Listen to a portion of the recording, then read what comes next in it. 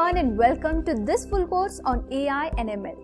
Artificial intelligence and machine learning are at the core of today's most powerful technologies, shaping everything from smart assistants and recommendation systems to automation and decision-making tools.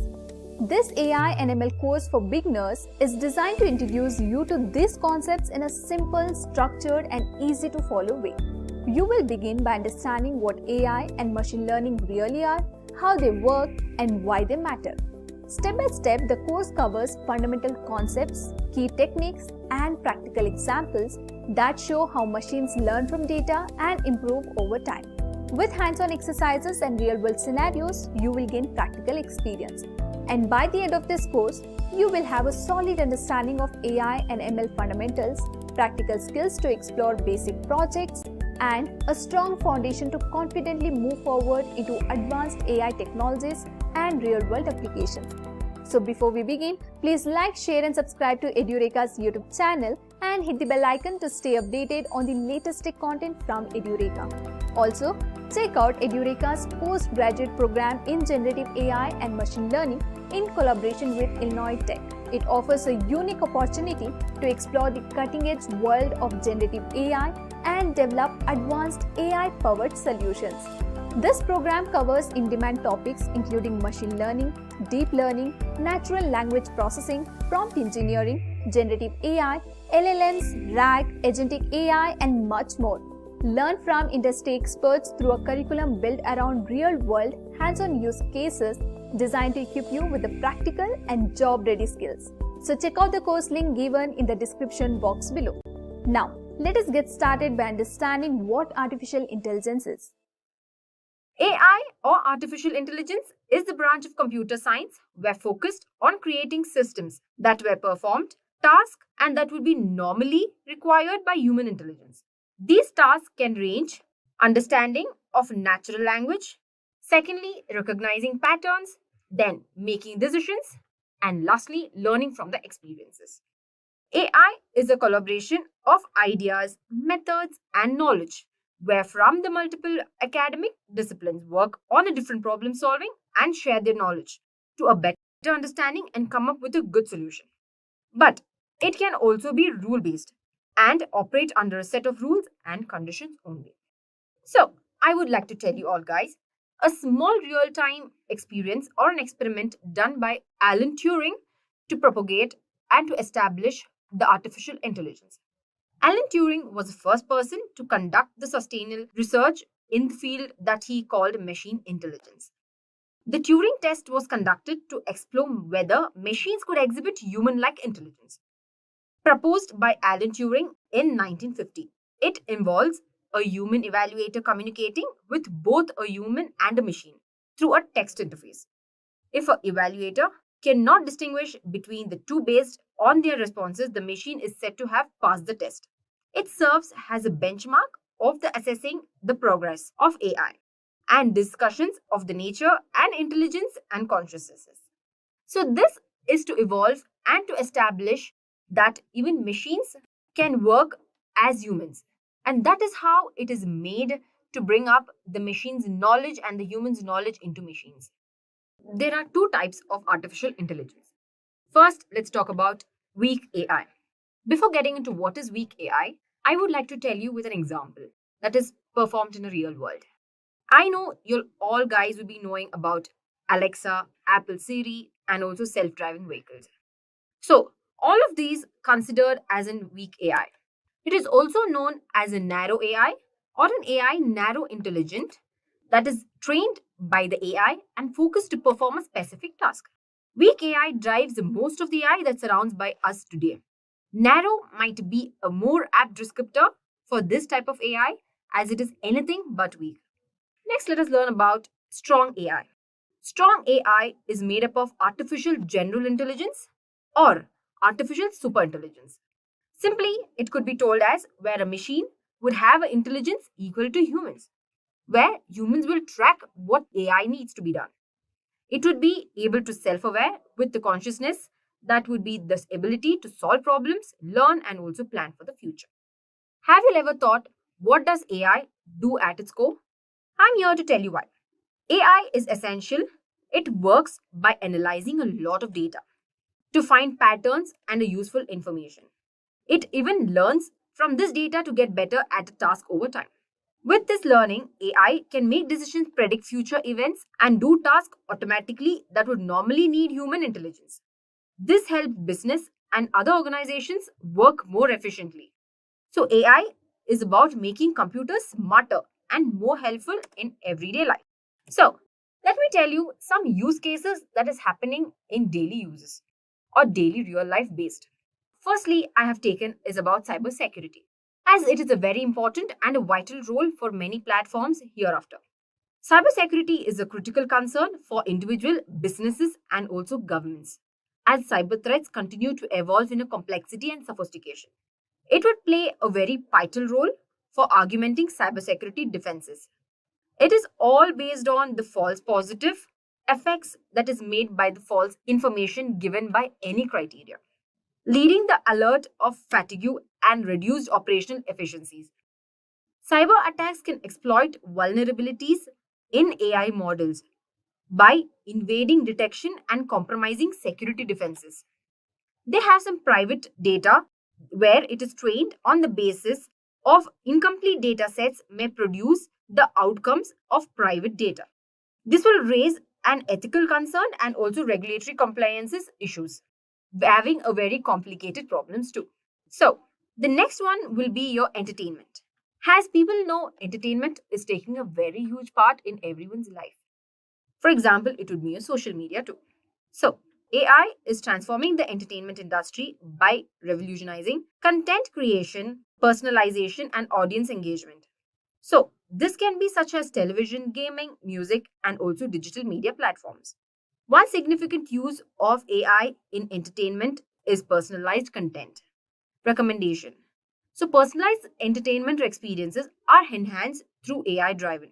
It is recommended through systems. They are even having some platforms like Netflix, Prime Amazon, and also Spotify that is making people engaged in a very high as of now. These recommendations improve over time. So, I would like to conclude by telling artificial intelligence can do amazing things like analyzing data and making tasks easier. But it also brings up huge question about fairness, jobs, and who controls it. We need to be careful in how we develop and use the AI, making sure it helps everyone and doesn't cause harm at all. So this makes easier for people to get into creativity and make rules and guidelines.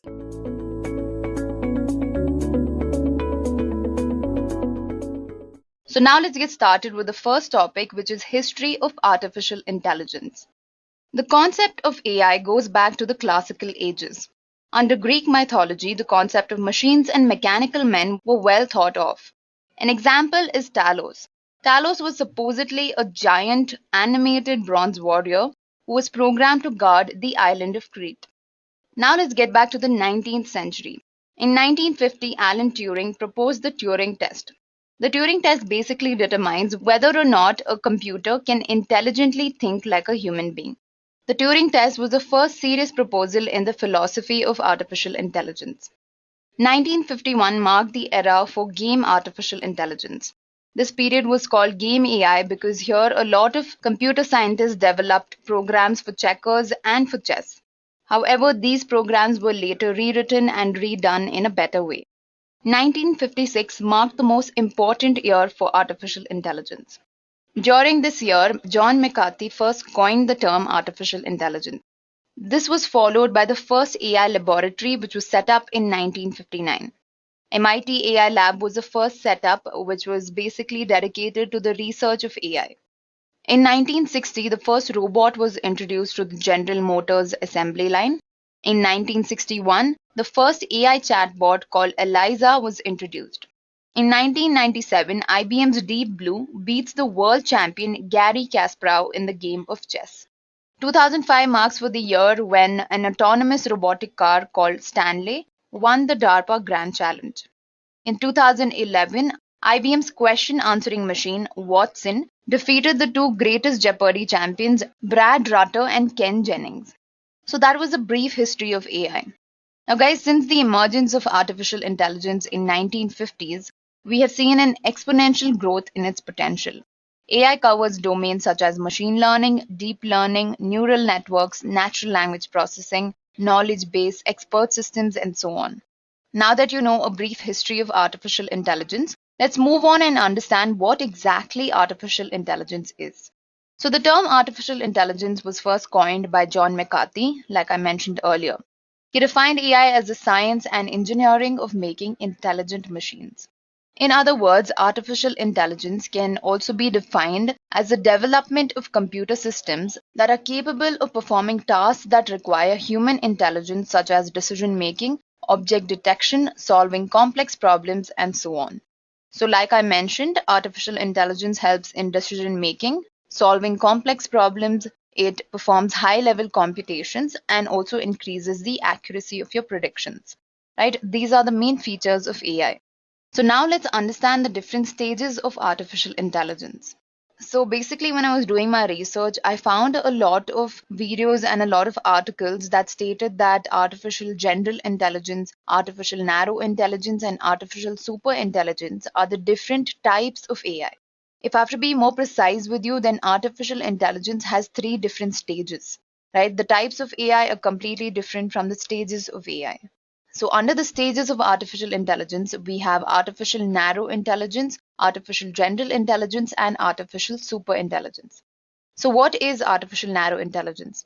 Artificial narrow intelligence, also known as weak AI, is a stage of artificial intelligence that involves machines that can perform only a narrowly defined set of specific tasks. Right? At this stage, the machines don't possess any thinking ability.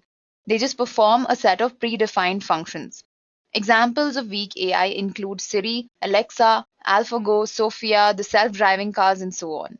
Almost all the AI-based systems that are built till this date fall under the category of weak AI or artificial narrow intelligence. Next, we have something known as artificial general intelligence. Artificial general intelligence is also known as strong AI.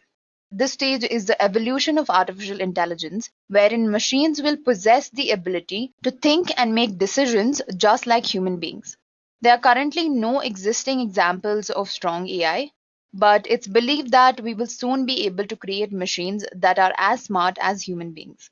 Strong AI is actually considered a threat to human existence by many scientists. This includes Stephen Hawking. Stephen Hawking quoted that the development of full artificial intelligence could spell the end of human race. Moving on to our last stage, which is artificial superintelligence. Artificial superintelligence is that stage of AI when the capability of computers will surpass human beings. Artificial superintelligence is currently seen as a hypothetical situation as depicted in movies and science fiction books. You see a lot of movies which show that machines are taking over the world. All of that is artificial superintelligence. Now, I believe that machines are not very far from reaching the stage taking into consideration our current pace.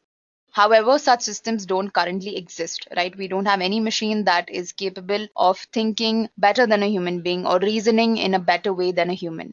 Artificial superintelligence, basically any robot that is much smarter than humans. Now, moving on to the different types of artificial intelligence. Based on the functionality of AI based systems, artificial intelligence can be categorized into four types. The first type is reactive machines AI.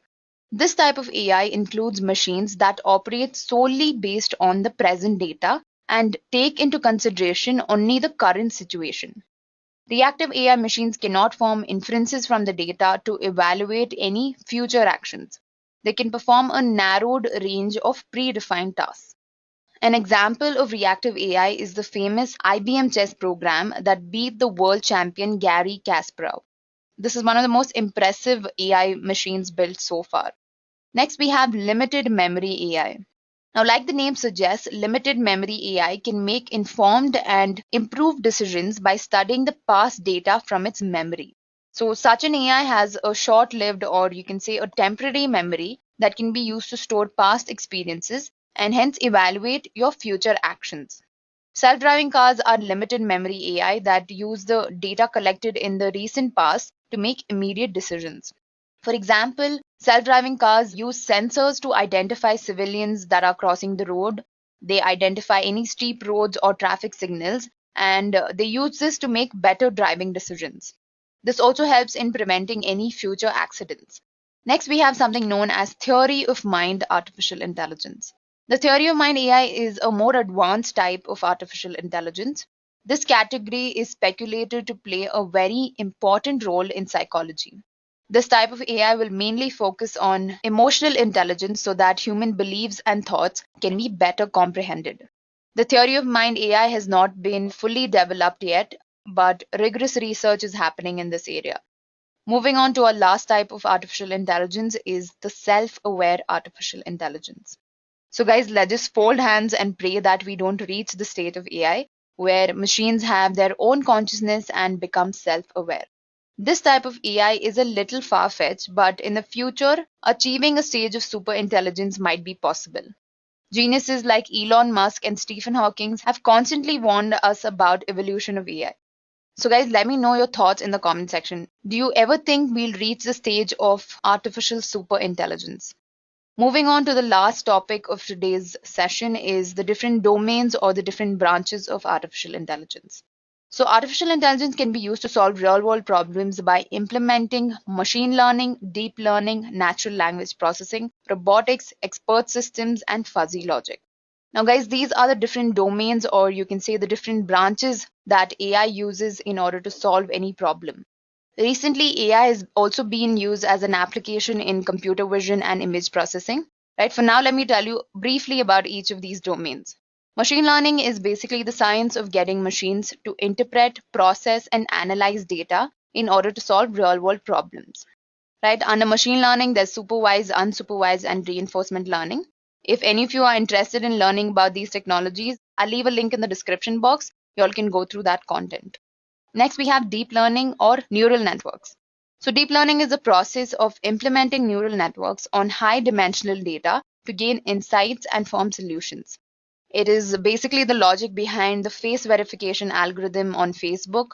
It is the logic behind the self-driving cars, virtual assistants like Siri and Alexa. Then we have natural language processing. Natural language processing refers to the science of drawing insights from natural human language in order to communicate with machines and grow businesses. So an example of NLP is Twitter and Amazon. Twitter uses NLP to filter out terroristic language in their tweets. Amazon uses NLP to understand customer reviews and improve user experience. Then we have robotics. Robotics is a branch of artificial intelligence which focuses on the different branches and applications of robots. AI robots are artificial agents which act in the real world environment to produce results by taking some accountable actions. So I'm sure all of you have heard of Sophia. Sophia the humanoid is a very good example of AI in robotics. Then we have fuzzy logic. So fuzzy logic is a computing approach that is based on the principle of degree of truth instead of the usual modern logic that we use, which is basically the Boolean logic. Fuzzy logic is used in medical fields to solve complex problems which involve decision making. It is also used in automating gear systems in your cars and all of that. Then we have expert systems. An expert system is an AI-based computer system that learns and reciprocates the decision-making ability of a human expert. Expert systems use if-then logic notions in order to solve any complex problem. They do not rely on conventional procedural programming. Expert systems are mainly used in information management. They are seen to be used in fraud detection, virus detection, also in managing medical and hospital records, and so on. So guys, to sum it up, these were the different branches of artificial intelligence.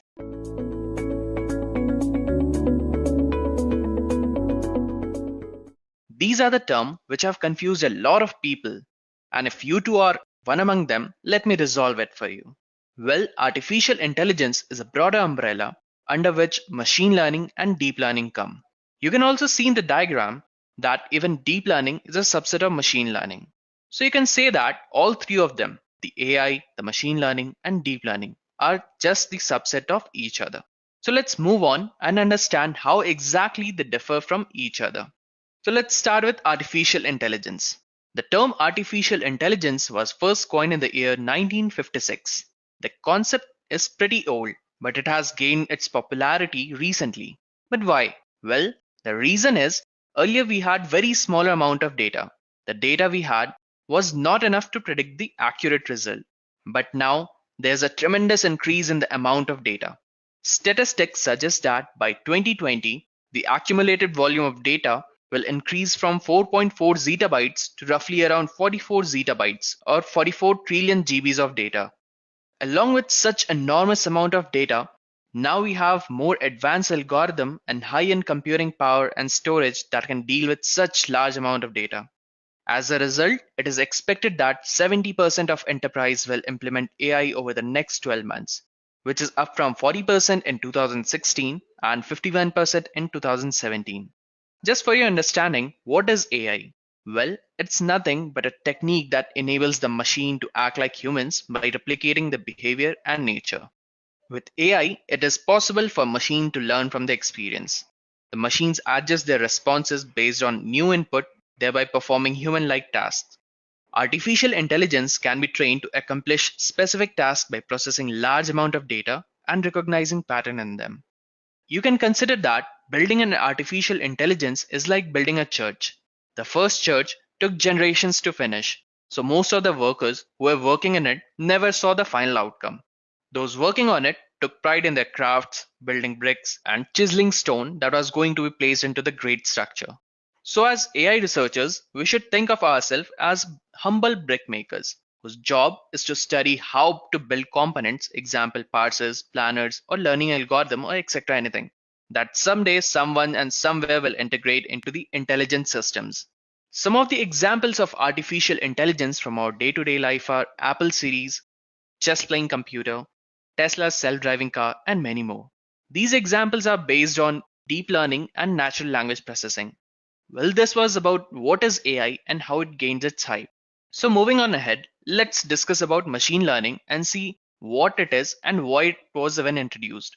Well, machine learning came into existence in the late 80s and the early 90s.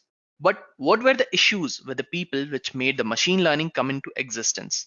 Let us discuss them one by one. In the field of statistics, the problem was how to efficiently train large complex model. In the field of computer science and artificial intelligence, the problem was how to train more robust version of AI system. While in the case of neuroscience, problem faced by the researchers was how to design operational model of the brain. So these were some of the issues which had the largest influence and led to the existence of the machine learning. Now this machine learning shifted its focus from the symbolic approaches it had inherited from the AI and moved towards the methods and model it had borrowed from statistics and probability theory. So let's proceed and see what exactly is machine learning. Well, machine learning is a subset of AI which enables the computer to act and make data-driven decisions to carry out a certain task. These programs or algorithms are designed in a way that they can learn and improve over time when exposed to new data. Let's see an example of machine learning. Let's say you want to create a system which tells the expected weight of a person based on its height. The first thing you do is you collect the data. Let's see, this is how your data looks like. Now each point on the graph represents one data point. To start with, we can draw a simple line to predict the weight based on the height. For example, a simple line W equal H minus 100, where W is weight in kgs and H is height in centimeter. This line can help us to make the prediction. Our main goal is to reduce the difference between the estimated value and the actual value. So in order to achieve it, we try to draw a straight line that fits through all these different points and minimize the error. So our main goal is to minimize the error and make them as small as possible. Decreasing the error or the difference between the actual value and estimated value increases the performance of the model.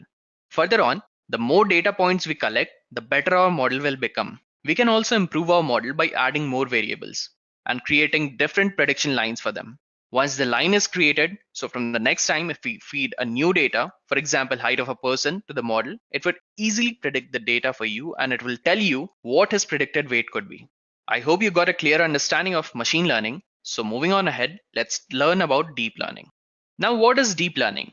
You can consider deep learning model as a rocket engine and its fuel is its huge amount of data that we feed to these algorithms. The concept of deep learning is not new. But recently, its hype has increased and deep learning is getting more attention. This field is a particular kind of machine learning that is inspired by the functionality of our brain cells called neuron, which led to the concept of artificial neural network. It simply takes the data connection between all the artificial neurons and adjusts them according to the data pattern. More neurons are added if the size of the data is large. It automatically features learning at multiple levels of abstraction, thereby allowing a system to learn complex function mapping without depending on any specific algorithm. You know what? No one actually knows what happens inside a neural network and why it works so well. So currently you can call it as a black box. Let us discuss some of the example of deep learning and understand it in a better way. Let me start with a simple example and explain you how things happen at a conceptual level. Let us try and understand how you recognize a square from other shapes. The first thing you do is you check whether there are four lines associated with the figure or not. Simple concept, right? If yes, we further check if they are connected and closed. Again, if yes, we finally check whether it is perpendicular and all its sides are equal. Correct? If everything fulfills, yes, it is a square. Well, it is nothing but a nested hierarchy of concepts. What we did here, we took a complex task of identifying a square in this case and broke it into simpler tasks. Now this deep learning also does the same thing but at a larger scale. Let's take an example of machine which recognizes the animal. The task of the machine is to recognize whether the given image is of a cat or of a dog. What if we were asked to resolve the same issue using the concept of machine learning? What we would do? First, we would define the features such as check whether the animal has whiskers or not, or check if the animal has pointed ears or not, or whether its tail is straight or curved. In short, we will define the facial features and let the system identify which features are more important in classifying a particular animal. Now, when it comes to deep learning, it takes this to one step ahead. Deep learning automatically finds out the feature which are most important for classification, compared to machine learning, where we had to manually give out that features. By now, I guess you have understood that AI is the bigger picture and machine learning and deep learning are its subpart. So let's move on and focus our discussion on machine learning and deep learning. The easiest way to understand the difference between the machine learning and deep learning is to know that deep learning is machine learning. More specifically, it is the next evolution of machine learning. Let's take few important parameters and compare machine learning with deep learning. So starting with data dependencies. The most important difference between deep learning and machine learning is its performance as the volume of the data gets increased. From the below graph, you can see that when the size of the data is small, deep learning algorithm doesn't perform that well. But why? Well, this is because deep learning algorithm needs a large amount of data to understand it perfectly. On the other hand, the machine learning algorithm can easily work with smaller dataset. Fine. Next comes the hardware dependencies.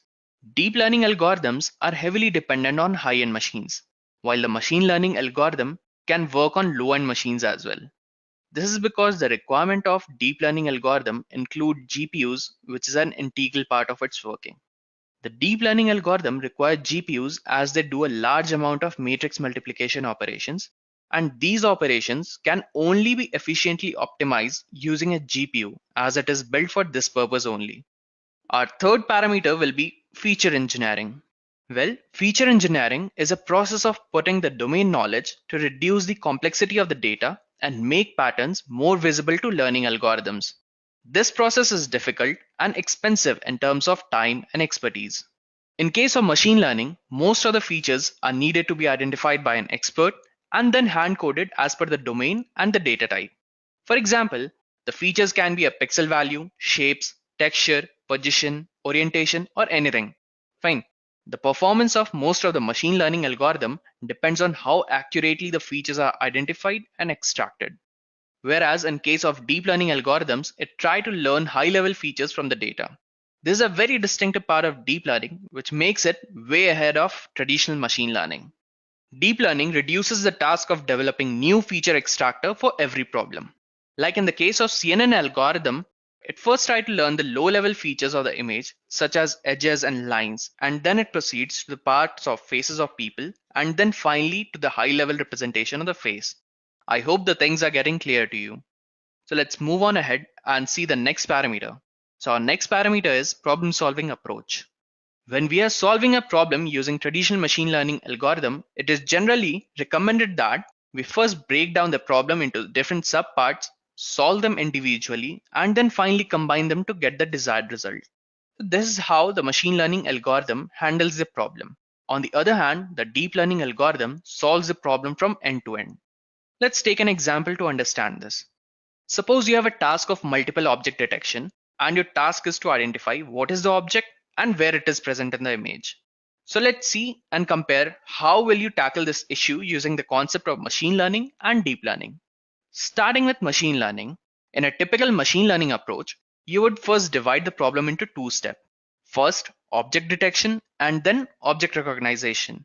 First of all, you would use a bounding box detection algorithm like GrabCut, for example, to scan through the image and find out all the possible objects.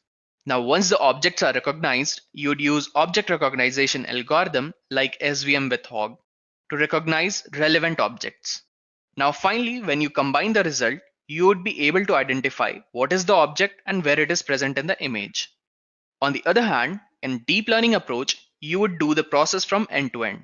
For example, in a YOLONet, which is a type of deep learning algorithm, you would pass an image and it would give out the location along with the name of the object. Now let's move on to our fifth comparison parameter. It's execution time. Usually, a deep learning algorithm takes a long time to train.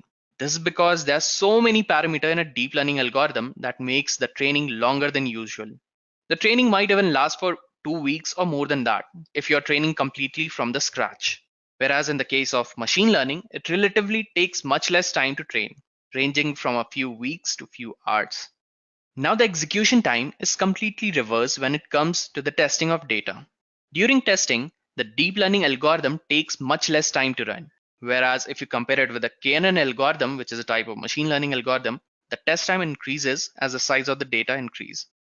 Last but not the least, we have interpretability as a factor for comparison of machine learning and deep learning.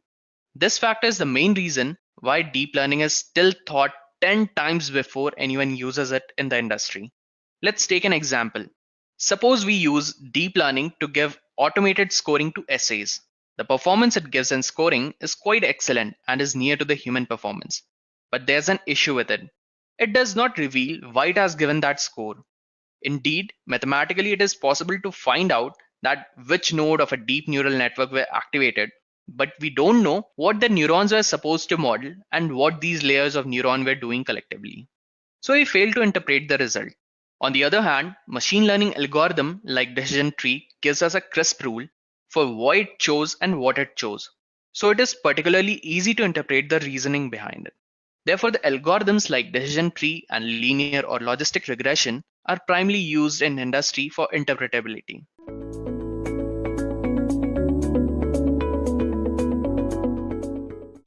So why exactly are we using Python for artificial intelligence? Why aren't we using any other language? Right? Now, there are a couple of reasons as to why Python is so popular when it comes to AI, machine learning, and deep learning. The first reason is less coding is required. Now, artificial intelligence has a lot of algorithms. If you have to implement AI in any code or in any problem, then there are going to be tons and tons of machine learning algorithms involved, deep learning algorithms involved, right? Now, testing all of these can become a very tiresome task. That's where Python usually comes in handy. Now, the language has something known as check as you code methodology, which eases the process of testing, right? You can check your program as you code it. Basically, as you're typing each sentence, your errors or your any sort of mistakes in your code will be given to you, right? So testing becomes much easier when it comes to Python. The next important reason why we're choosing Python is it has support for pre-built libraries, right? Python is very convenient for AI developers because all of the algorithms, machine learning algorithms and deep learning algorithms are already predefined in libraries, right? So you don't have to actually sit down and code each and every algorithm. That will take a lot of time, right? That's a very time consuming task. And thanks to Python, you don't have to do that because they have libraries and packages that have all the algorithms built in them, right? So if you want to run any algorithm, all you have to do is you have to call the function and load the library. That's all. It's as simple as that. Now, the next reason is ease of learning. So guys, Python is actually the most simplest programming language, right? If you ask me, I think it's the most easiest programming language. It's very similar to English language, right? If you read a couple of lines in Python, you'll understand what exactly the code is doing. It has a very simple syntax, and this simple syntax can be implemented to solve simple problems like addition of two strings, and it can also be used to solve complex problems like building machine learning models and deep learning models. So ease of learning is a major factor when it comes to why Python is chosen for artificial intelligence, right? Next, we have platform independent. So a good thing about Python is that you can get your project running on different operating systems, right? And what happens when you transfer your code from one operating system to another operating system is we find a lot of dependency issues. To solve that, Python has a couple of packages, such as there is a package known as PyInstaller. Right? This PyInstaller will take care of all the dependency issues when you're transferring your code from one platform to the other platform. So all of this support is provided by Python. The last reason is massive community support. This is a very important point because it is important that you have a large community that will help you out with any errors or with any sort of problems in your code. Right? So Python has several communities and several forums and groups on Facebook. So if you have any doubts regarding any error, you can just post those errors in these groups and you'll have like a bunch of people helping you out, right? So guys, these are a couple of reasons as to why Python is chosen for artificial intelligence. It's actually considered the most popular and the most used language for data science, AI, machine learning, and deep learning. To prove that to you, here is a stat from Stack Overflow. Stack Overflow recently stated that Python is the fastest growing programming language. If you look at the graph, you can see that it has taken over JavaScript and Java and C hash, C++, and PHP, right? So Python is actually growing at an exponential rate, especially when it comes to data science and artificial intelligence. A lot of developers are very comfortable with the Python language because, it's a general purpose language, first of all. So most of the developers are already aware of Python. And then using the same language in order to solve complex problems like artificial intelligence, machine learning, and deep learning is something every developer wants, right? They want a simple language in order to code all the complex algorithms or the complex models, right? So that's why Python is the best choice for artificial intelligence. For those of you who are not aware of Python programming and don't know much about Python, I'm going to leave a couple of links in the description box, right? You can go through those links and study a little bit more about how Python works or how the coding part works, right? I'm going to be focusing mainly on artificial intelligence and I'll be showing you a lot of demos. So those of you who are not aware of Python, make sure you check the description box, right? Next, I'm going to discuss the different Python packages for artificial intelligence. Now, these are the packages that are specifically for machine learning, deep learning, natural language processing, and so on. So let's take a look at all these packages. So first, we have TensorFlow. If you are currently working on a machine learning project in Python, then you must have heard of this popular open source library known as TensorFlow. Right, this library was developed by Google in collaboration with Brain Team. TensorFlow is used in almost every Google application for machine learning. Now, let me just discuss a few features of TensorFlow. It has a responsive construct, meaning that with TensorFlow, we can easily visualize each and every part of the graph, which is not an option when you're using other packages such as NumPy or Scikit, right? Another feature is that it's very flexible. Now, one of the most important TensorFlow features is that it is flexible in operability, meaning that it has modularity and the parts of which you want to make standalone, it offers you that option, right? It's very flexible in that way. It'll give you exactly what you want. Now, a good feature about TensorFlow is that you can train it on both CPU and GPU, right? So for distributed computing, you can have both these options. Also, it supports parallel neural network training. So TensorFlow offers pipelining in the sense that you can train multiple neural networks and multiple GPUs, which makes the models very efficient on any large scale system, right? So parallel neural network training is supported by TensorFlow, right? This is one of the most important features of TensorFlow. Apart from this, it has a very large community, and needless to say, if it has been developed by Google, then there's already a large team of software engineers who work on stability improvements and all of that, right? The next library I'm going to talk about is scikit-learn. Now, scikit-learn is a Python library that is associated with NumPy and SciPy, right? That's why it has the name scikit-learn. Now, this is considered to be one of the best libraries for working with complex data. There are a lot of changes that are being made in this library, and one modification is the cross-validation feature, which provides the ability to use more than one metric. Right, cross validation is one of the most important and one of the most easiest methods for checking the accuracy of a model, right? So cross-validation is being implemented in scikit-learn. And apart from that, again, there are a large spread of algorithms that you can implement by using scikit-learn, right? These include unsupervised learning algorithms, starting from clustering, factor analysis, principal component analysis, to all the unsupervised neural networks. Scikit-learn is also very essential for feature extracting in images and text. So mainly scikit-learn is used for implementing all the standard machine learning and data mining tasks like reducing dimensionality, classification, regression, clustering, and model selection. Next up, we have NumPy. Now, NumPy is considered as one of the most popular machine learning libraries in Python. Now, let me tell you that TensorFlow and other libraries, they make use of NumPy internally for performing multiple operations on tensors. The most important feature of NumPy is the array interface. It supports multi-dimensional arrays, right? That's one of the most important features of NumPy.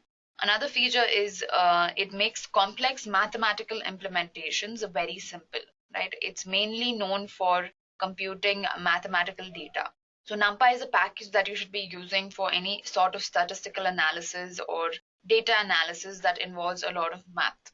Apart from that, it makes coding very easy, and grasping the concept is extremely easy with NumPy. Now, NumPy is mainly used for expressing images, sound waves, and other mathematical computations. All right. Moving on to our next library, we have Theano. Theano is a computational framework which is used for computing multi-dimensional arrays. Right? Theano actually works very similar to TensorFlow, but the only drawback is that you can't fit Theano into production environments. But apart from that, Theano allows you to define, optimize, and evaluate mathematical expressions that involve multi-dimensional arrays. Right? This is another library that lets you implement multi-dimensional arrays. Features of Theano include tight integration with NumPy. An advantage of Theano is that you can easily implement NumPy arrays in Theano, right? That's why there's a connection between Theano and NumPy, because both of them effectively use multi-dimensional arrays. Transparent use of GPU. Now, performing data-intensive computations are much faster when it comes to Theano because of its use of GPU, right? Theano also lets you detect and diagnose multiple types of errors and any sort of ambiguity in the model. So guys, Theano was actually designed to handle the types of computations required for large neural network algorithms, right? It was mainly built for deep learning and neural networks. It was one of the first libraries of its kind, and it is considered as an industry standard for deep learning research and development. Theano is being used in multiple neural networks projects, and the popularity of Theano is only going to grow with time, right? A lot of people actually haven't heard of Theano, but let me tell you that this is one of the best ways to implement deep learning and neural network models. Moving on, we have Keras. Now, Keras is considered to be the most popular Python package. It provides some of the best functionalities for compiling models, processing your data sets, and visualizing graphs. It is also popular in the implementation of neural networks, right? It is considered to be the simplest package with which you can implement neural networks. In fact, in our today's demo for deep learning, we'll be implementing Keras in order to understand how neural networks work. Few of the features of Keras include that it runs very smoothly on both CPU and GPU. It supports almost all the models of a neural network, right? From fully connected, convolutional, pooling, recurrent, embedding, all of these models are supported by Keras. And not only that, you can combine these models to build more complex models. Keras is completely Python based, which makes it very easy to debug and explore, right? Since Python has a huge community of followers, it's very simple in order to debug any sort of error that you find while implementing Keras. So the libraries that I discussed so far were dedicated to machine learning and deep learning. For natural language processing, we have the most famous library known as the Natural Language Toolkit, which is an open source Python library mainly used for natural language processing, text analysis, and text mining. The main features include that it studies and analyzes natural language text in order to draw useful information from all this natural language text. It performs text analysis and sentimental analysis by performing tasks such as stemming, lemmatization, tokenization, and so on. Now, don't worry if you don't know what any of those terms mean. I'll be discussing all of those terms with you by the end of today's session. So guys, these were a couple of Python-based libraries which are very essential for implementing machine learning and deep learning and artificial intelligence when you're using Python, right? These libraries are perfect for implementing AI. So guys, if any of you have any doubts regarding the libraries, or if you want to learn more about the libraries, I will leave a couple of links in the description box. You can go through those videos as well. So now let's move on to the main topic of discussion, which is artificial intelligence. Now, before we get started with the demand of artificial intelligence, let me tell you that AI was invented long ago. AI goes back to the 19th century. It was not something that was recently invented, even though AI has recently gained a lot of popularity. We can say that in the past decade, AI has gained the maximum popularity. But it was actually invented in the 19th century. Now, especially in the year 1950, there was somebody known as Alan Turing. I'm sure a lot of you have heard about the Turing test. The Turing test is basically used to determine whether or not a machine is artificially intelligent, meaning that whether a machine can think intelligently like a human being, right? This was the first proposition, and this was one of the most important breakthroughs in artificial intelligence, right? Somebody known as Alan Turing, he published a landmark paper in which he speculated about the possibility of creating machines that think, right? So the Turing test was the first serious proposal in the philosophy of artificial intelligence. This was done in 1950, right? After this, we had eras of AI. We had the game AI, which was in 1951. Now, since the emergence of AI in 1950s, we have seen an exponential growth in its potential, right? AI covers domains like machine learning, deep learning, neural networks, natural language processing, knowledge base, and so on. It's also made its way into computer vision and image processing. But the question is, if AI has been here for over half a century, why has it suddenly gained so much importance, right? Why are we talking about artificial intelligence now? The main reasons for the vast popularity of AI are the following, right? The first reason is more computational power. Now, AI requires a lot of computing power. Recently, many advances have been made and complex deep learning models can be deployed. And one of the greatest technology that made this possible are GPUs. Since the invention of GPUs, we can compute much more with our computers. Initially, we could barely process 1 GB of data, right? We only had hard disks to store additional memory and all of that. Now our computers can process tons and tons of data. So now we have more computational power, which is one of the main reasons behind why AI became so popular. So by having more computational power, it becomes much easier to implement artificial intelligence. Next reason is more data. Now, big data is one of the most important reasons behind the development of artificial intelligence. Now, AI and data science and machine learning, deep learning, all of these processes are here only because we have a lot of data at present. And the main idea behind all these technologies is to draw useful insights from data. Now, since we start generating a lot of data, we need to find a method that can process this much data and draw useful insights from data such that it benefits an organization or it grows a business.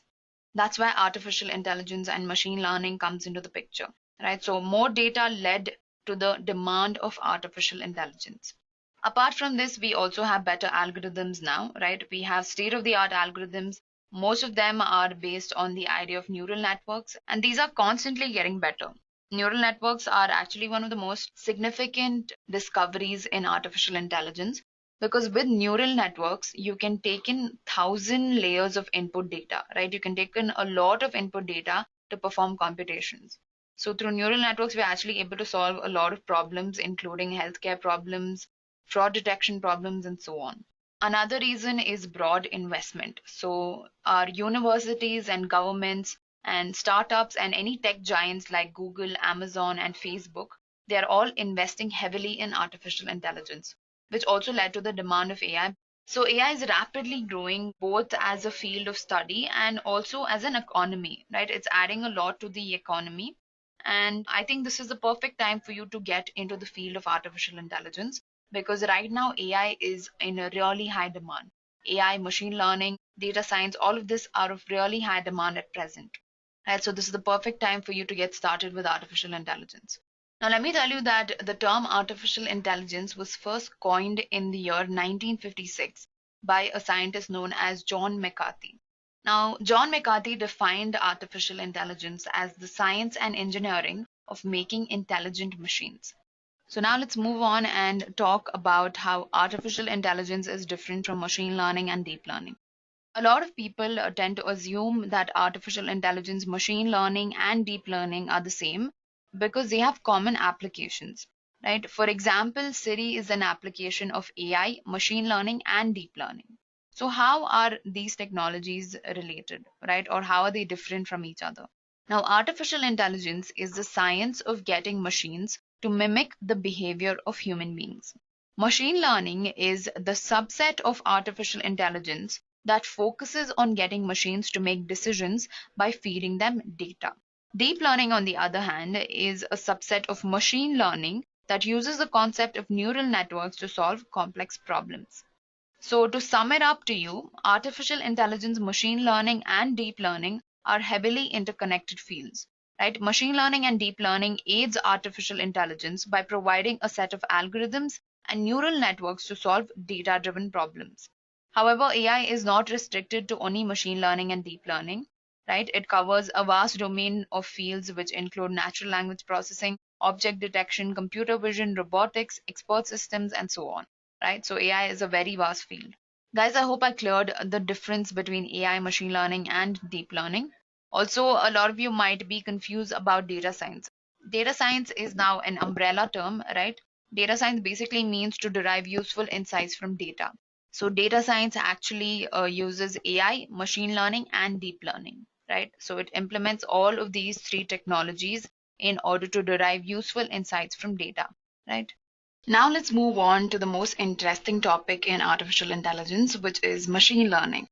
Now, guys, the term machine learning was first coined by a scientist known as Arthur Samuel in the year 1959.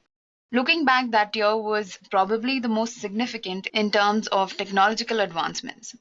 In order to define machine learning, if you browse the internet for what is machine learning, you'll get at least 100 different definitions.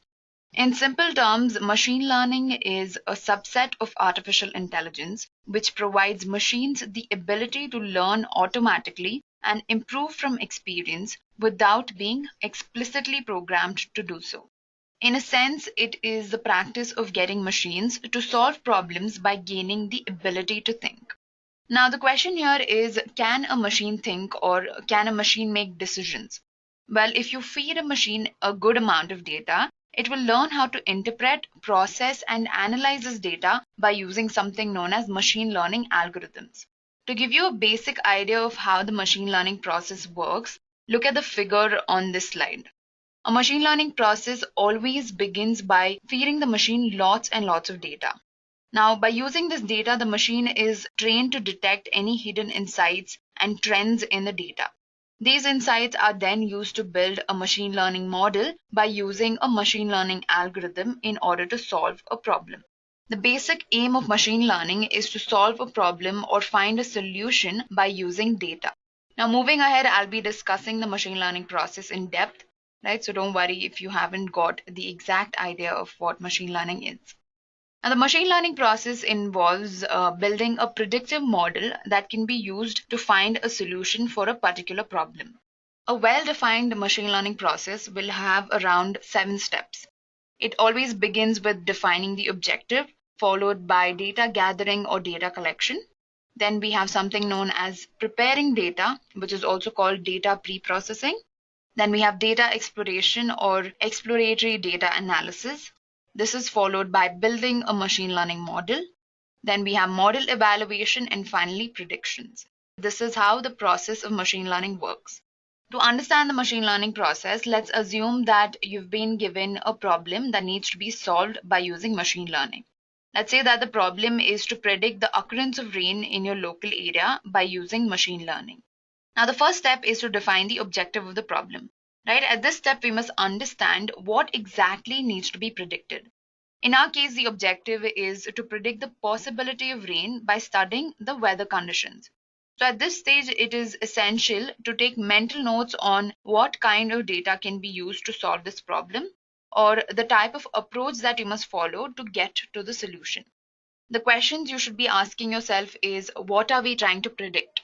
Right? Here we're trying to predict whether it'll rain or not. Right? You need to understand what are the target features. Target features are basically the variable that you need to predict.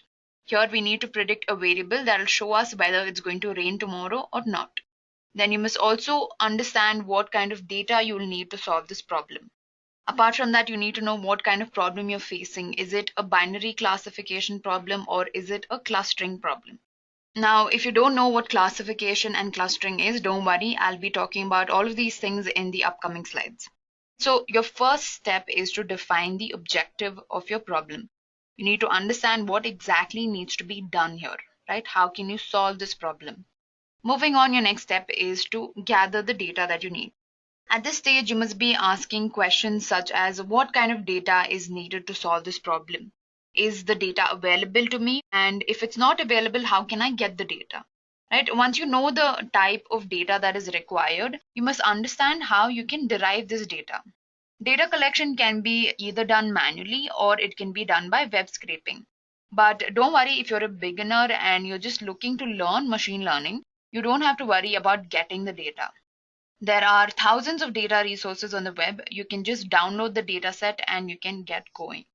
Coming back to the problem at hand, the data needed for weather forecasting includes measures such as humidity level, your temperature, the pressure, the locality, whether or not you live in a hill station, and so on.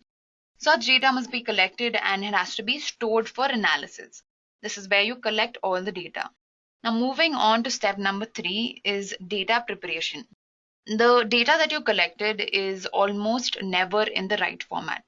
All right, even if you collect it from an internet resource, if you download it from some website, even then your data is not going to be clean, right? It's not going to be in the correct format. There's always going to be some sort of inconsistencies in your data. Inconsistencies include any missing values or any redundant variables, duplicate values. All of these are inconsistencies. Removing all of this is very essential because they might lead to any wrongful computation. Therefore, at this stage, you can scan the entire data set for any missing values and you have to fix them here itself. Now, actually, this is one of the most time-consuming steps in a machine learning process.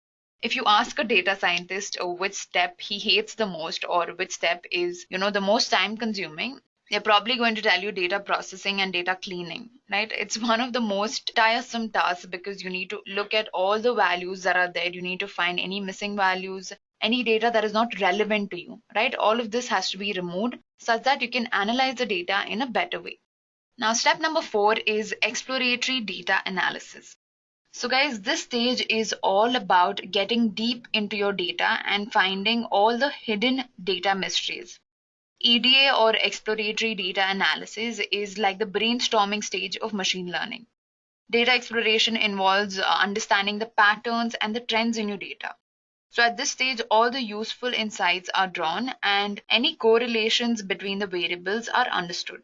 For example, in the case of predicting rainfall, we know that there is a strong possibility of rain if the temperature has fallen low. Such correlations have to be understood and mapped at this stage. EDA is actually the most important step in a machine learning process because here is where you understand your data. You understand how your data is going to help you predict the outcome. Moving on to step number 5, we have building a machine learning model. So all the insights and all the patterns that you got from your data exploration stage, those insights are used to build the machine learning model. So this stage always begins by splitting the data set into 2 parts, that is training and testing data. Now remember that the training data will be used to build and analyze the model. The model is basically the machine learning algorithm that predicts the output by using the data that you feed to it. An example of machine learning algorithm is logistic regression and linear regression. All of these are machine learning algorithms. Now don't worry about choosing the right algorithm, right? First we'll focus on what the machine learning process is. But anyway, choosing the right algorithm will depend on several factors. right? It depends on the type of problem you're trying to solve, the data set, and the level of complexity of the problem. In the upcoming sections, we'll discuss all the different types of problems that can be solved by using machine learning. Moving on to step number 6, we have model evaluation and optimization. Now, after you build a model by using the training data set, it is finally time to put the model to a test. The testing data set is used to check the efficiency of the model and how accurately it can predict the outcome. Now, once the accuracy is calculated and any further improvements in the model, they have to be implemented at this stage. Methods like parameter tuning and cross-validation can be used to improve the performance of the model. Before I move any further, I don't know if all of you know what training and testing data set means. In machine learning, the input data is always divided into two sets. We have something known as the training data set and we have something known as the testing data set. So in machine learning, you always split the data into two parts, right? This process is known as data splicing. Now, the training data set will be used to build the machine learning model, and the testing data set will be used to test the efficiency of the model that you built. This is what training and testing data set is. They're not any different data that you derive. They're the same as the input data set. The only thing is you are splitting the data set so that you can train the model on one data and test the model on another data. Now remember that the training data set is always larger in size when compared to the testing data set, because obviously you are training and building the model by using the training data set. The testing data set is just for evaluating the performance of your model. Now let's move on and understand step number 7, which is predictions. Now once the model is evaluated and you've improved the model, it is finally used to make predictions. The final output can be a categorical variable or it can be a continuous quantity, right? All of this depends on the type of problem you're trying to solve. Don't worry, I'll be discussing the type of problems that can be solved using machine learning in the upcoming slides. In our case, for predicting the occurrence of rainfall, the output will be a categorical variable. Categorical variable is anything that has some categorical value. For example, gender is a categorical variable. Gender has either male, female, or other. It has a defined set of values. That is a categorical variable. So guys, that was the entire machine learning process. Now, as we continue with this tutorial, in the upcoming sections, I will be running a demo in Python in which we will be performing weather forecasting. So make sure you remember all these steps that I spoke about because I'll be going through all these steps by using Python. We'll be coding all of this that we just spoke about. Now, the next topic we're going to discuss is the types of machine learning. A machine can learn to solve a problem by following any one of the three approaches. You can say that there are three ways in which a machine learns. The three ways are supervised learning, unsupervised learning, and reinforcement learning. These are the three methods in which you can train a machine to learn. So first, let's discuss supervised learning. So what is supervised learning? Supervised learning is a technique in which we teach or train the machine by using data which is labeled. To understand this better, let's consider an analogy. As kids, we all needed guidance to solve math problems. At least I had a really tough time solving math problems. Yeah, so our teachers always helped us understand what addition is and how it is done. Similarly, you can think of supervised learning as a type of machine learning that involves a guide. The label dataset is a teacher that will train the machine to understand the patterns in the data. The label dataset is nothing but the training dataset. So to better understand this, consider the figure. Right here, we are feeding the machine images of Tom and Jerry, and the goal is for the machine to identify and classify the images into two separate groups. Basically, one group will contain Tom images and the other group will contain images of Jerry. Now pay attention to the training dataset. The training dataset that is fed to a model is labeled, as in we're telling the machine, listen, this is how Tom looks and this is how Jerry looks. We're basically labeling each data point that we're feeding to the machine, right? If the image is of Tom's, we've labeled it as Tom, and if the image is a Jerry image, then we're going to label it as Jerry. By doing this, you're training the machine by using labeled data. So to sum it up, in supervised learning, there is a well-defined training phase done with the help of labeled data. Right? The rest of the process is the same. After you feed the machine labeled data, you're going to perform data cleaning, then exploratory data analysis, followed by building the machine learning model and then model evaluation, and finally your predictions. Also, one more point to remember is that the output that you're going to get in a supervised learning algorithm is a labeled output. This Jerry will be labeled as Jerry and this Tom will be labeled as Tom. Basically, you'll get a labeled output. Now let's understand what is unsupervised learning. Unsupervised learning involves training by using unlabeled data and allowing the model to act on that information without any guidance. So think of unsupervised learning as a smart kid that learns without any guidance. In this type of machine learning, the model is not fed with any labeled data. As in, the model has no clue that this image is Tom and this image is Jerry. It figures out patterns and the differences between Tom and Jerry on its own by taking in tons of data. For example, it identifies prominent features of Tom, such as pointy ears, bigger in size, and so on, to understand that this image is of type 1. Similarly, it finds such features in Jerry and knows that this is another type of image, maybe type 2. Right? Therefore, it classifies the images into two different clusters without knowing who is Tom and who is Jerry. Now, the main idea behind unsupervised learning is to understand the patterns in your data set and form clusters based on feature similarity. Basically, it'll feature similar images or similar data points into one cluster, and it'll form another cluster which is totally different from the first cluster. So look at the output over here. The unlabeled output is basically clusters or groups of two different data. Next, we have something known as reinforcement learning. Now, reinforcement learning is comparatively different, right? It's pretty different from supervised and unsupervised. It is basically a part of machine learning where you put an agent in an environment and this agent learns to behave in the environment by performing certain actions and observing the rewards which it gets from these actions. To understand reinforcement learning, imagine that you were dropped off at an isolated island. What would you do? Initially, we'd all panic, right? But as time passes by, you will learn how to live on the island. You will explore the environment. You will understand the climate conditions. You'll understand the type of food that grows there. You'll know what is dangerous to you and what is not. You'll understand which food is good for you and which is not. This is exactly how reinforcement learning works. It involves an agent, which is basically you stuck on the island, that is put in an unknown environment, which is the island, where the agent must learn by observing and performing actions that result in rewards. Reinforcement learning is mainly used in advanced machine learning areas such as self-driving cars, AlphaGo, and so on. So guys, that sums up the types of machine learning. Before we go any further, I'd like to discuss the difference between supervised, unsupervised, and reinforcement learning. Now, first of all, we have the definition. Supervised learning is all about teaching a machine by using labeled data. Unsupervised learning, like the name suggests, there is no supervision over here. The machine is trained on unlabeled data without any guidance. Reinforcement learning is totally different. Here you have an agent who interacts with the environment by producing actions and discovers some errors and rewards. Now, the type of problem that is solved using supervised learning is regression and classification problems.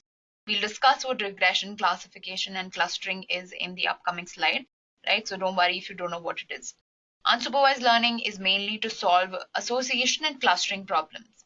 Reinforcement learning is for reward-based problems. Now, what is the type of data in supervised learning? It is labeled data. That is the main difference between supervised and any other type of machine learning. In supervised, you have labeled data. In unsupervised, we have unlabeled data. Whereas in reinforcement learning, we have no predefined data at all. The machine has to perform everything from scratch. It has to collect data, analyze, do everything on its own. Now, the training in supervised learning is external supervision, meaning that we have external supervision in the form of the labeled training data set. In unsupervised, there is obviously no supervision. There is an unlabeled data set, therefore there's no supervision. In reinforcement learning, there is no supervision at all. Now, the approach to solving supervised learning problem is basically you're going to map your labeled input to your known output. In unsupervised learning, the machine is going to understand the patterns and discover the output on its own. Reinforcement learning, Here, the agent will follow something known as a trial and error method, right? It's totally based on the concept of trial and error. Popular algorithms under supervised learning are linear regression, logistic regression, support vector machines, and so on. Under unsupervised learning, we have the famous k-means clustering algorithm. Under reinforcement learning, we have the Q-learning algorithm, which is one of the most important algorithms. It is basically the logic behind the famous AlphaGo game. I'm sure all of you have heard of that. So guys, these were the differences between supervised, unsupervised, and reinforcement learning. Now let's move on and discuss the type of problems that you can solve by using machine learning. Now there are three types of problems in machine learning. Now any problem that needs to be solved in machine learning can fall into one of these three categories. Now what is regression? In this type of problem, the output is a continuous quantity. For example, if you want to predict the speed of a car given the distance, that means it is a regression problem. First of all, what is a continuous quantity? A continuous quantity is any variable that can hold a continuous value. A continuous variable is any variable that can have infinite number of values. For example, the height of a person or the weight of a person is a continuous quantity, right? I can have a weight of 50.1 kgs or 50.12 or 50.112 kgs. This is a continuous quantity. Regression problems can be solved by using supervised learning algorithms. Another type of problem is the classification problem. Here, the output is always a categorical value. Classifying emails into two classes, for example, classifying your email as spam and non-spam, is a classification problem. Here again, you'll be using supervised learning classification algorithms such as support vector machines, naive Bayes, logistic regression, and so on. Then we have clustering problem. Right? This type of problem involves assigning the input into two or more clusters based on feature similarity. For example, clustering the viewers into similar groups based on their interest or based on their age or geography can be done by using unsupervised learning algorithms like k-means clustering. One thing you need to understand is under supervised learning, you can solve regression and classification problems. Under unsupervised learning, you can solve clustering problems. Reinforcement learning is something else altogether. Right, you can solve reward-based problems and more complex and deep problems. So now let's move on and understand the different machine learning algorithms. Now, I will not be going into depth for machine learning algorithms because there are a lot of algorithms to cover, but we have content around almost every machine learning algorithm out there. So I'll be leaving a couple of links in the description box, right? You can check out all these links and understand how each of these machine learning algorithms work in depth. So I'm just going to show you a hierarchical diagram of how the algorithms are structured. So under machine learning, we have three types of learning. We have supervised, unsupervised, and reinforcement. Under supervised learning, we have regression and classification problems. And under unsupervised learning, we have clustering problems. Reinforcement learning is completely different. I'll be leaving a link in the description specifically for reinforcement learning. You can check out the entire content of reinforcement learning there. Now, regression problems can be solved by using linear regression. Algorithms such as linear regression, decision trees, and random forests can also be used in regression problems. But usually, decision trees and random forests, all of these are used to solve classification problems. Famous classification algorithms include k-nearest neighbor, which is basically KNN, decision trees and random forests, logistic regression, naive Bayes, support vector machines. All of these are classification algorithms. Coming to unsupervised learning, we have clustering and association analysis. Right? Clustering problems can be solved by using k-means, and association analysis can be solved by using a priori algorithm. A priori algorithm is mainly used in market basket analysis. Right? For this algorithm as well, I'll be leaving a link in the description. We've performed a very excellent demo wherein we've showed how market basket analysis can be done by using a priori algorithm. Markov model is also explained in one of the videos. I'll be leaving that link in the description box. Now, to sum up machine learning to you, I'll be running a small demonstration in Python. Right? Like I promised earlier, I will be using Python to understand the whole machine learning process.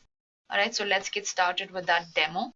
So guys, for those of you who don't know Python, I will leave a couple of links in the description box so that you understand Python. But apart from that, Python is pretty understandable. If you just look at the code, you'll know what exactly I'm talking about, right? So don't worry. And also I'll be explaining everything in the code. So I'm using PyCharm in order to run the demo, right? So guys, like I said, if you don't know Python, I'll leave a couple of links in the description box. You can go through those videos as well. The main aim of our demo is to build a machine learning model that will predict whether or not it will rain tomorrow by studying the past dataset. Now, this dataset contains around 145,000 observations on the daily weather conditions as observed in Australia. Right? The dataset has around 24 features, and we will be using 23 features out of that to predict the target variable, which is rain tomorrow. So this data set I collected from Kaggle, right? For those of you who don't know, Kaggle is an online platform where you can find hundreds of data sets, and there are a lot of competitions held by machine learning engineers and all of that. It's an interesting website. Now, the problem statement itself is to build a machine learning model that will predict whether or not it will rain tomorrow. This is clearly a classification problem.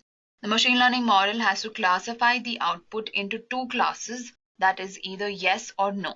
Yes will stand for it will rain tomorrow, and no will basically denote that it will not rain tomorrow, right? This is a classification problem.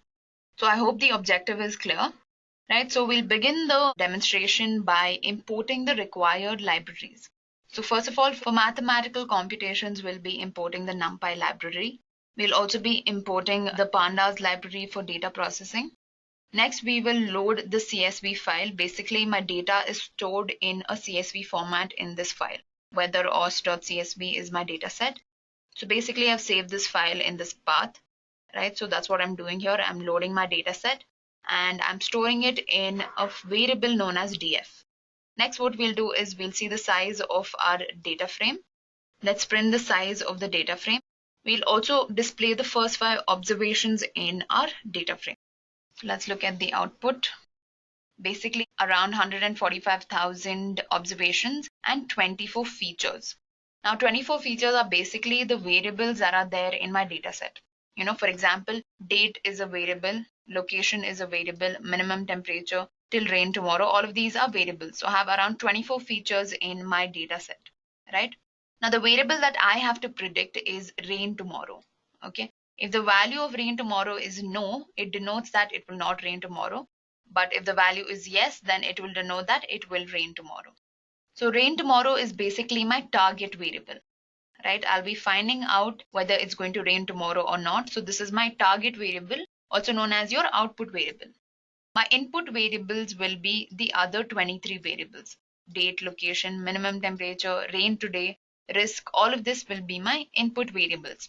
Now these variables are also known as predictor variables. Basically, they're used to predict your outcome. So these are also known as predictor variables. Now the next step is checking for null values. This is basically data pre-processing. Let me just comment it for you. This is data preparation or data. Right, so this stage is data pre-processing, right? Here we start checking for any null values or any missing values. That's exactly what I'm doing over here. I am checking for any missing or null values in my dataset. If you notice the output, it shows that the first 4 columns have more than 40% null values, right? So it's always best for us to remove features or such variables because they will not help us in our prediction. Now, during data pre-processing, it is always necessary to remove the variables that are not significant. Unnecessary data will just increase our computations. That's why it's always best if we remove the unwanted or unnecessary variables. Now, apart from removing these 4 variables, we'll also remove the location variable and we will remove the date variable, right? I'll come to this variable in a minute. We'll also be removing location and date variable because both of these variables are not needed in order to predict whether it'll rain tomorrow, right? We do not need to know the location and the date. Now we'll also be removing this risk variable. Risk variable basically tells us the amount of rain that might occur the next day. Right now, this is a very informative variable and it might actually leak some information to our model. By using this variable, we'll easily be able to predict and there's no point of doing that. This variable will give us too much information. Right? So that's why we're going to remove this variable as well. It will leak a lot of information. So after that, if you print the shape of your data frame, we have only 17 variables and so many observations. Now after this, we'll just look at any null values and we'll remove them. This drop.any function will just remove all the null values, right? Then if you print the shape of your data frame, we'll have around 112,000 rows with 17 variables. This is the shape of the data set after removing all the null values and all the redundant or unnecessary variables. Now it's time to remove the outliers in the data. So after you remove any null values, we should also check our data set for any outliers. An outlier is a data point that is very different from your other observations. Outliers usually occur because of miscalculations while collecting the data. These are some sort of errors in your data set. So in this whole code snippet, we're just getting rid of outliers. This is the output that we get, all our outliers. Next, what we'll be doing is we will be assigning zeros and ones in the place of yes and no. The only thing is we're going to change the categorical variables from yes and no to 0 and 1. Right? That's exactly what we're doing over here. Now, if there are any unique values such as any character values which are not supposed to be there, we'll be changing them into integer values. That's all we're doing over here. After this, we'll be normalizing our data set. This is a very important step because in order to avoid any biasness in your output, you have to normalize your input variables. Right? To do this, we can make use of the min-max scalar function, which Python provides in a package known as sklearn. You can use that package in order to normalize your data set. So after normalizing our data set, this is what our data set looks like. This is before normalization. You can see that these are in 2 digits, whereas these values are in single digits. Right? This causes a lot of biasness. But once we normalize the values, we know that all of the values are in a similar range. We have everything in decimals. Right? So normalization is something that has to be performed because if you have a data set like this, your output is not going to be correct. And that's why we perform normalization. So now that we are done with pre-processing, what we're going to do is it's time for exploratory data analysis. Let me just comment it for you. This is exploratory data analysis. So basically here what we're going to do is we're going to analyze and identify the significant variables that will help us predict the outcome. To do this, we'll be using the select k-best function, which is present in the sklearn library. There's a predefined function in Python called select k-best, which will basically select the most significant predictor variables in our data set. When we run that line of code, we get these 3 variables to be the most significant variables in our data set. Right? The main aim of this demo is to make you understand how machine learning works. That's why to simplify the computation, we'll assign only one of these significant variables as the input. Instead of taking all 3 variables as input, we'll select one variable and we'll take that as the input, and the output is the rain tomorrow variable. So basically, we are creating a data frame of all the significant variables. Basically, we're choosing this variable in order to predict our outcome. Obviously, our outcome is rain tomorrow variable. So our input is humidity level and our output is to detect whether it'll rain tomorrow. The next step is data modeling. All of you are aware of what data modeling is. To solve this, we'll be using classification algorithms over here. We'll use logistic regression. We will use random forest classifier, which is another machine learning algorithm. We'll also use the decision tree classifier and support vector machine. Right? We'll be using all of these algorithms in order to predict the outcome. We'll also check which algorithm gives us the best accuracy. So guys, we're just using multiple algorithms or multiple classification algorithms on the same data set. We're not doing anything very complex over here. So we start by importing all the necessary libraries for the logistic regression algorithm. We're also going to import time because we'll be calculating the accuracy and the time taken by the algorithm to get the output.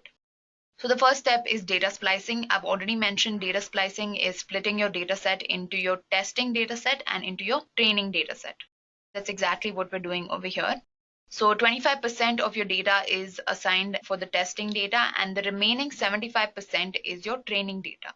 Here you're creating the instance of the logistic regression algorithm. This is an instance that you created. Then you'll fit the model by using your training data set. So basically, to build your machine learning algorithm, you'll be fitting your training data set. So xtrain and ytrain variables have your training data set. After that, you will be evaluating the model by using your testing data set.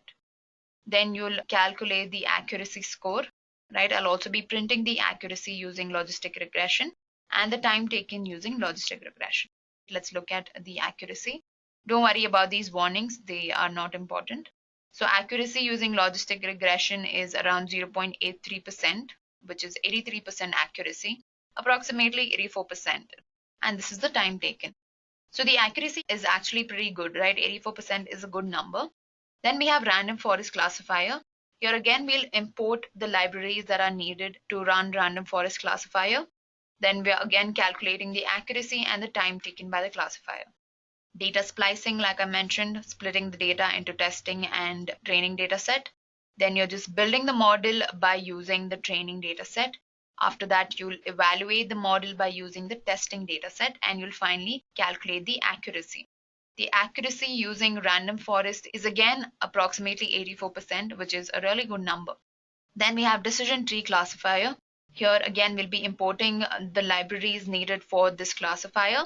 We'll be calculating the accuracy and the time taken by this classifier. Data splicing, followed by building the model by using the training data set, evaluating the model by using the testing data set, and finally calculating the accuracy and printing the accuracy. So let's see the accuracy using decision tree classifier. Again, we have an accuracy of around 83 to 84%. This is a pretty good number. And last, we're going to do this by using another classification algorithm known as support vector machine. Here again, we are importing the needed libraries. Then we're calculating the accuracy and the time, performing data splicing. Then we're building the model by using the training data set, testing the model using the testing data set, and finally printing the accuracy. So guys, all the classification models gave us an accuracy score of approximately 84% to 83%. So this is exactly how a machine learning process works, right? You begin by importing all your data, then you perform data pre-processing or data cleaning. After that, you perform exploratory data analysis, where you understand the important patterns or the important variables in your data set. After that, you build a model, then you will evaluate the model by using the testing data set, and finally calculate the accuracy. I showed you all the steps in the machine learning process by using a practical demonstration in Python. So guys, give yourself a pat on the back because we just understood the whole machine learning process with a small implementation in Python. Now let's move on to our next topic, which is limitations of machine learning. Before we understand what deep learning is, it's important to know the limitations of machine learning and why these limitations gave rise to the concept of deep learning. One major problem in machine learning is machine learning algorithms and models are not capable of handling high dimensional data. Right? We can take in data with 20 to 30 feature variables, but when it comes to data sets which have thousands of variables, machine learning does not work. Machine learning is not capable enough to process that much data. So high dimensional data cannot be analyzed, processed, and modeled by using machine learning. Another limitation is that it cannot be used in image recognition and object detection because these applications require the implementation of high dimensional data. Another major challenge in machine learning is to tell the machine what are the important features it should look for in order to precisely predict the outcome. So basically, you're selecting the important features for the machine learning model and you're telling them, like, these are the important features and this is what you should use in order to build the model. This process is known as feature extraction. Now, in machine learning, this is a manual process. You're going to manually input as a programmer. You're going to tell that these are the important predictor variables. But what happens when your data set has hundreds of variables? How are you going to sit and choose every variable and perform analysis on each variable to understand which is a really significant variable? That's going to become a very tedious task, right? It's not possible for you to manually sit down with 100 variables, check the correlation with each variable and understand which variable is significant in predicting the output. So performing feature extraction manually is very tedious, and that is one of the major limitations of machine learning. Now, deep learning comes to the rescue to all of these problems. So let's understand what deep learning is and why we have deep learning in the first place. So deep learning is actually one of the only methods by which we can overcome the challenge of feature extraction. This is because deep learning models are capable of learning to focus on the right features by themselves, requiring minimal human intervention, meaning that feature extraction will be performed by the deep learning model itself. You don't have to manually tell that this feature is important, that feature is important, choose this feature for predicting the output. All of this is not needed in deep learning. The model itself will learn which features are most significant in predicting the output. Also, deep learning is mainly used to deal with high dimensional data, right? It is based on the concept of neural networks and is often used in object detection and image processing. This is exactly why we need deep learning. It solves the problem of processing high dimensional data and manual feature extraction. Now, how exactly does deep learning work? Now, deep learning mimics the basic component of the human brain called the brain cell. The brain cell is also known as a neuron. So, inspired from a neuron, an artificial neuron was developed. Deep learning is based on the functionality of a biological neuron. So, let's understand how we mimic this functionality in an artificial neuron. Now, guys, an artificial neuron is also known as a perceptron.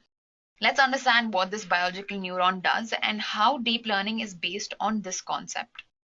In a biological neuron, you can see these dendrites, right? In this image, you see something known as dendrites. These dendrites are used to receive any input. These inputs are summed in the cell body, and through the axon, it is passed on to the next neuron. So similar to the biological neuron, a perceptron or an artificial neuron receives multiple inputs, applies various transformations and functions, and provides an output. Right? So that's how artificial neural networks, or that's how deep learning works. Now, guys, the human brain consists of multiple connected neurons called a neural network. Similarly, by combining multiple perceptrons, we've developed what is known as deep neural networks. The main idea behind deep learning is neural networks, and that's what we're going to learn about. So now let's understand what exactly deep learning is. Deep learning is a collection of statistical machine learning techniques used to learn feature hierarchies based on the concept of artificial neural networks. So the main idea behind deep learning is to use the concept of neural networks. A deep neural network will have three layers. Okay, there's something known as the input layer, followed by the hidden layers, and then we have the output layer. The input layer is basically the first layer, and it receives all the inputs. So all the inputs are fed into this input layer. The last layer is obviously the output layer. This layer will provide your desired output. Now, all the layers between the input and your output layer are known as the hidden layers. Now, the number of hidden layers in a deep learning network will depend on the type of problem you're trying to solve and the data that you have. We'll get into depth of what exactly a hidden layer does, but for now, this is how a neural network is structured in deep learning. So guys, deep learning is used in highly computational use cases such as face verification, self-driving cars, and so on. Right, so let's understand the importance of deep learning by looking at a real-world use case. So I'm sure all of you have heard of the company PayPal. Now, PayPal makes use of deep learning to identify any possible fraudulent activities. So the company makes use of deep learning for fraud detection. Now, PayPal recently processed over $235 billion in payments from 4 billion transactions by its more than 170 million customers. So basically, it processed this much data by using deep learning. PayPal uses machine learning and deep learning algorithms to mine data from the customer's purchasing history, in addition to reviewing patterns of any sort of fraud stored in the database, and it will do this to predict whether a particular transaction is fraudulent or not. Now, the company has been relying on deep learning and machine learning technology for around 10 years. Initially, the fraud monitoring team used simple linear models, right? They use machine learning. But over the years, the company switched to more advanced machine learning technology called deep learning. This shows how deep learning is used in more advanced and more complicated use cases. The fraud risk manager and the data scientist at PayPal He quoted that what we enjoy from more modern, advanced machine learning is its ability to consume a lot more data, handle layers and layers of abstraction, and be able to see things that a simpler technology would not be able to see, even human beings might not able to see. This is exactly what he quoted. He said that a simple linear model is capable of consuming around 20 variables. But with deep learning technology, you can run thousands of data points. He also quoted that there is a magnitude of difference. You will be able to analyze a lot more information and identify patterns that are a lot more sophisticated. So, by implementing deep learning technology, PayPal can finally analyze millions of transactions to identify any fraudulent activity. This is how PayPal makes use of deep learning. Not only PayPal, we also have Facebook, right? Facebook makes use of deep learning technology for face verification. You've all seen the tagging feature at Facebook, where we tag our friends in photos.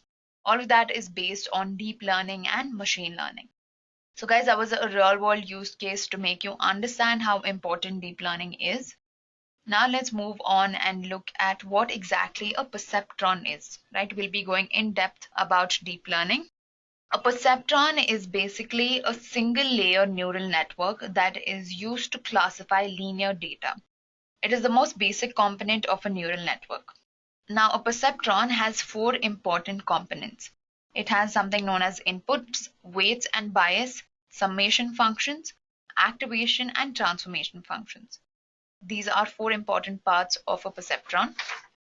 Now, before I discuss this diagram with you, let me tell you the basic logic behind a perceptron. There is something known as inputs, right? The input X, here you can see X1, X2 till Xn. So let me explain the structure of a perceptron. What you're going to do is you're going to input variables into the perceptron, right? This X1, X2 till Xn basically stands for input. W1, W2 till Wn stands for the weight assigned to each of these inputs. Right? There is a specific weight that will be randomly initialized in the beginning for each of your input.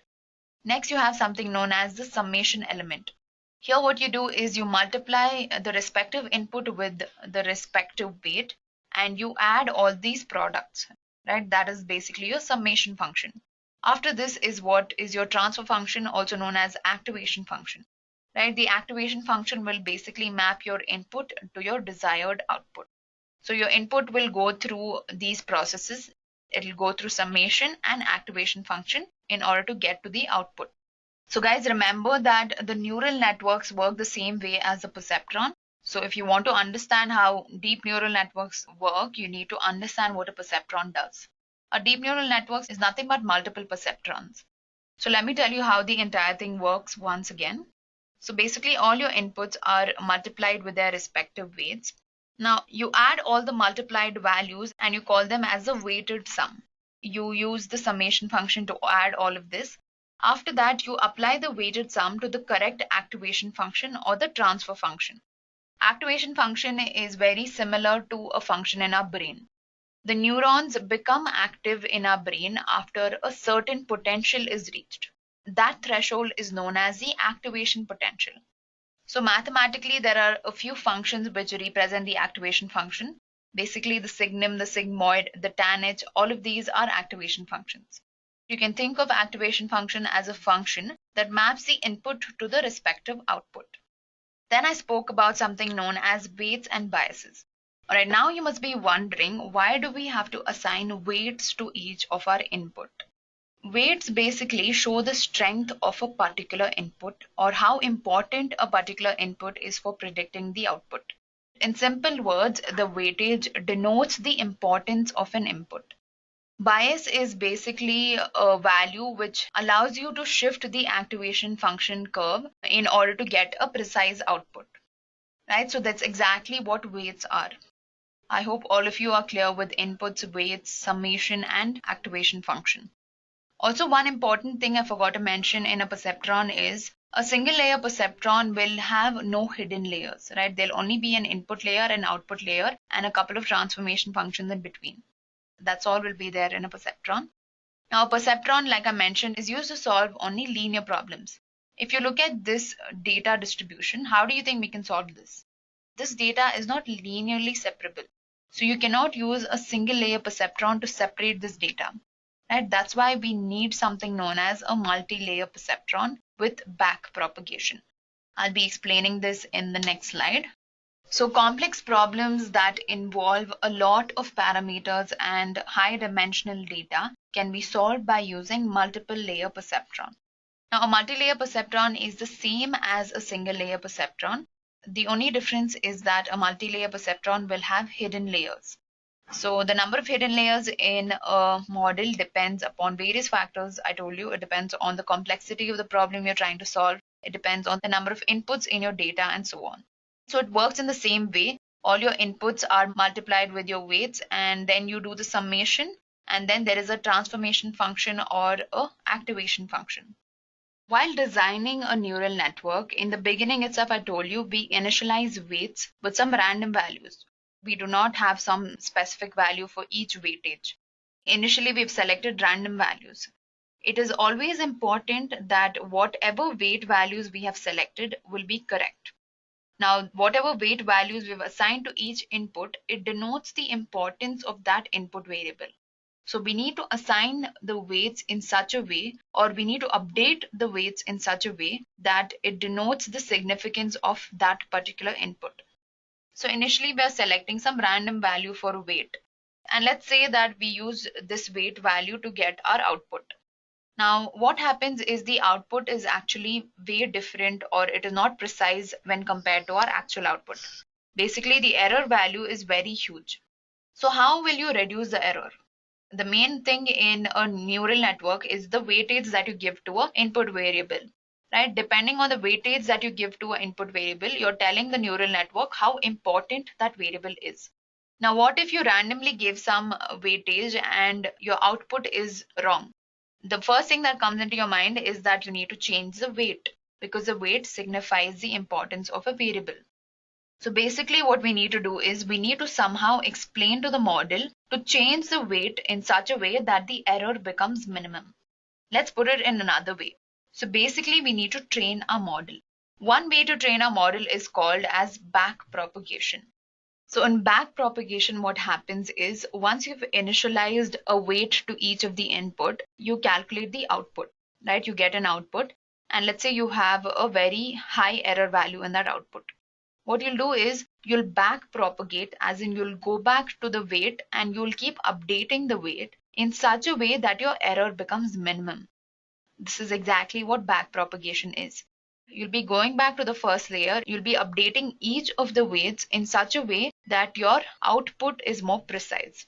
So guys, basically the weight and the error in a neural network is highly related. By updating the weight in a particular way, your error will decrease. So you need to figure out how you need to update the weight. Do you have to increase the weight or decrease the weight? Once you figure out whether you have to increase or decrease the weight, you have to just follow that direction in such a way that your error is minimized. That's exactly what backpropagation is. So the final output of backpropagation is you're going to select the weight that minimizes the error function. And then you're going to use that weight to solve the whole problem. Right? This is what backpropagation is about. Now, in order to make you understand deep neural networks, let's look at a practical implementation. So again, guys, I'll be using Python to run the demo. If you don't have a good idea about Python, check the description. I'll leave a couple of links about Python programming. Now, in this demo, I'll be walking you through one of the most important applications of deep learning. I will demonstrate how you can construct a high-performance model to detect credit card fraud. Right? We'll be using deep learning models to do this. Now, before that, let me just tell you something about our data set. Right? The data set contains transactions made by credit cards in the year September 2013 by European cardholders. This data set presents transactions that occurred in 2 days, where we have 492 frauds out of 285,000 transactions, approximately 285,000 transactions. Out of these transactions, 492 were frauds, and the data set is quite unbalanced, right? The positive class accounts for 0.172%. So the positive class, basically the fraudulent class. So again, we're going to start by importing the required packages. We're going to import Keras, matplot library, seaborn library, and sklearn for preprocessing.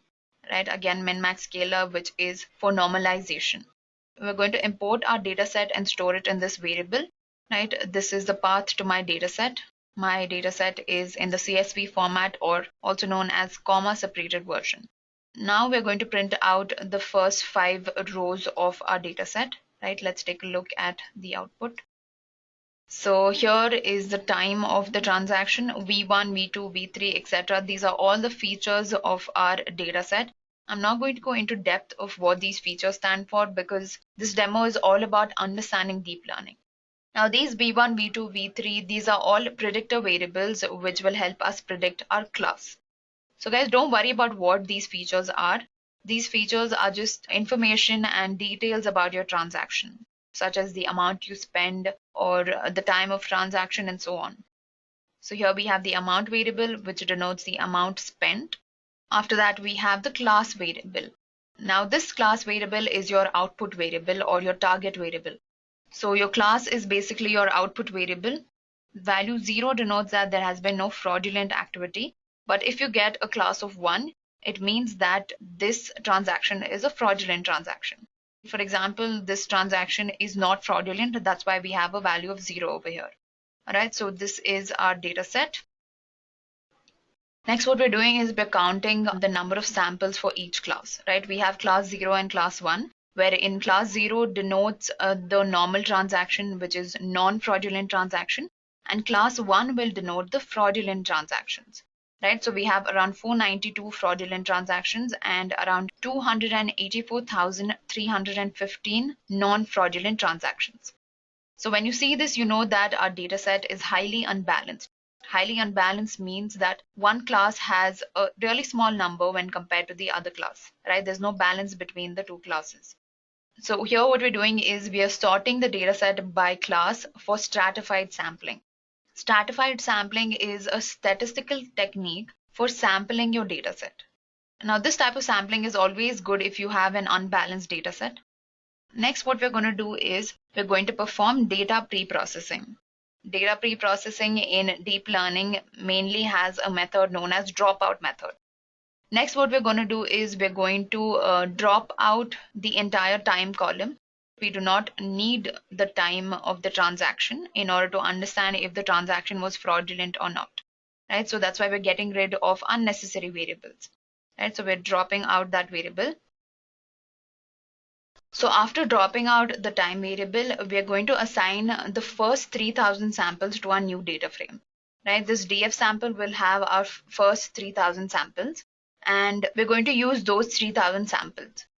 So here we're just counting the number of class for each of these samples. After that, we're just counting the number of samples for each of the class. Right, we're doing the same thing again, and here we get class 0 has 2508 samples and class 1 has 492 samples. Now this makes the data set quite balanced, right? It's very balanced when compared to our old data set. Next, we'll just randomly shuffle our data set, right, in order to remove any sort of biasness in the data. After that, we'll split our data set into 2 parts. One is for training and your other data set is for testing, right? This is also known as data splicing. Then we'll be splitting each data frame into feature and label, meaning that your input and your output. You'll be doing this for your training data and for your testing data, right? All you're doing is you're separating your input from your output. Next, we're looking at our training data set, right? We're printing the shape of our training data set. The training data set has around 2,400 observations and 29 variables or 29 features. Similarly, we'll be printing out the size of our test data frame, right? That's exactly what we're doing over here. After that, we'll perform normalization, right? For this, we'll be using the min-max scaler. So in normalization, we'll basically be scaling all our predictor variables around the same range so that there is no biasness in our prediction. After this, we'll be plotting a function for each of the learning curves. For your training phase and for your testing phase, you'll be plotting a learning curve. Now I'll show you the output of this in a couple of minutes.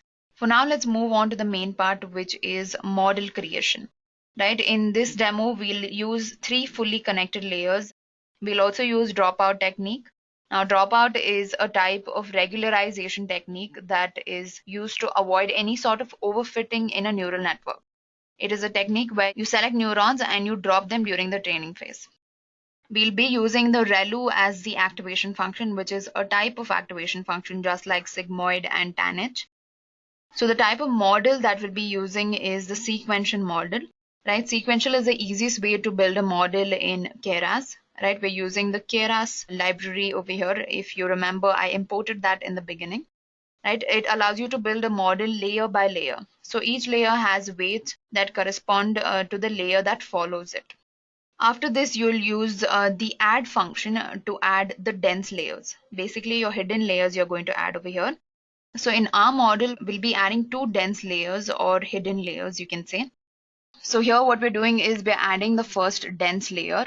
Now guys, a dense layer is standard layer type that works for most cases, right? In a dense layer, all the nodes in the previous layer connect to the nodes in the current layer. So guys, don't get too involved into what exactly is happening here. All I'm doing is I'm creating a sequential model. And what is happening is I'm just assigning the number of inputs for each of the dense layer or for each of the hidden layer. I'm also assigning dropout value. Dropout is basically to prevent overfitting. Overfitting might occur when your model memorizes the training data set. Overfitting basically reduces the accuracy of a model. That's why we're using the dropout method to prevent overfitting. So in the first hidden layer, we have around 200 units, right? We have the activation function ReLU. Then we're adding the second dense layer with again 200 neurons and the ReLU activation function. Kernel initializer is uniform, meaning that it's just sequential and normal.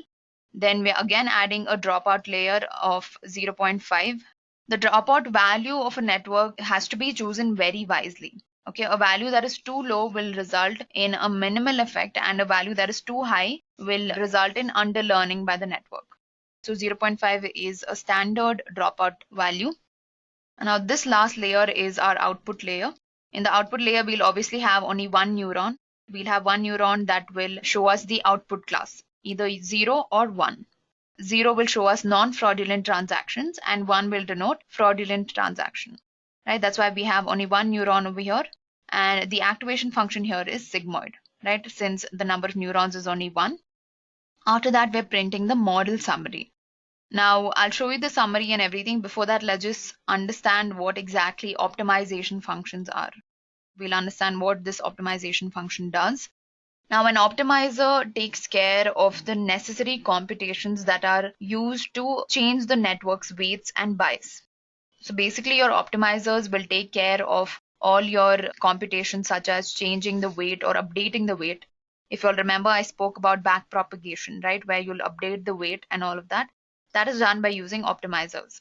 Here we're selecting an optimizer known as the ADAM optimizer. So ADAM optimizer is one of the current default optimizers in deep learning. Right? It stands for adaptive moment estimation. We don't have to get into the depth of all of this. Right? All of these are predefined optimizers in our Keras package itself. After this, we're going to fit our model by using the training features. We're also setting 200 epochs, and also there's something known as epochs and batch size. Right? We're setting epochs as 200 and batch size as 500. I'll tell you what exactly this means. Now, batch sizes are basically used so that we don't overfit our model, right? We're going to basically split our data set into 500 batches. So our input will be going in the form of batches, right? And our batch size is 500 inputs per batch, and we'll be going through 200 epochs, meaning that our training will iterate 200 times. This is basically the number of times we're training our model. All right, that's what epoch and batch size is. After that, we're just showing our training history, and we're just printing the accuracy curve for our training phase. We're also going to print our loss curves for our training phase, basically the error curves. And then finally, we have the evaluation. Here we'll be testing our model by using our testing dataset. Then we're finally printing the accuracy on our testing dataset. After that, we're just going to plot a heat map, which I'll be showing y'all. Let me just show you the output. So guys, in this entire line of code, all we're doing is we're printing an accuracy plot, right? Basically, we're printing a heat map. I'll show you what the heat map looks like. So just to check the accuracy. We're comparing all the correctly predicted values to our incorrectly predicted values. So this is our training history. Here blue stands for our training phase, and this is our validation or our prediction stage. That was our training curve, and this is our loss curve. Now, when you compare it to the actual validation stage, it's quite similar, right? Meaning that our model is doing pretty well. So guys, this is the heat map that I was talking about. This is basically going to give us the class for each of our predictions, right? It basically plots the classes that we correctly predicted, right? Basically for each data point, it's just going to tell us whether we predicted it correctly or not. It's sort of a confusion matrix in the form of a heat map. So guys, these are all our epochs, basically the 200 iterations that we went through, right? This is the 50th iteration. Is showing us our loss, it's showing us our accuracy as well. Right here we have 88%, 90%, 92%. Now, if you carefully look at the epoch accuracy values, you see that as we train our model even more, our accuracy keeps increasing. Initially, our accuracy was around 83, right? At epoch number 15, our accuracy was around 83%. But as we kept training our model a little bit more, our accuracy kept increasing. We have 90, we have 91, 94, 95, 96, and so on. Right? So basically, the more you train your model, the better it's going to be. So guys, this was our entire demo. Now, in the end, I'm printing out the false positive rate and the false negative rate. Right? All of this basically denotes how many of the data points was I correctly able to predict as fraudulent and how many did I predict wrongly. That's all the false negative and the false positive rate denotes. So guys, this was the entire demo on deep learning.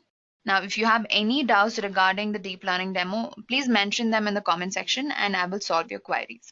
Right, now let's look at our last topic for the day, which is natural language processing. Now, before we understand what is natural language processing, let's understand the need for natural language processing and a process known as text mining. Text mining and natural language processing are heavily correlated, right? I'll talk about both of these in the upcoming slides. For now, let me tell you why we need natural language processing or text mining. So guys, the amount of data that we're generating these days is unbelievable. It is a known fact that we are creating 2.5 quintillion bytes of data every day, and this number is only going to grow. With the evolution of communication through social media, we generate tons and tons of data, right? The numbers are on your screen. So basically, we post around 1.7 million pictures on Instagram per minute, right? I'm talking about posts per minute. All of these numbers are per minute values. These are the amount of tweets, 347,000 tweets per minute, right? This is a lot of data. We're generating data while we're watching YouTube videos, when we're sending emails, when we are chatting, and all of that, right? Even the IoT devices at our house, right? We have Alexa. All of this is generating a lot of data. A single click on your phone is generating a lot of data. Now, not only that, out of all the data that we generate, only 21% of the data is structured and well formatted. Right? The remaining of the data is unstructured.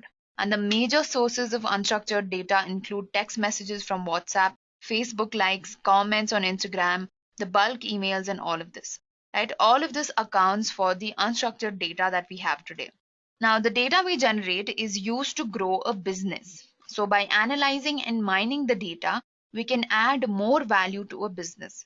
This is exactly what natural language processing and text mining is all about. Text mining and NLP is a subset of artificial intelligence wherein we try and understand the natural language text that we get from text messages and so on in order to derive useful insights and grow businesses by using these insights. So what exactly is text mining? Text mining is a process of deriving meaningful insights or information from natural language text.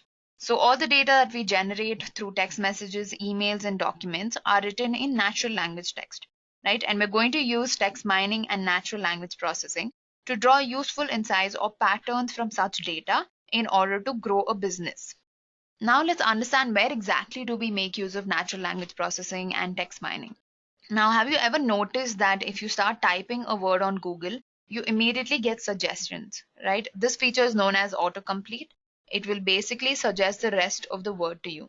We also have something known as spam detection, right? Here's an example of how Google recognizes this misspelling Netflix and shows results for the keyword that matches your misspelling. Let me show you a couple of more examples. We also have predictive typing and spell checkers and features like autocorrect, email classification. So predictive typing and spell checkers, all of these are applications of natural language processing.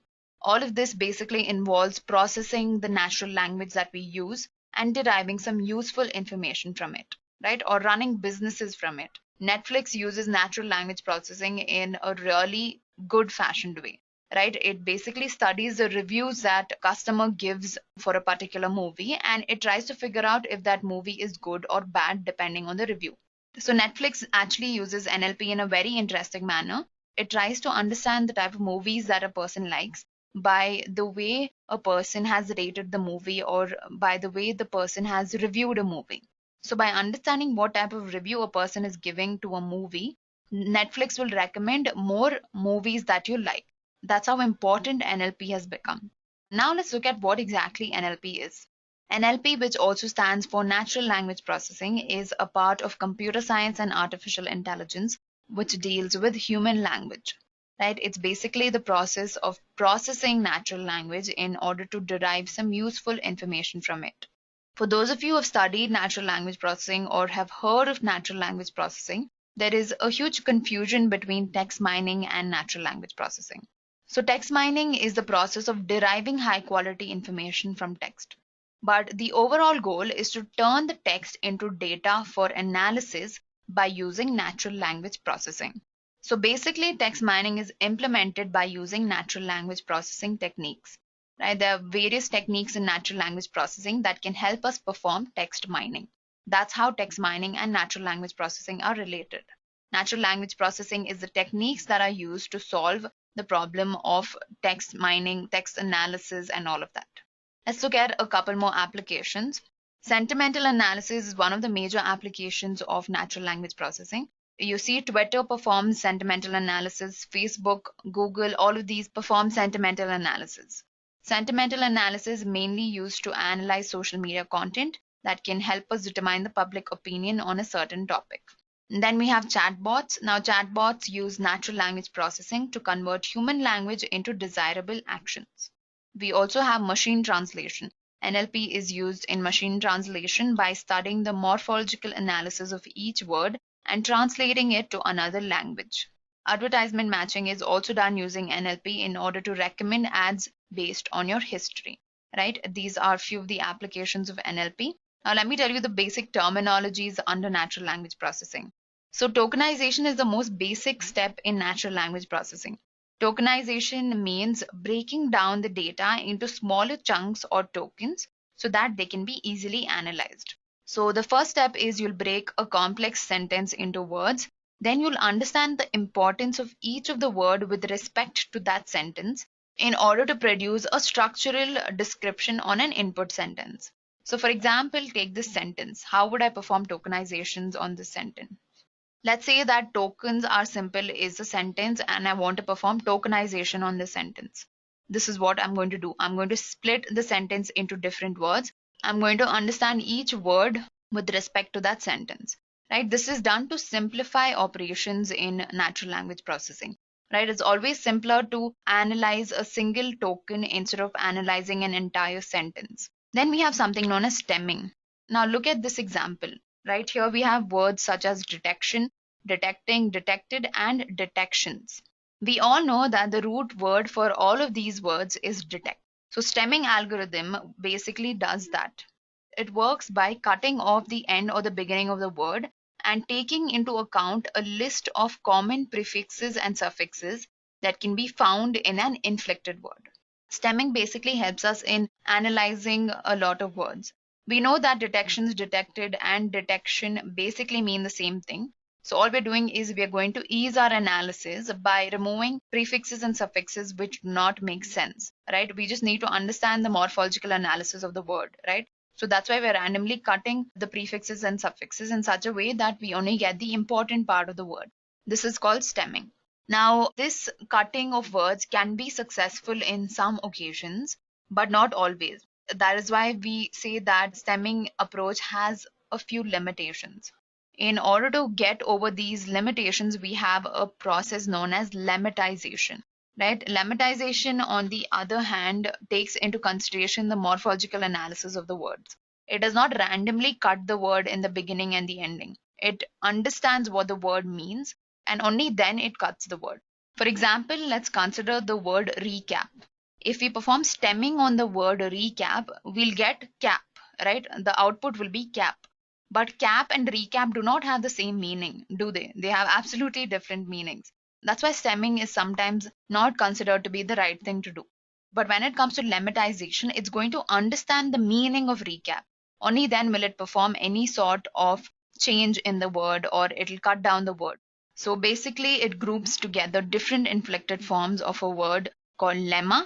Lemmatization is similar to stemming because it maps several words into one common root, but the output of a lemmatization process is always a proper word. An example of lemmatization is to map gone, going, and went into go. Gone, going, went, all of them mean go. So basically, by lemmatization, you can just output the words as go. That is what lemmatization is. Next, we have something known as stop words, right? Stop words are basically a set of commonly used words in any language, right? Not just English, any language. The reason why stop words are critical to many applications is that if we remove the words that are very commonly used in a given language, we can finally focus on the important words. For example, in the context of, let's say you open up Google and you look for strawberry milkshake recipe. Instead of typing strawberry milkshake recipe, let's say you type how to make strawberry milkshake. Now here what Google will do is it will find results for how to and make. Instead, if you just type strawberry milkshake recipe, you will get the most desired output. That's why it's always considered a good practice in natural language processing to get rid of stop words, right? Stop words will just increase our computation and it'll just add additional work to us. They are not very helpful when we are analyzing important documents, right? We need to focus on the important keywords in the documents instead of all of these commonly used words. Example of stop words include the, how, when, why, not, yes, no. All of these are stop words, right? So in order to better analyze our data, we need to get rid of stop words. Now, the last terminology I'm going to discuss is document term matrix. Now, it is important to create something known as the document term matrix in natural language processing. A DTM, or a document term matrix, is basically a matrix that shows the frequency of words in a particular document. Let's say that we're trying to understand if the sentence "this is fun" is available in one of my documents. So if it is there in my document 1, I'm going to put a 1 corresponding to each of the words that is available in my document. For example, in document 2, I have "this is," but I do not have the word "fun." Similarly, in document 4, I have the word "this," but I do not have the word "is" and "fun." So basically, a document term matrix is like the frequency matrix of a document. So during text analysis, you always begin by building a document term matrix. Right here, you try to understand which words frequently occur and which words are important and not important in the document. So guys, these were a couple of terminologies in natural language processing.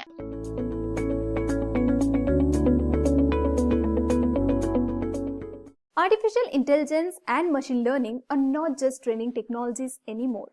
They are becoming the backbone of every industry. And right now, the demand for AI and ML engineers is exploding worldwide. In India, AI engineers earn anywhere from 8 lakhs to 36 lakhs per year, depending on skills and experience. In the United States, the same roles can start from $120,000 and can go all the way up to $250,000 for senior and specialized positions. So if you have been thinking about getting into AI and ML, switching careers, or upscaling for higher paying opportunities, there has never been a better time. And in this video, I am giving you a complete, beginner-friendly and deeply practical AI and ML engineer roadmap that shows you exactly what to learn and how to grow in this booming field.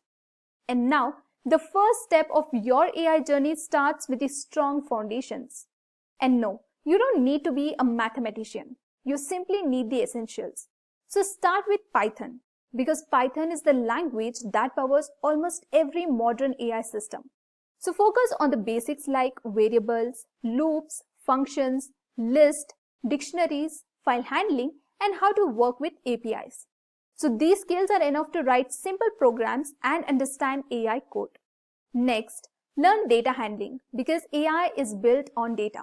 Use pandas to clean and organize data, NumPy to perform calculation, and matplotlib or seaborn to visualize patterns. Even simple tasks like removing missing values or analyzing sales trends will prepare you for the real AI projects. Then, learn the essential math behind AI. Not heavy equations, just the basic understanding. Understand mean, median, variance, probability basic, correlations, and what vectors and matrices are. Learn what gradient descent means conceptually so you understand how models learn without getting buried in complex math. So once your foundations are ready, move to machine learning. ML is simply teaching computers to learn from examples. Instead of writing instructions, show the model real-world data and let it find patterns. So learn key ML concepts like training and testing, accuracy and precision, underfitting and overfitting, cross-validation, and feature engineering. So these concepts helps you understand how to build, tune, and improve models. Then learn the core ML algorithms that companies use every single day.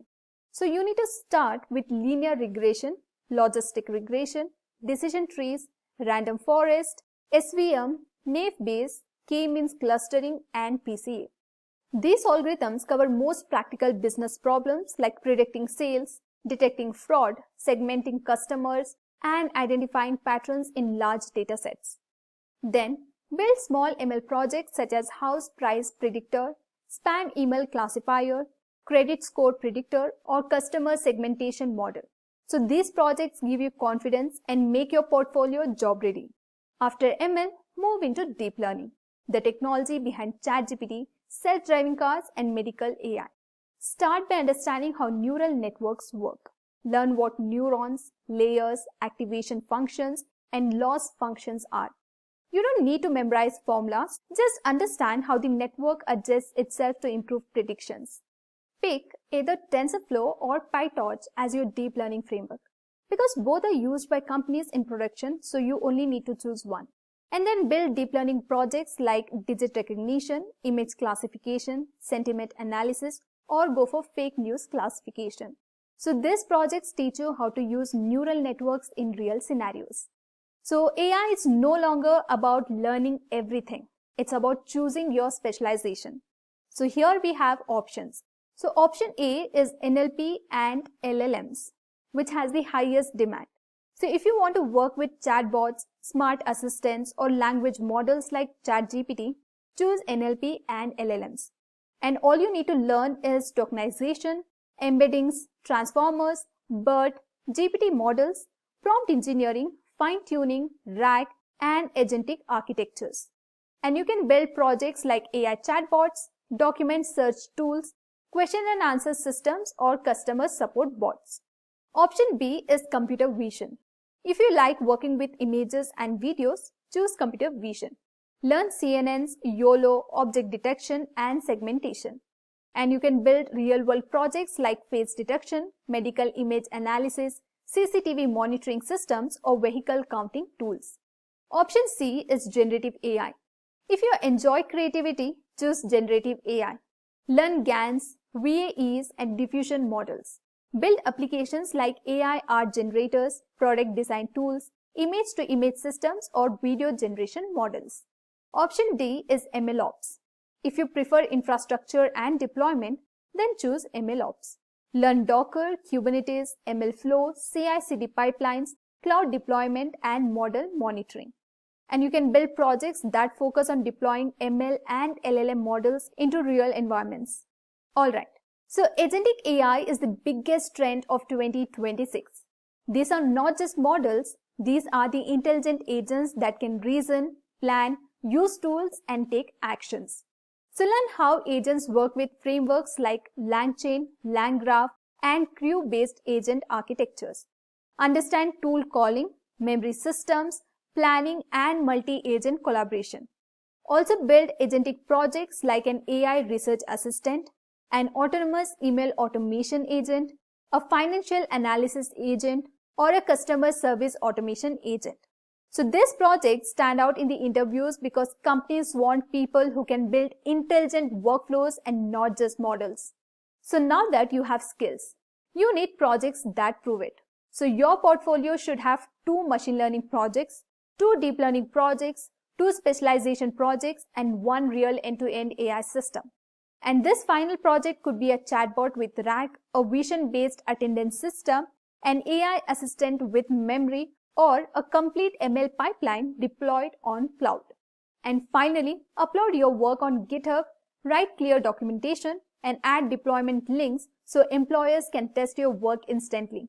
So with this roadmap, you can apply for the most in-demand roles in 2026, such as AI engineer, machine learning engineer, LLM engineer, NLP engineer, generative AI engineer, computer vision engineer, MLOps engineer, or AI automation specialist. AI is not just the future, it's the career shift of today. If you follow this roadmap step by step, you will build the skills, the projects, and the confidence to enter the world of AI and machine learning.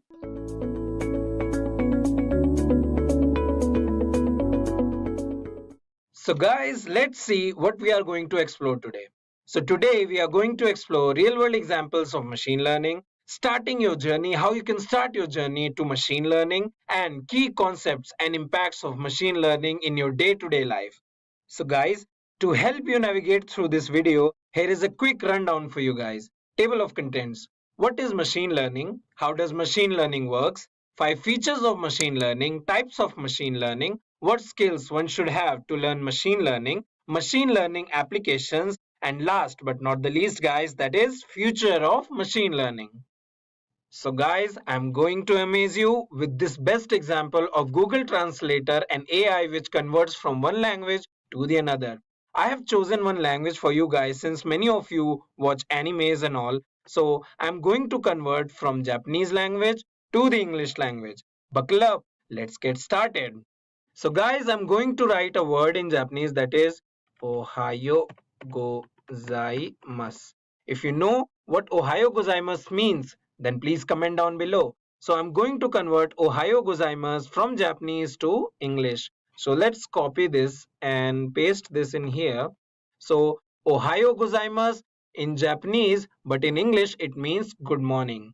A Google Translator works on a neural network, and a neural network is a machine learning algorithm which learns from Japanese language, keeps on improving itself, and gives you the optimal output that is good morning in English. This is how a language translator works. Let's see one more example. If I write here one more thing, that is Hajime Mashite. Hajime Mashite in Japanese, if you know, then please comment down below. Let me see what does it mean. So Hajime Mashite in Japanese, but in English it means nice to meet you. Here also the same. The neural network is learning from Japanese language and showing you what does it mean in English language. So let me properly explain you what it actually does. So guys, a translator is nothing but it's an AI machine that converts from one language to the another using a machine learning algorithm called neural network. Now what neural network does is it learns from one language, makes a mistake or errors, then keeps on improving itself so that it can convert to another language, such as from Japanese to English or from English to Japanese. So guys, the translator which you are using works on neural networks, and this is how a translation works. So guys, you must be thinking, then what is machine learning? So moving on to what is machine learning, we have a machine learning is nothing but a training from historical data or experiences, or in layman terms you can say learning from data to predict future or required output is called machine learning. Guys, a simple machine learning algorithm works in a way that you have a data of any kind and you give it to a machine. Now what does machine does is it learns from it in different ways using some different algorithms and gives you the required amount of future or predicts the required amount of output you wanted. Now guys, you must have understood what is machine learning. Let's deep dive a bit. Let's see what are the features of machine learning. We have 5 features of machine learning, that is predictive modeling, automation, scalability, generalization, and adaptiveness. These are the 5 main features of any machine learning. So guys, tighten your seatbelts. Let's move to these one by one. Predictive model. In the predictive model, what it does, it uses some mathematical functions and statistical techniques on the historical data and gives you the future predictions. The best example I can give you guys is the stock market prediction app, where it uses some graphs, straight line graphs and charts to show you the prediction based on the historical data using some statistical and mathematical functions. This is how a predictive model works. Moving on to our next topic, that is automation. Automation is one of the best features to save money. You know why? Because the companies which are having the less domains and cannot hire the employees, they can automate different machines to do the same work as the employee does. Such as if you want a developer but you don't have the cost to pay, then you can automate a machine that can develop for you. This is the best example I can give you for the automation feature. So guys, moving on to our next feature, that is scalability. Scalability has its own importance because a machine learning algorithm, if it is not scalable, then it cannot handle larger amount of data sets or bigger data sets. I can give you the best example, that is Amazon. So guys, here I am at the Amazon website and you can see a lot of product, and not only you can see but whole world can see who are using Amazon app.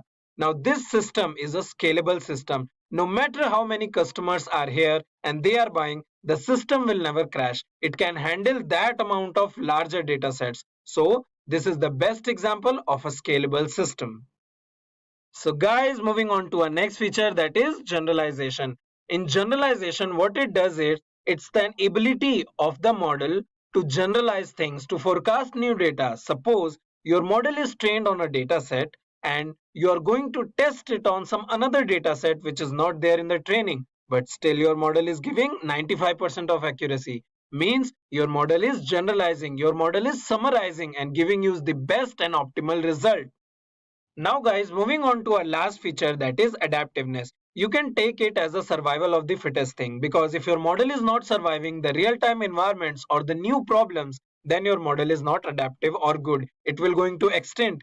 Suppose there is a model which is built on traditional model and still giving you best and advanced solutions on the real-time problems, then your model is adaptive and is the optimal model you can have. So guys, clear your mind because we are going to go in the types of machine learning. There are 4 different types of machine learning. First we have is supervised or guided machine learning. In the supervised or guided machine learning, what it does is if there is a data set and having some values and you are labeling it as a specifying the value to the machine, then it will recognize those data through the labels and giving you the optimal classification. For example, if you have the pictures of cats and dogs, and you have to classify it, then you will label it as cats and dogs, then your machine will recognize those labels and classify and give you the optimal result. So in supervised learning, what we have is a supervised algorithm. We have some labels and we are putting those labels to a data set, and after this the machine easily recognizes and giving you the optimal results. So guys, moving on to our next type, that is unsupervised or unguided learning. In unsupervised or unguided learning, what machine does is you are giving the data which is not labeled, and after few trainings and making some errors, the machine easily recognizes it. So what we have is an unsupervised algorithm. We have some unlabeled data, and in those unlabeled data, your machine is trying to find patterns. After few errors, it will give you the optimal results. Moving on to our next type, that is semi-supervised learning. In semi-supervised learning, the algorithm uses both unsupervised and supervised in combined form, giving you the optimal result. For example, we have a semi-supervised algorithm and we are trying to find out patterns from the data sets which are both labeled and unlabeled. So this is how a semi-supervised learning works. Moving on to our last type, that is reinforcement learning. The reinforcement learning you can understand in a way like when you are playing a game, you make some mistake, then learn from them, then again make some mistake in a level, learn from them and reach your goal. This is how reinforcement learning works in a software. The software is being trained multiple times, making some errors and learning from them and giving you the optimal results. This is the best example I can give you for the reinforcement learning, that is the gaming system. So guys, what we have is a reinforcement algorithm and an environment. We are taking some actions in that environment, making some errors and getting some results, then again making some errors and getting some results. This is how a reinforcement model works in a machine learning. So guys, moving on to the examples of machine learning, we have a voice recognition system and an image recognition system. These both you are using in your phone, in your laptop every day, and machine learning is being used. Now guys, you have learned so much. Now you must be thinking that how should I start my journey? What skills I should have? So these are the skills required to learn machine learning, that is SQL, structured query language, JavaScript, C++, R programming for those who are moving with machine learning to the data scientist, and Python, one of the best programming language for the machine learning. And last but not the least, if you are moving a bit deep down in the machine learning towards the deep learning, then you need NLP or natural language processing. These skills are required for the one who want to learn machine learning. So guys, moving on to the real life examples of machine learning I have, that is Google searches.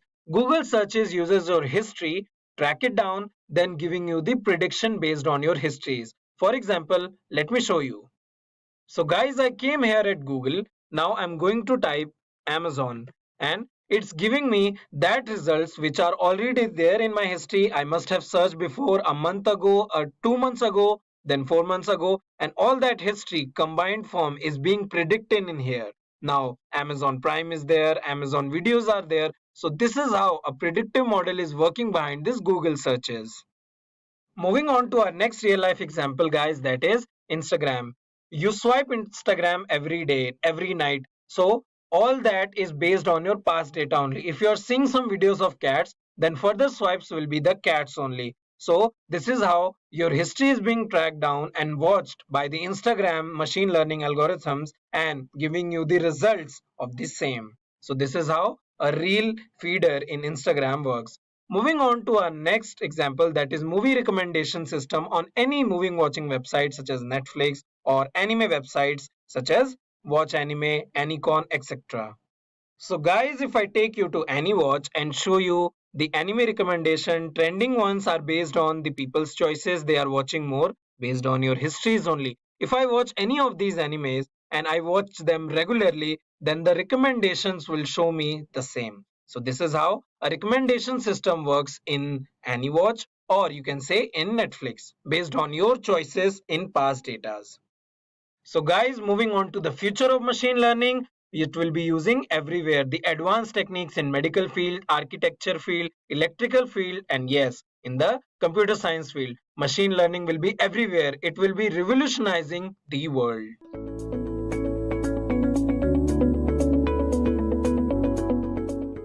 Now let's explore different types of ML models. So not all data is structured the same way, and different problems require different approaches. So for example, predicting stock prices requires the models that learn from historical trends. And then identifying objects in images needs models that recognize patterns in visual data. Next, the chatbots and voice assistants rely on the models trained to understand and generate human language. So to tackle these challenges, as I discussed previously, that ML is divided into different learning models, such as supervised, unsupervised, and reinforcement learning. And each has its own strengths and it is used depending on the problem at hand. Since we know why different ML models are needed, let's see how they play a crucial role in generative AI. Well, generative AI is one of the most exciting applications of machine learning. And unlike traditional ML models that make predictions or classifications, generative models create entirely new content. And here's how ML enables AI to generate. So first here we have text. Language models like GPT generate human-like text for chatbots, content writing, and coding. Next is the image. So AI-powered tools like DALL-E can create realistic images from textual descriptions. Next is videos. So advanced ML models synthesize lifelike video content, transforming media, marketing, and even filmmaking. So these advancements in generative AI are reshaping creativity and automation, proving that machine learning is not just about making decisions, it's about creating new possibilities. So now that we have seen how ML models enable AI to create new content, so now let us briefly understand the different types of machine learning models. So here, the first type of machine learning model is supervised learning. Supervised learning trains a model using labeled data, where each input has a corresponding correct output. And this makes it ideal for tasks where historical data can be used to predict future outcomes. For example, let's say spam detection. Email services like Gmail uses supervised learning to classify emails as spam or not spam by learning from past labeled examples. The next example is the price predictions. So real estate platforms use regression models to predict house prices based on the features like location, size, and amenities. Now, let us see some of the popular algorithms. So first, let's discuss on decision trees. These models break down the data into a tree-like structure, where each node represents a decision based on a feature. So they are easy to interpret and work well for both classification. For example, deciding if an email is a spam or not, and regression example predicting house price. However, they can become overly complex. Next is the support vector machines. So SVMs are powerful for classification tasks as they find the optimal boundary, also called a hyperplane, and that best separates different clauses in the data. They work well for high dimensional spaces and cases where the distinction between categories is clear, such as handwriting, facial recognition, or medical diagnosis. So now that we have seen how labeled data is used, so now let's explore how unsupervised learning finds patterns without labels. Well, unsupervised learning works with unlabeled data, identifying hidden patterns and relationships without predefined categories. So here we have some of the popular algorithms. So first is the k-means clustering. This algorithm partitions data into a predefined number of clusters by grouping similar data points based on their attributes. It works well for tasks like customer segmentation, where businesses can group customers based on purchasing behavior. However, it assumes clusters are spherical and may struggle with irregular shaped data. Next, we have autoencoders. So these are specialized neural networks designed to learn efficient data representations by encoding and reconstructing input data. Let us see some of the examples. So first example here we have is customer segmentation, where e-commerce platforms group customers based on their shopping behavior to offer personalized recommendations. The next example is market analysis. Businesses analyze purchasing trends to find association, such as which products are frequently brought together. Now we have covered both labeled and unlabeled learning. So let's see how semi-supervised learning combines the best of both worlds.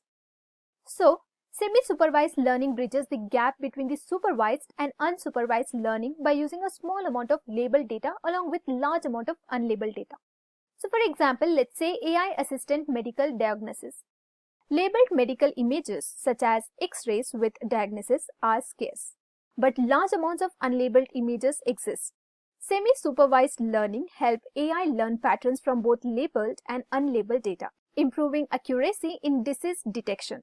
Alright, now let's explore the reinforcement learning, where AI learns through trial and error.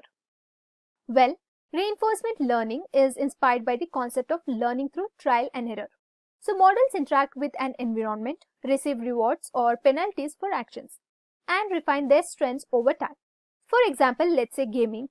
Mario AI, developed using reinforcement learning, learns to navigate levels by optimizing actions through trial and error. The next example is robotics, where robots learn to walk, balance, or perform tasks through reinforcement learning by maximizing positive outcomes. Also, reinforcement learning uses agents, actions, and rewards to improve decision making, making it ideal for tasks requiring continuous learning and adaptation. So now that we have covered all the types of machine learning models, so let's go over some of the key tips to help you choose the right one for your needs. So here are the tips. When it comes to supervised learning, classifying emails as spam or not, and diagnosing diseases from patient data. Next is the unsupervised learning. So unsupervised learning is best when you're grouping shoppers by behavior and detecting fraud in banking.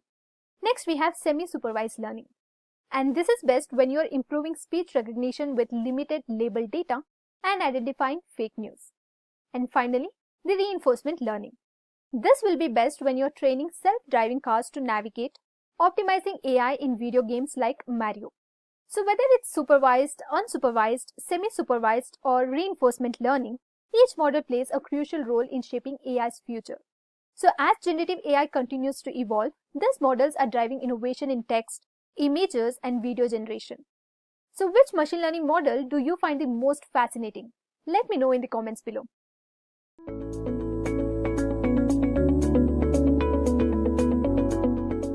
Let me connect you to the real life and tell you what all are the things which you can easily do using the concepts of machine learning.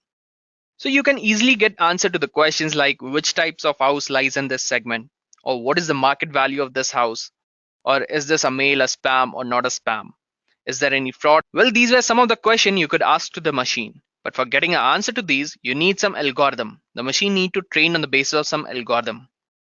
Okay, but how will you decide which algorithm to choose and when?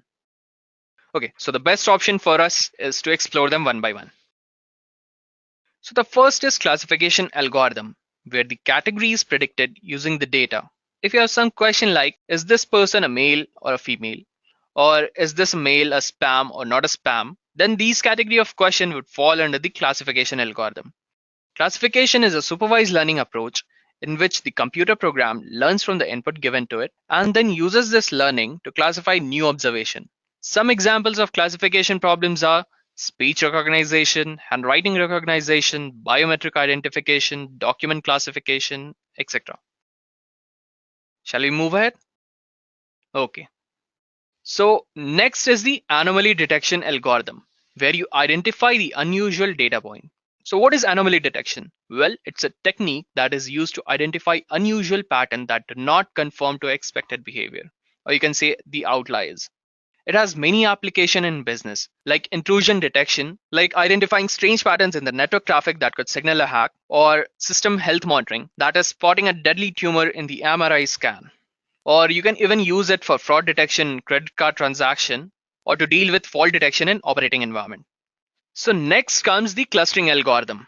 You can use this clustering algorithm to group the data based on some similar condition. Now you can get answer to which type of houses lies in this segment or what type of customer buys this product.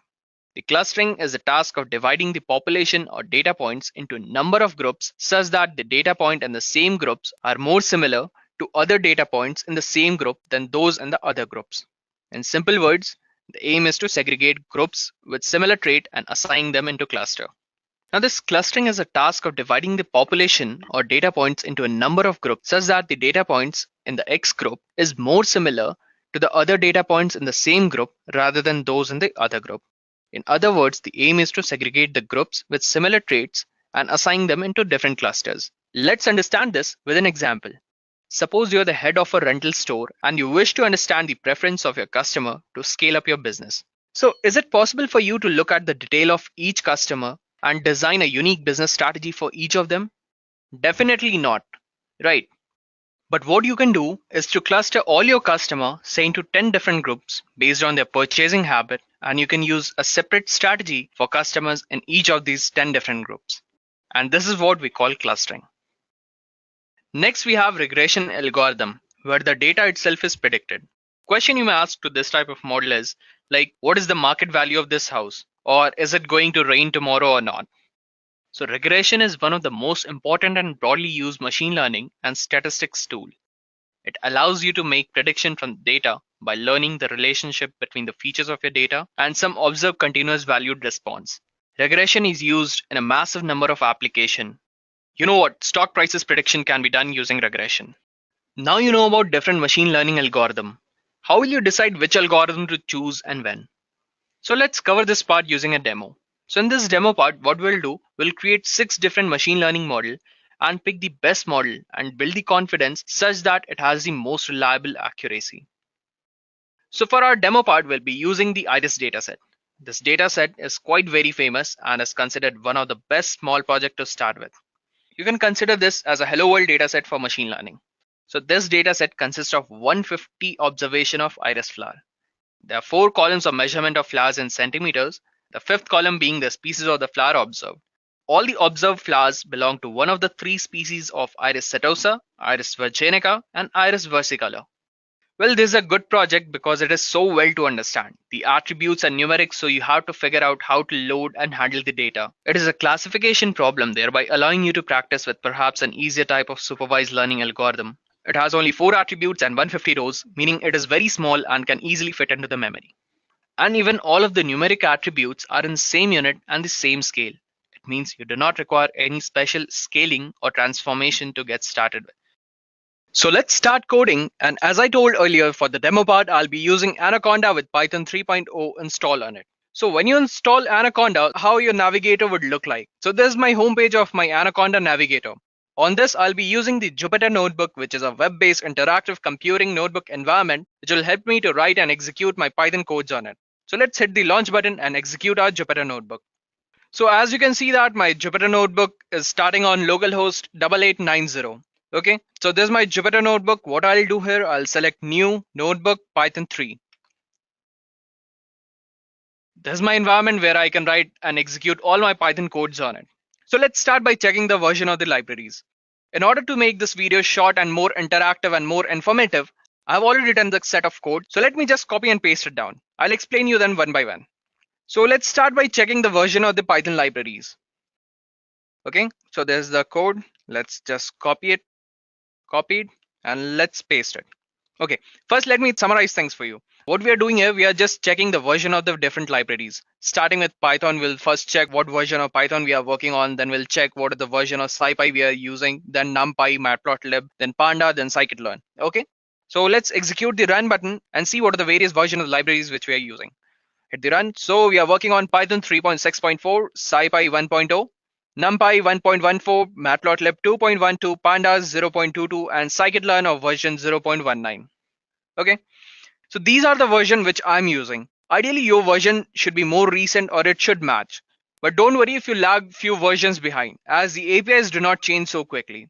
Everything in this tutorial will very likely still work for you. Okay, but in case you are getting an error, stop and try to fix that error. In case you are unable to find the solution for the error, feel free to reach out Edureka even after this class. Let me tell you this, if you're not able to run the script properly, you will not be able to complete this tutorial. Okay, so whenever you get a doubt, reach out to Edureka and just resolve it. Now if everything is working smoothly, then now it's the time to load the dataset. So as I said, I'll be using the iris flower dataset for this tutorial. But before loading the dataset, let's import all the modules, function, and the object which we are going to use in this tutorial. Same, I've already written the set of code, so let's just copy and paste them. Let's load all the libraries. So these are the various libraries which we'll be using in our tutorial. So everything should work fine without an error. If you get an error, just stop. You need to work on your SciPy environment before you continue any further. So I guess everything should work fine. Let's hit the run button and see. Okay, it worked. So let's now move ahead and load the data. We can load the data direct from the UCI machine learning repository. First of all, let me tell you, we are using Panda to load the data. Okay, so let's say my URL is this. So this is my URL for the UCI machine learning repository from where I'll be downloading the dataset. Okay. Now what I'll do, I'll specify the name of each column when loading the data. This will help me later to explore the data. Okay. So I'll just copy and paste it down. Okay. So I'm defining a variable names which consist of various parameters including sepal length, sepal width, petal width, and class. So these are just the name of column from the dataset. Okay. Now let's define the dataset. So dataset equals panda.read_csv. Inside that, we are defining URL and the names that is equal to name. As I already said, we'll be using Panda to load the data. All right. So we are using panda.read_csv. So we are reading the CSV file, and inside that, from where that CSV is coming, from the URL. Which URL? So this is my URL. Okay. Our names equal names. It's just specifying the names of that various columns in that particular CSV file. Okay. So let's move forward and execute it. So even our data set is loaded. In case you have some network issues, just go ahead and download the iris data file into your working directory and load it using the same method. But yeah, make sure that you change the URL to the local name or else you might get an error. Okay. Yeah, our data set is loaded. So let's move ahead and check our data set. Let's see how many columns or rows we have in our data set. Okay. So let's print the number of rows and columns in our data set. So our data set is dataset.shape. What this will do, it will just give you the numbers of total number of rows and total number of column, or you can say the total number of instances or attributes in your data set. Fine. So print dataset.shape. What you're getting? 150 and 5. So 150 is the total number of rows in your dataset and 5 is the total number of columns. Fine. So moving on ahead, what if I want to see the sample dataset? Okay. So let me just print the first 30 instances of the dataset. Okay. So print dataset.head. What I want is the first 30 instances. Fine. This will give me the first 30 result of my dataset. Okay. So when I hit the run button, what I'm getting is the first 30 result. Okay. 0 to 29. So this is how my sample dataset looks like. Sepal length, sepal width, petal width, and the class. Okay.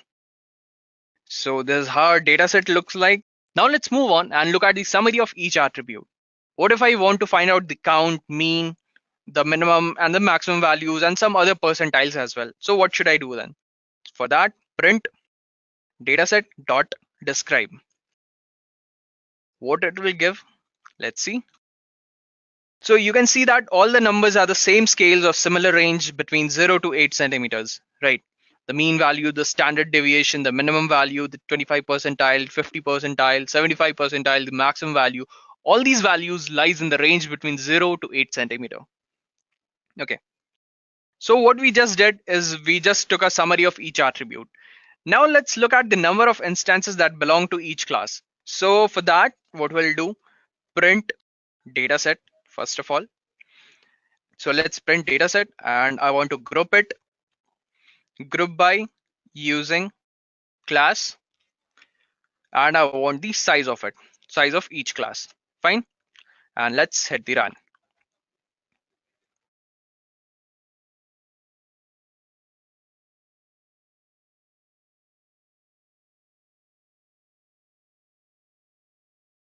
Okay, so what I want to do, I want to print what? Dataset. How I want to get it? I want it by class. So group by class. Okay, now I want the size of each class. Find the size of each class. So group by class dot size. Execute the run. So you can see that I have 50 instances of Iris setosa, 50 instances of Iris versicolor, and 50 instances of Iris virginica. Okay, all are of data type integer of base 64. Fine. So now we have a basic idea of our data. Now let's move ahead and create some visualization for it. So for this, we are going to create two different types of plot. First would be the univariate plot and the next would be the multivariate plot. So we'll be creating univariate plots to better understand about each attribute. And the next we'll be creating the multivariate plot to better understand the relationship between different attributes. Okay, so we start with some univariate plot. That is plot of each individual variable. So given that the input variables are numeric, we can create box and whiskers plot for it. Okay, so let's move ahead and create a box and whiskers plot. So dataset.plot, what kind I want? It's a box.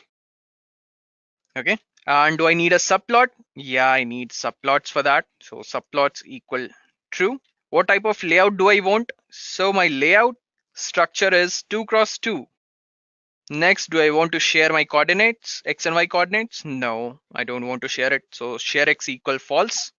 And even share y, that too equals false. Okay, so we have here dataset.plot kind equal box. My subplots is true, layout 2 cross 2. And then what I want to do it, I want to see it. So plot dot show, whatever I created, show it. Okay, execute it. Now this gives us a much clearer idea about the distribution of the input attribute. Now what if I had given the layout to 2 cross 2? Instead of that, I would have given it 4 cross 4. So what it will result? Just see. Fine. Everything would be printed in just one single row.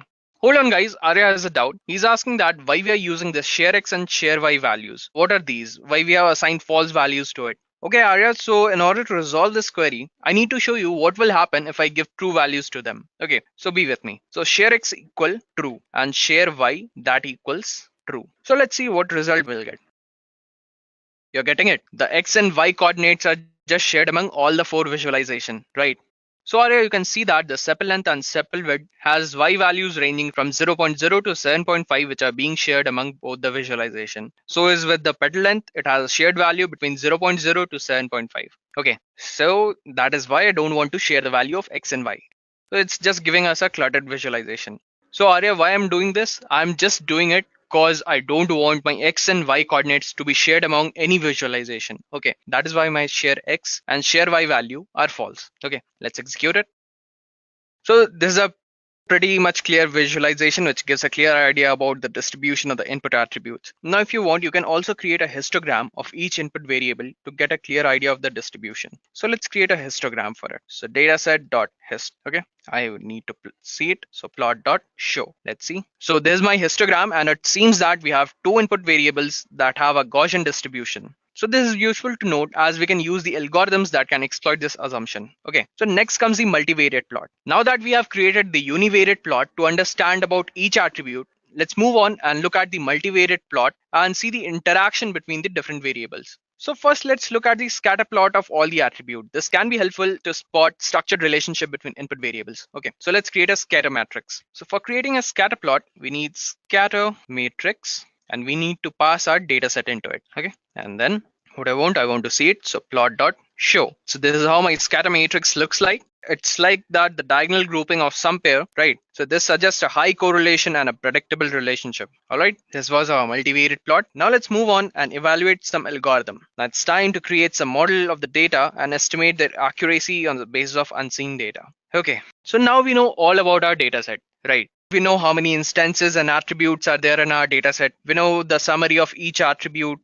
Now I guess we have seen much about our data set. Now let's move on and create some algorithm and estimate their accuracy based on the unseen data. Okay, now what we'll do, we'll create some model of the data and estimate their accuracy based on some unseen data. Okay, so for that, first of all, let's create a validation data set. What is a validation data set? Validation data set is your training data set that will be using it to train our model.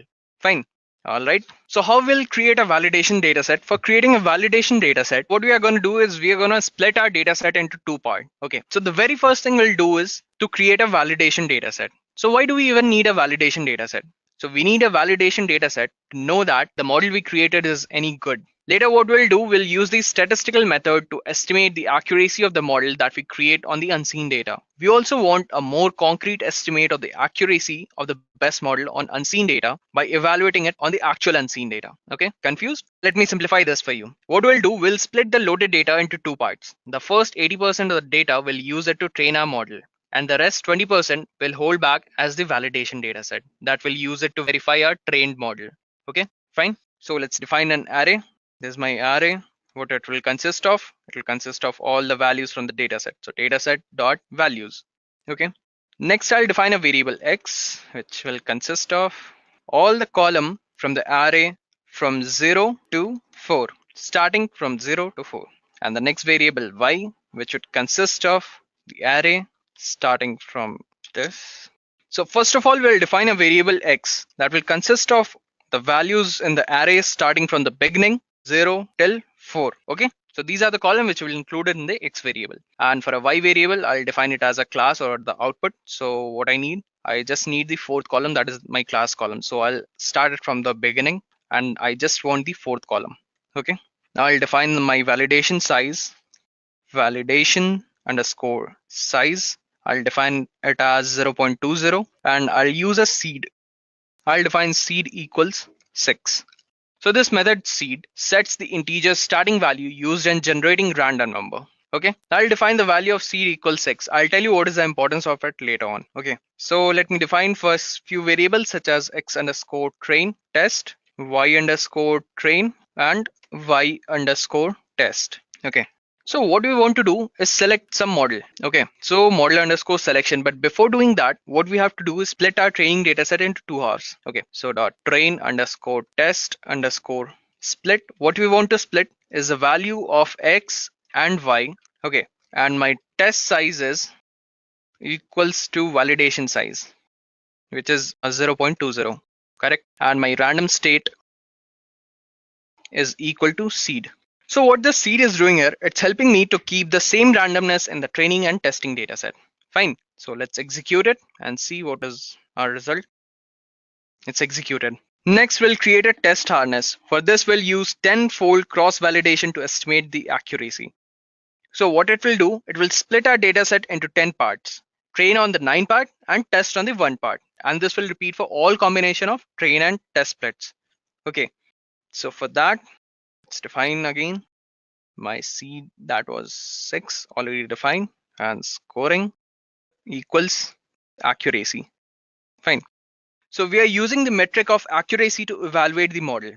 So what is this? This is a ratio of number of correctly predicted instances divided by the total number of instances in the dataset multiplied by 100, giving a percentage. Example, it's 98% accurate or 99% accurate, things like that. Okay. So we'll be using this scoring variable when we run the build and evaluate each model in the next step. So our next part is building model.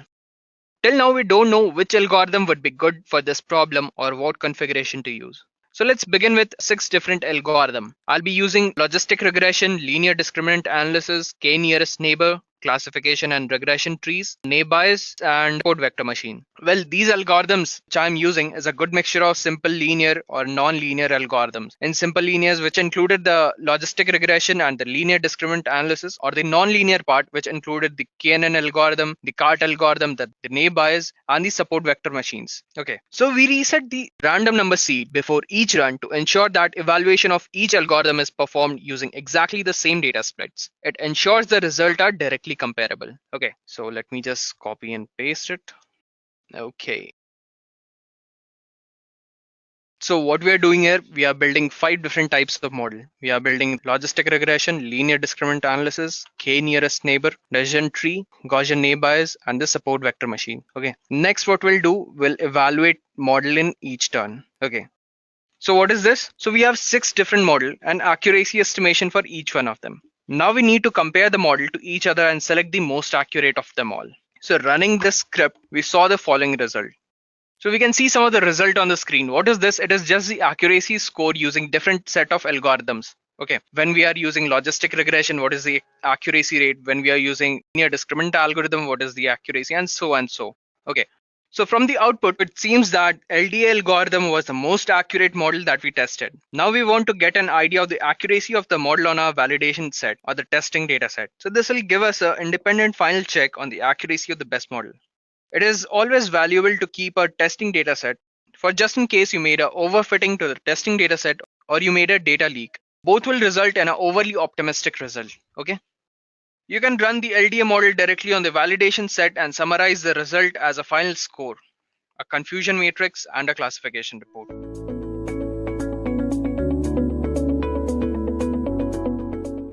Let us understand what regression in machine learning is. So what exactly is regression? The main goal of regression is the construction of an efficient model to predict the dependent attributes from a bunch of attribute variables. A regression problem is where the output variable is either real or a continuous value like salary, weight, area, etc. We can also define regression as a statistical means that is used in applications like housing, investing, etc. to predict the relationship between a dependent variable and a bunch of independent variables. For example, let's say in the finance application or investing, we can actually predict the values of certain stock prices or those values depending on the independent variables like how many years it takes for a stock to actually mature, or how many days will it take to grow, or those variables that you have in investing. And depending upon that, we can make a possible outcome or a possible prediction of how our stock is going to be invested in a profit state or a loss state or all those things. Or we can take another example like housing. We can take different parameters like number of years it's been there, how many people have used it, or what is the area of the house. Depending on all these factors or how many rooms does a house have, we can predict the price of a house. So this is basically what regression really is. So let us take a look at the various types of regression techniques that we have. We have simple linear regression, then we have polynomial regression, support vector regression, decision tree regression, we have random forest regression, and we have logistic regression as well. That is also a type of regression that we have. But for now, we'll be focusing on simple linear regression. So let's talk about how or what exactly is simple linear regression first. So one of the most interesting and common regression technique is simple linear regression. In this, we predict the outcome of a dependent variable y based on the independent variables x. So the relationship between the variables is linear, hence the word linear regression. Then comes the polynomial regression. So in this regression technique, we transform the original features into a polynomial feature of a given degree and then perform regression on it. So this is basically polynomial regression. After this, we have support vector machine regression, or we can also call it SVR. We identify a hyperplane with maximum margin such that the maximum number of data points are within those margins. It is also quite similar to the support vector machine classification algorithm. Then we have decision tree regression. A decision tree can be used for both regression and classification. But in this case of regression, we use the ID3 algorithm, which is iterative dichotomizer 3, to identify the splitting node by reducing the standard deviation. After this, we have a random forest regression, which is basically an ensemble of predictions of several decision tree regressions. So this is all about the types of regressions. For now, we are going to focus on simple linear regression. So let's take a look at what exactly is a simple linear regression. Simple linear regression is a regression technique in which the independent variable has a linear relationship with the dependent variable. The straight line in the diagram is the best fit line, and the main goal of the simple linear regression is to consider the given data points and plot the best fit line to fit the model in the best way possible. So if we talk about a real life analogy to explain linear regression, we can take an example of a car resale value. So we have different parameters, when we are talking about a resale value of a car, like how many years the car has been there in the market and how many kilometers it has been ridden, the kind of mileage the car gives, and then we have different parameters we can focus upon, and all these independent variables somehow are linearly connected or interconnected to the price of the car. So that is one example to understand linear regression. We'll be doing that in the use case. I'll be telling you about how you can predict the price of car. Now, talking about linear regression terminologies, there are a few terminologies you have to be thorough with to begin with linear regression. So first of all, we have to talk about cost function. So the best fit line can be based on the linear equation that is given here. So in this, the dependent variable that is to be predicted is denoted by y. A line that touches the y-axis is denoted by the intercept b0. The b1 is the slope of the line, and x represents the independent variables that determine the prediction of y. The error in the resultant prediction is denoted by e. Now talking about cost function, the cost function provides the best possible values for b0 and b1 to make the best fit line for the data points. We do this by converting this problem into a minimization problem to get the best values for b0 and b1. So with this, the error is minimized in this problem between the actual value and the predicted value, and we choose the function above to minimize. Now we square the error difference and sum the error over all the data points. The division between the total number of data points and the produced value provides the average square error for all the data points. It is also known as mean squared error, and we can change the values of b0 and b1 so that the MSE or the mean squared error value is settled at the minimum. So this is one terminology, that is cost function, that we use in linear regression. Then we have the gradient descent. So the next important terminology to understand linear regression is gradient descent, of course, and it is a method of updating b0 and b1 value to reduce the MSE, which is the mean squared error. The idea behind this is to keep iterating the b0 and b1 values until we reduce the MSE to the minimum. Now to update b0 and b1, we take the gradients from the cost function, and to find these gradients, we take partial derivatives with respect to b0 and b1. And these partial derivatives are the gradients and are used to update the values of b0 and b1. I'm sure guys this might be a little confusing for you guys if you are new to this, like gradient descent and cost function, but you don't have to worry about this, because in Python when we're using a linear regression, we're going to be using the sklearn or the scikit-learn library, so you don't have to worry about this. You just have to integrate your model with the linear regression module that we have already over there, and you will be done with it. And when I'm implementing the linear regression model, you'll see how easy it is to actually implement linear regression in Python. So after this, let's talk about a few advantages and disadvantages of linear regression.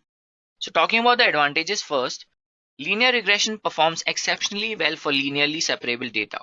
And it is actually very easy to implement, interpret, and very efficient to train as well. And even though the linear regression is prone to overfitting, it handles it pretty well using dimensional reduction techniques, regularization, and cross-validation.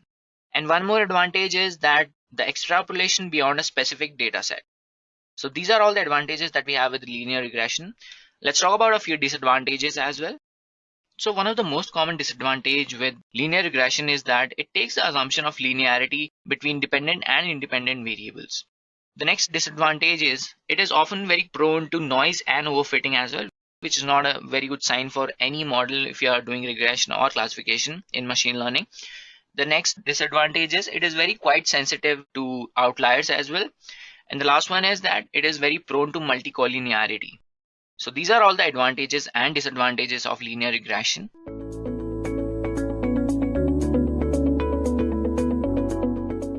So let's let's understand the what and why of logistic regression. Now, this algorithm is most widely used when the dependent variable, or you can say the output, is in the binary format. So here you need to predict the outcome of a categorical dependent variable. So the outcome should be always discrete or categorical in nature. Now by discrete, I mean the value should be binary, or you can say you just have two values. It can either be 0 or 1. It can either be yes or a no, either be true or false, or high or low. So only these can be the outcomes. So the value which you need to predict should be discrete, or you can say categorical in nature. Whereas in linear regression, we have the value of y, or you can say the value you need to predict is in a range. So that is how there is a difference between linear regression and logistic regression. Now you must be having a question, why not linear regression? Now guys, in linear regression, the value of y, or the value which you need to predict, is in a range. But in our case, as in the logistic regression, we just have two values. It can be either 0 or it can be 1. It should not entertain the values which is below 0 or above 1. But in linear regression, we have the value of y in the range. So here, in order to implement logistic regression, we need to clip this part. So we don't need the value that is below 0, or we don't need the value which is above 1. So since the value of y will be between only 0 and 1, that is the main rule of logistic regression, the linear line has to be clipped at 0 and 1. Now once we clip this graph, it would look somewhat like this. So here you are getting a curve which is nothing but three different straight lines. So here we need to make a new way to solve this problem. So this has to be formulated into an equation, and hence we come up with logistic regression. So here the outcome is either 0 or 1, which is the main rule of logistic regression. So with this, our resulting curve cannot be formulated. So hence our main aim to bring the values to 0 and 1 is fulfilled. So that is how we came up with logistic regression. Now here, once it gets formulated into an equation, it looks somewhat like this.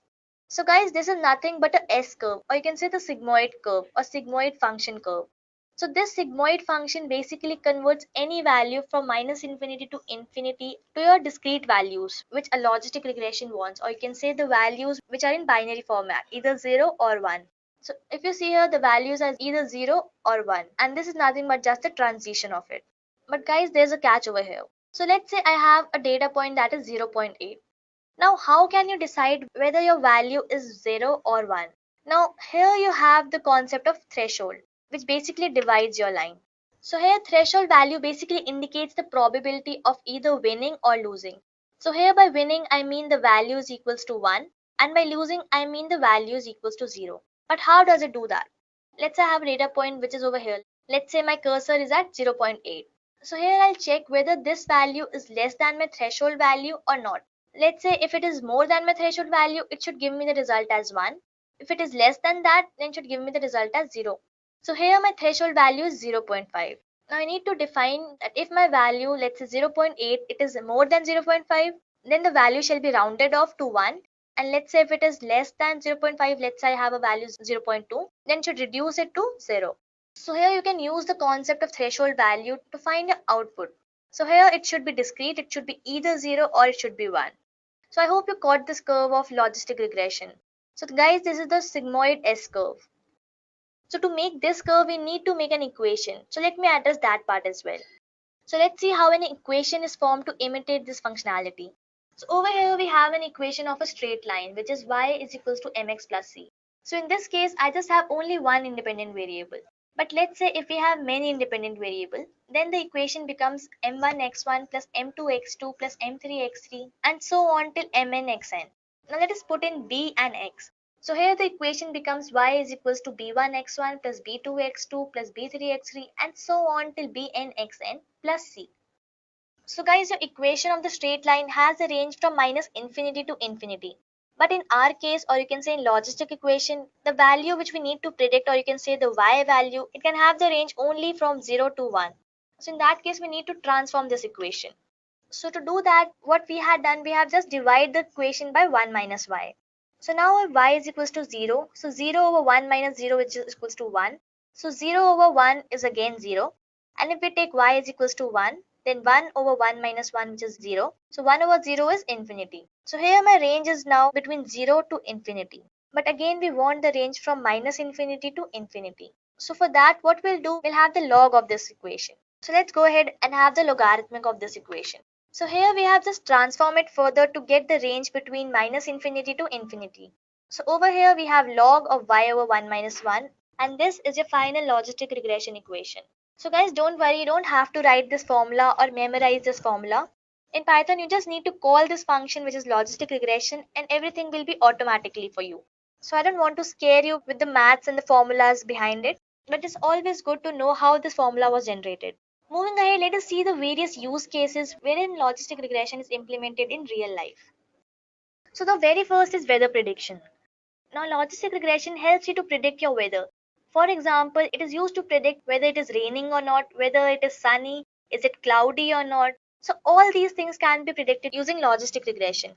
Whereas you need to keep in mind that both linear regression and logistic regression can be used in predicting the weather. So, in that case, linear regression helps you to predict what will be the temperature tomorrow, whereas logistic regression will only tell you whether it's going to rain or not, or whether it's cloudy or not, whether it's going to snow or not. So these values are discrete. Whereas if you apply linear regression, you'll be predicting things like what is the temperature tomorrow or what is the temperature day after tomorrow and all those things. So these are the slight differences between linear regression and logistic regression. Now moving ahead, we have classification problem. So Python performs multi-class classification. So here it can help you tell whether it's a bird or it's not a bird. Then you can classify different kind of mammals. Let's say whether it's a dog or it's not a dog. Similarly, you can check it for reptile, whether it's a reptile or not a reptile. So in logistic regression, it can perform multi-class classification. So this point I have already discussed that it is used in classification problems. Next, it also helps you to determine the illness as well. So let me take an example. Let's say a patient goes for routine checkup in a hospital. So what doctor will do, it will perform various tests on the patient and will check whether the patient is actually ill or not. So what will be the features? So doctor can check the sugar level, the blood pressure, then what is the age of the patient, is it very small or is it an old person, then what is the previous medical history of that patient, and all of these features will be recorded by the doctor. And finally, doctor checks the patient data and determines the outcome of its illness and the severity of illness. So using all the data, a doctor can identify whether a patient is ill or not. So these are the various use cases in which you can use logistic regression. Now I guess enough of theory part, so let's move ahead and see some of the practical implementation of logistic regression. So over here I'll be implementing two projects wherein I have the data set of a Titanic. So over here we'll predict what factors made people more likely to survive the sinking of the Titanic ship. And in my second project, we'll see the data analysis on the SUV cars. So over here we have the data of the SUV cars, who can purchase it, and what factors made people more interested in buying SUV. So these will be the major questions as to why you should implement logistic regression and what output will you get by it. So let's start by the very first project, that is Titanic data analysis. So some of you might know that there was a ship called as Titanic which basically hit an iceberg and it sunk to the bottom of the ocean.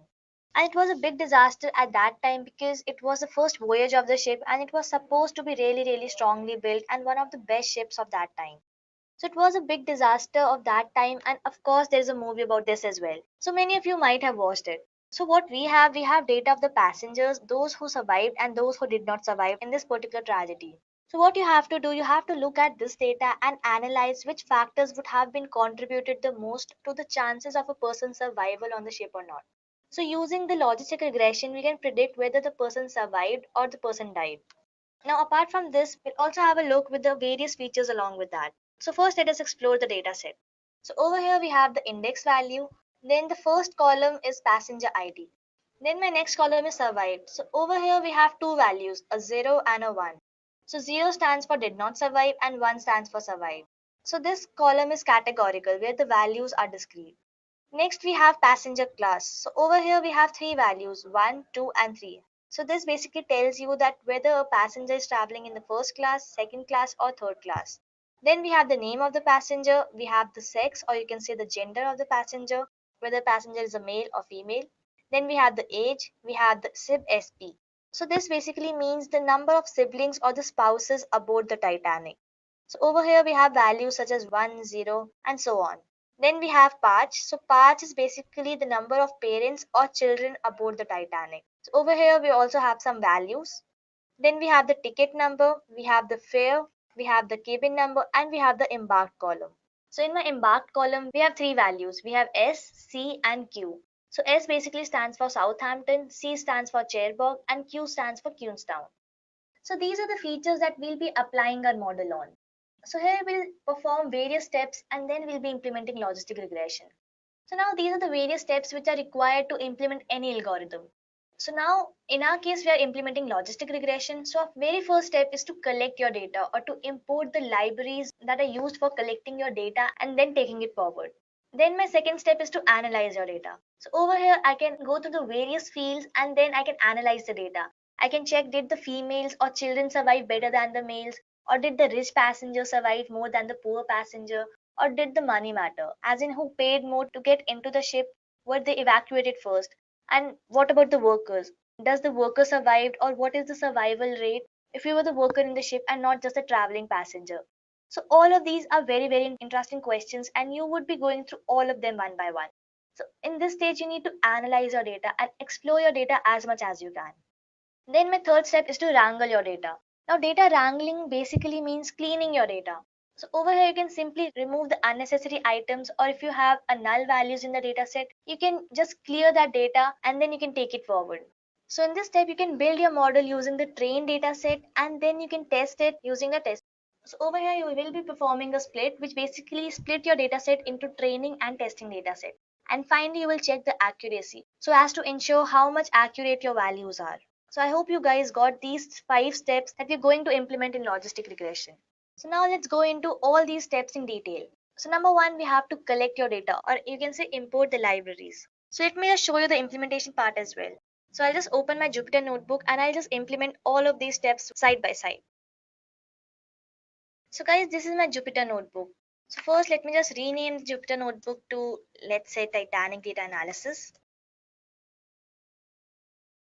Now our first step was to import all the libraries and collect the data.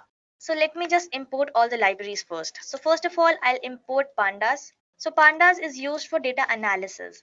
So I'll say import pandas as PD. Then I'll be importing NumPy. So I'll say import NumPy as NP. So NumPy is a library in Python which basically stands for numerical Python, and it is widely used to perform any scientific computation. Next, we'll be importing Seaborn. So Seaborn is a library for statistical plotting. So I'll say import Seaborn as SNS. I'll also import Matplotlib. So Matplotlib library is again for plotting. So I'll say import matplotlib.pyplot as PLT.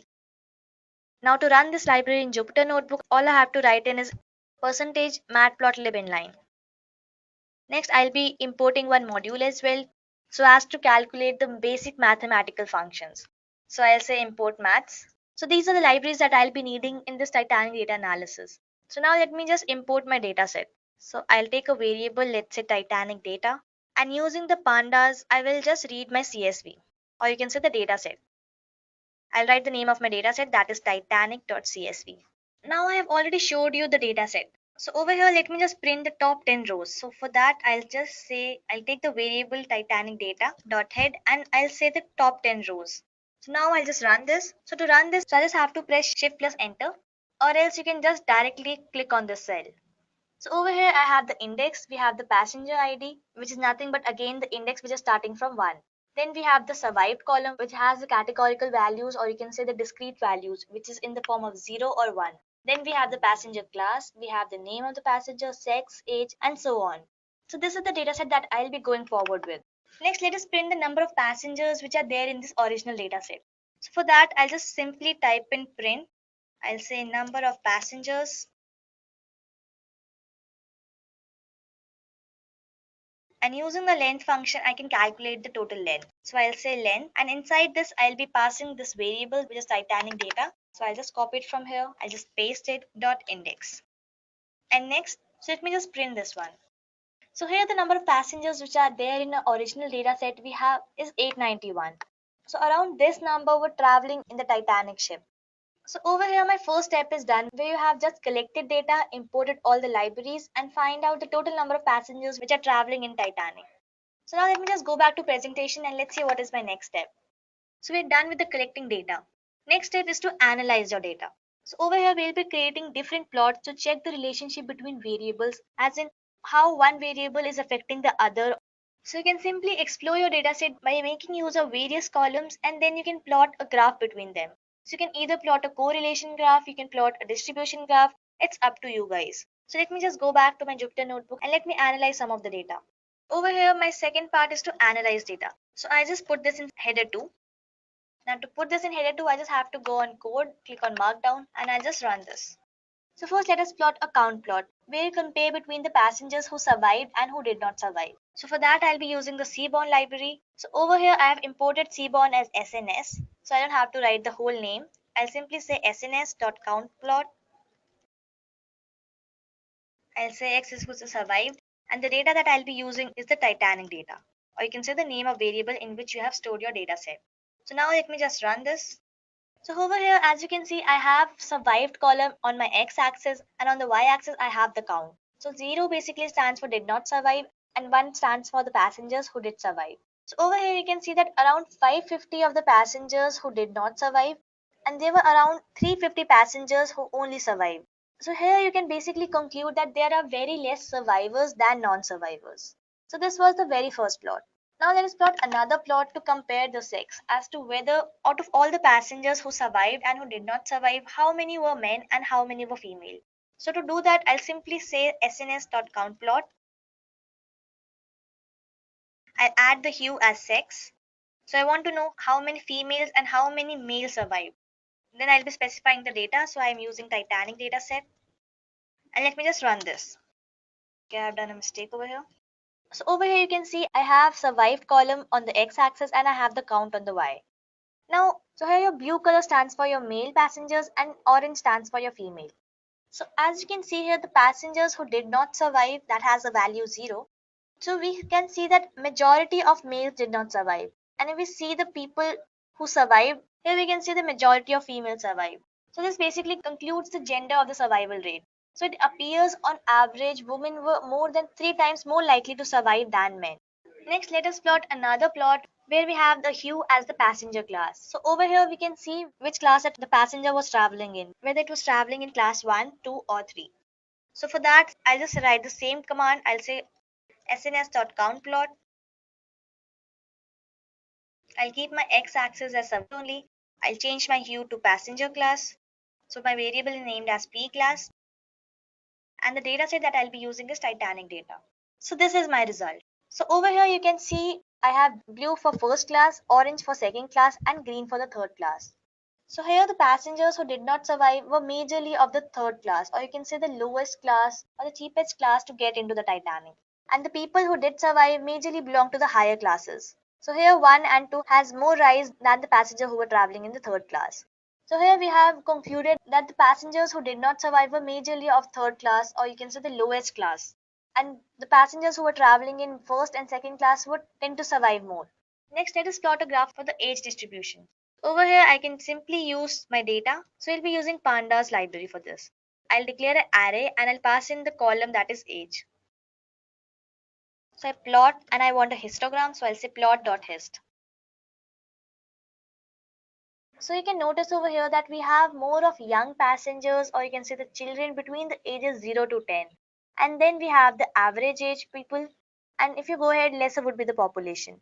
So this is the analysis on the age column. So we saw that we have more young passengers and more mediocre age passengers which are traveling in the Titanic. So next, let me plot a graph of fare as well. So I'll say Titanic data. I'll say fare. And again, I'll plot a histogram. So I'll say hist. So here you can see the fare size is between 0 to 100. Now let me add the bin size so as to make it more clear. So over here I'll say bin is equals to, let's say 20, and I'll increase the figure size as well. So I'll say fig size. Let's say I'll give the dimensions as 10 by 5. Okay, so it is bins. So this is more clear now. Next, let us analyze the other columns as well. So I'll just type in Titanic data and I want the information as to what all columns are left. So here we have passenger ID, which I guess it's of no use. Then we have to see how many passengers survived and how many did not. We also see the analysis on the gender basis. We saw whether female tend to survive more or the men tend to survive more. Then we saw the passenger class, whether passenger is traveling in the first class, second class or third class. Then we have the name. So in name we cannot do any analysis. We saw the sex, we saw the age as well. Then we have SIB-SP. So this stands for the number of siblings or the spouses which are aboard the Titanic. So let us do this as well. So I'll say sns.countplot. I'll mention x as SIB-SP. And I'll be using the Titanic data. So you can see the plot over here. So over here you can conclude that it has the maximum value on 0. So you can conclude that neither a children nor a spouse was on board the Titanic. Now second most highest value is 1. And then we have very less values for 2, 3, 4 and so on. Next, if I go above, we saw this column as well. Similarly, you can do for Parch. So next we have Parch, or you can say the number of parents or children which were aboard the Titanic. So similarly, you can do this as well. Then we have the ticket number. So I don't think so any analysis is required for ticket. Then we have fare. So fare we have already discussed. As in the people who tend to travel in the first class usually pay the highest fare. Then we have the cabin number and we have embarked. So these are the columns that we'll be doing data wrangling on. So we have analyzed the data and we have seen quite a few graphs in which we can conclude which variable is better than the another or what is the relationship they hold. So third step is my data wrangling. So data wrangling basically means cleaning your data. So if you have a large data set, you might be having some null values or you can say NaN values. So it's very important that you remove all the unnecessary items that are present in your data set. So removing this directly affects your accuracy. So I'll just go ahead and clean my data by removing all the NaN values and unnecessary columns which has a null value in the data set. So next I'll be performing data wrangling.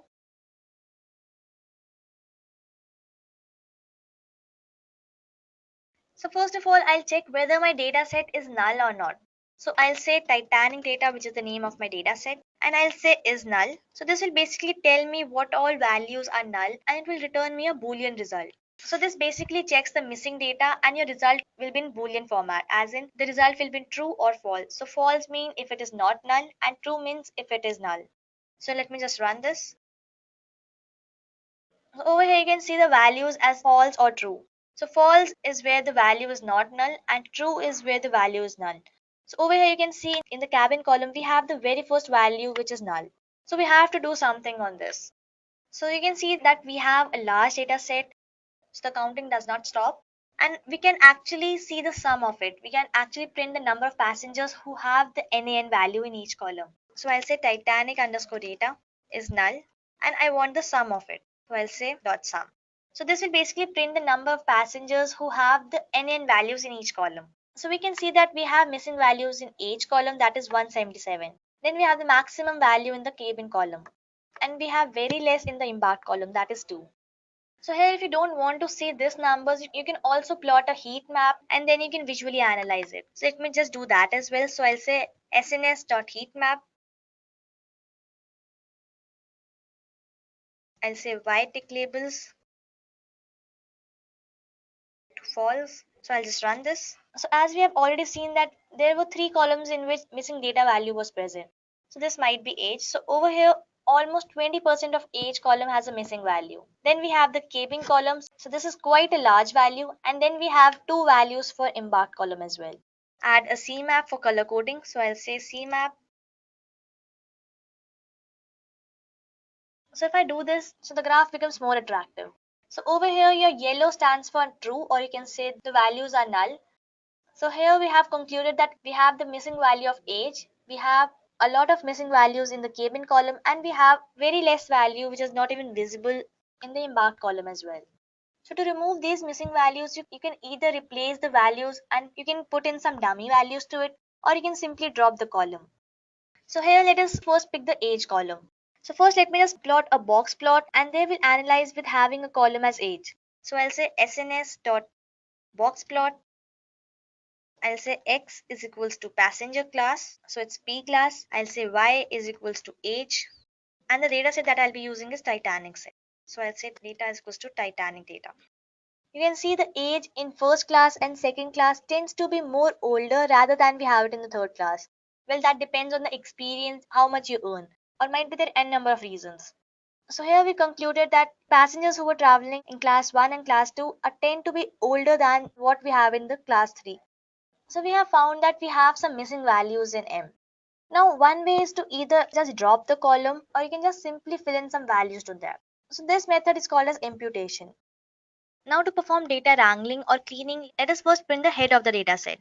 So I'll say Titanic.head, sorry, it's Titanic underscore data. Let's say I just want the 5 rows.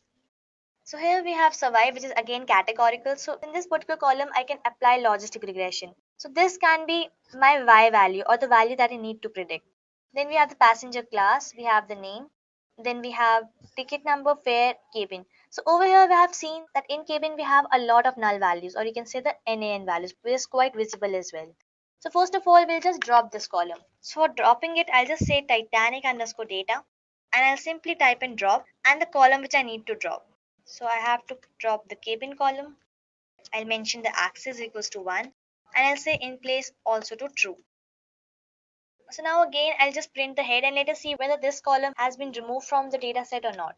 So I'll say Titanic dot head. So as you can see here, we don't have cabin column anymore. Now you can also drop the NA values. So I'll say Titanic data dot drop all the NA values, or you can say NaN, which is not a number. And I'll say in place is equals to true. It's Titanic. So over here, let me again plot the heat map, and let's say what the values which were before showing a lot of null values, has it been removed or not. So I'll say sns.heatmap, I'll pass in the data set, I'll check it is null, I'll say y tick labels is equals to false, and I don't want color coding, so again I'll say false. So this will basically help me to check whether my values has been removed from the data set or not. So as you can see here, I don't have any null values, so it's entirely black.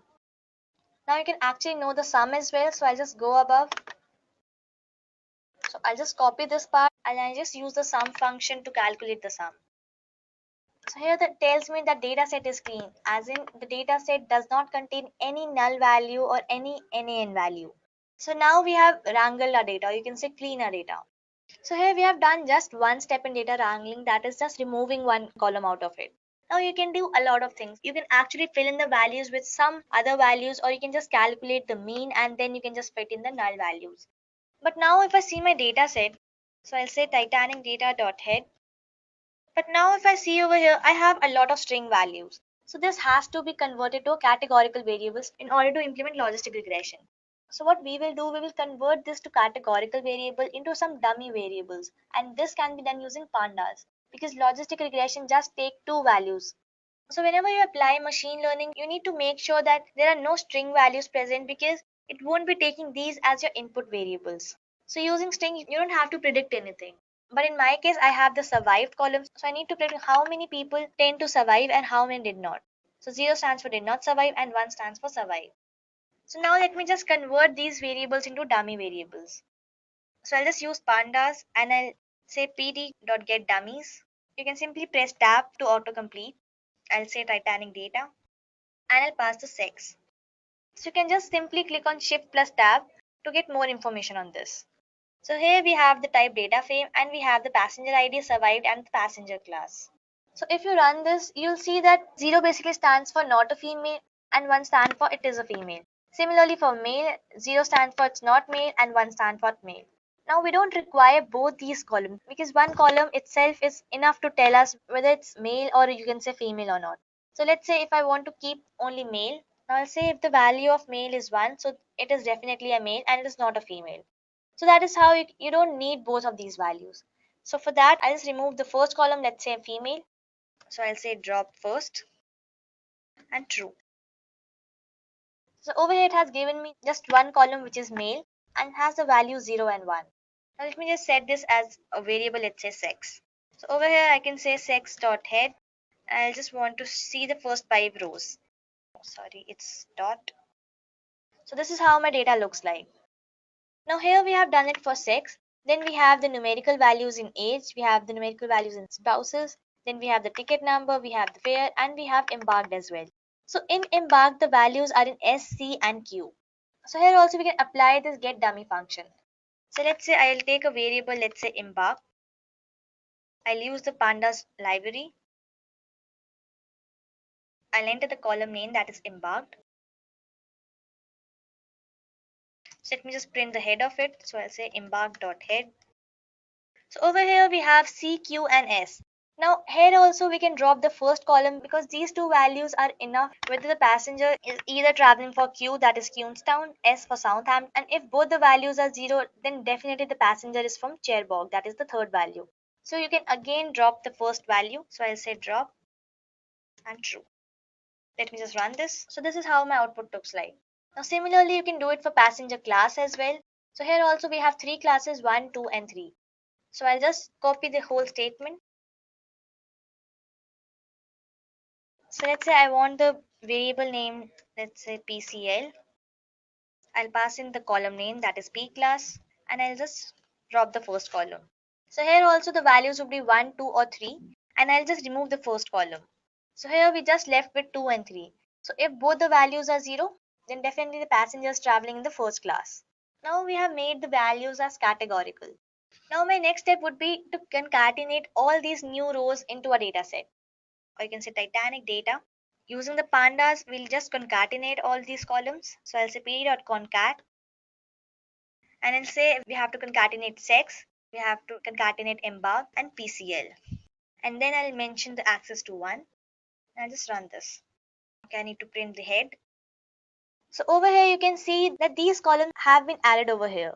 So we have the male column, which basically tells whether a person is male or it's a female.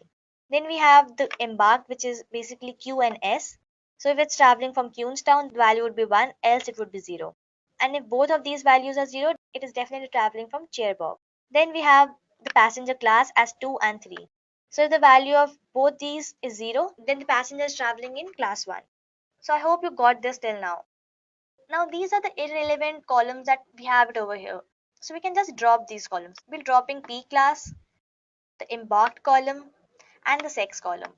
So I'll just type in Titanic data dot drop, and I'll mention the columns that I want to drop. So I'll say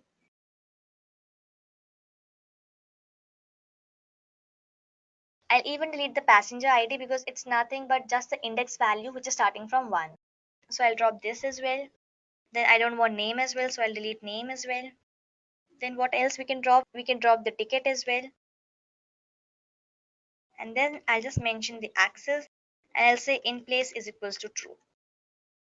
Okay, so my column name starts from uppercase. So these has been dropped. Now let me just print my data set again. So this is my final data set, guys. We have the survived column which has the value 0 and 1. Then we have the passenger class. Oh, we forgot to drop this as well. So no worries, I'll drop this again. So now let me just run this. So over here we have the survived, we have the age, we have the SIB SP, we have the parch, we have fair, male, and these we have just converted. So here we have just performed data wrangling, or you can say clean the data, and then we have just converted the values of gender to male, then embark to QNS, and the passenger class to 2 and 3. So this was all about my data wrangling or just cleaning the data. Then my next step is training and testing your data. So here we will split the dataset into train subset and test subset. And then what we'll do, we'll build a model on the train data and then predict the output on your test dataset. So let me just go back to Jupyter and let us implement this as well. Over here, I need to train my dataset. So I'll just put this in heading 3. So over here, you need to define your dependent variable and independent variable. So here, my y is the output, or you can say the value that I need to predict. So over here, I'll write Titanic data. I'll take the column which is survived. So basically, I have to predict this column whether the passenger survived or not. And as you can see, we have the discrete outcome, which is in the form of 0 and 1. And rest all the things, we can take it as a features, or you can say independent variable. So I'll say Titanic data dot drop. So we'll just simply drop this survived, and all the other columns will be my independent variable. So everything else are the features which leads to the survival rate. So once we have defined the independent variable and the dependent variable, next step is to split your data into training and testing subset. So for that, we'll be using sklearn. I'll just type in from sklearn.cross-validation, import train test split. Now here, if you just click on shift and tab, you can go to the documentation and you can just see the examples over here. I'll click on plus to open it. And then I just go to examples and see how you can split your data. So over here you have xtrain, xtest, ytrain, ytest. And then using this train test split, you can just pass in your independent variable and dependent variable and just define a size and a random state to it. So let me just copy this and I'll just paste it over here. Over here we'll train, test, then we have the dependent variable train and test. And using the split function, we'll pass in the independent and dependent variable. and then we'll set a split size. So let's say I'll put it at 0.3. So this basically means that your data set is divided in 0.3. That is in 70-30 ratio. And then I can add any random state to it. So let's say I'm applying 1. This is not necessary. If you want the same result as that of mine, you can add the random state. So this would basically take exactly the same sample every time. Next, I have to train and predict by creating a model. So here logistic regression will grab from the linear regression. So next I'll just type in from sklearn.linear model import logistic regression. Next I'll just create the instance of this logistic regression model. So I'll say log model is equals to logistic regression. Now I just need to fit my model, so I'll say log model dot fit, and I'll just pass in my x train and y train. Alright, so here it gives me all the details of logistic regression. So here it gives me the class weight, dual, fit, intercept, and all those things. Then what I need to do, I need to make prediction. So I'll take a variable, let's say predictions, and I'll pass on the model to it. So I'll say log model dot predict, and I'll pass in the value that is x test. So here we have just created a model, fit that model, and then we had made predictions. So now to evaluate how my model has been performing, so you can simply calculate the accuracy, or you can also calculate a classification report. So don't worry guys, I'll be showing both of these methods. So I'll say from sklearn.metrics import classification report. So over here I'll use classification report, and inside this I'll be passing in y test and the predictions. So guys, this is my classification report. So over here I have the precision, I have the recall, we have the F1 score, and then we have support. So here we have the value of precision as 75, 72, and 73, which is not that bad. Now, in order to calculate the accuracy as well, you can also use the concept of confusion matrix. So if you want to print the confusion matrix, I'll simply say from sklearn.metrics import confusion matrix first of all, and then we'll just print this. So here my function has been imported successfully. So I'll say confusion matrix, and I'll again pass in the same variables, which is y test and predictions. So I hope you guys already know the concept of confusion matrix. So can you guys give me a quick confirmation as to whether you guys remember this confusion matrix concept or not? So if not, I can just quickly summarize this as well. Okay, Jagriti says a yes. Okay, Swati is not clear with this. So I'll just tell you in a brief what confusion matrix is all about. So confusion matrix is nothing but a 2 by 2 matrix which has a 4 outcomes. This basically tells us that how accurate your values are. So here we have the column as predicted no, predicted y, and we have actual no and an actual yes. So this is the concept of confusion matrix. So here let me just feed in these values which we have just calculated. So here we have 105, 105, 21, 25, and 63. So as you can see here, we have got 4 outcomes. Now 105 is the value where a model has predicted no, and in reality it was also a no. So here we have predicted no and an actual no. Similarly, we have 63 as a predicted yes. So here the model predicted yes, and actually also it was a yes. So in order to calculate the accuracy, you just need to add the sum of these two values and just divide the whole by the sum. So here these two values tells me where the model has actually predicted the correct output. So this value is also called as true negative. This is called as false positive. This is called as true positive, and this is called as false negative. Now in order to calculate the accuracy, you don't have to do it manually. So in Python, you can just import accuracy score function and you can get the results from that. So I'll just do that as well. So I'll say from sklearn.metrics import accuracy score, and I'll simply print the accuracy. And I'll pass in the same variables, that is y test and predictions. So over here it tells me the accuracy as 78, which is quite good. So over here if you want to do it manually, you have to plus these two numbers, which is 105 plus 63. So this comes out to almost 168, and then you have to divide it by the sum of all the 4 numbers. So 105 plus 63 plus 21 plus 25.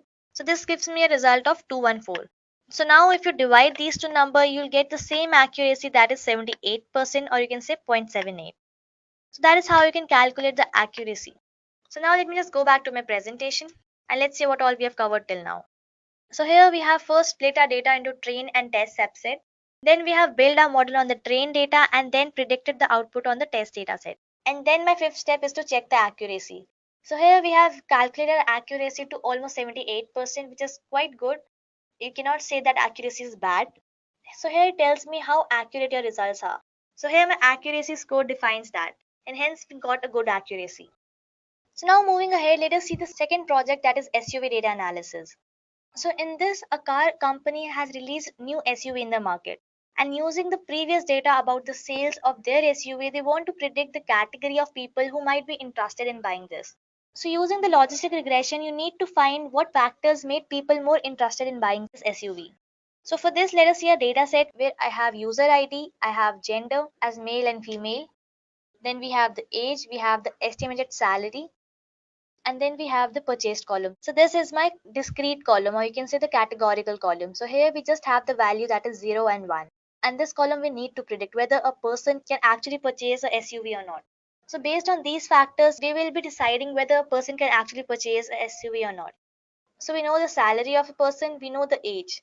And using these, we can predict whether a person can actually purchase a SUV or not. So let me just go to my Jupyter notebook and let us implement logistic regression. So guys, I will not be going through all the details of data cleaning and analyzing the part. So that part, I'll just leave it on you. So just go ahead and practice as much as you can. Alright. So my second project is SUV predictions. Alright. So first of all, I have to import all the libraries. So I say import numpy as np. And similarly, I'll do the rest of it.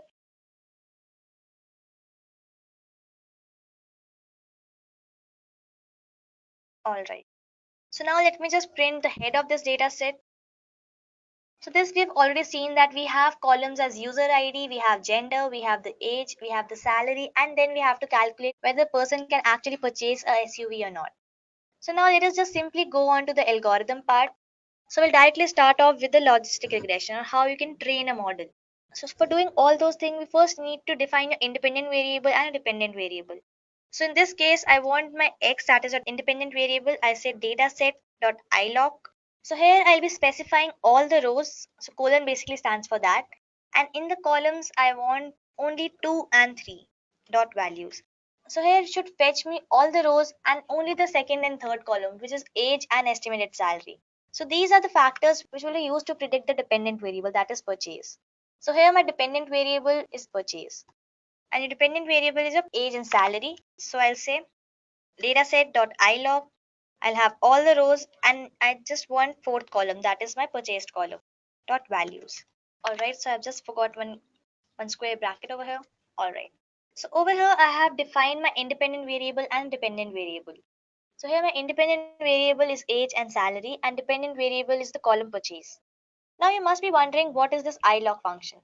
So ilog function is basically an indexer for pandas data frame, and it is used for integer based indexing, or you can also say selection by index. Now let me just print these independent variables and dependent variable. So if I print the independent variable, I have the age as well as the salary. Next, let me print the dependent variable as well. So over here you can see I just have the values in 0 and 1. So 0 stands for did not purchase.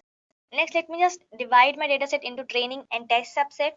So I'll simply write in from sklearn.crosssplit.crossvalidation import train test.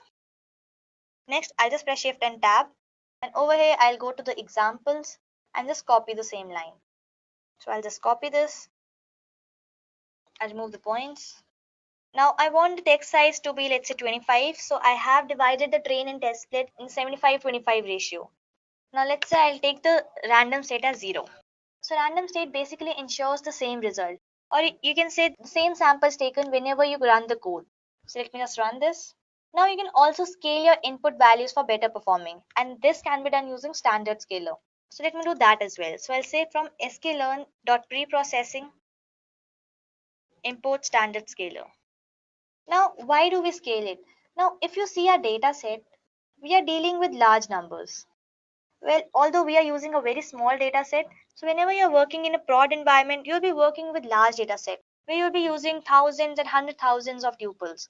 So their scaling down will definitely affect the performance by a large extent. So here let me just show you how you can scale down these input values. And then the pre-processing contains all your methods and functionality which is required to transform your data. So now let us scale down for test as well as a training data set. So I'll first make an instance of it. So I'll say standard scaler. Then I'll have xtrain. I'll say sc.fit, fit underscore transform. And I'll pass in my xtrain variable. And similarly, I can do it for test, wherein I'll pass the x test. Alright. Now my next step is to import logistic regression. So I'll simply apply logistic regression by first importing it. So I'll say from sklearn.linear model import logistic regression. Now over here I'll be using classifier. So I'll say classifier dot is equals to logistic regression. So over here I'll just make an instance of it. So I'll say logistic regression. And over here I'll just pass in the random state, which is 0. And now I'll simply fit the model. And I'll simply pass in xtrain and ytrain. So here it tells me all the details of logistic regression. Then I have to predict the value. So I'll say ypred is equals to classifier, then predict function, and then I'll just pass in xtest. So now we have created the model, we have scaled down our input values, then we have applied logistic regression, we have predicted the values, and now we want to know the accuracy. So to know the accuracy, first we need to import accuracy score. So I'll say from sklearn.metrics import accuracy score, and using this function we can calculate the accuracy, or you can manually do that by creating a confusion matrix. So I'll just pass in my y test and my y predicted. Alright, so over here I get the accuracy as 89%. So if we want to know the accuracy in percentage, so I just have to multiply it by 100, and if I run this, so it gives me 89%. So I hope you guys are clear with whatever I have taught you today. So here I have taken my independent variables as age and salary, and then we have calculated that how many people can purchase the SUV, and then we have calculated our model by checking the accuracy. So over here we get the accuracy as 89, which is great.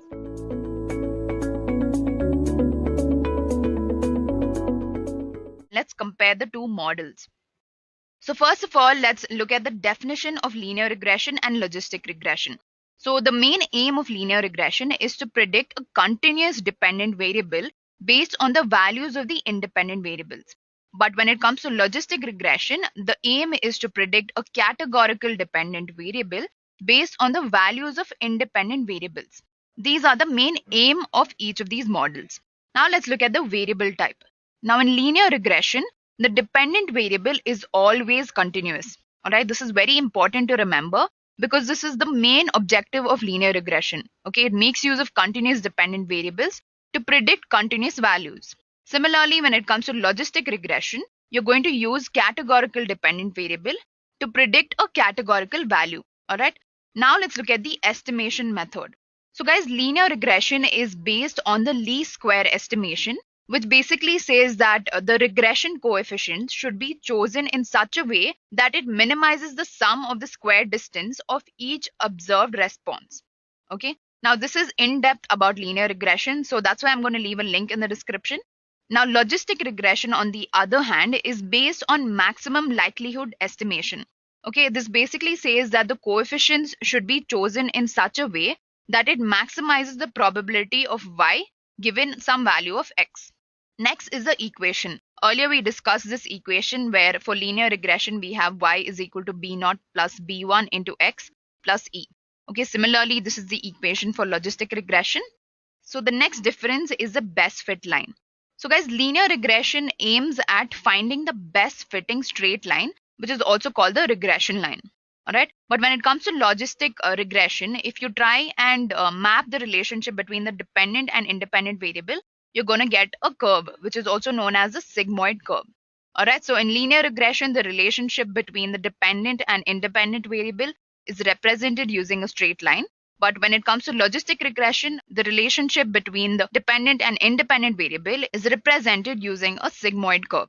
Now let's look at the relationship between dependent and independent variable. Now when it comes to linear regression, there has to be a linear relationship between the two. So when I say linear, I mean that the variables have to vary linearly. Okay, that's how the straight line is formed in the first place. All right. When it comes to logistic regression, it's not necessary to have a linear relationship. Now, the output of linear regression is always going to be a predicted integer value or basically a continuous value. So when it comes to logistic regression, the output has to be a binary value. Okay, so it should either be class A or class B, or it should be 0 or 1, something like that. Finally, we have applications. Now, linear regression is mainly used to predict outcomes like the expected number of sales, and it's always used to predict some continuous value. All right, but when it comes to logistic regression, it's mainly used in classification. So when you want to classify a data set into two different classes, then you use logistic regression. You can find a lot of applications of linear regression in the business domain, and logistic regression is mainly used in the cybersecurity, image processing, and classification domain.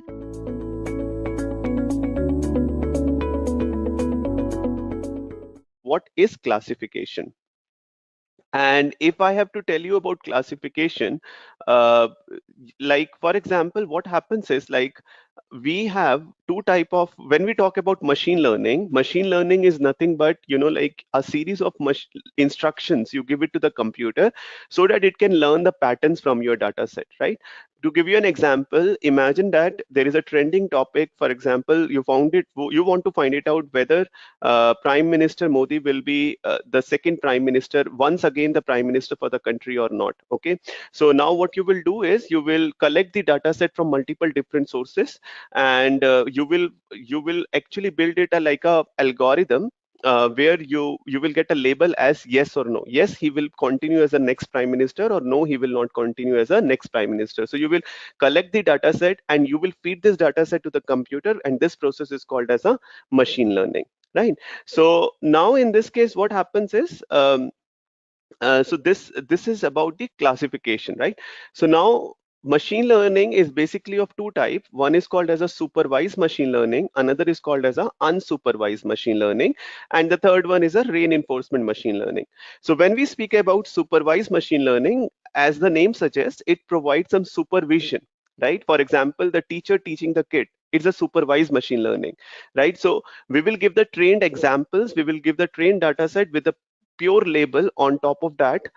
This is called as a supervised machine learning. So if I draw in front of you, this type of machine learning look like this, supervised machine learning, where what happens is like you would have the data set, which is a structured data set, and you would have one column which is called as a label, what you want to predict. Okay, and you would have a various predictors by which you want to predict. To give you an example, imagine that you want to predict a pricing of a community.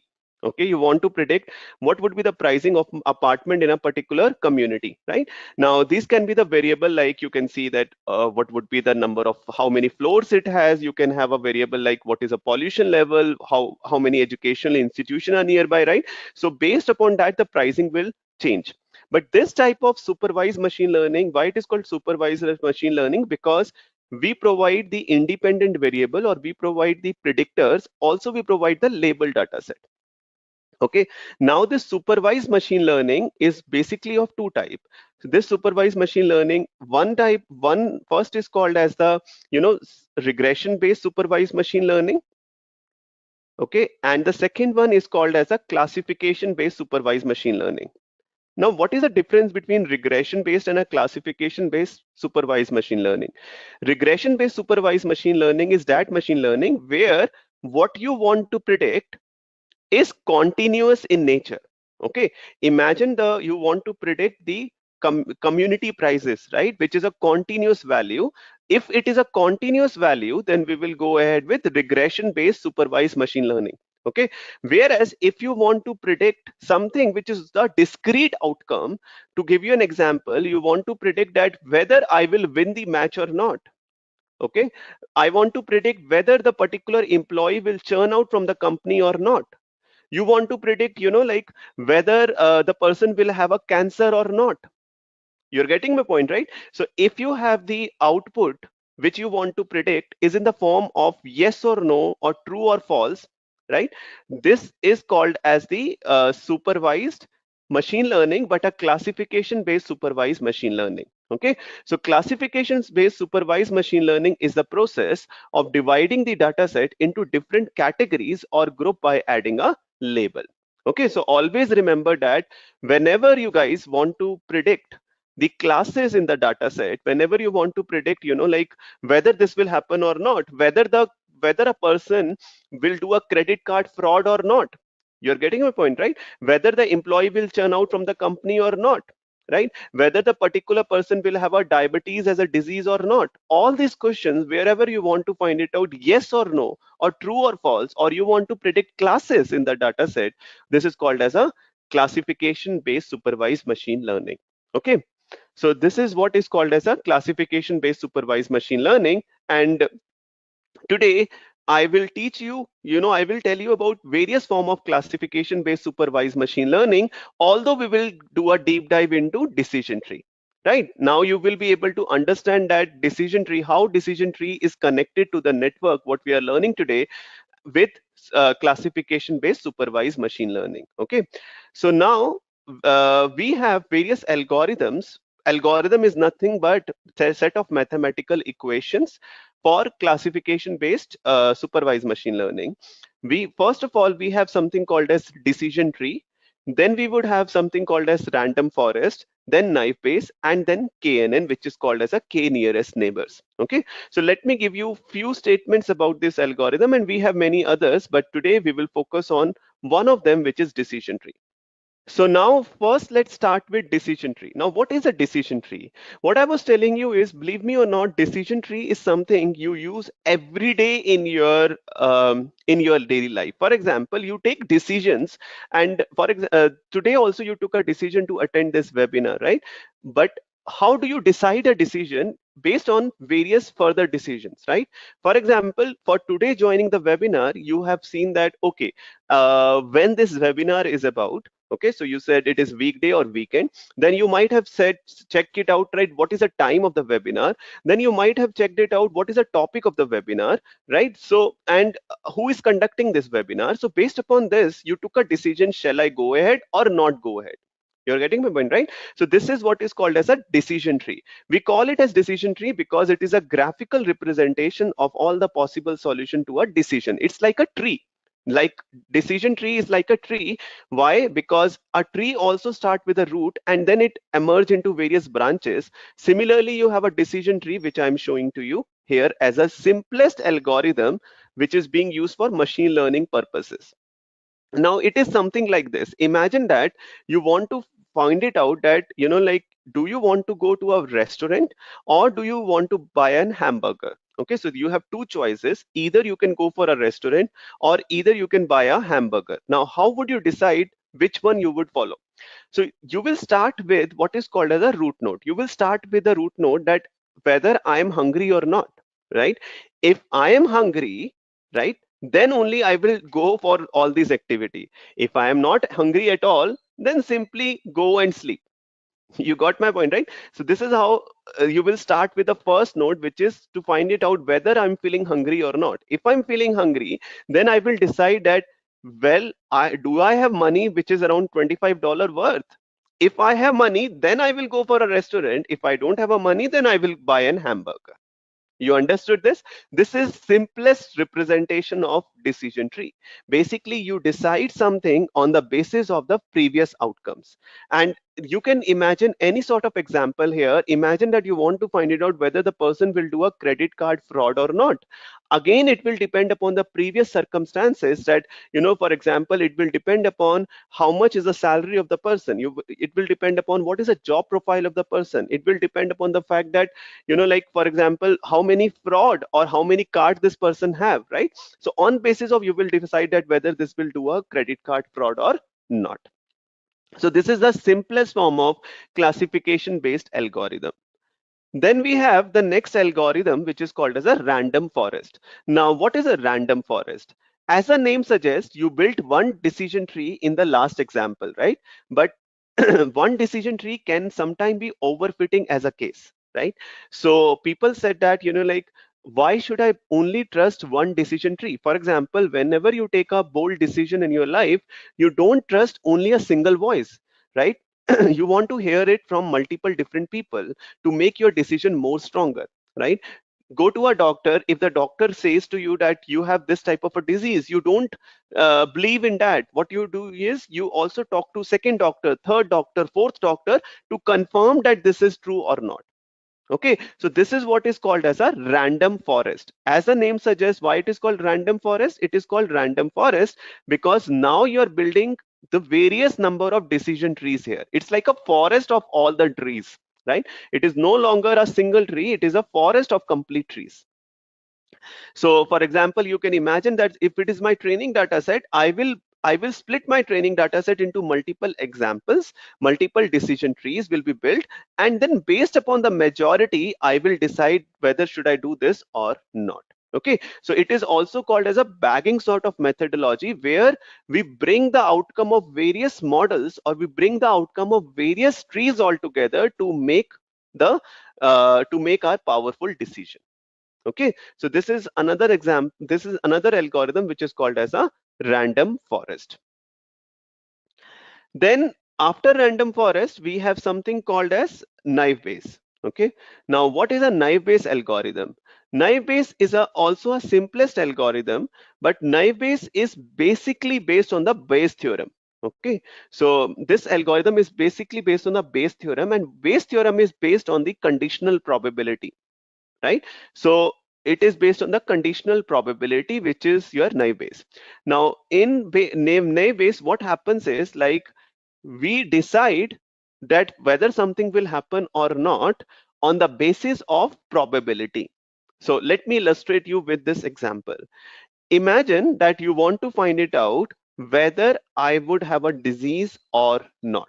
Okay, so first of all, the probability of having a disease is 0.10 and the probability of not having a disease is 0.90.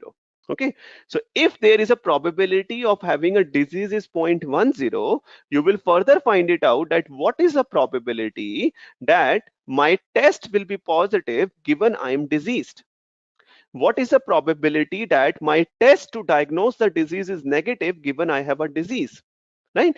Similarly, if you go into this direction, if there is a probability of not having a disease is 0.90, you will find it out that what is the probability of having a disease, test being positive with no disease, and what is the probability of no disease given I don't have the disease, which is 0.90.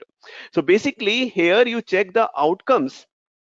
Here you check the outcome of all the possible combinations. This is what is called as the naive Bayes algorithm or Bayes theorem, or conditional probability based theorem.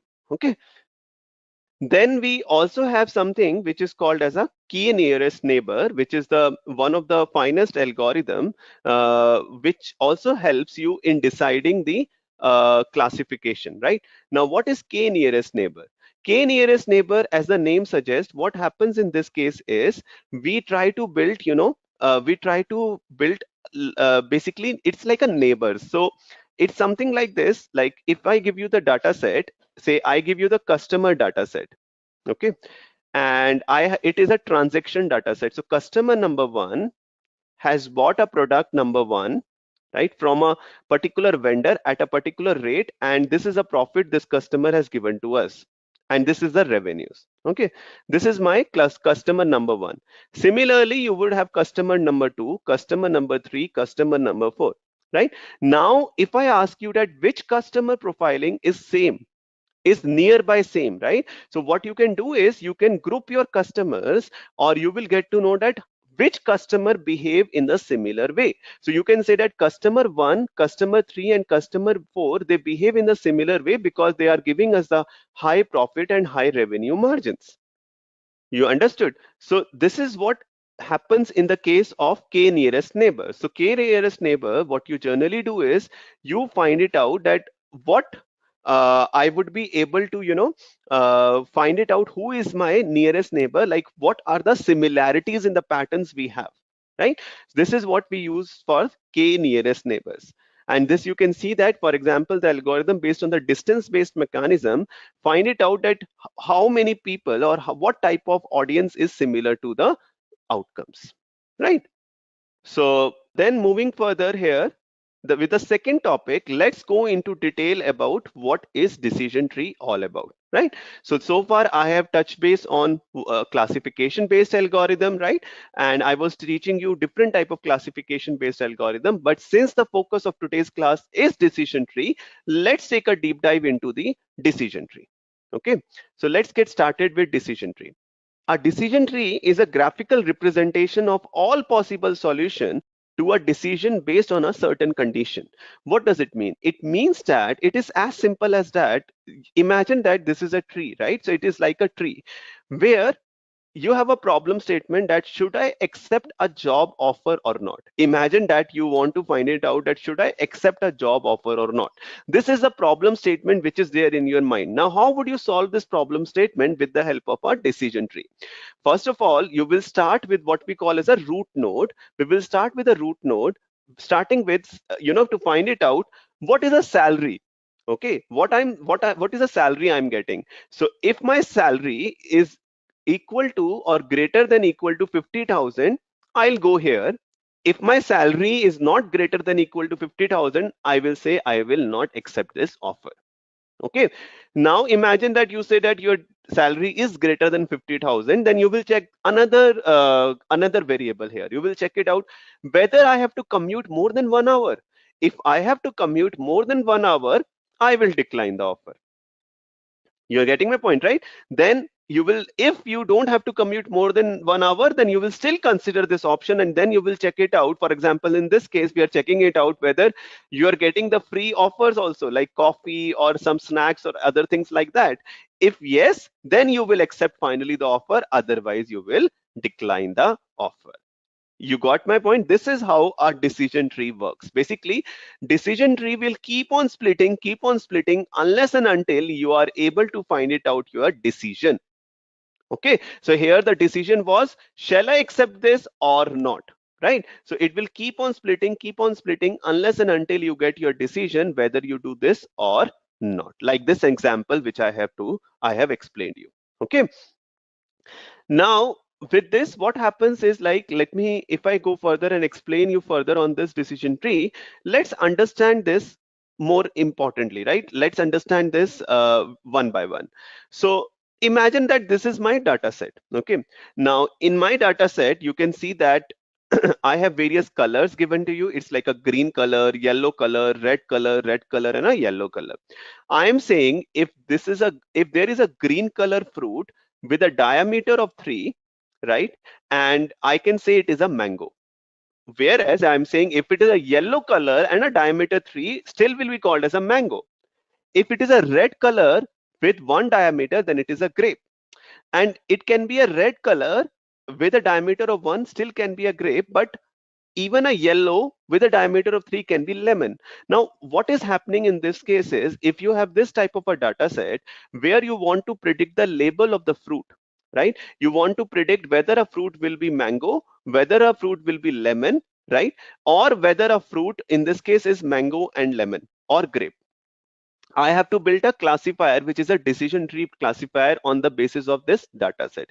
Imagine this is a problem statement given to you. Now, first of all, what you will do here is you will take this data set, right? You will take this data set and you will start with a root node. Root node, imagine here is like, is my diameter of the fruit greater than equal to 3 or not? Okay, is my diameter of the fruit greater than equal to 3 or not? If it is greater than equal to 3, right? Now, if it is greater than equal to 3, you can see that you have 3 fruits here, 3 rows of the data set here. One is green with 3 mango, yellow with 3 lemon, yellow with 3 mango. And wherever it fails in the condition, you are left with where the diameter is not greater than equal to 3, it is less than equal to 3. Then which are the data set we have? Red 1 grape and red 1 grape. Okay, so I hope you are understanding this, right? How we have starting with the decision tree with the based on one condition here, right? Which is diameter. Now, based upon this, what I will do is I have to split it further. Here in this case, I don't have to split it because I already got the result. So if my diameter is greater than equal to 3, in my data set, if the diameter is not equal to greater than equal to 3, I know it is a grape. right? Whereas if the diameter is greater than equal to 3, then it can be a mango or it can be a lemon. I'm not sure on my decision. So what I will do here is I will split it further. So I have to split this further. Here the splitting is not required, but if I split this further, I may check it out now. Is the color equal to yellow or not? Now, if the color is equal to yellow, then I have two fruit, which is your this row, which is, your mango or lemon. And if the color is not equal to yellow, then you will have the another row of the data set, which is, which you are left with, right? So this is how you have done this work in the case of your decision tree. Okay, and how you will find it out at which type of the criteria or which type of the algorithm I should, or which type of criteria or variable I should choose here to split the tree is on the basis of Gini index and the information gain, which I will illustrate and show you in the few slides from now. Okay, so I hope with this you understand the how your decision tree works, basically on the basis of the condition. And if you get a pure subset, then no need to split it further. If there is no pure subset, you will keep on splitting unless and until you get a pure subset. Okay. So in this case, what has happened is you got 100% mango. Here you got 50% mango and 50% lemon. Okay. So now this is what I have told you in the previous slide, like how does it work, right? Now this all depend upon the Gini index basis, right? Now in the next subsequent slide, let me tell you and explain you about Gini index and information gain. How does it work, right? How does that something works on the basis of your Gini index? So imagine that, like imagine that I have a feature here, is the color green or not, right? Basis of whether the feature, whether you have a color green or not, what would happen here is if the color is green, you will get this row here. If it is not, you will get these two rows here, right? In the next, it may decide on the other basis, right? It can be, is the diameter which is greater than equal to 3 or not, and many other things. Okay. Now let's go ahead, the example and the questions which is coming to your mind, which is related to, decision tree terminologies. I'm pretty sure you would have these questions in your mind and you would be thinking that how should I decide that which feature I should use and which feature shouldn't I be using? This is a question which you had. And this is an excellent question for understanding the decision tree. But before I go on to that, I have to tell you about some of the terminologies which we commonly use while we build the decision tree. So first of all, decision tree looks like this type of a tree-based structure. Okay, so every decision tree will have its root node.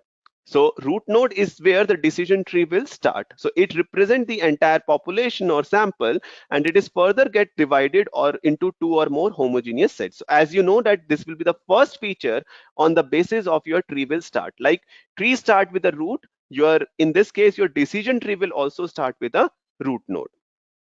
Okay, now once you have the root, after that in a tree what happens is you will start getting the branches, right? I hope you understand what is branches. In this case we will keep on splitting unless and until we get a decision whether this will happen or not. So it's like a branches.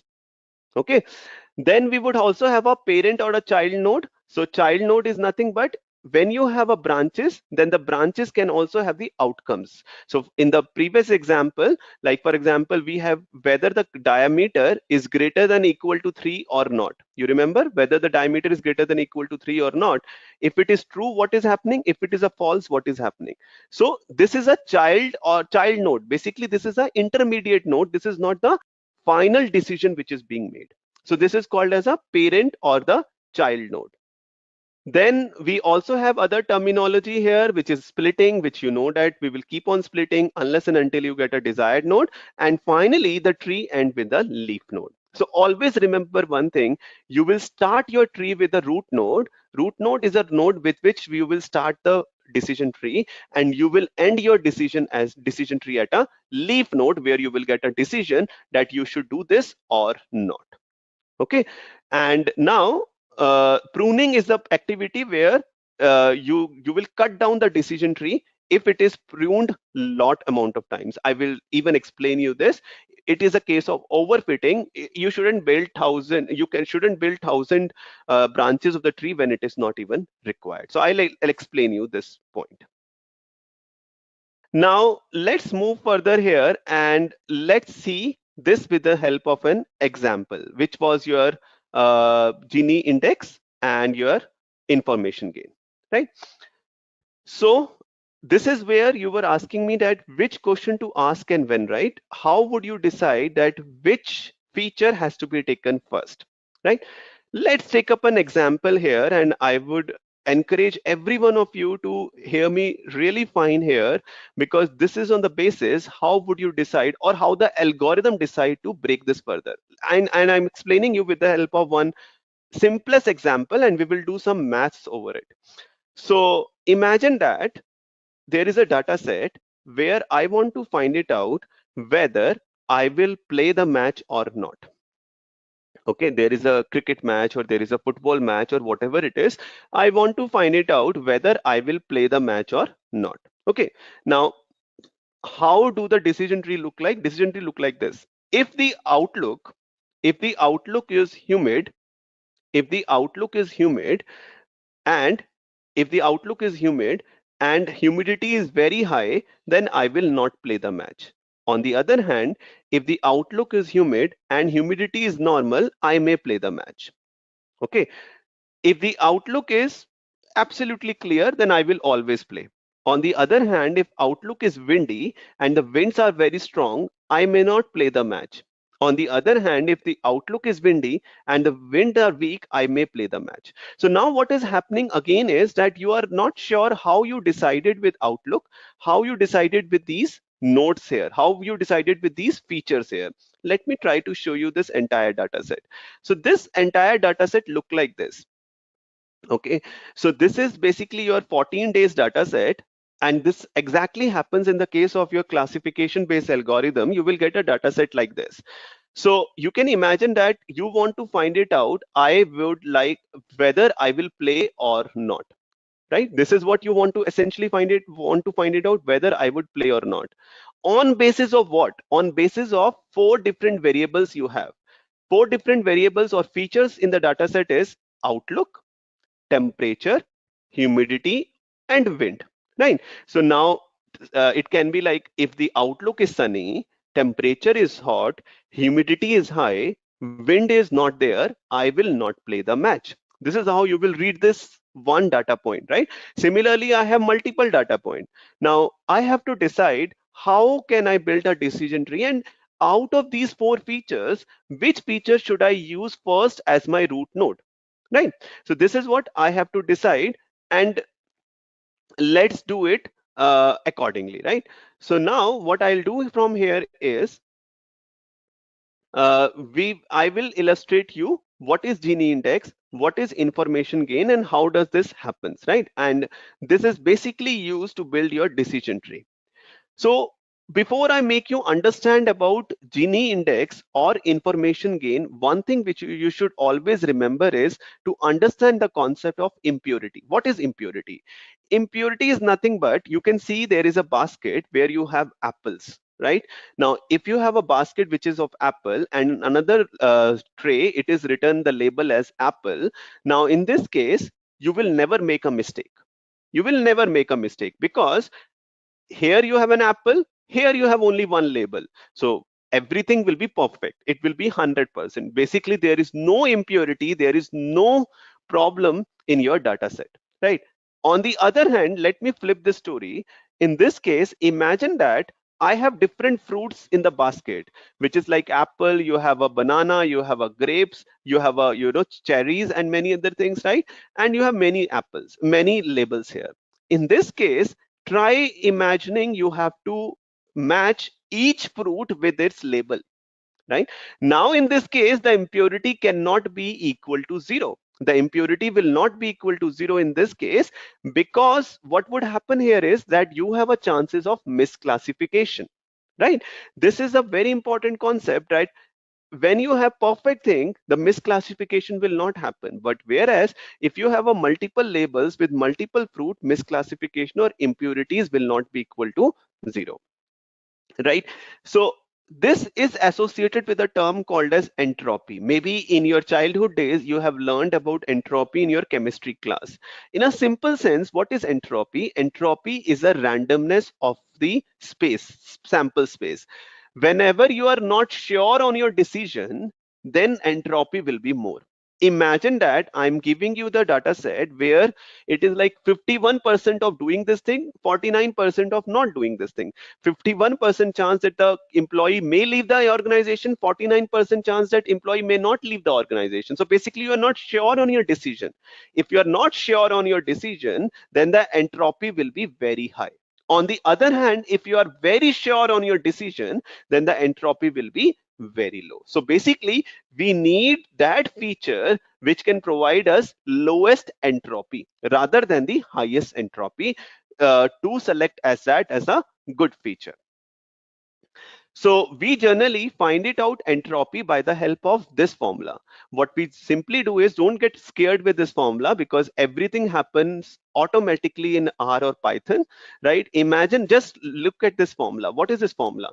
This formula says that what is the probability that something will happen multiply by log base 2 probability that something will happen, subtract this with probability that something will not happen into log base 2 probability that something will not happen. Okay, let's take up an example. Don't worry about it. Let's take up an example that probability that I will win the match, you will apply here, and probability that I will not play the match or win the match, you will apply here, and then you will calculate the entropy. Let's take an example how you can do this in our case. So in our case, let me show you. Yeah, how we will build the decision tree in our case. In our case, you just see here what is happening is that we have 14 instances or 14 rows of the data set where 9 times if you see it, I will play the match and 5 times I will not play the match. Okay, so if you see carefully, there are 9 labels where I'm playing the match and there are 5 labels where I'm not playing the match, right? So first of all, I have to find it out the total entropy. How I will find the total entropy? This is being determined by probability that I will play the match, multiply this with log base power 2 probability that I will play the match. What are the chances that I will play the match? 9 out of 14. All of you will be with me, right? This is 9 out of 14. Multiply with log base 2, 9 out of 14. Subtract this with what is the probability that I will not play the match? 5 out of 14. Multiply this with log base 2, 5 out of 14. So once you calculate this, you will find it out the entropy of this entire system. Entropy of this entire system is 0.94. Okay, so this is the entropy of your entire sample space. This is the first thing. Now, how this entropy will help you in selecting which features you will take or not. So let's go further. So now we will take each feature one by one, whether I should take outlook, whether I should take temperature, whether I should pick up humidity, or whether should I pick up windy, right? Let's go one by one. Now, first I'm plotting for outlook. Imagine for outlook, how many times, so what are the distinct value of outlook? Outlook can be sunny, outlook can be overcast, or outlook can be rainy, right? These are the 3 different combinations you can have for outlook. Now, if the outlook is sunny, 2 times I'm playing, 3 times I'm not playing the match. If the outlook is overcast, I'm always playing the match. If the outlook is rainy, 3 times I'm playing, 2 times I'm not playing the match, right? This is how I have bifurcated it. What I will do in the next iteration is, let me find it out the entropy of outlook. Okay, so if we start with outlook, remember this formula, which is, probability that I will play, multiply with the probability that I will play, right? And subtract with probability which I will not play, and log base 2 of not playing. So 2 by 5 is the chances that I will play, into log base 2, 2 by 5. This is a subtraction here, right? With I will play and log 3 by 5 I will play, right? So you will calculate this entropy when outlook is sunny. Yeah, so you got this entropy when the outlook is sunny is 0.971. Accordingly, you will proceed with calculating the entropy when the outlook is overcast. Outlook is overcast, always you are playing, right? If the outlook is overcast every time you're playing, so it means that you will get a probability of 0. If you apply in that formula, you will get 0. And third, what would happen if the outlook is sunny? In that case, you will again multiply and you will put the formula and you will get it out 0.971, right? So you will find it out entropy for each and every distinct combination of your feature. You got my point, right? Outlook being sunny, outlook being overcast, outlook being sunny, overcast, sunny, and rainy. This should be replaced here, right? And then what you will do is you will finally calculate the information gain. Information gain is nothing but what you will do is you will pick it up the chances, you will pick it up the entire chances when you are playing, right? Which is 5 out of 14. You remember 5 out of 14 were the total chances that I will play into if it is sunny plus 4 out of 14 if it is overcast, 5 out of 14 if it is rainy, right? And you will calculate the information from this outlook. And once you calculate the information, you will subtract this information from your total entropy, which I found it out in the last slide, which was 0.94. You will subtract this and you will get the information gain, or this is also called as a information gain from a particular feature. So basically, these type of a calculation, first of all, don't get scared away that you have to do this calculation. But what I'm trying to explain you is this is how your algorithm will work. For each and every feature, it will calculate the information gain from your feature, right? If you have the more information gain, it means that this variable is of very important in predicting that something will happen or not. Okay, so for outlook, I got the information gain as 0.247 with all the calculation. Remember, then we will proceed with wind, if the wind is there or not, right? And then I will proceed with wind and I will calculate the information gain and say information gain, I found it out is 0.048, right? Similarly, we will calculate for all the 4 of them. Let me put it together for all of you. So this is what happens here. Now, if I put in front of all of you, these were the 4 different variable I have: outlook, temperature, humidity, and wind, right? I am calculating the information gain for each one of them, and the information gain I got for outlook is 0.247. So if the information gain is highest in a particular feature, that feature will become your root node. You got my point. So therefore, we will pick it up outlook as our root node. Similarly, for when the tree gets started, later on as a branch node also, your information gain will be calculated, and whichever feature is giving you more information gain, that will be picked up later in the your tree also. So this is how you will build your decision tree, and you will finally get a decision tree like this. Okay. So now what I will do is, like I will quickly show you how do we do the decision tree in your Python. Okay. So I'll show you how do you do this in Python, and then I will summarize for all of you that why decision trees or tree-based algorithms are better than your um other algorithm. Okay. So how do you choose? Basically that which algorithm you will select and when. Okay, so I'll describe you this, but before, let's jump on to Python and go there. So what I have done here is, like, I had built the decision tree in front, already. So quickly I will walk you through the commands. Okay, so what happens here is that in Python, as you would be well versed with this, that we generally import packages in Python. So I'm importing NumPy, I'm importing Matplotlib for plotting the chart. I'm importing various packages from your sklearn, which is for machine learning purposes, right? So I am importing your label encoder, your decision tree classifier, classification report, and I am importing your tree, right? So we have all this which I am importing, right?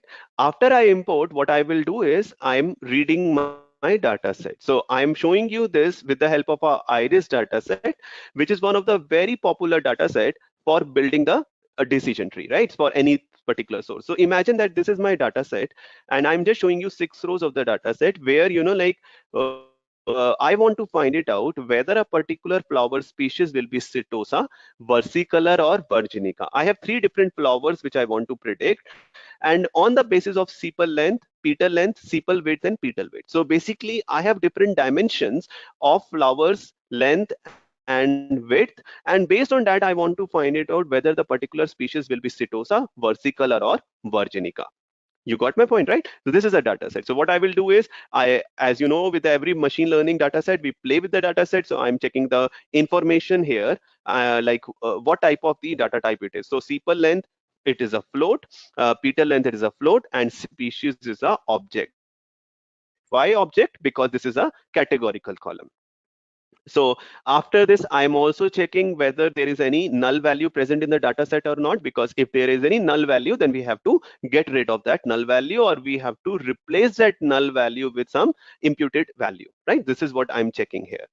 Once I do that, I'm also plotting this because we usually do visualization, right, to understand the data set better. So what I'm doing here with the help of SNS, which is your SNS.pair plot, I'm plotting all the possible plots. So basically sepal length with sepal width, what type of the combination look like. So Setosa, versicolor, and virginica, there are 3 different species you can see in the data set. And this is what I'm getting a trend between your sepal length and sepal width.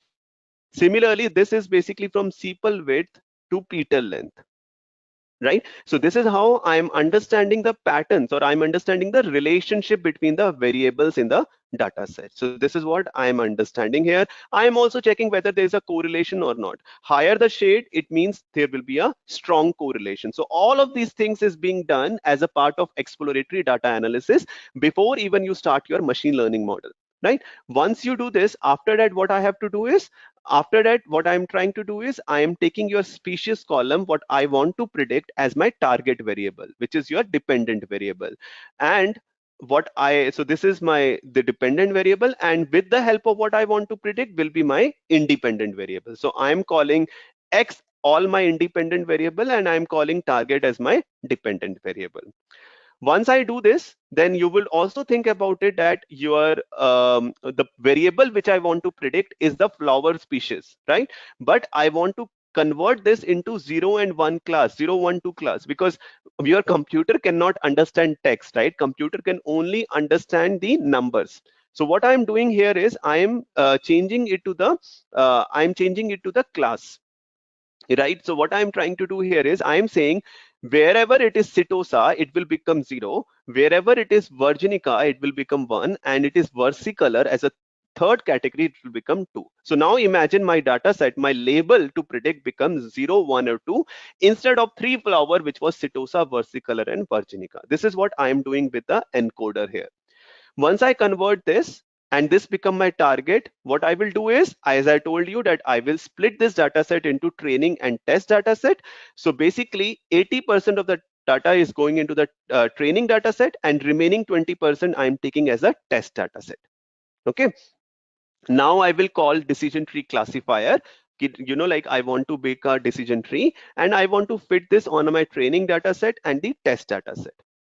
And I will start building the decision tree, and with the help of so here is when I have created the decision tree, and here is when I'm checking the prediction, how accurate my decision tree is. So I got my precision, which is good. I got my recall, I got my F1 score, and I also get the support, right? So all these matrices are being used to calculate your how accurate your predictions are. So higher the precision, better the results would be, right? And finally, I'm showing to you that how does the tree look like. So I had tried to plot this decision tree in front of you. So basically it starts with petal length, and you can see the Gini index coming up here, or the information gain, which is information gain and Gini index are reciprocal to each other. If you want to use information gain, you will get that score. If you don't want to use information gain, you will get Gini index. So they are both reciprocal of each other. It is one and the same thing. You use Gini index or you use information gain. They are the two different metrics to build your decision tree. So you can see that based on a petal length, the tree gets splitted like this. Then based on the petal length of different dimensions, your tree further split. then it further split, then it further split, and finally you get to know that whether the particular species will be versicolor or virginica. Okay, so this is how your entire decision tree is built in Python. Okay, so this is how it's so simple. I know it takes time to build this thing, but once you are a good data scientist and you understand all these things, it is very simple to build all these things very easily in Python or R, right? So now, finally, going back, how would you decide? How would you decide that which algorithm, which algorithm will be taken when? So what happens is this is on the basis of scikit-learn. So it starts something like this. Okay, so it is on the basis of like this, that first of all you see here that um, whether how many samples you have, how many data points you have in a data set, right? If you have more than 50 samples, then you will go here. If you have less than 50 data point, then you will go here. So you will get more data set, right? So if you have more data, if you have greater than 50 data point, then you will go further, you split of your data set. If it is not, then you just the kind advise it, get more data set. Okay, so then you will decide that what you want to predict. If you have a labeled data set, then you will go here, right, and do clustering. If you don't have the labeled data set, then you will see whether you want to predict a quantity. If yes, you will go in regression. If you want to predict, if you just want to do exploratory analysis, you can do dimensional reduction. If you have a labeled data set, for classification, you can do all this classification. So basically, this is a cheat sheet which we generally use to decide that what we have to do with the data set and when.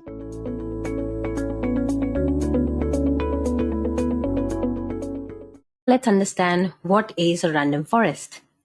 So random forest is constructed by using multiple decision trees, and the final decision is obtained by majority votes of these decision trees. So let me make things very simple for you by taking an example. Now suppose we have got 3 independent decision trees. Here we are just taking 3 decision trees, and I've got an unknown fruit, and I want that these trees would give me a result of what exactly this fruit is. So I pass this fruit to the first decision tree, the second decision tree, and the third decision tree. Now a random forest is nothing but a combination of these decision trees. So the results are being fed into the random forest algorithm. So what it sees is that, okay, the first decision tree classifies it as peach. The second decision tree says that it is an apple. And the third one says that it is a peach. So random forest classifier says that, okay, I've got the result as 2 peach and 1 for an apple. So I would say that the unknown fruit is an peach. All right. So this is based on the majority voting of the decision trees. And that is how a random forest classifier comes to a decision of predicting the unknown value. Okay, so this was a classification problem, so it took the majority vote. Now suppose if it was a regression problem, it would have taken mean of it.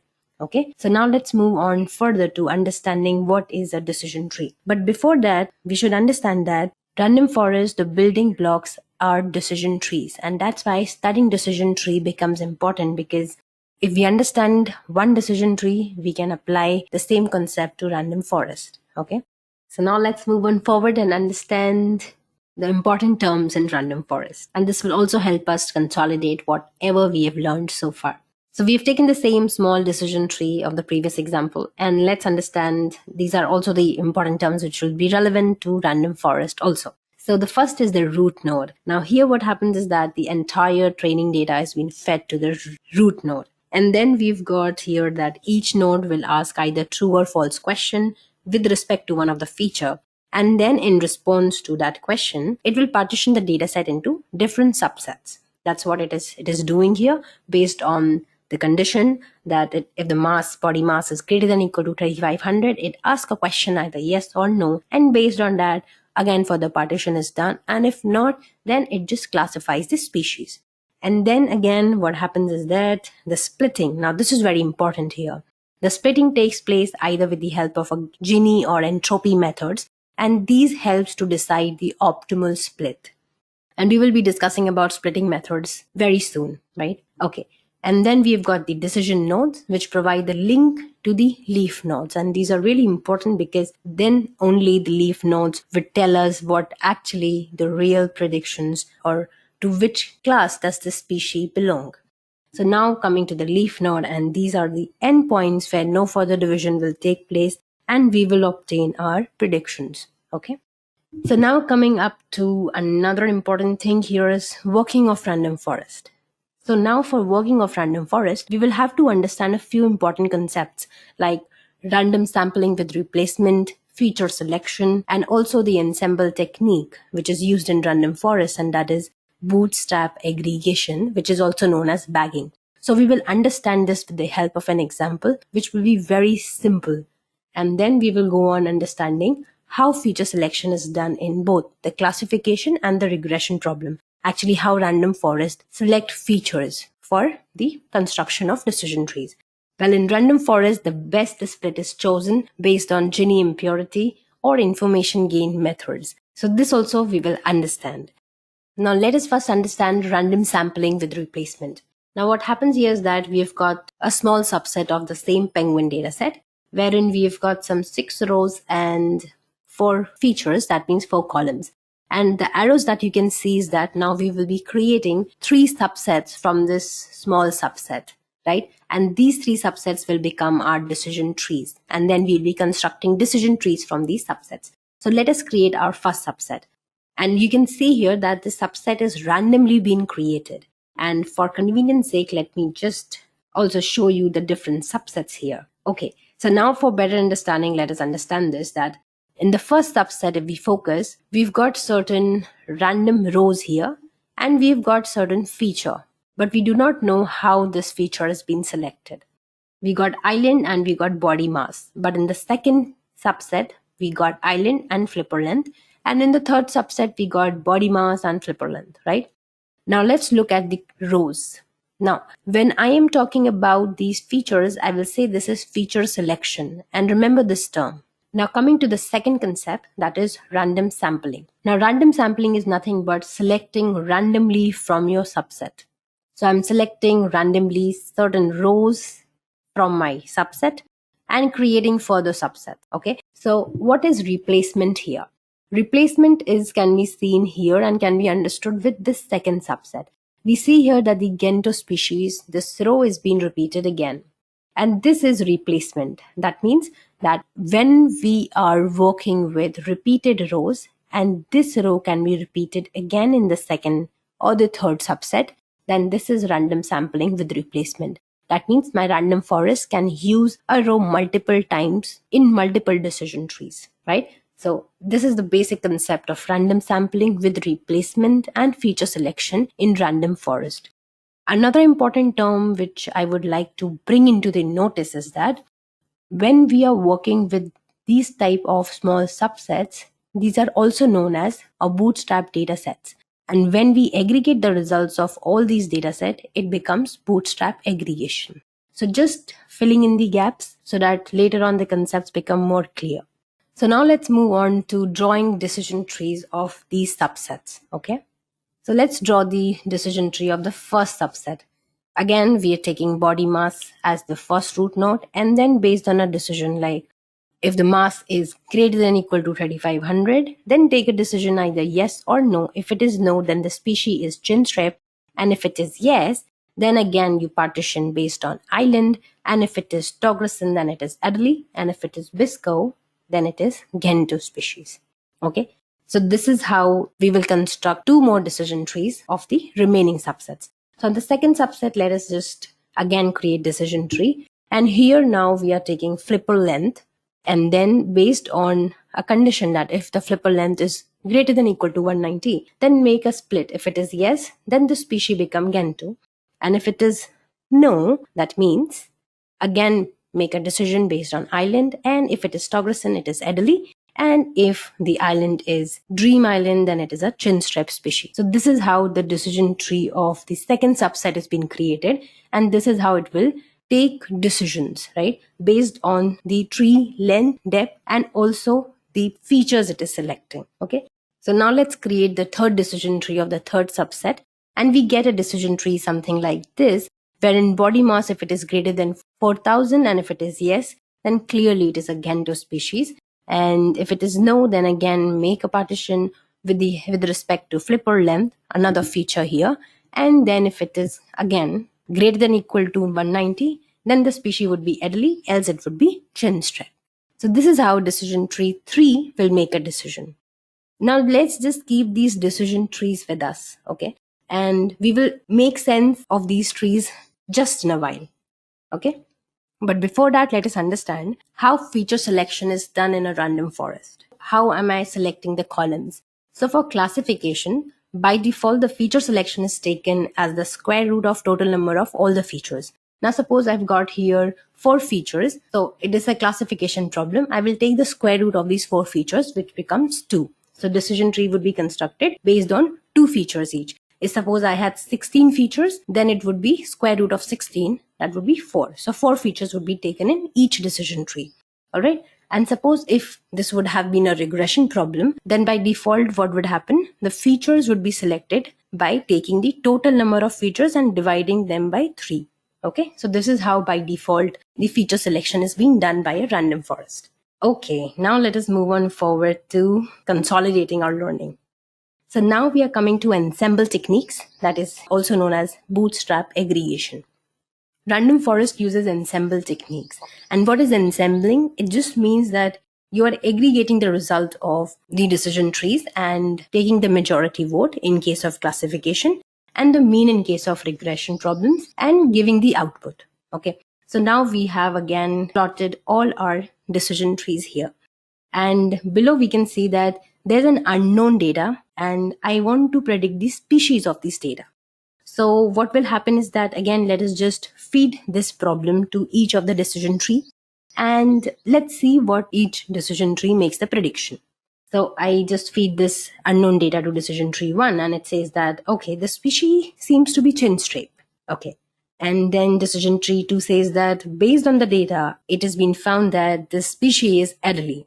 And then decision tree 3 says that, no, I with my decision tree, this species is chinstrap. Okay. Now, all these data is being fed to random forest classifier. And it says that, okay, for chinstrap, I've got 2 votes. For Adelie, it's got 1 vote.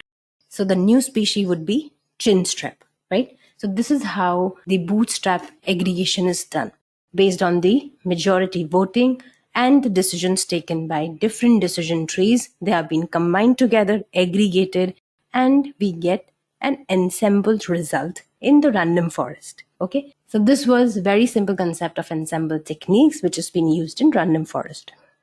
Okay, so now let's move on forward to splitting methods.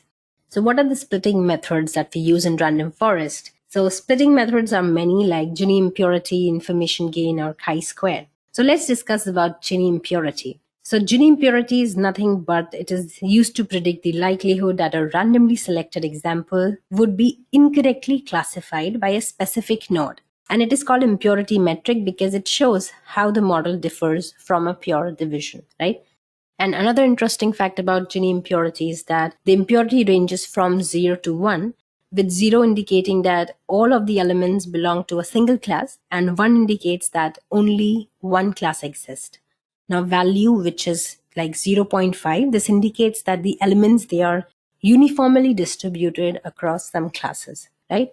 Now moving on forward to information gain. Now this is another splitting method which random forest can use, and information gain utilizes entropy. So entropy is nothing but it is a measure of uncertainty. So information gain, let's talk about that first.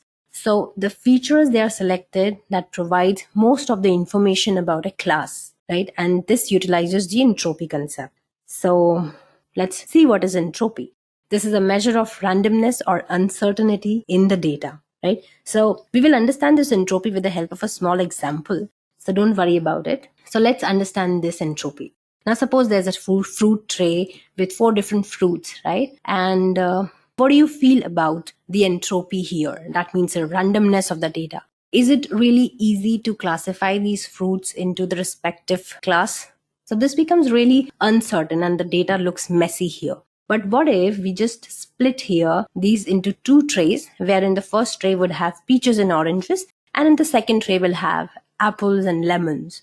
So now this becomes a little more certain. We get low randomness here, and this is called as low entropy. So when we move down from tree, that means from root node to the leaf nodes, the entropy reduces. And we can also calculate information gained from this entropy. That is the difference in entropy before and after the split. That is known as information gain. Okay. So once we move down the tree and start reducing the randomness from the data, the entropy becomes lower. And that is what we want in our data. If there's low entropy, that means we are likely that the predictions would be more accurate, and we can make predictions very easily as compared to very messy data which has high entropy. Okay, so that was about entropy. And now let us just move on to the practical demonstration or a hands-on on random forest. Okay, so now it's time for a hands-on on random forest. So let us just import a few basic libraries of Python in our Jupyter notebook, and we will run this. We will import pandas as PD, numpy as np, and cborn as sns. Now cborn is needed here because we want to load a data set, that is a penguins data set, with the help of cborn. And this is already been preloaded in cborn. This is already loaded data set, and cborn has got multiple data sets, for practice for beginners. So it is a good way to practice for data sets. Now we can see this asterisk sign. That means it is telling us to wait. So let us just let it get loaded. So we got our data in an object called df, and we can see the first 5 entries here. And this data frame is shown in the form of a table, rows and columns. And we see here some species, island, bill length, bill depth, flipper length, body mass, and the sex of the penguin. So our task is to specify or to classify these species of penguins into the respective correct species, right? So we see the shape of our data, and we see that it is like 344 rows and 7 columns.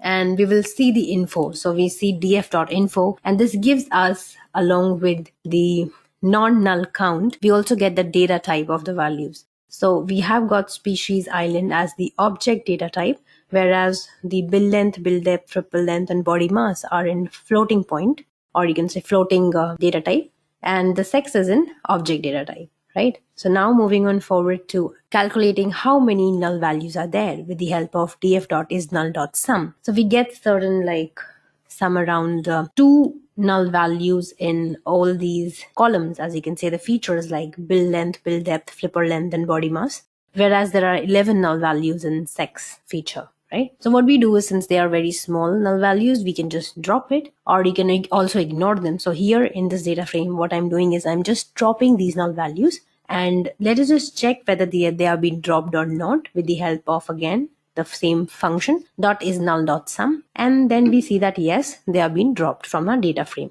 Now let us do some feature engineering with our data. Now we have seen that we have got some object data type in our data frame, and before feeding it into algorithm that is random forest, we have to transform the categorical data or the object data type into the numeric. So we are using here one-hot encoding to convert the categorical data into numeric. Now there are various ways in Python which we can do that, like one-hot encoding, or you can also use a mapping function in Python, but here we are using one-hot encoding. So let us just do that.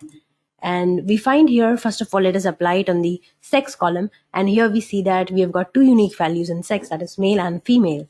And we use pandas here to get dummies. That is how we will apply this one-hot encoding, because this is how get dummies work. So what happens is here is that the new unique values are converted into the respective columns in the data frame. So we see here we have got 2 unique values, males and female, and they are being converted into the columns. Okay. So one thing to note here is that we also get a problem of dummy trap, because here we see only 2 unique values. Now suppose if I had 6 or 7 unique values and I do this one-hot encoding, I would have lots of features in my data frame, and that would lead to several complexities. So what I do is, to keep things simple, I can use one-hot encoding when my data frame or my unique counts are low, when my unique values are less.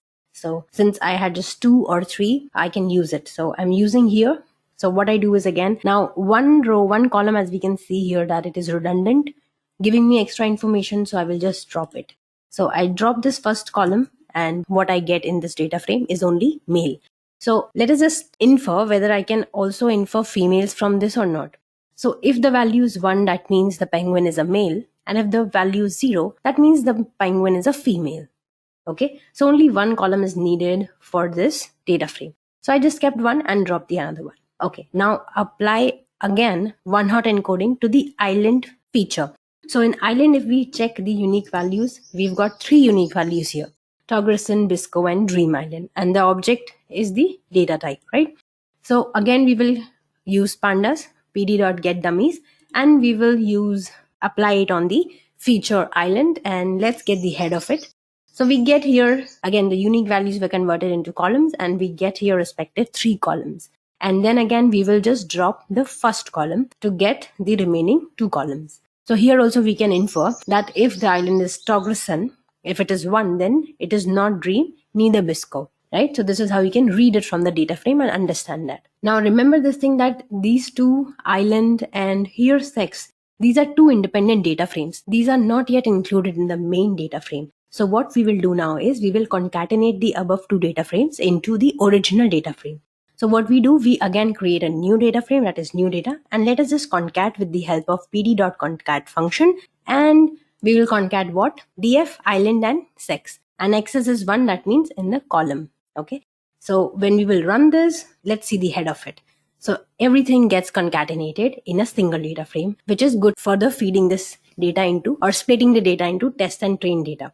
So now we have this new data frame, and we've got some repeated columns here which needs to be deleted. So what we do is we will delete sex and island here, which are just repeating, because we've got here male, and we have also got here Dream and Togresen. So we do not require this island column, neither this sex. So we just drop it with the help of new data.drop and the column names x is 1 in place equals to true, right? And let's see the head of this data frame. Head of the data frame gives me 5 unique values, right? And now it is time to create a separate target variable. And what we'll do is we will store in a variable called y only species. So what we do is from this new data.species, we will just store the species in this y. And we see this y.head, that is the first 5 species, and we got the values here. That means another target variable is being created now. So, and you can also see the y.unique values as Edeli, Chinstrap, and Gentoo. So now we see here 3 unique values of the penguin, that is Chinstrap, Edeli, and Gentoo, and the data type is object here. So again, we need to convert this object into the numeric data type. So now what we are doing is we are using the map function in Python, and what we do is we map Edeli to 0, Chinstrap to 1, and Gentoo to 2. So this is how we see then all the values are being mapped to numeric. This is another way to convert a categorical value into a numeric value in Python. Now what we do is, let us just drop the target value species from our main data frame. So we just drop it, and let's see our new data frame. So we see that we don't have any target species here, right? Okay. So in X, let's store this new data and perform the splitting of the data. So what we do is from sklearn.model selection, we will import our train test split, and we will split our training data into 70% and 30%. So test data becomes 30% and training data is some 70%. And this random state is 0, which means that I'm not fixing any random state. And this is also used for the code reproducibility. Now suppose if I again run this code, I will get the same result. It will not change. You can set this random state to any of the random number as per your choice, and the result would differ. Okay. So now let us print the shape of xtrain, bytrain, xtest, and ytest. So we see here that it has been split into 70 and 30%, and we get xtrain as 233 values here and 7 features, and xtest has 100 values and 7 features. Similarly, ytrain, you can see 233 values and ytest has 100 values. That means the species. Okay. So that has been perfectly splitted into 70 and 30%. Now what we do is we will train the random forest classifier on the training set. How do we do it? We will import the random forest classifier from sklearn.ensemble.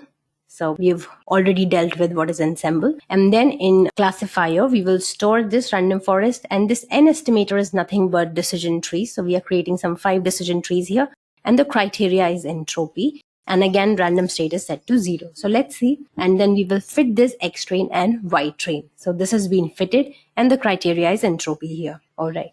So now let's make some predictions, and let's create a variable called yPredict, and we will just predict it on X test. And we have also printed this yPrediction. And now let's print the confusion matrix to check the accuracy of random forest algorithm. And what we do is from matrices, sklearn matrices, we will import classification report and confusion matrix, and also the accuracy score. So we will just import them, and then in CM variable, we will print the confusion matrix of Y test and Y predictions. So we will print it, and we see here the accuracy score also, which is 98%. So our random forest classifier is giving us a very good accuracy of 98%. And you can see a confusion matrix that only 2 cases have been misclassified. Rest all the cases have been correctly classified by random forest classifier. Okay, so now let's move on to printing the classification report of Y test and Y prediction. Let's see. And we get the precision as 96%. That means the true predictions by the algorithm is 96%. The recall or the true prediction rate is 100%, which is very nice. And F1 score is also good, which is 98%. So this is giving us a good result. But what if we change the criteria from entropy to Gini? So let's just experiment with that too. So let's try this with the different number of trees and change the criteria to Gini coefficient. So now again from sklearn.ensemble, we will import random forest classifier and fit it. Okay. And here what we are doing is just we are using 7 trees. Previously we used 5. And now in the criteria, we will use Gini coefficient and random state is 0. So let's run this and see whether there is a change in accuracy or not. And let's predict this. And let's check the accuracy score. What is the accuracy score for this random forest classifier with 7 trees? So we get 99% accuracy with changing the criteria and changing the number of trees. So you can just experiment with different number of trees and different number of decision trees. Let's just experiment with 12 decision trees and see what happens. So you can see the accuracy reduced to 98%. Okay. With 7, we were getting 99. So let's just keep 7 because it is giving us really good accuracy. So this is about random forest classifier and how it works with several trees and different criteria to give us very good accuracy on our training and test data.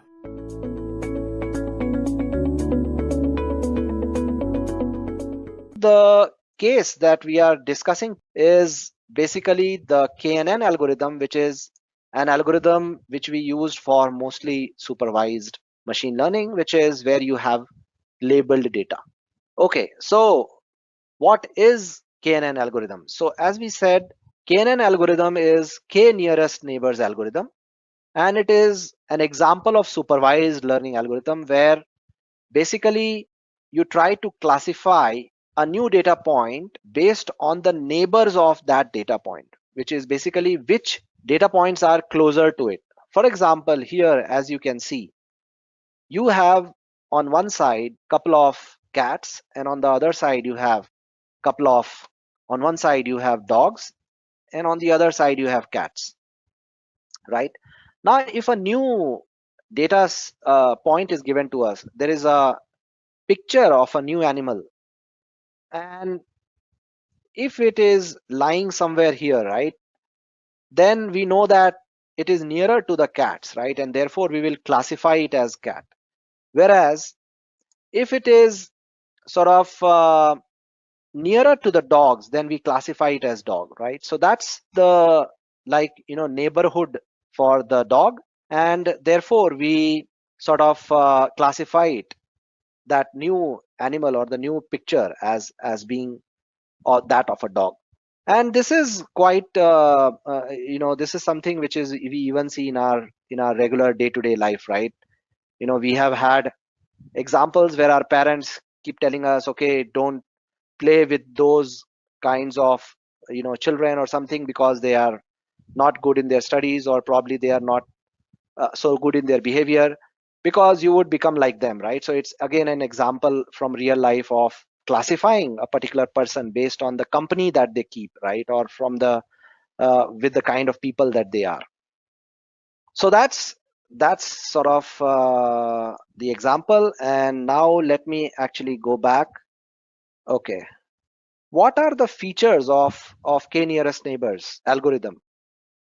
Okay, so Let's talk about the features of KNN. So as I said, KNN is a supervised learning algorithm. Typically, it is used for supervised learning kind of problems. It's very simple, as we mentioned. Intuitively, you can it's about what kind of neighbors do you have. So your class is predicted based on your nearest neighbors, as the name suggests. And then it's a non-parametric technique. So I would like to spend a couple of minutes here to discuss about what we mean by non-parametric. So typically, the supervised machine learning algorithms are of two kinds, right? One is the parametric types, and the second one is the non-parametric type. When we say parametric, what we mean is basically that the machine or the algorithm assumes that there is an underlying function or a distribution that is known of the particular data set. Like, for example, the linear regression would assume that the relationship between two things, x and y, is linear in nature, right? And similarly, for a distribution, a Gaussian distribution, it would assume a normal distribution of the data points, and so on. So a lot of the supervised machine learning algorithms, they assume some kind of function association between the predictor, which is basically the root causes which help you in predicting, and the variable that you are trying to predict.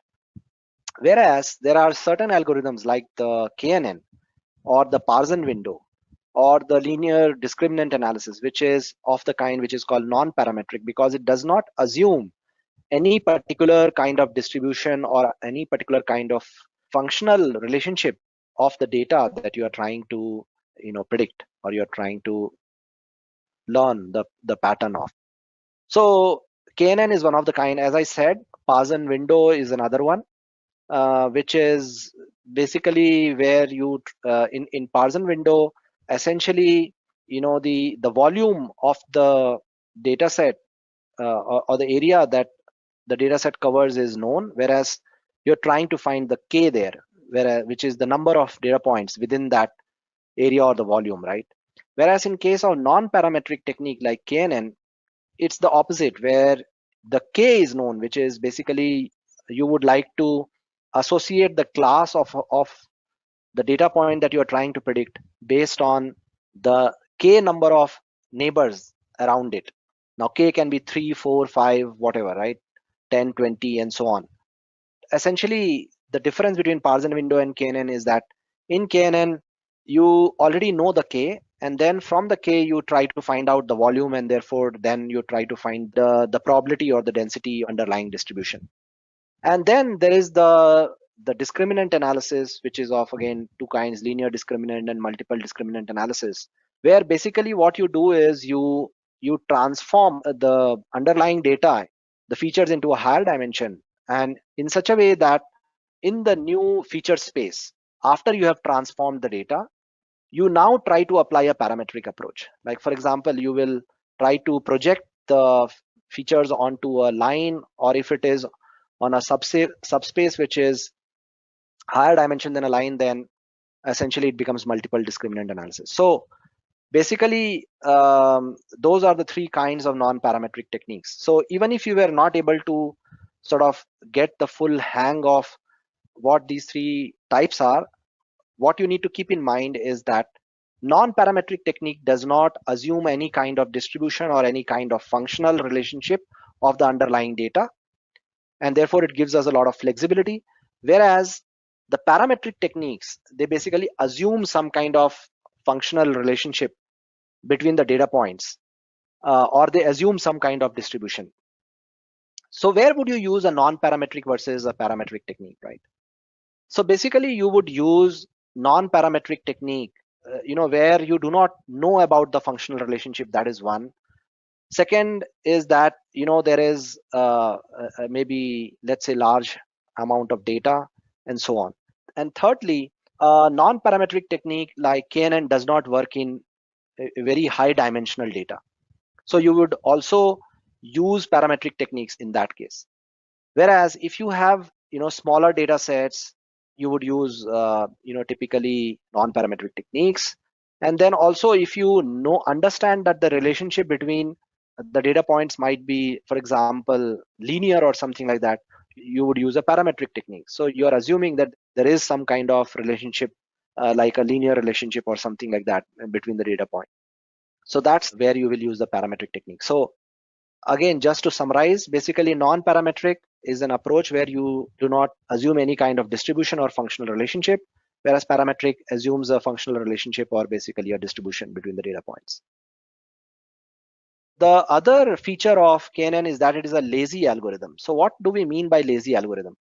Actually, in most of the supervised learning algorithms, you basically train your model on the training data set, then you have your model, and then you apply this particular model to the test data set to then classify or predict.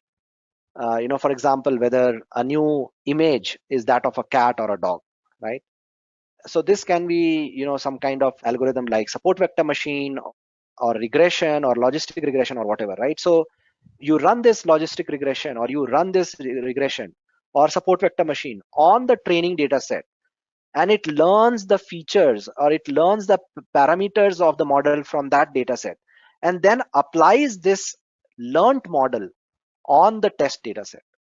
Whereas in case of KNN, actually there is no training step at all. That's why it's called a lazy algorithm, because what it does is, at the time that you are actually now want to predict, at that point in time, actually it will go and it will do all the calculations of the distance of the new data point, like for example the new image of the cat or dog, from all the other data points that you have. So it will calculate all the distances, and then we'll check for those data points which are, or the k data points which are nearest to this. So that's why it's called lazy algorithm, because nothing happens till the point, or no calculations happen till the point you are actually trying to predict something. So there is no training step involved.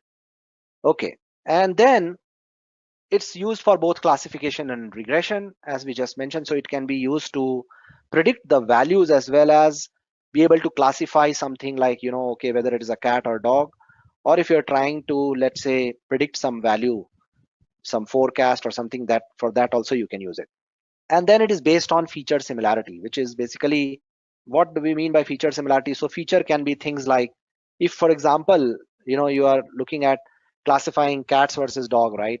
So is the eyes like a dog? That can be one of the features. How do the ears look? That can be one of the features. What about the tongue, the face, and so on? So there can be multiple such features, and how similar these features are between two data points, which is used basically by the KNN algorithm. And then, as I said, there is no training step involved. So these are the features of KNN algorithm. And therefore, now let's look at actually just some simple examples of how it works.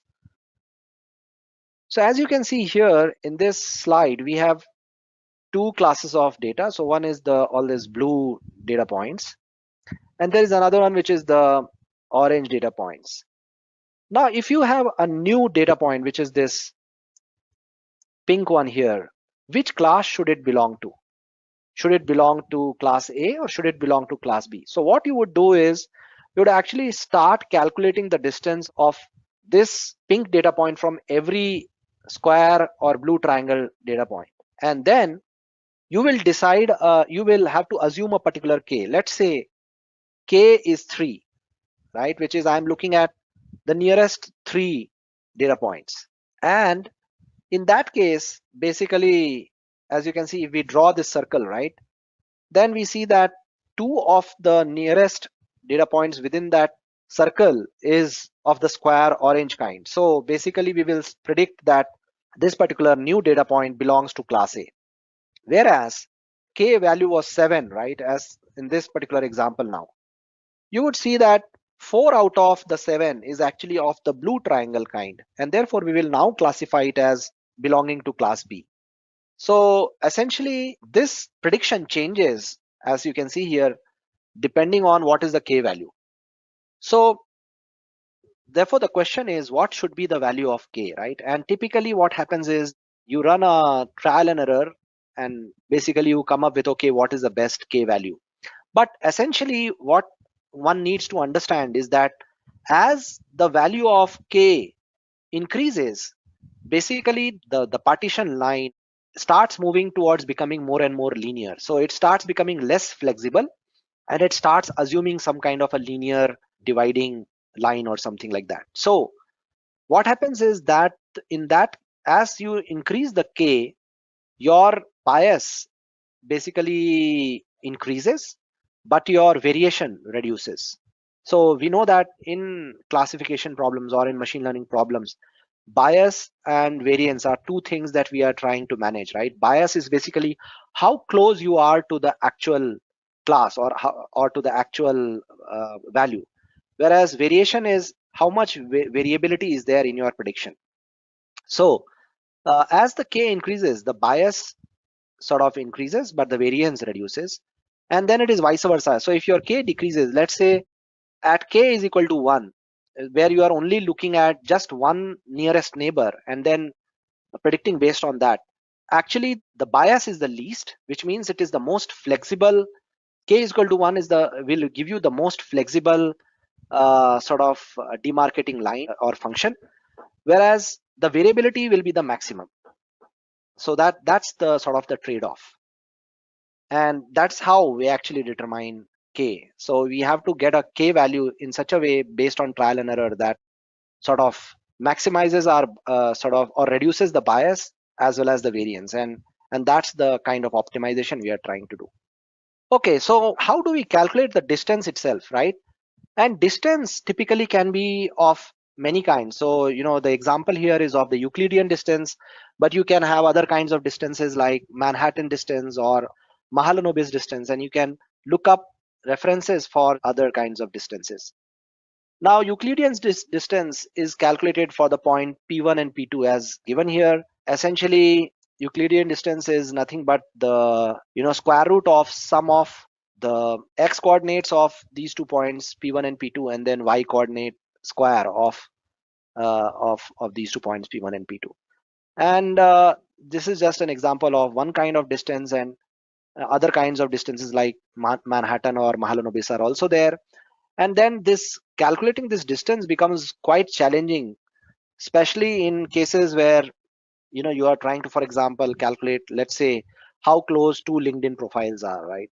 Or trying to classify the category of electrocardiogram and so on and so forth. So there we have to bring in more creativity to just decide what kind of distance to use. Okay, now let's move ahead. We will now talk of some use cases where KNN can be used, and this is an example of how KNN can be used for book recommendation. So if you have purchased books on Amazon or wherever, right, some of these recommendations are based on KNN algorithm. And then as we said, KNN is like based on features, right? So maybe let's say what will be the nearest neighbors of a particular book. It can be based on who is the author, what is the topic, and so on and so forth. And then there are other use cases like I mentioned, so for classifying satellite images, for classifying handwritten digits on image analytics, or for classifying electrocardiograms, etc. Typically KNN can be used. Okay, so now actually we will get into some hands-on. Okay, so to start the hands-on session, I'll go to this Jupyter notebook that I already have installed on my system, and I have a certain code written which we will take two examples. Both the examples are based on data sets which are available in the open source, so you can easily get access to that data. So what we do is we start by importing the necessary libraries. So we import pandas, Seaborn, NumPy, and Matplotlib. Basically, pandas and NumPy are there for doing the data manipulation and also for storing data as matrices or as arrays, and be able to perform some mathematical procedures on them. And then Seaborn is basically used for plotting, and Matplotlib for plotting as well. And this line here, get IPython, just helps us to run the images that we'll be creating in line with Jupyter Notebook instead of opening up a new window. So let's run this, and what it will do is it will import all these packages for us which we are going to use, and then we will first import the breast cancer data that is available in your scikit-learn datasets. So we import that, and then let's just initialize that data into a variable here called cancer. So cancer here represents all the breast cancer data. And now let's actually look at what this data is. It's a bunch of attributes in this dictionary here. So you have data, the target, which is basically nothing but whether it is a cancer or not. So whether it is malignant or benign. Malignant means it's a bad cancer, and benign means, well, it's just a tumor, it's not cancerous. Target's name, description, feature names, which is basically the features that will tell us whether a particular case belongs to cancerous or non-cancer, or malignant or benign. And then actually let's just print the description of this particular data here. So as you can see, we can use this command to print the description here. And then we see that there are 569 data points with about 30 attributes. And these attributes are radius, texture, parameter, etc. And the max and min values of those are given here. And then now let's look at some of the feature names. So these are the feature names, radius, texture, and so on. And now let's actually set up a data frame of this particular data here using pandas, this function here. So there are 569 data points, and all these are basically your features as we talked about.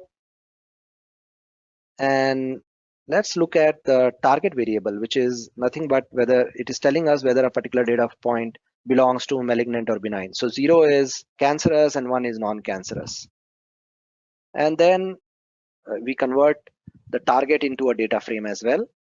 And then let's look at the couple of examples of how the data points look like. This is one row of the data points with all the several feature values that we have. So basically we use this package called standard scalar from scikit-learn for pre-processing and for standardizing the variables. And we initialize this standard scalar into a variable called scalar. So standardizing is nothing but basically bringing all the samples to essentially the same range, right? Because what might happen is some of the data point, like for example, temperature might be from 0 to 100, and some price might be from, let's say, 1,000 to 100,000 or whatever, right? So the absolute values can lead to some issues with respect to the prediction. Therefore, we have to standardize it or bring it between, let's say, -1 and 1. So, and then a mean of 0, right? So we have to bring everything to the same scale to be able to compare the samples. So we first of all we fit this standardization or normalization on the data set we have, and that is we calculate the variance and the means, and then we actually apply it on the data set to transform it to the actual values. And then if we look at the scaled values now, so let's look at the scaled values, and this will give an example of the top 5 rows here. So we can see now the values are between -1 and 1, or rather it is standardized essentially with a normal distribution. And then we divide this data into test and train. So basically we will train the model and then we will test it on a separate data set. If you use the same random state, you should be able to get the same result. Otherwise, you may get a different result here. And essentially, we are keeping the testing size to 30, which means that we are dividing the entire data set into 2 parts. The train part, which is having 70% of the data, and the test part, which is having 30% of the data. And again, we are using this package called train test split from the scikit-learn package. So we get the X and the Y's, which are basically nothing but your train, and the X's are your predictors and Y is your predicted variable, whether it is cancerous or not. And then now let's import the k nearest neighbors classifier. This is the actual algorithm, which we are importing from scikit-learn package. And now we initialize this particular algorithm, and then we fit it on the data. And some of the parameters, as you can see, is basically what is the leaf size and so on and so forth. The nearest n neighbors we are taking. So we are taking k is equal to 1 here, basically, as of now. We will see the results based on that, and then we will change it and see how the results vary. And we now run it on we now try to predict it. And then we will now try to evaluate what the results look like. So we have imported the classification report and confusion matrix, which is basically trying to see whether we were able to correctly classify the cancerous and non-cancerous as non-cancerous or not. So we can see that this is the actual and this is the predicted. So basically some data points here, 5 and 4, are classified wrongly. Otherwise, all the others are classified well. So if we look at the accuracy, calculated accuracy actually, so we see that the precision, which is true alarm, right, which is basically from the cancerous samples, how many were you able to actually predict as cancerous?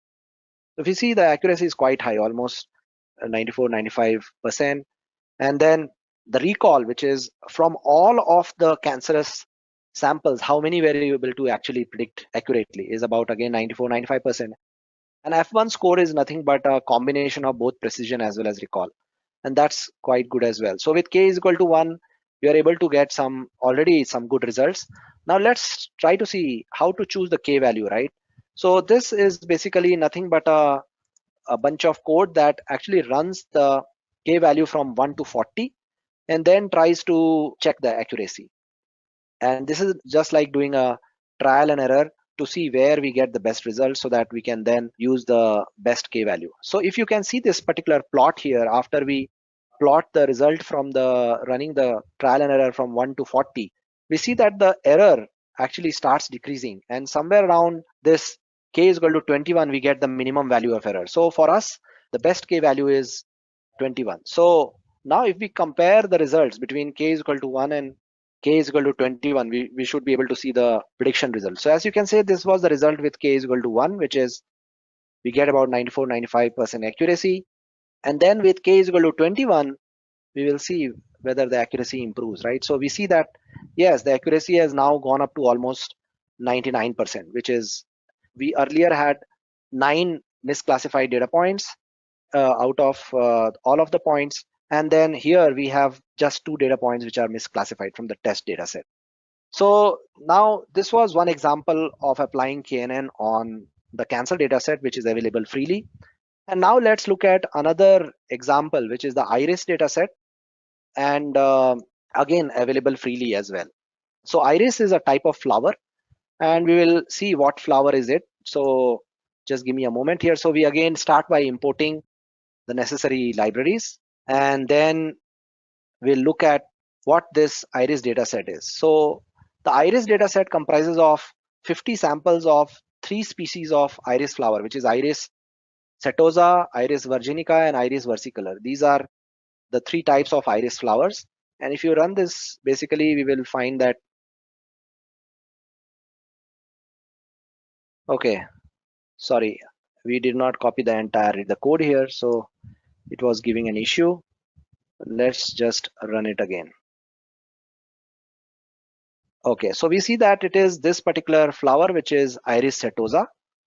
So the Iris setosa you can see. And now let's look at the other 2 kinds of flowers here. So which is Iris versicolor. So this is Iris versicolor. And then you have the Iris virginica.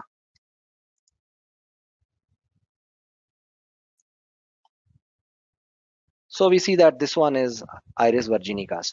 So essentially we now will import the sort of data set. We have already done that, and we will now use the Seaborn package to actually plot some of this data and see how it looks like, which is basically do some kind of exploratory data analysis.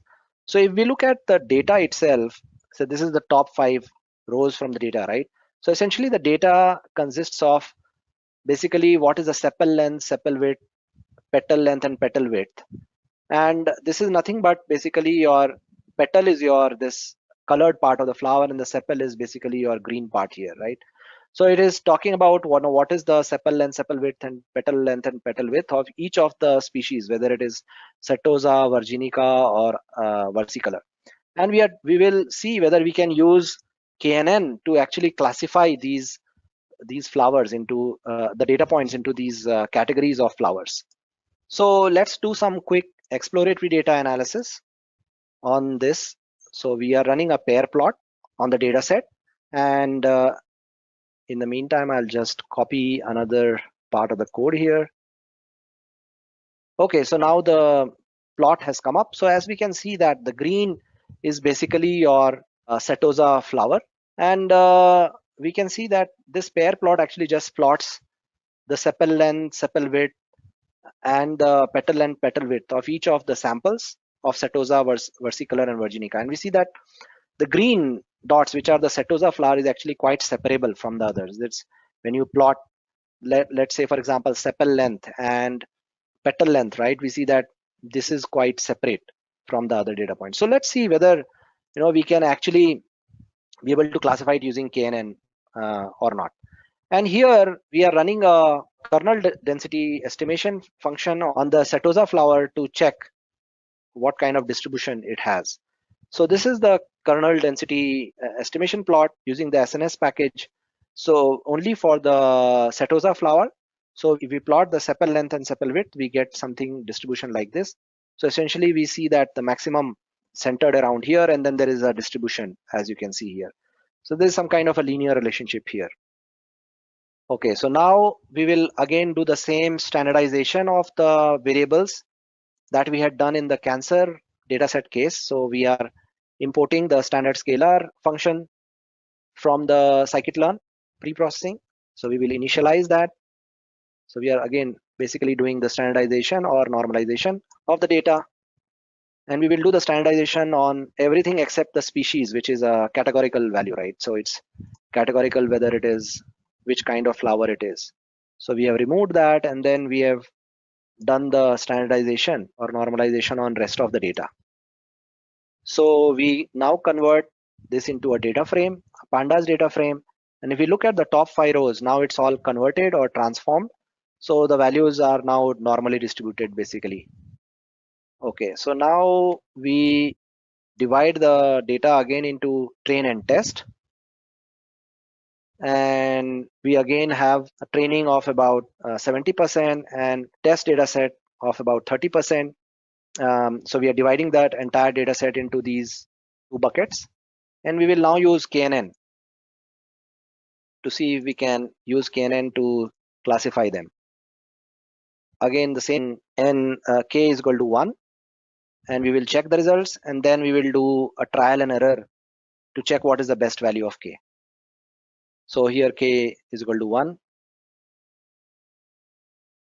And now we are going to predict on the test data set and look at the results. So we are now importing the classification report and the confusion matrix. So if we look at the confusion matrix, we see that kind of already we are getting quite good prediction. So just 2 misclassified points. And if we look at the accuracy, we see that the accuracy is quite high, around 96% already.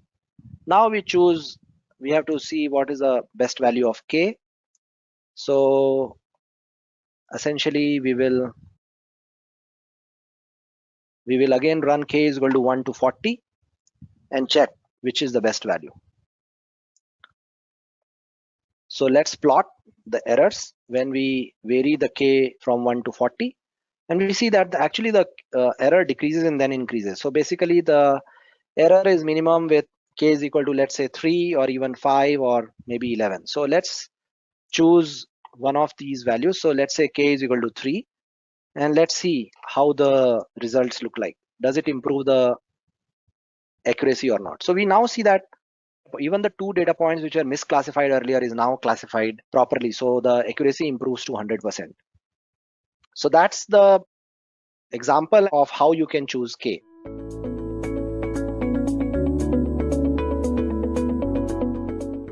What is naive Bayes? Let us understand naive Bayes with an example. Here, I just cannot seem to figure out which are the best days to play football with my friend. Can you please help us out? All possible conditions are given to us. There is summer, monsoon, and winter, which is nothing but the outlook. Am I correct in saying that? Summer, monsoon, and winter is nothing but the outlook. Then we have sunny or not sunny. So that basically is the humidity, right? And then we have windy or no windy. That speaks about the winds. How are the winds, right? So if you look at these combinations, okay, we will look at this using navy Bayes on how do we decide whether we can play or not. So if I have noted down all the days it was good, bad to play football and the combination of weather matrices on that day, that will be perfect, right? That is perfect. And we will be able to do navy Bayes classifiers using that. Now, navy Bayes classifier comes from the navy Bayes theorem, and navy Bayes theorem is purely and purely based on the assumption of independence. So what does it mean? When I say independence, what it means is that this variable has no relationship, no association with this variable. Now, when I talk about this in a linear context, obviously in summer, you will see that we have more sunny days. Yes. So if you look at it from the correlation area, from the linear algebra concepts, linearly, these two are correlated to each other. Am I correct in saying that? Obviously, in monsoon, we have less sunny days. In winter, we further have less sunny days. Yeah. So, although there is a relation, Navy Bayes theorem says that all these variables are independent of each other. What does that mean?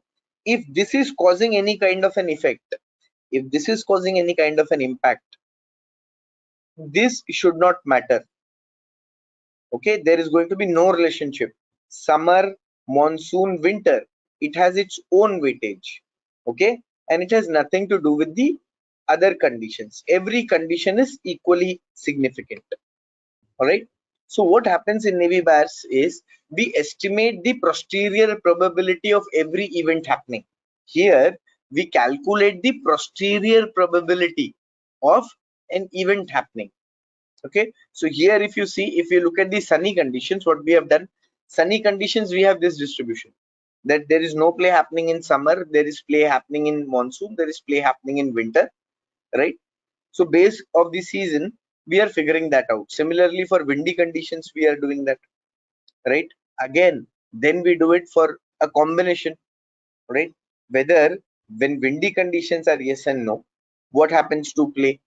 Okay, so here, what at the end of the day, what gets selected is the one which has a posterior probability of greater than 5. Now, when I talk about posterior probability, what do I mean by posterior probability? Let me have a blank slide. Here you go. Actually, it's given, so I need not show you that.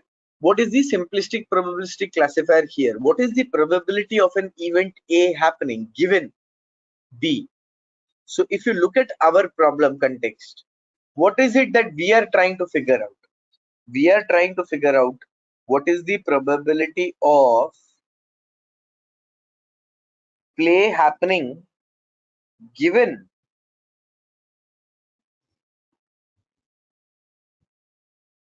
the outlook is sunny, comma, the winds are normal and there is no rain.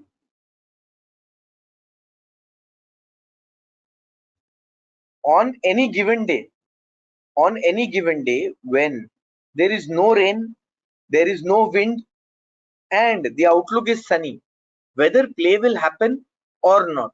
So what we end up doing is we calculate the posterior probability of play happening given these conditions.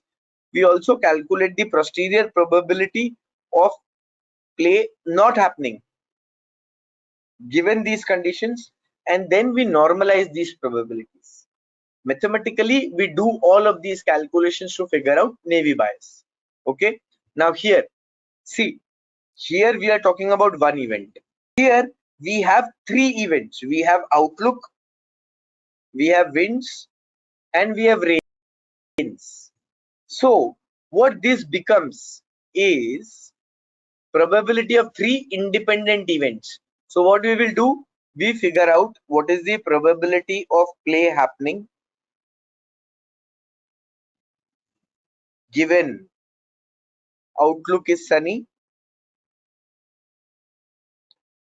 We also figure out what is the probability of play happening, multiply this with the probability of wind as no, given no, then probability of play happening given rain is no. We figure out all the three independent probabilities, multiply it. All right, this is what we do mathematically. This is what is done mathematically in navy bias theorem. Ultimately, the posterior probability probability of an event A happening given B conditions is calculated by first calculating the class probability. What is the class probability here? Probability of it raining given play was happening in that day. This is multiplied by the total probability of play happening and divided by the total probability of sunny conditions. Here, as you see, this is the posterior probability. This is the class probability. Here is the predictor's probability. This is the outlook. X is the outlook. C is what we are trying to predict, right? And here is the likelihood. So how is this formulated into our table? Now, if you correlate this to our graph, what will be the likelihood? What will be the likelihood of sunny conditions given play happens? Sunny conditions, play happens. 2 divided by 3 out of, sorry, how many sunny conditions do we have? 6 conditions. In 6 conditions, how many days does play happen? 2 days. 2 by 6, 1 by 3. What is the class probability? So of all the events that are given to us, how many days does play happen? Okay, this is how this is calculated. So here you see what we have done is, let me go back to the previous slide. Here you go. Okay, here what we have done is we have calculated this table. Now it speaks about a data set. Where can you get this data set? You can look for golf play days data set online. You can look for golf play days data set. Okay, in this data set you will find all the data which is required for this particular example to be done. So what I will be doing is I will be doing this example, this navy bias classification with you in Python. All right, so whatever calculations are being done here, okay, I will do the same activity with pen and paper, and instead of doing this in a numeric way where I'm doing a lot of probabilistic calculations, I will achieve this simply in very limited lines of code, with Python. Once I have done that, I will come and explain this probability table to all of us. I'm going to use some basic libraries. All right, so here what I will be doing is using some very basic libraries for this activity. All right,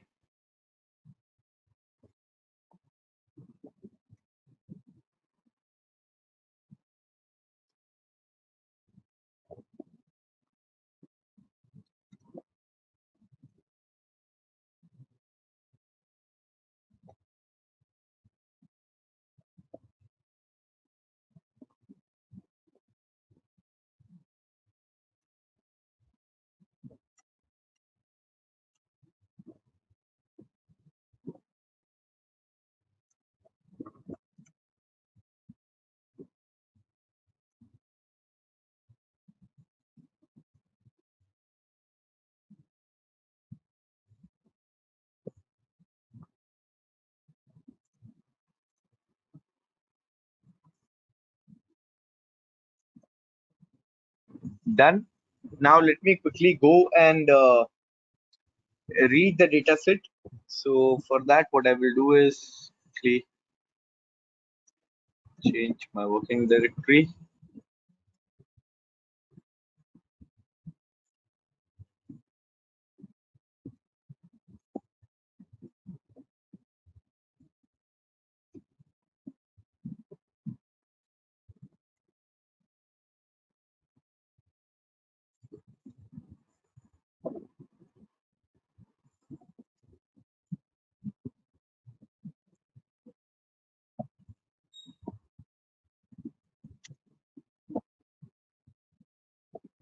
And now let me quickly go and read my data. So my data frame is pd dot.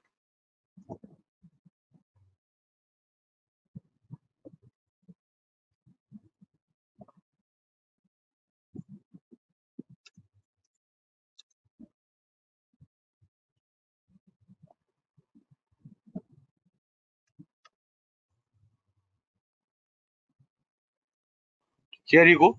This is my data set, right? So if you look at this data set, in this data set, you have 14 days. In these 14 days, you have the outlook, overcast, rainy and sunny. You have temperature. Temperature is hot, cool and mild. You have humidity, you have wind, and you have play, right? So I will not be using okay, let us use all four. In this example, they are using only 3 variables, but in our hands-on, okay, in this hands-on, what I will be doing is I will be using all 4 variables. Let us do that. Okay, so before I do that, let me convert everything into a category. If you look at your data frame right now, it's not, everything is not into a categorical variable. Here you go, see. Okay, so let me quickly go and convert everything into a category.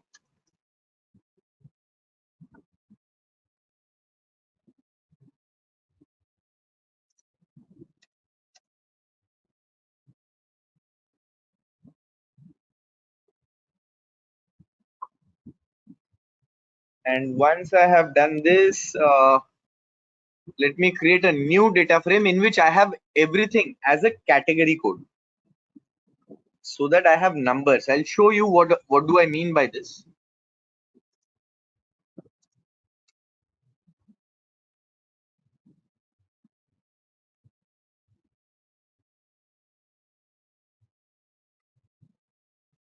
So let me execute this. Here you go. See, now I have 2 data frames. In the first data frame, I have all these values. These are now categorical variables. But in the second data frame, I have all ones and zeros.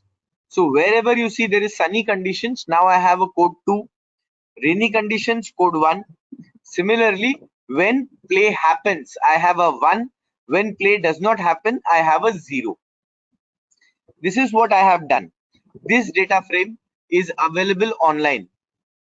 Okay, you can get this data frame online.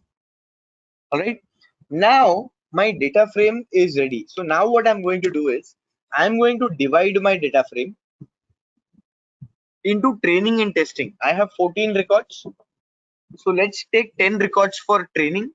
I will give 10 records as an input, and I will give 4 records, last 4 records,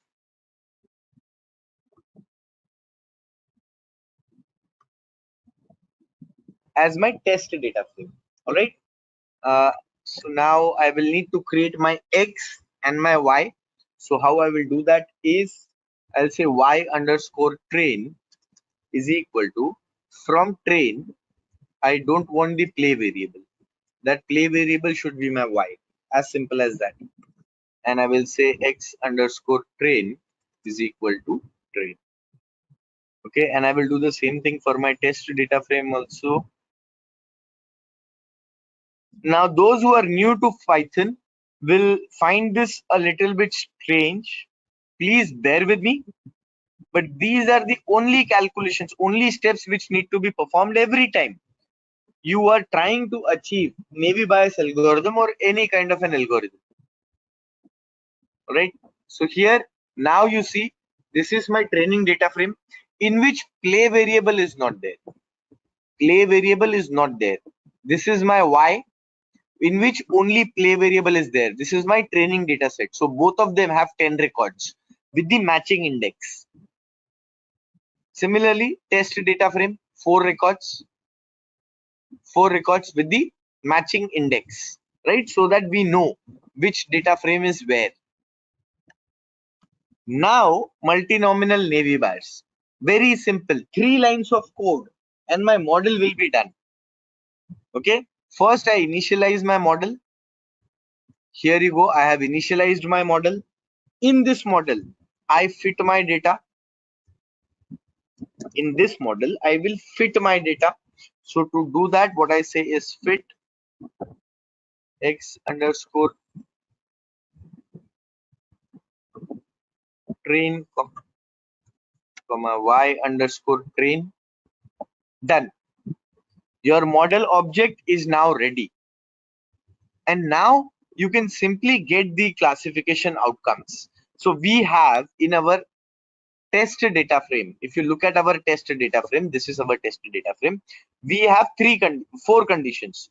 All four are sunny, high temperature, low humidity, and windy, right? And if you look at their outcomes, these are their outcomes. On the first 2 days, play is not happening. On the next 2 days, play is happening. Let us look at what is the prediction of our model for this. So to do that, what I simply do is x out is equal to model.predict.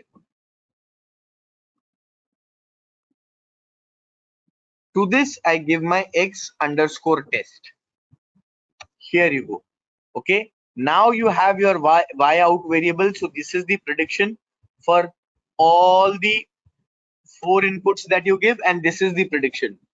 First day, we say play does not happen. Let us match it. Let us try to match it with our here. See, out of 4 records, 3 records we are predicting correctly. 3 records we are predicting correctly. If you want to check the accuracy, what is the accuracy of your model? What you can simply do is print. Let us print the accuracy on both training and testing.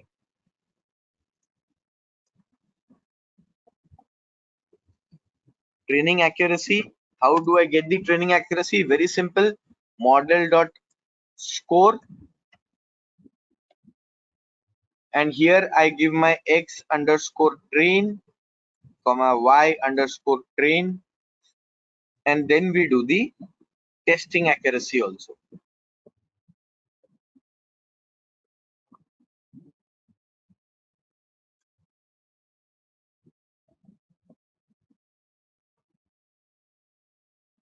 Here you go. So here you can see for our model training we have 80% accuracy, and for testing we have 75% accuracy.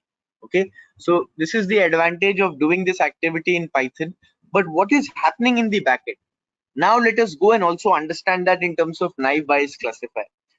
We have successfully implemented the naive Bayes classifier in Python programming language. But here, let us try to understand Bayes theorem, what is happening. So from this data set, all the tabulated data frequency tables are calculated. Once the frequency tables are calculated, they are substituted in our formula to calculate the probabilistic scores.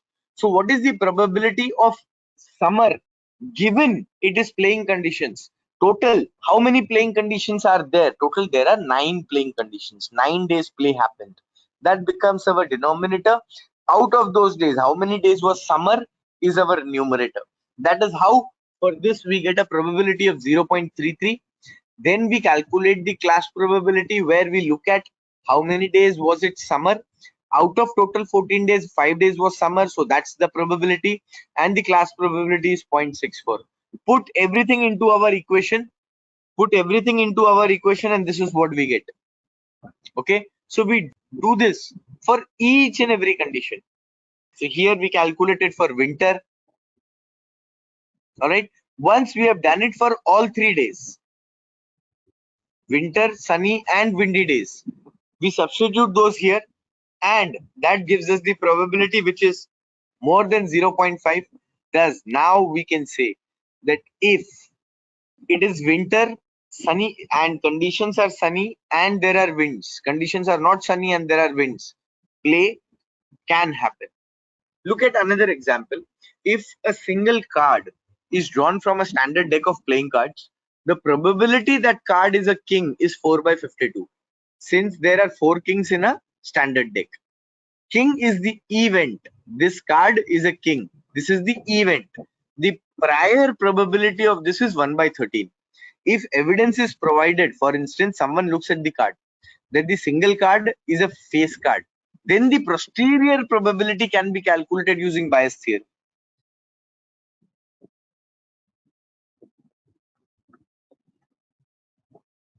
Okay, since every king is also a face card, the probability of face happening given you getting a face card given it's a king is 1. Since there are 3 face cards in each suit, all right, it's actually 4. Ace is also a face card, so it's jack, king, queen, and ace. The probability of the face card is 4 by 13. Okay, so if you combine these 3 likelihoods, what you get is 13 by 4. So using bias theorem, this is the probability that you get.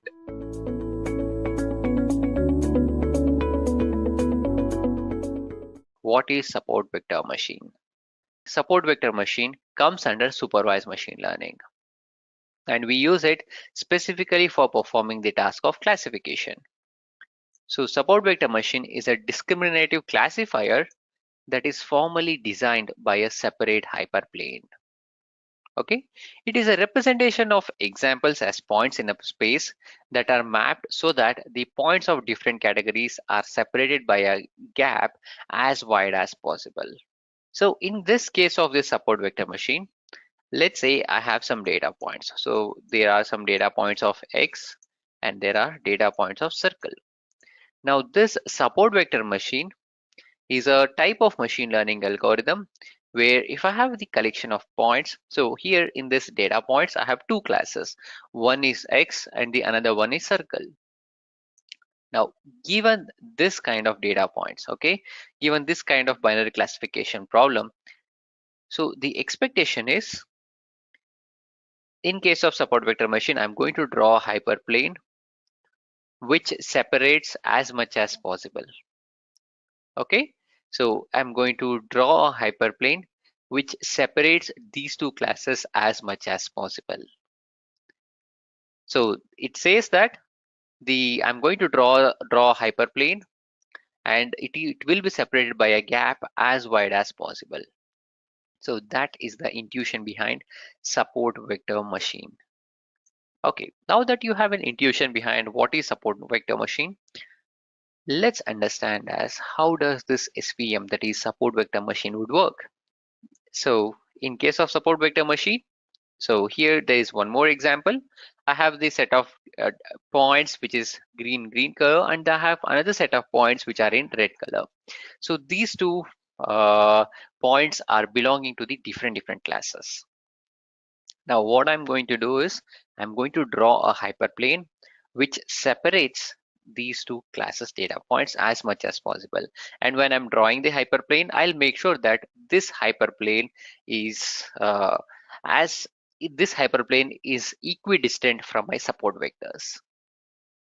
Now the support vectors is nothing but the point which is closer to my hyperplane.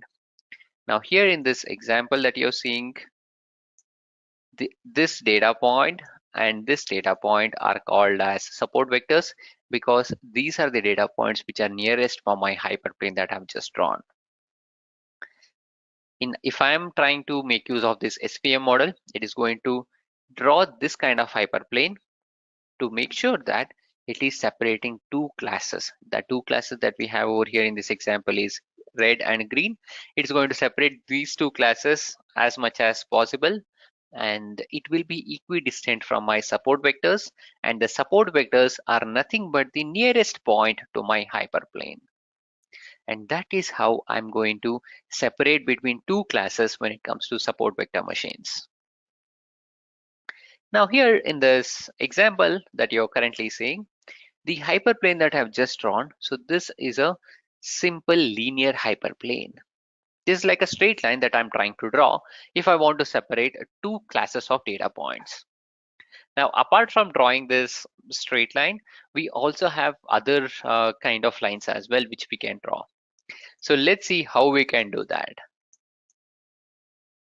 So the types of line that we can draw, or the hyperplane that we can draw, is called as SVM kernels, that is support vector machine kernels. The example that we have seen, it's an example for linear SVM kernels. So let's see what are the other types of kernels that we have. So when it comes to SVM kernels, we have linear kernels, radial basis function kernel, and along with that, we also have polynomial kernel. Now, in case of linear kernel, I'm going to draw a hyperplane, which is like a straight line. In case of polynomial kernel, I can draw my hyperplane on the basis of polynomial function that I have created, on the basis of number of variables that I have, and the degree that I have over there in case of polynomial. And in case of radial basis function, so I'll make use of radial basis to separate my data points. Okay, so these three are the important kernels that we have in SVM, and this is one of the commonly asked interview question when it comes to the topic of support vector machines. Now, let's look at some of the use cases, or the way we can do, where we can use this SVM to work, or let's look at some of the use cases where we can use this SVM. Okay, so we can use this SVM on many of the use cases. So to name a few, we can use it in face detection. We can use it in text and hypertext categorization. We can use the SVM if I'm trying to classify any images. I can make use in bioinformatics. And if I'm trying to detect something, so I can, in an example here, remote homology detection, handwriting detection, or in general, we can make use of this generalized predictive control. So wherever we are dealing with the task of classification, we can use this SVM model. Okay, now that we have a theoretical understanding as what is SVM and how it is actually going to look like and how it will be, let's have a quick walkthrough as how we can implement this SVM. Now, to implement this SVM, these are the common steps that we are going to follow. We are going to load the data, we'll explore the data, and once we have explored the data, we are going to split the data into two parts. The reason is simple. When I have training, so I'll be making use of my training data, and once my training is complete, I'll check how my model has been trained with the help of my test data. So I'm going to split the data. Now once that is complete, we are going to train this SVM model, and finally we can evaluate the model and observe as how model is working. So this is the overview of the implementation of support vector machines. So let's do one thing. Let's work it out and let's create the notebook in Google Colab and let's see it in action as how we can implement this SVM. I'll come back to my Google Colab. So this is the notebook that I have already prepared, and I'll give you a walkthrough as we proceed along. Now here in my first cell, I'm importing my NumPy library, pandas library, and along with that, for creation of plots, I'm importing my matplotlib library. Now, if you are comfortable with Seaborn, you can use the Seaborn library as well. So in my example, I'm just making use of matplotlib because we are not interested in creation of visualization, but we want to understand as how a model is being working. Okay, and I'm going to execute this cell. So this is going to take care of necessary imports. I'm importing my necessary libraries. And once that is done, here I'm importing this SVM. So this SVM model is available inside my sklearn library. So I've mentioned as sklearn.svm, and from sklearn.svm, I'm importing my SVC. Okay, so I'm importing my SVC. So I'll show you what is this SVC. SVM SVC. So it's C means support vector classification. Okay, now here when I'm instantiating this SVC, I can mention what is the kernel that I want to use. And if I'm working with any polynomial kernel, then I can also mention what is the degree of polynomial that I want to use while performing the fit for my data set. So I'm importing my SVC, and along with that, I'm also importing the data sets. So in the sklearn library itself, we have a data set. So sklearn host already, like it actually, sklearn has many toy data set which will actually help us in our learning journey. So we are going to use one of the data set, the famous iris data set. We use that for multi-class classification. So I'm going to load that iris data set, and I'm just going to extract only two features. So the two features that I'm extracting is petal length and petal width, because I don't want to complicate it. I just want to visualize the data. So in order to help me in visualization, I'm just getting only two features of my given data, and I'm separating my y as iris target. So whatever the target variable that I had, I'm assigning to my variable of y. Then I'm going to do this check whether it is setosa or versicolor. That means this default data set, which is in multi-class classification, I'm just going to convert it into a binary classification task. You'll get a better understanding once I execute this next cell. So this is going to prepare my data set, and once the data set is prepared, if I create a scatter plot, so I'm just creating the scatter plot to show us what and how my data set looks like. So this is how my data set looks like. On my x-axis, I think I'm having petal length. On my y-axis, I'm having petal width. And here, the blue points refers to the class 0, and the orange points refers to the class of 1. Okay, so this is how my data set looks like. You can clearly see that I have one set of points in one region and I have another set of points in another region.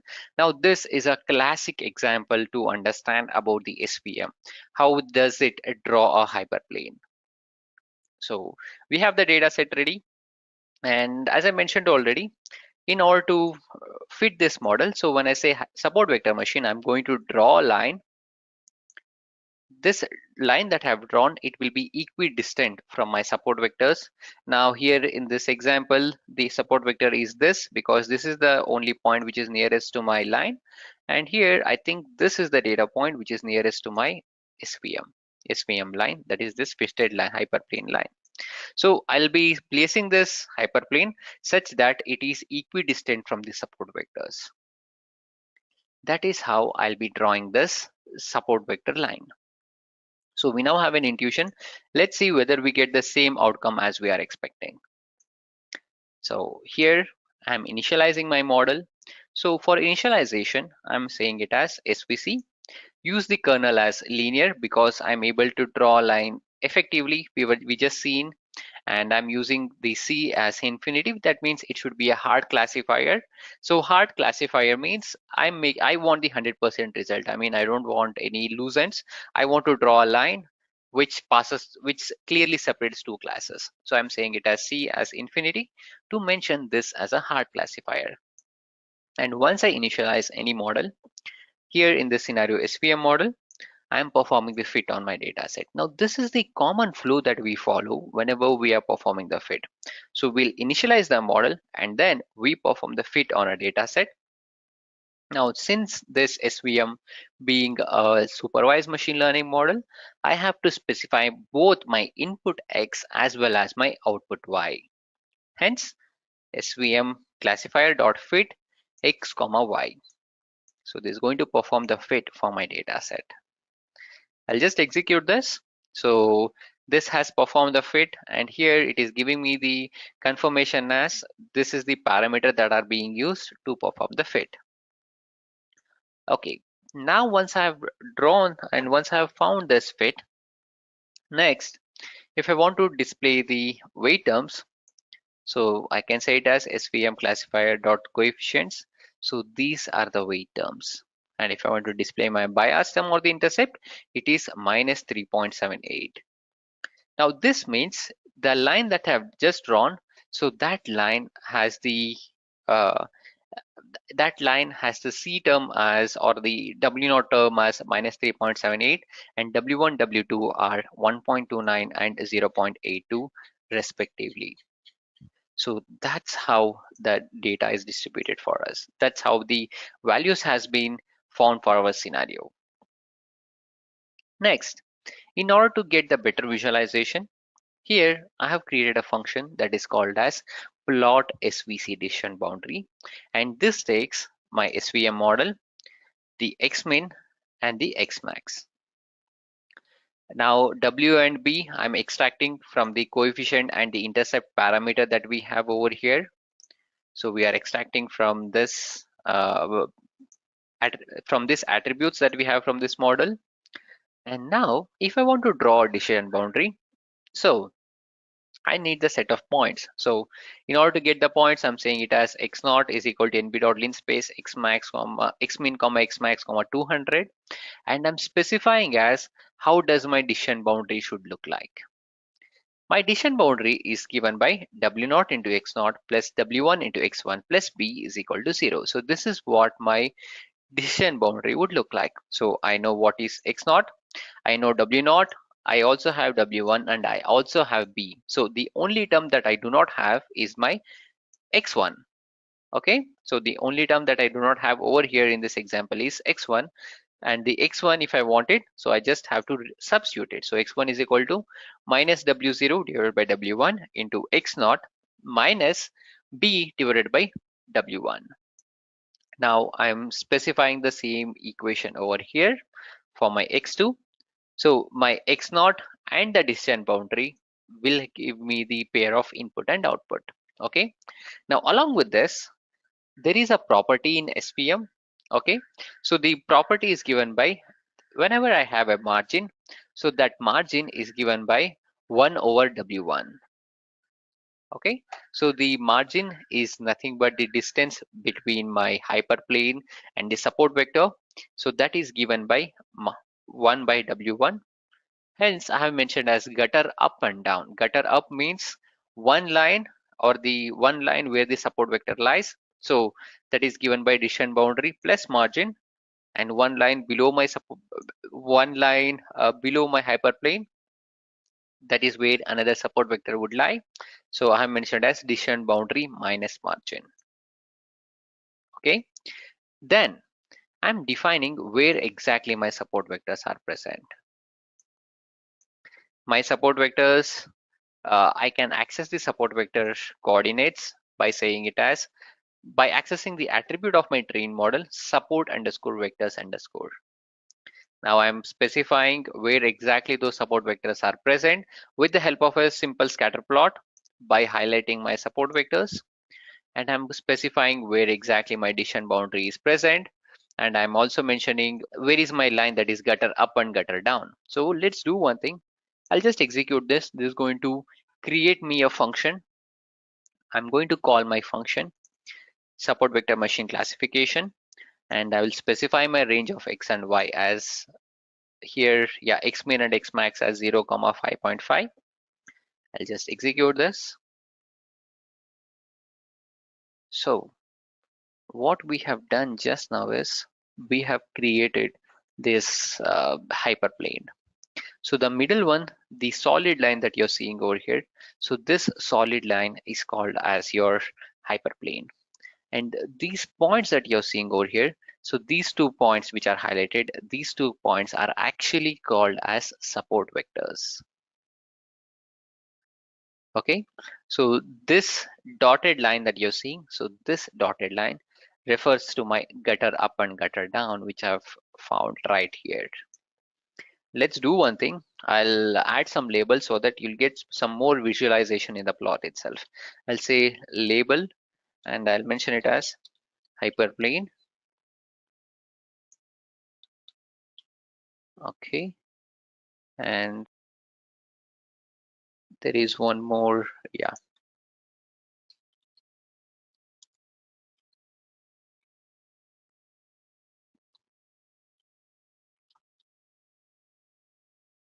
These are support vectors, and I'll say pld.legend.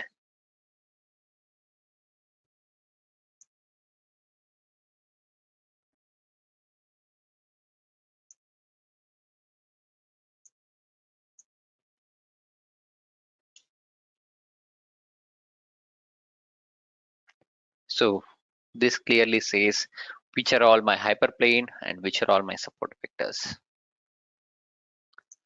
So this is the intuition behind support vector machines. So we'll be drawing a hyperplane which separates the points that we have, okay? And whichever the point which is nearest to my hyperplane, we call that point as a support vector. Now to access that support vector, we make use of the attribute. So let's do one thing. Let's explore the attributes svm dot support underscore vectors underscore. So this is going to tell me where exactly my support vectors are present. So one point is given by 1.9.0.4. I think this is the point that I'm talking about. And the another support vector that we have is at the location 3 comma 1.1. So 3 and 1.1, this is where we have another support vector. So using all these attributes, we have been able to create this visualization.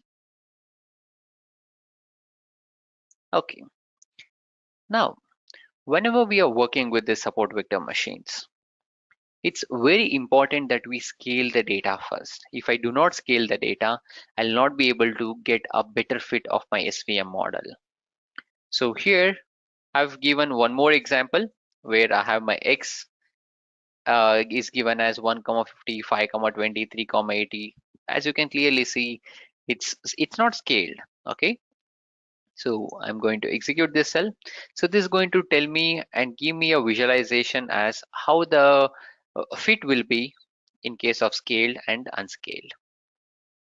See, if it is unscaled, if it is not scaled, okay, that means if it is unscaled, we can clearly see that the hyperplane that I'm drawing and the distance from my hyperplane, it's very close to each other. And whenever I'm working, it will be difficult for me to separate those two data points. But if I scale them correctly, now here for scaling, I have made use of a scalar and standard scalar. Now, if I scale it correctly, then in that scenario, it will be easier for me and it would actually work better when I have scaled data. Okay, so this is about using the linear SVM model to perform the fit on my given data set. Now, if I go below, we have some more examples about nonlinear classifiers as well. Now, in order to test out the same, here I'm creating an example dataset, and that dataset that I'm generating is called as make moons dataset, and this has been generated with the help of sklearn dataset generator. Now, as you can clearly see, I cannot make use of linear classifier. So linear classifier is nothing but a classifier, okay, which is an SVM model where I'm drawing or where I'm using a straight line to split my data points. I can clearly see that wherever I join or wherever I try to draw a line over here, I cannot split the data in an effective manner. Now this brings us the challenge. Now if I have a data set in this way where I cannot linearly separate it, how can we go about and perform the fit on our SVM model?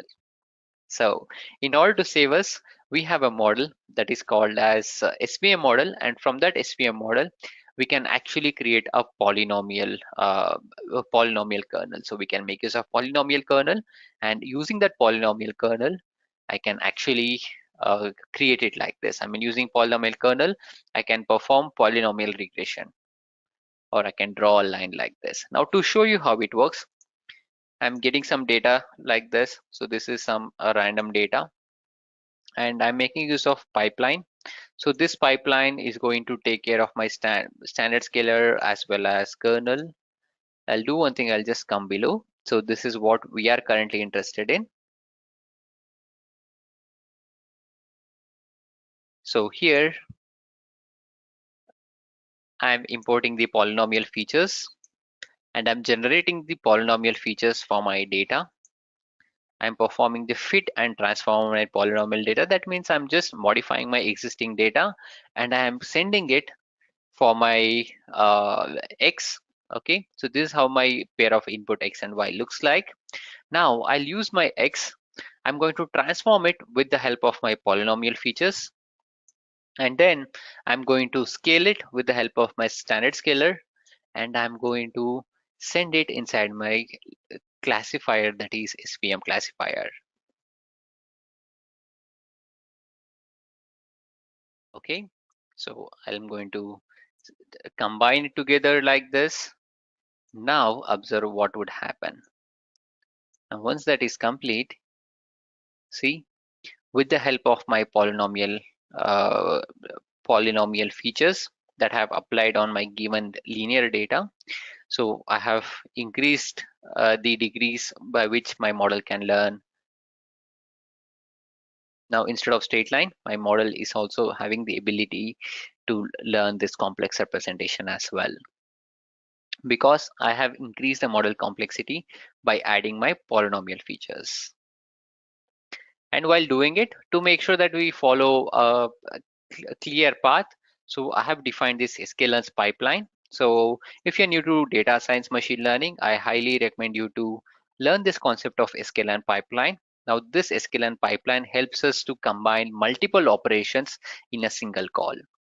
So here we have created a pipeline. This pipeline is going to add some polynomial features for my input data, and on top of it, this is going to perform scaling, and then I'm going to perform this binomial classification using this SVM.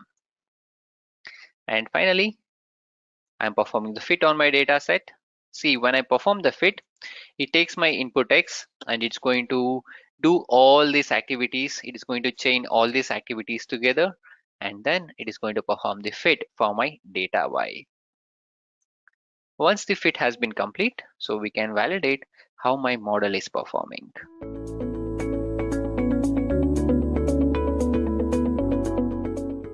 So what is a clustering technique? Clustering technique is something that we will use it for grouping purpose.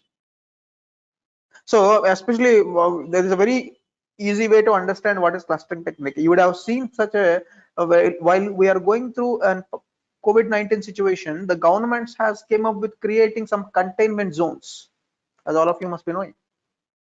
So how, on what criteria government has taken that, okay, which area is supposed to be a containment zone, or which area is supposed to be applied with some restrictions, and which areas can be considered as normal, on what criteria that they have created. So that's what using clustering technique, which means the governments, or when I say government, means that the people who will be taking the final decision in such criteria, either prime minister, either the chief ministers of that particular state will be taking decisions whether to go for a lockdown, whether to not to go for lockdown, or which areas has to be considered as containment zones or non-containment zones. So those high-level decisions are something which will be taken based on the clustering technique output, which is generated by these algorithms, based on a number of inputs. Okay, what is the population in a particular area? How many number of people are affected? How many number of hospitals which are present? How many number of people who are been recovered? So likewise, based on these multiple criteria, people will do some clustering technique on top of the data, and according to that, people will be segregated, or the areas will be segregated. So that saying that, okay, these are the observations which belong to one cluster, these are the observations which belong to one cluster, like that, so that people can cluster them, which can make organizations to take decisions on a very high level. Okay, that's what is our clustering technique, which clustering technique output will contain the different groups. It itself will group the different components based on whatever the number of clusters that you want to generate. That may not give the direct output. On top of the generated output, people will be taking business related decisions. That's what is all about clustering techniques. Okay, so now what we will do, let's take an example of within clustering techniques, what are the different types of clustering techniques we have. So what are the different types of clustering that we have? So there are multiple types of ways based on the type of output that we want to produce. There are multiple different types of clustering techniques we have, but out of which let's try to understand about what are the very famous and most widely used clustering technique algorithm, out of which we have something called k-means clustering algorithm is one of the very famous and most widely used. More than 90% of the people will end up with using k-means clustering algorithm, which is very famous in clustering techniques, right? Which is very famous in clustering techniques. So what are these clustering techniques? As I said, how this clustering technique will work. So k-means clustering is nothing but, always remember one thing, if any one of you are going to work in machine learning or anywhere, wherever you see a notation called k, by default K is nothing but you are supposed to, as a user, you are supposed to provide what is the input of K, which means wherever you see there are multiple techniques that we have in machine learning, like K means clustering technique, K nearest neighbor is one of the algorithm, K fold cross validation. Likewise, wherever you see a notation called K, what does a K means? It's an input that you are supposed to provide. Always remember this. It's an input that you are supposed to provide to your algorithm. Your algorithm cannot identify that K value. Of course, everything else will be taken care by your algorithm. But whenever you see K, which means in K means clustering, what is the meaning of K means clustering? How many number of clusters that you want to provide? That is something that you have to input it to your algorithm. That is something that you have to input to your algorithm, right? Here, the meaning of K is how many clusters that you want to generate. So how many clusters that you want to generate? Okay, when you have 1,000 observations which are present, when you have 1,000 input records which are present in your historical data, how many number of clusters that you want to produce? Do you want to go for one cluster? Obviously, one cluster means that the entire data set will be considered as is. Do you want to create 2 clusters out of the data? Do you want to create 3 clusters out of the data, 4 clusters, 5 clusters, or 10 clusters? So how this can be done? There are multiple steps that are involved in generating K-means clustering algorithm. So you can see, choose the number of clusters. This is what is nothing but your first step. It means you need to decide what is your K is nothing but number of clusters that you want to produce. And then there is an initialization of centroids will happen as a one-time activity, right? So there is an initialization of centroids which will be declared, that will be used as your initial step for your machine, and then assign the clusters, move the centroids, and optimization, and then converge all the clusters into one component. Yes, I know it will be very difficult to understand by looking at this thing. So let me show you a very simple example how exactly it will be done. Maybe let me take a simple diagram for you to show how exactly that's going to work. Okay, so let's say, for example, I'm going to take some historical data just to explain you on how exactly the K-means clustering algorithm will work. So what is that it is written in the first step? What is that it is written in the first step? So the choose number of clusters. Choose number of clusters. Now, which means, say for example, we need to take some historical data. I'm considering some historical data here. Let's assume this is the historical data. Let's assume this is the historical data that we have. So as you could see, there are multiple historical data points. So as you could see, the first step, choose number of clusters, which means, let's assume, to make this thing simple, I'm going to choose that we want to have 2 clusters generated. Okay, so this is, which means we want to have 2 clusters created. So because my number of clusters that I want to generate is 2, I'm going to consider that there are 2 centroids which are present. This is my first step. How this algorithm will do? How algorithm will come with the number of clusters? So this is how it will happen. So first step is to choose the number of centroid and then initialize your centroid. That's the second step. So now what is the third step? Let's assume this is observation number 1. This is our data point 1. So now what is the next step? We will take the distance from every observation to every centroid and every observation to every centroid, which means, now tell me which observation, for this observation number 1, which centroid is more closer? Is the green color centroid is more closer, or the red color centroid is more closer for this? Centroid means that data points, the one which I have highlighted, that's what we call a centroid, data points. We have chosen 2 centroids only because as a user, you are supposed to input what's supposed to be your K. What's supposed to be your K value, that's what I said. You need to know what is your K is nothing but how many number of clusters that you want to provide. Usually your business users are going to provide that. In case if you are going to work in this kind of algorithms, they will provide that. Or else there are some methods available like elbow method or other things. We will talk about that. Now this observation is more closer to red color. So now what happens? What is the next step? The algorithm will assign this particular observation 1 as a red color for now, as considering that this belongs to red color. Likewise for the second observation, when the second observation appears, what is the distance from the second observation to both the centroids? Now which one is more closer? I see green color is more closer. So now I'll mark this as green color. If the distance is same equal, so then the algorithm will force any of the observation to get into any of the centroid. So number of clusters, number of centroids that you will choose based on the K value, as I said.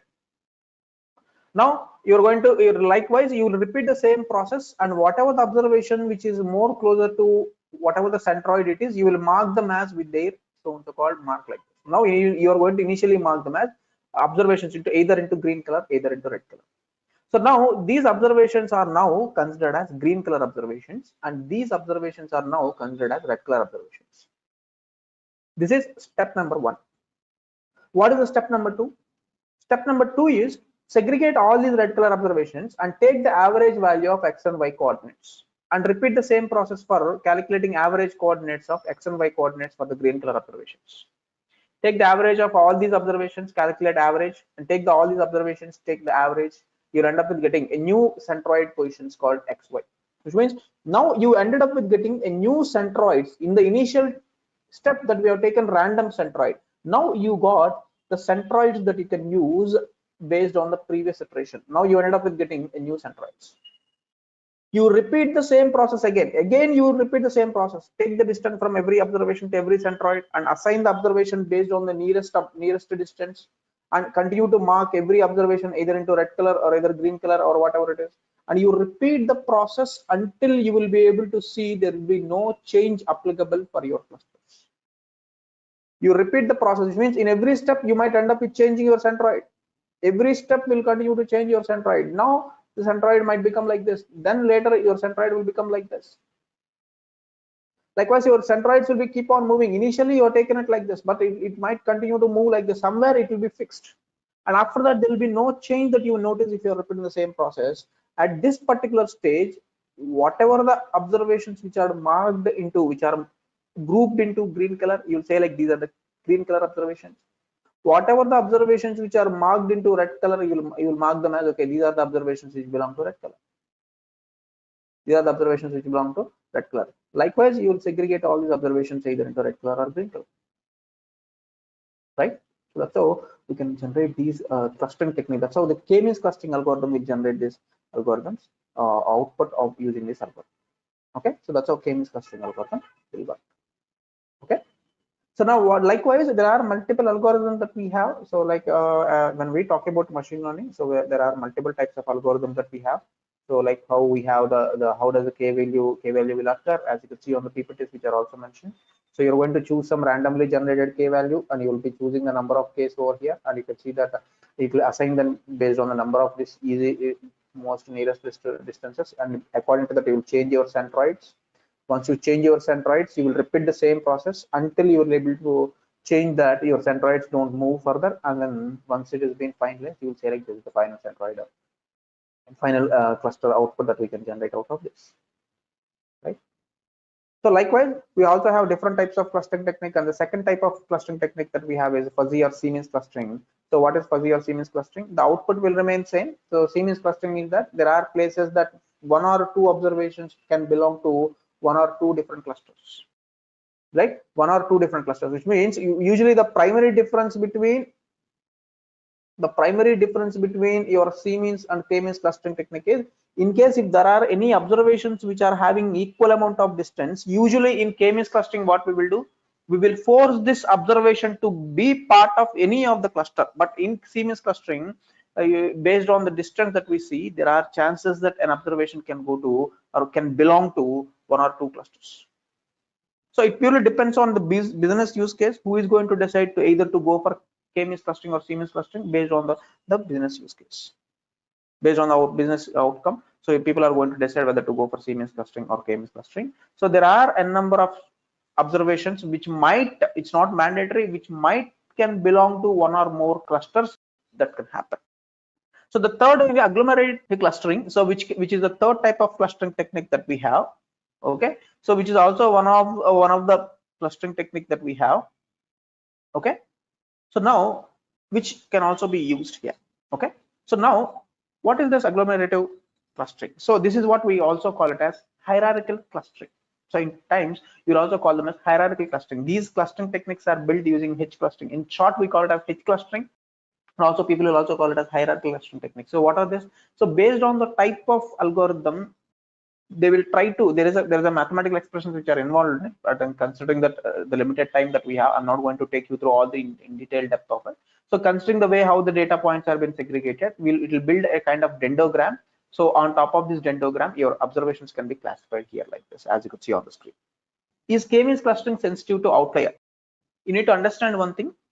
when we are talking about unsupervised learning algorithms, as I said, you may or may not have clarity on the data, which means your assumption is that at the least level, you don't have clarity on the data. Then if you don't, when you don't have clarity on the data, how can you say this is an outlier or this is not an outlier? When you have clarity on the data, especially when you're working on supervised learning algorithms, you can.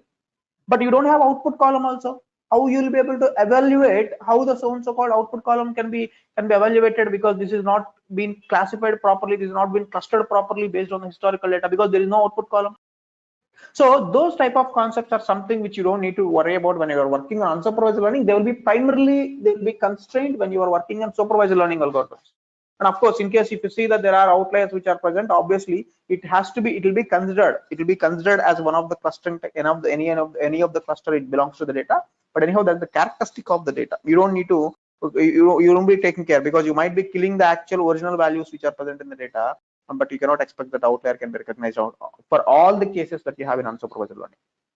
So the next type of clustering technique that we have is division clustering. So what is this division clustering? As the division clustering is also creates the data in a form of dendrogram, but the difference is you can see that it starts with all data points in one cluster, splits the root into child recursively based on the dendrogram, and stops when there is a singleton clusters which are created, which means that for every cluster there will be one observation which belongs to. So likewise, the clustering technique will work. Now there is one more technique that we have in terms of building a clustering technique. That's what we call it the mean shift clustering. So what we will do, we'll take an average of every cluster that we have. What we will do, we'll end up with reducing their means into a single density of items, and then we'll continue to repeat the process to see to that which observations mean will belong to the same cluster, and according to that we'll continue to identify which observation will belong to a particular cluster. So likewise, we can apply different types of clustering technique that can help us to cluster the data, which is part of unsupervised learning, right? So now let's jump into something called a small hands-on. Okay, let's take a small Python example, and we will see how do we build that particular clustering technique on top of the data using one of the simple data that we have. Jupyter Notebook. Let me open how we can use scikit-learn using one of the example. So meanwhile, let me show you some of the data set also. Let me show you a data set that I'm going to use as well. So what I'm going to do is I'm going to take this movie metadata information. Let me open this data set. I'm going to take this example of movie metadata information where this data set has got a number of observations which are present. Okay, let me open this. Okay, you can see that there are a number of movies related information. As you can see, the movie names. So Avatar, Pirates of the Caribbean, Spectre, The Dark Knight, Star Wars, etc., etc., John Carter, Spider-Man 3, Tangled, or etc., etc. We have a lot of movies, and about every movie we got a lot of information which is present, like who is the director, who is the actor, what are the director Facebook likes, what are the actor Facebook likes. Likewise, we got a lot of information which is present as part of these particular every observation. So now what we will do, we will try to cluster these data points. You can see a lot of observations which are given. What is the gross of the movie? What is the number of reviewers?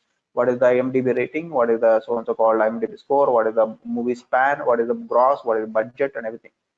So now what I'll be doing, I'll be reading this data set using one of the pandas library that we have. Okay, so I'll be reading this data set. Let me open the Jupyter Notebook. I'll be using something called pandas. As you can see, read.pandas.csv. I'll be reading this data set where you can see that this is the data set that I am able to read. I got a number of observations that are present. I can see that director Facebook likes and actor 3 Facebook likes. So now what is that I want to do is, instead of building this clustering technique on top of every observation, so what I will do is I will take these columns called number of Facebook likes on director and number of actor Facebook likes versus director Facebook likes. So where you can see that if I want to select a director Facebook likes alone, I'll be able to choose this director Facebook likes alone. You can see for every movie you got the number of director Facebook likes which are present. So if there are more number of Facebook likes, what does it mean? The director is famous person, correct? Or either if there are more number of famous Facebook likes that the actor has got, which means that the person is, or the actor is very famous person. So that's what you can understand. So now we can see that I'll try to extract these independent components that we're talking about. I will extract all the records in all the director Facebook likes versus actor Facebook likes, where I'm just going to form an object called new data by applying some iLocation as a filter. iLocations, ILOC stands for index location, where I can filter out what are the records that I wanted to, what are the columns that I wanted to, using this iLocation function. Now I got all the so and so called number of director Facebook likes versus actor Facebook likes which are present as part of this. Okay, so this is being loaded into an object called new data. So now what is that I'll be doing? After that, I'm importing something called sklearn k-means cluster. So this algorithm is available as part of this scikit-learn algorithm. Whatever the number of steps that we have discussed, you're not supposed to execute all these steps manually. And of course, if you want, you can also write such a program as well. But what is that we'll be doing? In scikit-learn library, there is a Python library called scikit-learn which has got most of the algorithms present, and we will be importing this k-means clustering algorithm. And for this k-means clustering, I'm providing the c is equal to number of clusters is equal to 5. So here, if you are aware of object-oriented programming using Python, you will be able to correlate. I'm importing this k-means clustering, which is implemented as a class here, where I'm creating an object called k-means clustering by providing an input called n number scores clusters is equal to 5, which means that what is the meaning of 5? I want to build 5 clusters out of this. So where once you create an object using k-means, I'm calling this method called fit method by providing new data as my independent variables. I'm calling this fit method, which means fit is a method that's going to invoke what's supposed to be the process that needs to be executed. That's going to build my clustering technique algorithm by taking number of clusters is equal to 5. So now I'm able to generate my algorithm where by looking at my model, I'll be able to extract what are the centroids that I got, final centroids, because initially you'll be taking some random centroids, but at the end you'll end up with getting a final centroid position somewhere fixed to it. That is nothing but a center point for every cluster that we got. These are the final centroid that we got. Even if I want to print what is the labels which are generated, labels is nothing but it will extract the outcome. You can see that these are the label numbers which are added here. Out of 5,000 movies, we got the labels which are added as an array, but we won't be able to see it like that. What is it I'm trying to do? I'm trying to get all the unique values present in these labels with respect to counts. Now you can see that my data is now clustered into 5 different, all the movies are clustered into 5 different clusters. As you see, cluster number 0 has got 4,700. Most of the observations are moved into cluster number 0. 104 movies went into observation number 1, 11 movies are moved into cluster number 2, and 87 movies are moved into cluster number 3, and 67 into cluster number 4. So the data properties are being distributed, and that's how the clustering technique has divided the data into 5 clusters. Now you can see what is that I'm trying to do. I'm trying to put this into a new data of cluster, which means whatever the labels that are generated here. This is my output column. I'm going to create this into as a new column in my new data, where I'm using this lm plot that will print whatever the column that I have called director Facebook likes versus actor Facebook likes, and I'm choosing this data is equal to new data that will help me to identify what column can be considered as hue, so that I'll be printing it in a cool warm type chart. You can see that palette type is equal to cool warm type, which will help me to identify based on the cluster that you have created. Now if I print this, you can see that pretty much the every observation is now categorized into individual cluster. You can see these are the movies which are now graphical representation. This is the graphical representation that we are using to see how these movies are being segregated. I can see these movies are nothing but cluster number 0. You can see there are a few more movies which are extracted over here. This is nothing but based on the color indication. This is cluster number 3, and these movies are created as a cluster number 1, cluster number 2. These movies are something which are created as cluster number 1, and these movies are created as cluster number 4. 0, 1, this is nothing but 2, cluster number 3, cluster number 3, and cluster number 4, like this. Now you can clearly see that how the k-means clustering has came up. The movies which are made by new people with new directors, new actors are making films with new directors, or new directors are making film with new actors.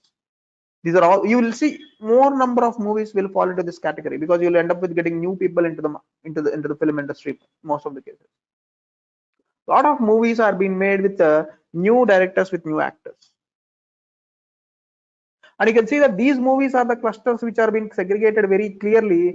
The famous actors are making films with new directors. Very famous actors are making films with new directors, and these movies are something where very famous directors are average fame directors are making films with some new actors. You can see these movies are nothing but very famous actors are making, directors are making films with very new actors.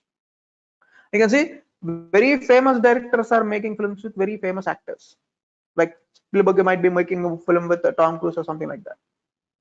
So likewise, you can clearly see that where instead of, if you do this activity manually, it might take a little longer time for you to segregate each and every component. But within 5 minutes, we're able to cluster this activity, right? So that's what the beauty with algorithms. You don't need to manually do this activity, where you can provide your data automatically based on the properties of the data. Your algorithm itself will build this clustering output out of the data. All right. So that's how we will be able to build a clustering technique on top of the given data. So that's what we have as part of one of the hands-on example.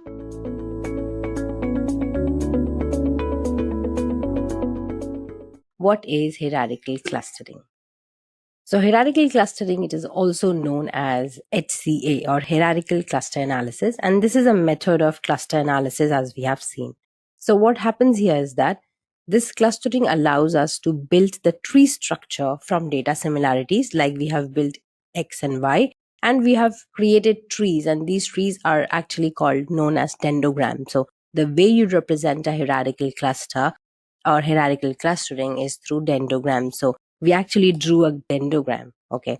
So this is how the clustering is being formed, and this is how the clusters are being made, and this is how the relationship among the clusters is being shown by a dendrogram. So based on these things, now we will go on further to understanding what is agglomerative clustering. So when this hierarchical clustering follows a bottom-up approach, this is called agglomerative clustering. And when this is following up a top-down approach, this is used in divisive clustering. So now let us understand what is agglomerative clustering. So the types of hierarchical clustering are two, that is agglomerative and divisive. So now moving on further, what is agglomerative clustering? So agglomerative hierarchical clustering, this is also known as AGNES, which means agglomerative nesting hierarchical clustering. And it follows a bottom-up approach, which means that clustering or clusters, they are formed from the bottom and are again clustered till a complete single cluster is formed. And what happens then is that the clustering continues until we obtain a single cluster, and we will see how we obtain a single cluster, and we also represent it. So individual data points are clustered based on similarity, and we go on clustering until there's only one single cluster left. So let us just plot this agglomerative clustering and make things really simple for us. Now suppose I have got these data points scattered here, A to G, and these data points have to be clustered. So another important thing is that now we will form clusters. So how clusters are formed? So we can see that based on some similarity, like because of the distance, nearby distance, A and B can be grouped together in a single cluster. So I am just doing that. C and D, I form another cluster because they are near. So I just club them. And again, I would just club E and F based on their distance. And G is separate, so I will just form a separate cluster. Now what happens in agglomerative clustering is that I have to plot all these data points like A, B, C, right, D, E, F, and G. So these are separate clusters. The clustering starts from the bottom, and each data point is treated as a single cluster, which we will also understand with the help of an example further. But now for simplicity, let's take A, B, C, D. So then what happens is that since A and B are grouped as one cluster, so this is how I just group them, all right? And C and D is grouped as one cluster, this is how I group them. E and F are grouped in one single cluster, this is how I group them. Now remains G, which is not being grouped into any of the cluster. So now clustering, I said that it continues until a single cluster is left. So now I would have to have another level of clustering. That means that E, F, G, since G is very close to E, F, I will cluster it in one single cluster. Okay. And since I can see that both these A, B, and C, D pairs, these clusters are again together, so I will just cross this line and I will make one single cluster of these 4 points, right? So what I do is, since these two are connected, I connect them with the help of this line figure, that is tree structure dendrogram, and this G, E, and F, they are connected somehow. I connect them. All right. Now what happens is that I have got two big clusters, and clustering continues until a single cluster is obtained. So in the end, I will have to cluster everything into a single cluster. And this is how I do that. And to join it, I will again join this entire graph. So this is when it follows a bottom to up approach. This is called as agglomerative hierarchical clustering. Okay. So now we will go and see an example of this hierarchical agglomerative clustering, right? Okay. So let us understand what is agglomerative clustering with this example. Now we see that here the clustering takes place from bottom to up. And we have taken an example of population wherein we go on clustering until we get population. So here from the bottom, the individual professions are being plotted. And we see that, let's take for a convenience the left-hand side. And on the left-hand side, the red dots, as you see, this is individual profession in public sector. And on the another side, which we see in the brown circles, is the private sector employment. So somehow there's similarity between private sector. So they are being clustered as one single cluster and the private sector as another cluster. These again are being clustered into one single cluster, and that is employment cluster. Whereas on the another side, we can see another cluster which is different, and that is unemployed section of cluster of people. Now, they again share one similarity, and that is that they all belong to a single gender, that is male. So everything is being clustered into one single cluster, that is male. And then again, male and female clusters are being clustered together to form one single cluster, that is population. Similarly, we also divide on the right hand side the individual professions of women clubbed into private and public sector. And then again, we have separate clusters of employed and unemployed women, and they had been grouped into one single cluster, and that is women. Again, we merge the two big clusters into one single cluster, that is population. So this is how the clustering is taking place. The levels are being increasing from bottom to up. So when we are using this bottom-up approach, this is agglomerative clustering.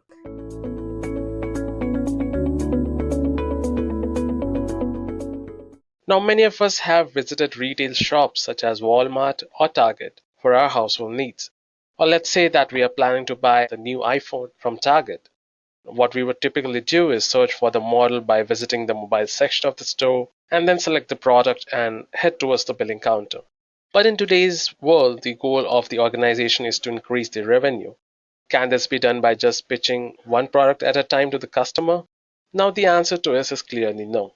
Hence, organization began mining data relating to frequently bought items. So market basket analysis is one of the key techniques used by large retailers to uncover associations between items. Now, examples could be the customers who purchase bread have a 60% likelihood to also purchase jam. Customers who purchase laptops are more likely to purchase laptop bags as well. They try to find out associations between different items and products that can be sold together, which gives assisting in the right product placement. Typically, it figures out what products are being bought together, and organizations can place products in a similar manner. For example, people who buy bread also tend to buy butter, right? And the marketing team at retail stores should target customers who buy bread and butter and provide an offer to them so that they buy a third item, suppose eggs. So if a customer buys bread and butter and sees a discount offer on eggs, he will be encouraged to spend more and buy the eggs. And this is what market basket analysis is all about. This is what we are going to talk about in this session, which is association rule mining and the a priori algorithm. Now, association rule can be thought of as an if-then relationship. Just to elaborate on that, we have come up with a rule. Suppose if an item A is being bought by the customer, then the chances of item B being picked by the customer too under the same transaction ID is found out. You need to understand here that it's not a causality, rather it's a co-occurrence pattern that comes to the force. Now there are two elements to this rule. First is the if and second is the then. Now if is also known as antecedent. This is an item or a group of items that are typically found in the item set. And the later one is called the consequent. This comes along as an item with an antecedent group, or the group of antecedents are purchased. Now, if we look at the image here, A arrow B, it means that if a person buys an item A, then he will also buy an item B, or he will most probably buy an item B. Now, the simple example that I gave you about the bread and butter and the eggs is just a small example. But what if you have thousands and thousands of items? If you go to any professional data scientist with that data, You can just imagine how much of profit you can make if the data scientist provides you with the right examples and the right placement of the items which you can do. And you can get a lot of insights. That is why association rule mining is a very good algorithm which helps the business make profit. So let's see how this algorithm works. So association rule mining is all about building the rules. And we have just seen one rule, that if you buy A, then there's a slight possibility or there's a chance that you might buy B also. This type of a relationship in which we can find the relationship between these two items is known as single cardinality. But what if the customer who bought A and B also wants to buy C? Or if a customer who bought A, B, and C also wants to buy D? Then in these cases, the cardinality usually increases, and we can have a lot of combination around these data. And if you have around 10,000 or more than 10,000 data or items, just imagine how many rules you're going to create for each product. That is why association rule mining has such measures so that we do not end up creating tens of thousands of rules. Now, that is where the a priori algorithm comes in. But before we get into the a priori algorithm, let's understand what's the maths behind it. Now, there are three types of matrices which help to measure the association. We have support, confidence, and lift. So support is the frequency of item A or the combination of item A or B. It's basically the frequency of the items which we have bought and what are the combination of the frequency of the item we have bought. So with this, what we can do is filter out the items which have been bought less frequently. This is one of the measures, which is support. Now, what confidence tells us? So confidence gives us how often the items A and B occur together, given the number of times A occur. Now, this also helps us solve a lot of other problems, because if somebody is buying A and B together and not buying C, we can just rule out C at that point of time. So this solves another problem, is that we obviously do not need to analyze the products which people just buy barely. So what we can do is, according to the sales, we can define our minimum support and confidence. And when you have set these values, we can put these values in the algorithm and we can filter out the data and we can create different rules. And suppose even after filtering, you have like 5,000 rules. And for every item, we create these 5,000 rules. So that's practically impossible. So for that, we need the third calculation, which is the lift. So lift is basically the strength of any rule. Now let's have a look at the denominator of the formula given here. And if you see here, we have the independent support values of A and B. So this gives us the independent occurrence probability of A and B. And obviously, there's a lot of difference between the random occurrence and association. And if the denominator of the lift is more, what it means is that the occurrence of randomness is more rather than the occurrence because of any association. So lift is the final verdict where we know whether we have to spend time on this particular rule what we have got here or not. Now let's have a look at a simple example of association rule mining. So suppose we have a set of items A, B, C, D, and E, and a set of transactions T1, T2, T3, T4, and T5. And as you can see here, we have the transactions T1 in which we have ABC, T2 ACD, T3 BCD, T4 ADE, and T5 BCE. Now what we generally do is create some rules or association rules, such as A gives D or C gives A gives C, B and C gives A. What this basically means is that if a person buys A, then he's most likely to buy D, and if a person buys C, then he's most likely to buy A. And if you have a look at the last one, if a person buys B and C, he's most likely to buy the item A as well. Now, if we calculate the support, confidence, and lift using these rules, as you can see here in the table, we have the rule and the support, confidence, and the lift values. Now let's discuss about a priori. So a priori algorithm uses the frequent item sets to generate the association rule.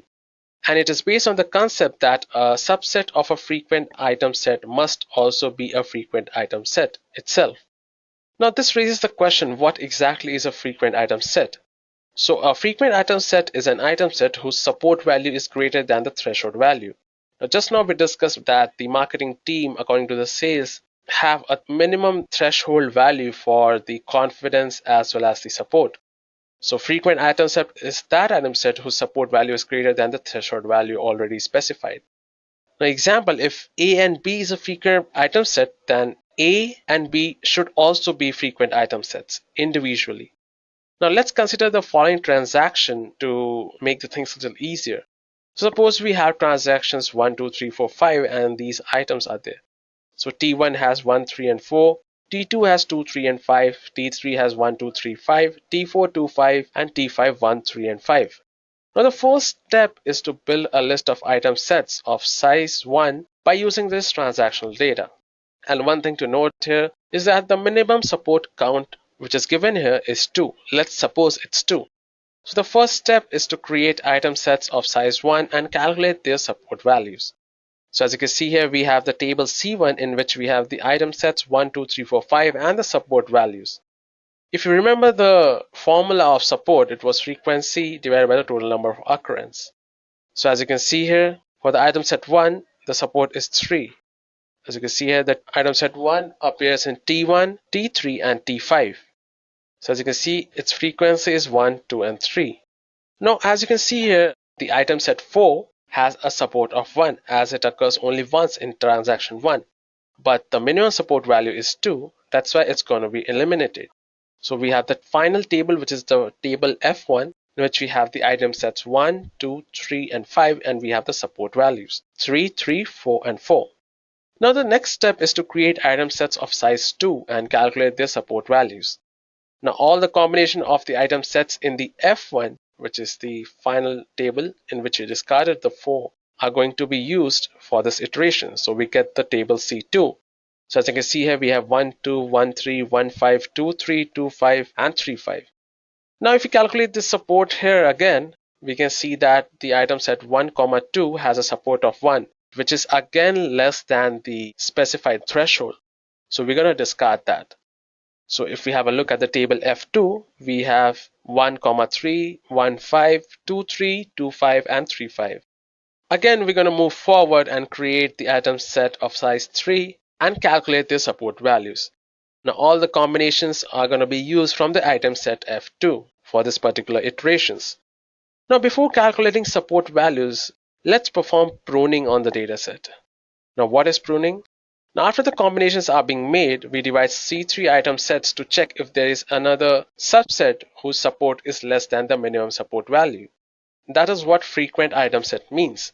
So if you have a look here, the item sets we have is 1, 2, 3, 1, 2, 1, 3, 2, 3 for the first one.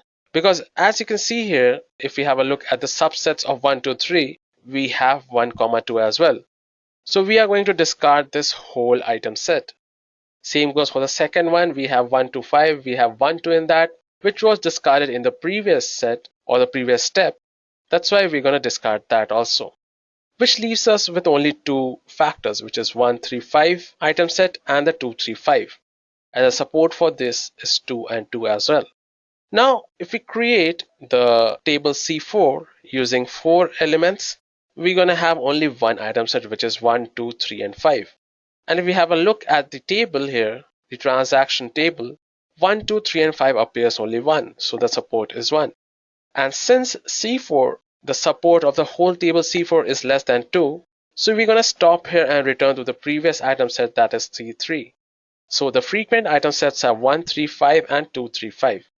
Now let's assume our minimum confidence value is 60%. For that, we're going to generate all the non-empty subsets for each frequent item sets. Now for I equals 1, 3, 5, which is the item set, we get the subset 1, 3, 1, 5, 3, 5, 1, 3 and 5. Similarly for 2, 3, 5, we get 2, 3, 2, 5, 3, 5, 2, 3 and 5. Now this rule states that for every subset S of I, the output of the rule gives something like S gives I to S. That implies S recommends I of S. And this is only possible if the support of I divided by the support of S is greater than equal to the minimum confidence value. Now applying these rules to the item set of F3, we get rule 1, which is 1, 3 gives 1, 3, 5 and 1, 3. It means 1 and 3 gives 5. So the confidence is equal to the support of 1, 3, 5 divided by the support of 1, 3. That equals 2 by 3, which is 66%, and which is greater than the 60%. So the rule 1 is selected. Now if we come to rule 2, which is 1, 5, it gives 1, 3, 5 and 1, 5. It means if we have 1 and 5, it implies we're also going to have 3. Now if we calculate the confidence of this one, we're going to have support 135 divided by support 15, which gives us 100%, which means rule 2 is selected as well. But again, if we have a look at rule 5 and rule 6 over here, similarly, if we select 3 gives 1, 3, 5 and 3, it means if we have 3, we also get 1 and 5. So the confidence for this comes at 50%, which is less than the given 60% target. So we're going to reject this rule. And same goes for the rule number 6. Now, one thing to keep in mind here is that although the rule 1 and rule 5 look a lot similar, they are not. So it really depends what's on the left hand side of the arrow and what's on the right hand side of the arrow. It's the if-then possibility. I'm sure you guys can understand what exactly these rules are and how to proceed with these rules. So let's see how we can implement the same in Python, right? So for that, what I'm going to do is create a new Python file, and I'm going to use the Jupyter Notebook. You're free to use any sort of IDE. I'm going to name it as a priori. So the first thing what we're going to do is we'll be using the online transactional data of a retail store for generating association rules. So firstly, what we need to do is get the pandas and MLXtend libraries imported and read the file. So as you can see here, we are using the online retail.xlss format file. And from MLXtend, we're going to import a priori and association rules. It all comes under MLXtend. So as you can see here, we have the invoice, the stock code, the description, the quantity, the invoice data, unit price, customer ID, and the country. Now next in this step, what we're going to do is do data cleanup, which includes removing the spaces from some of the descriptions and drop the rows that do not have invoice numbers and remove the credit card transactions, because that is of no use to us.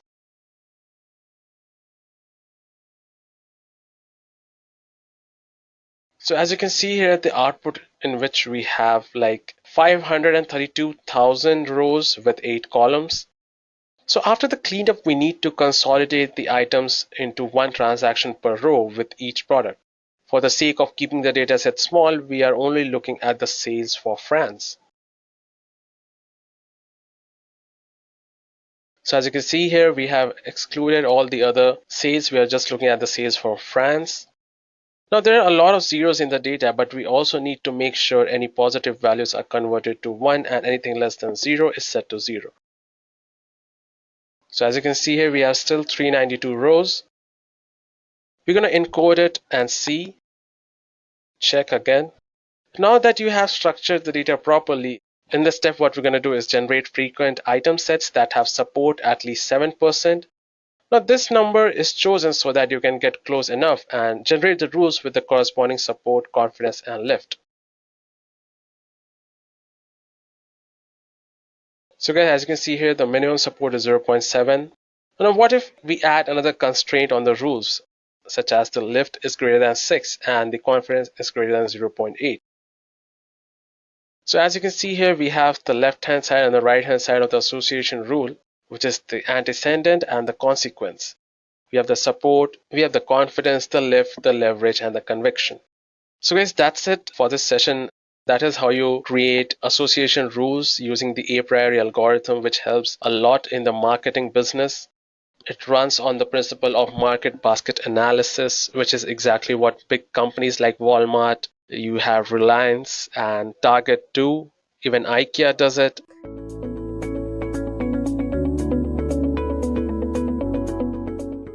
But the first thing that we need to focus on is why artificial intelligence? Why do we need artificial intelligence?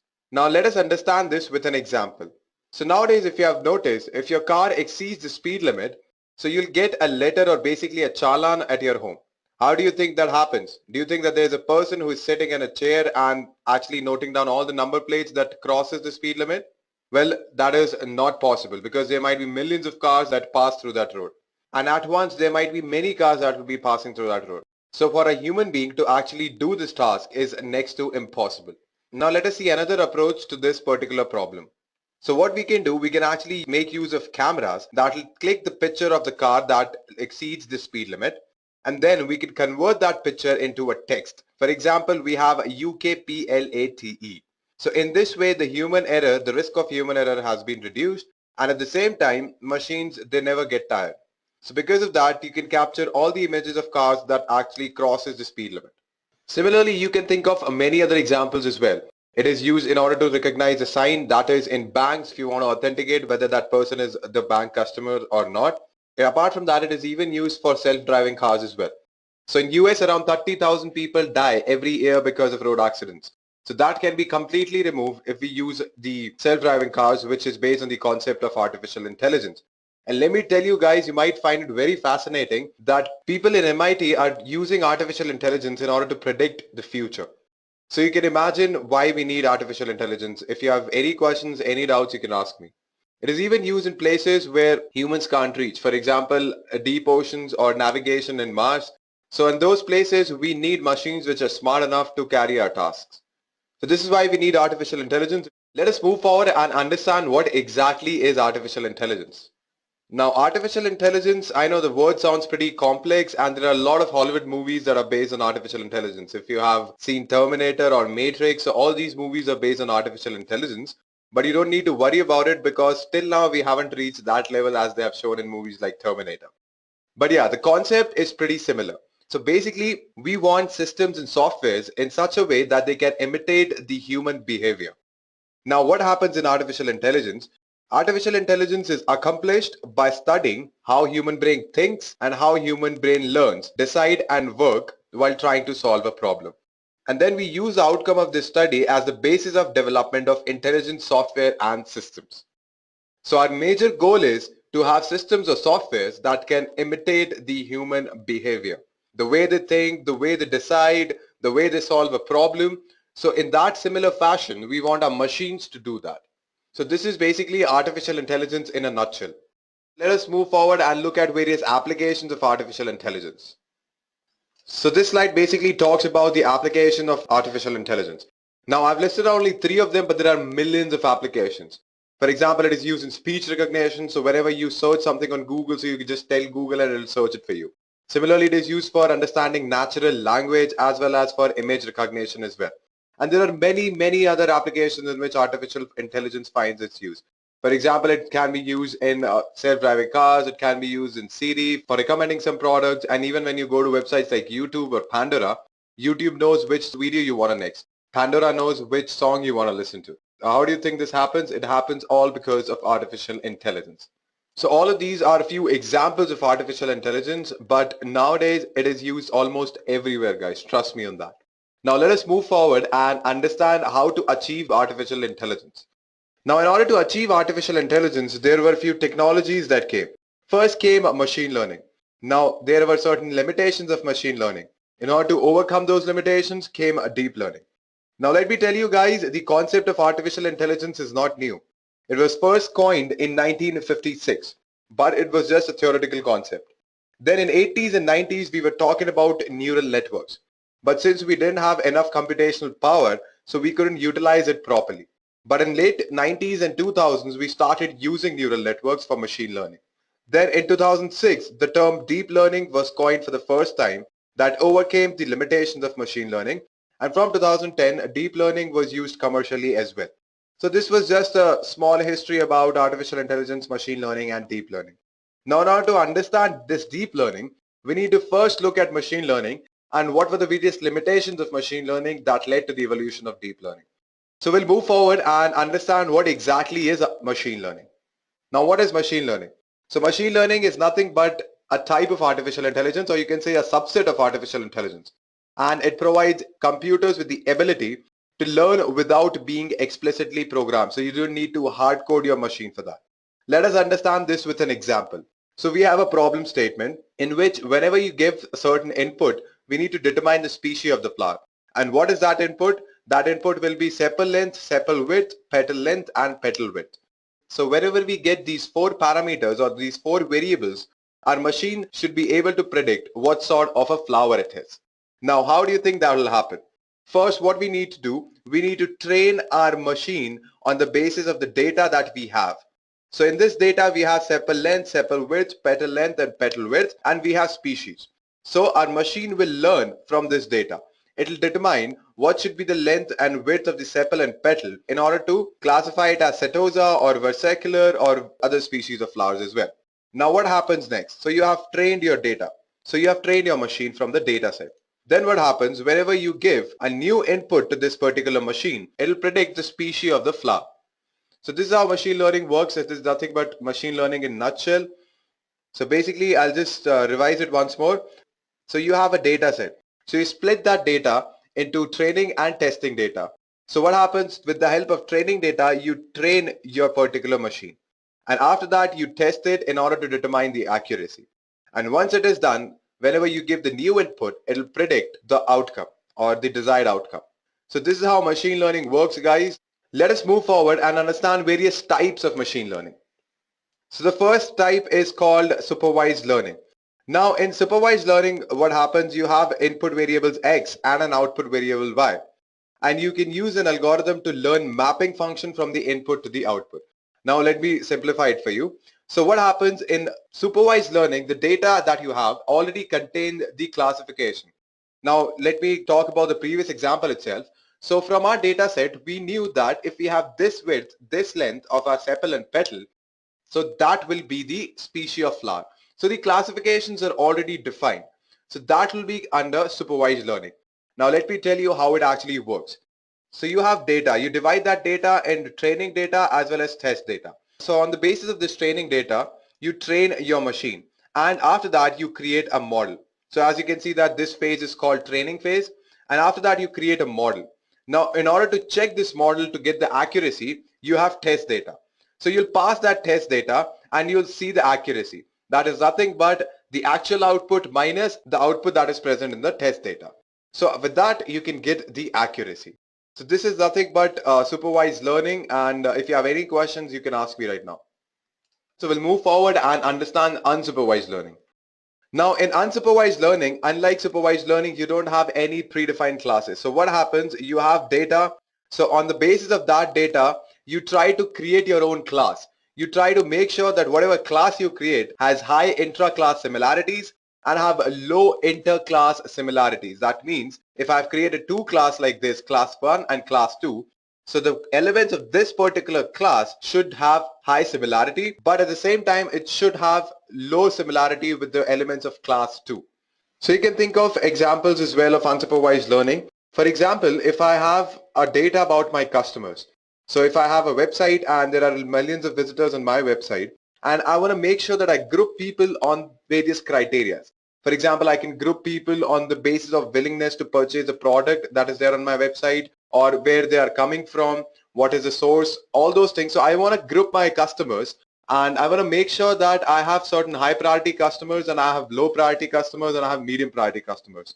So with the help of unsupervised learning, I can actually do that. I can make certain classes of people on whom I should focus more on as compared to the other class. So this was just an example, guys. You can use it in various other fields as well. So in marketing, this is how you can use unsupervised learning. So this brings us to our next type of machine learning, which is called reinforcement learning. Now this is reinforcement learning, guys. Now what happens in reinforcement learning? The machine learns by interacting with space or an environment. So it learns with its experience, with its past experience, and also by new choice exploration. Now I'll take the analogy of dogs. So if you have any dog or a pet at your home, so if you have trained your dog in order to get the newspaper, and if it gets it, then you reward it with some chocolate or things that the dog likes, right? So the dog will know whatever he has done, he's actually rewarded for that. So it'll continue doing that. But apart from that, if he does something else, if instead of the newspaper, he brings something else. So what you'll do, you might even punish it. So because of that, the dog will come to know that it has to get a newspaper every morning. Now, the same example is there in front of your screen. So you have this machine. So it has two choices, either to touch the fire or touch the water. Now, first, what it does, it goes on and touch the fire. So because of that, it gets some burning sensation. Now it has only other option, that is to touch the water. So when it touches the water, it gets some reward. So because of that, it'll understand that it does not have to touch fire ever again. Now there's a diagram that is there in front of your screen. So what happens is you have an agent, all right, that agent performs some action. And on the basis of that action, it'll be exposed to some sort of an environment. Now, if that action is correct, then it'll be rewarded with that. But if it is not, then it'll change its choice and it'll again perform some action. So this process will keep on repeating. So this is how reinforcement learning works. So let us move forward and understand when we have machine learning, why do we need deep learning? That is, we'll look at various limitations of machine learning. Now, the first limitation is high dimensionality of the data. Now, the data that is now generated is huge in size. So we have a very large number of inputs and outputs. So due to that, machine learning algorithms fail. So they cannot deal with high dimensionality of data, or you can say data with large number of inputs and outputs. Now there's another problem as well in which it is unable to solve the crucial AI problems, which can be natural language processing, image recognition, and things like that. Now one of the biggest challenges with machine learning models is feature extraction.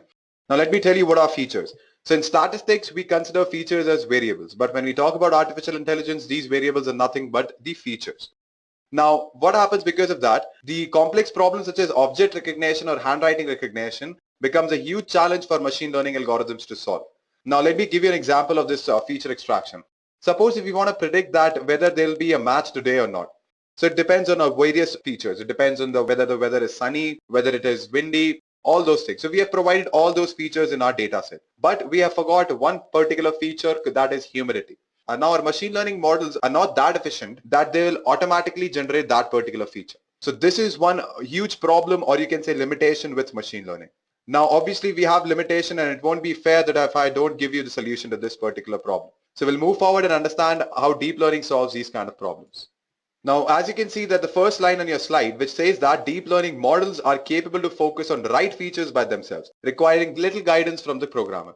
So with the help of little guidance, what these deep learning models can do, they can generate their features on which the outcome will depend on.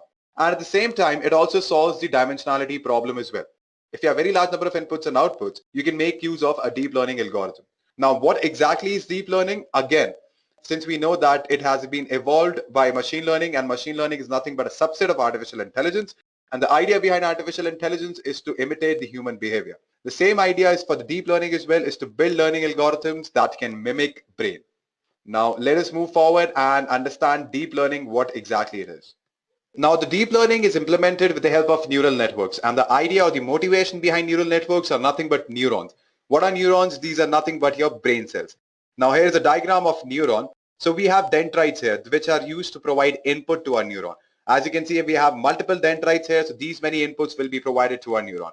Now, this is called cell body, and inside the cell body, we have a nucleus, which performs some function. After that, that output will travel through axon, and it will go towards the axon terminals, and then this neuron will fire this output towards the next neuron.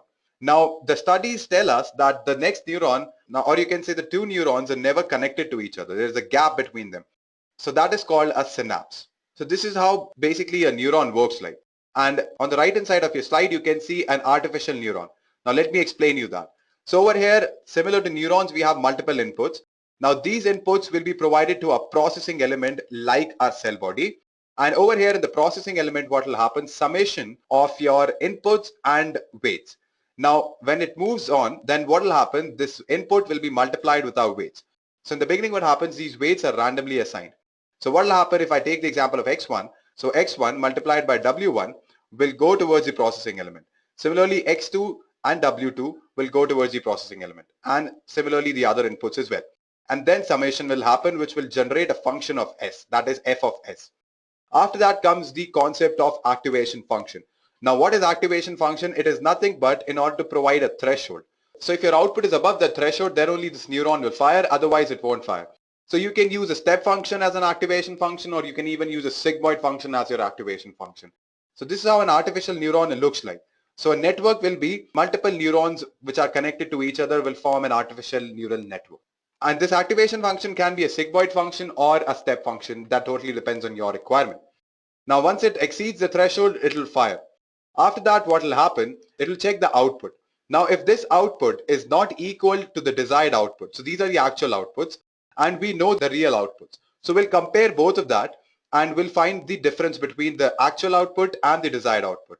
On the basis of that difference, we are again going to update our weights. And this process will keep on repeating until we get the desired output as our actual output. Now, this process of updating weight is nothing but your back propagation method. So this is neural networks in a nutshell. So we'll move forward and understand what are deep networks. So basically, deep learning is implemented by the help of deep networks, and deep networks are nothing but neural networks with multiple hidden layers. Now, what are hidden layers? Let me explain you that. So you have inputs that comes here. This will be your input layer.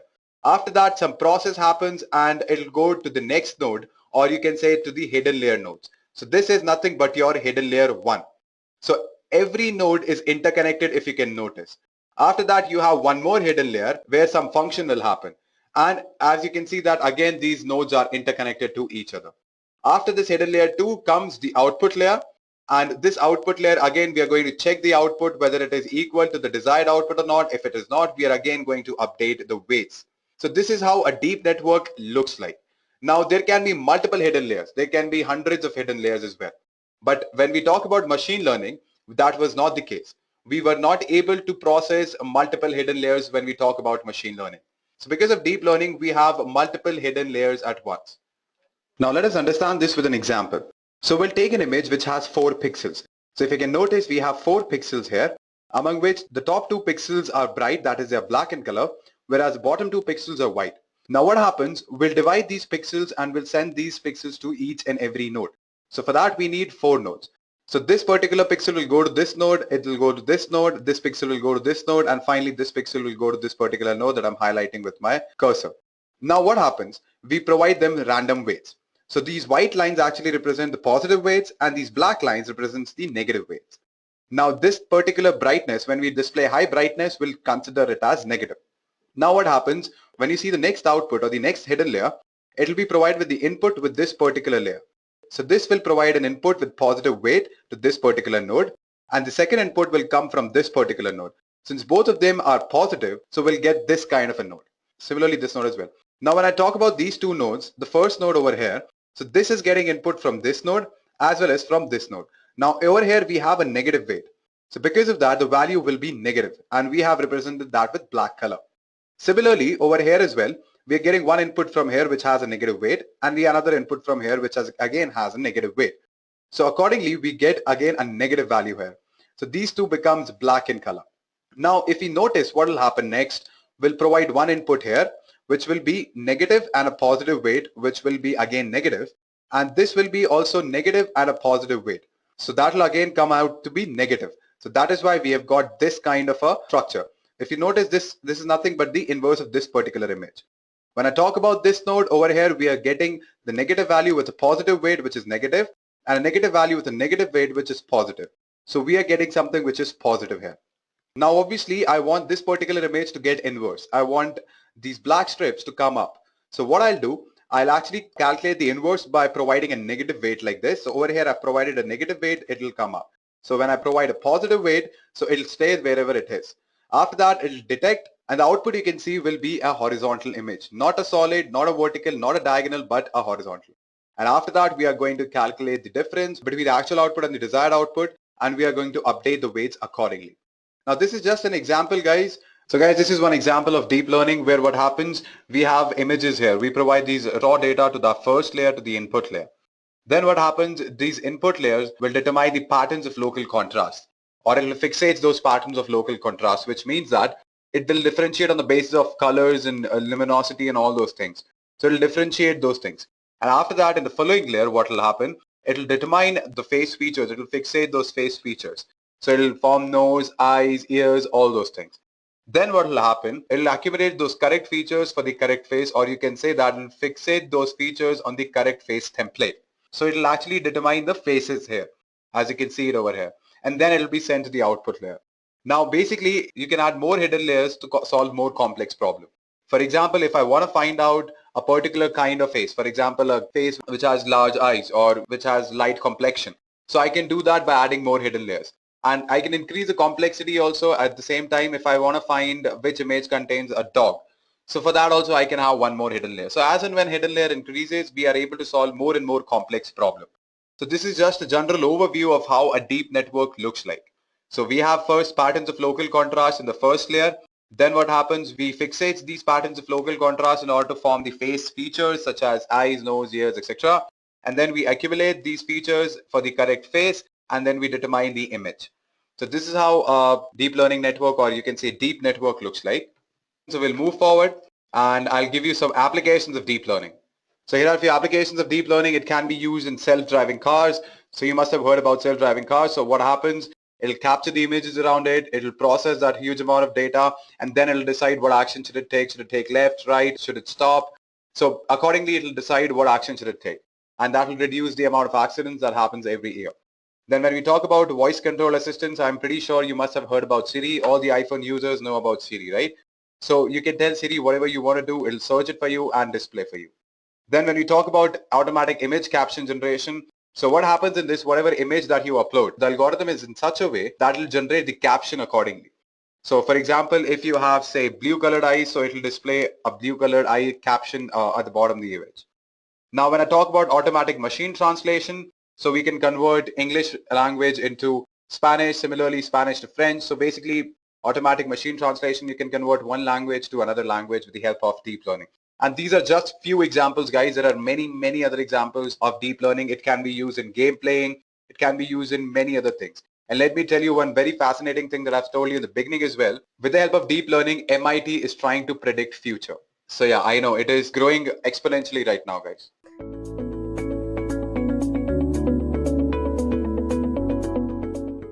So this is the problem statement, guys. We need to figure out if the banknotes are real or fake.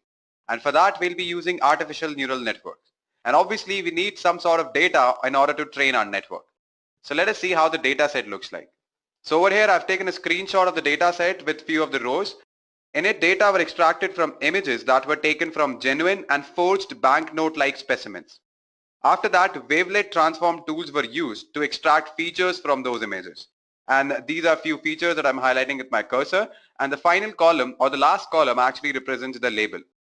So basically label tells us to which class that pattern represents, whether that pattern represents a fake note or it represents a real note.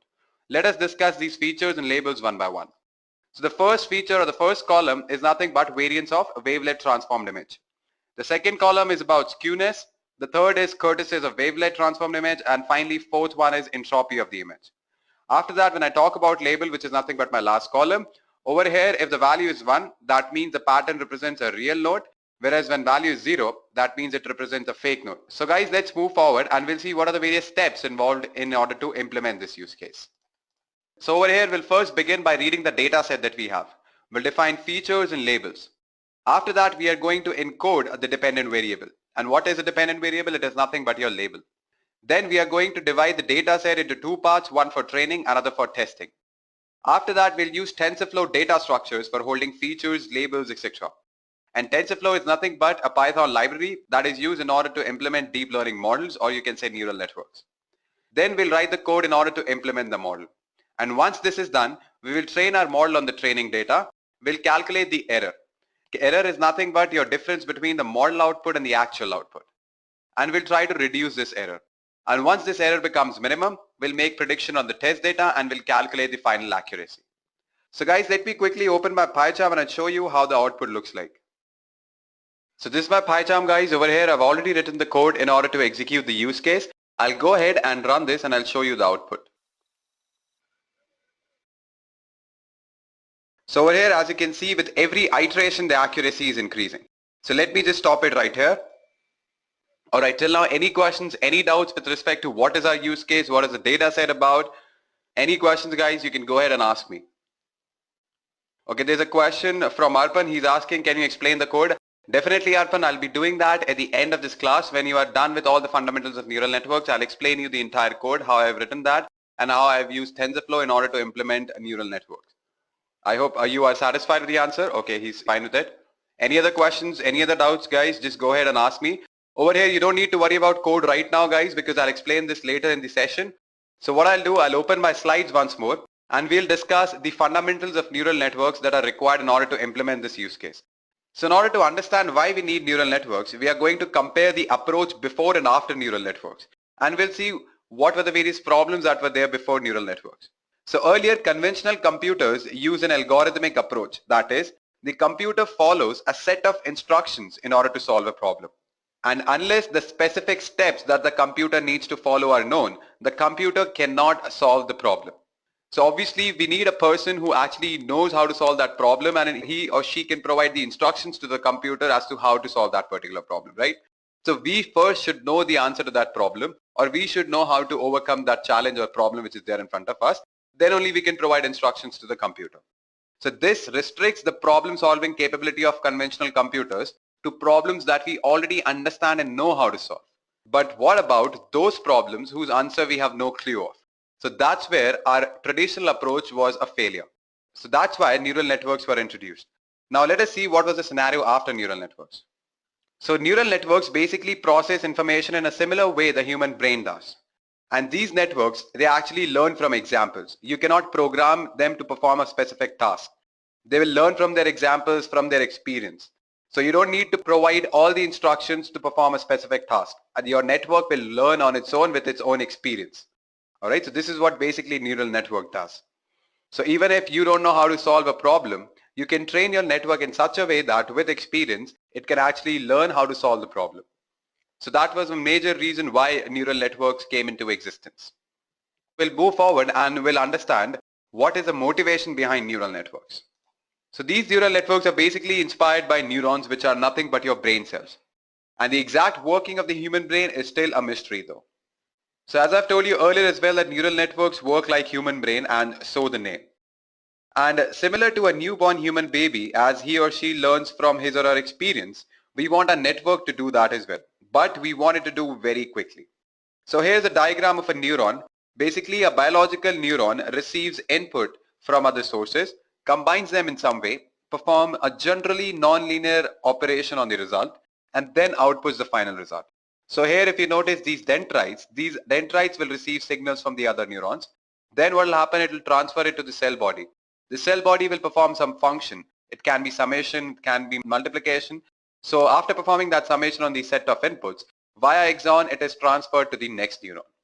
Now let's understand what exactly are artificial neural networks. It is basically a computing system that is designed to simulate the way the human brain analyzes and processes the information. Artificial neural networks has self-learning capabilities that enable it to produce better results as more data becomes available. So if you train your network on more data, it will be more accurate. So these neural networks, they actually learn by example. And you can configure your neural network for specific applications. It can be pattern recognition, or it can be data classification, anything like that, all right? So because of neural networks, we see a lot of new technology has evolved. From translating web pages to other languages, to having a virtual assistant to order groceries online, to conversing with chatbots. All of these things are possible because of neural networks. So in a nutshell, if I need to tell you, artificial neural network is nothing but a network of various artificial neurons. All right. So let me show you the importance of neural network with two scenarios, before and after neural network. So over here we have a machine, and we have trained this machine on 4 types of dogs, as you can see where I'm highlighting with my cursor. And once the training is done, we provide a random image to this particular machine which has a dog. But this dog is not like the other dogs on which we have trained our system on. So without neural networks, our machine cannot identify that dog in the picture, as you can see it over here. Basically, our machine will be confused. It cannot figure out where the dog is. Now, when I talk about neural networks, even if we have not trained our machine on this specific dog, but still it can identify certain features of the dogs that we have trained on, and it can match those features with the dog that is there in this particular image, and it can identify that dog. So this happens all because of neural networks. So this is just an example to show you how important are neural networks. Now I know you all must be thinking how neural networks work. So for that, we'll move forward and understand how it actually works. So over here, I'll begin by first explaining a single artificial neuron that is called as perceptron. So this is an example of a perceptron. Over here, we have multiple inputs, x1, x2, dash, dash, dash, till xn. And we have corresponding weights as well, w1 for x1, w2 for x2, similarly wn for xn. Then what happens, we calculated the weighted sum of these inputs. And after doing that, we pass it through an activation function. This activation function is nothing but it provides a threshold value. So above that value, my neuron will fire, else it won't fire. So this is basically an artificial neuron. So when I talk about a neural network, it involves a lot of these artificial neurons with their own activation function and their processing element. Now we'll move forward and we'll actually understand various modes of this perceptron or single artificial neuron. So there are two modes in a perceptron. One is training, another is using mode. In training mode, the neuron can be trained to fire for particular input patterns, which means that we'll actually train our neuron to fire on certain set of inputs and to not fire on the other set of inputs. That's what basically training mode is. When I talk about using mode, it means that when a taught input pattern is detected at the input, its associated output becomes the current output, which means that once the training is done and we provide an input on which the neuron has been trained on, so it will detect the input and will provide the associated output.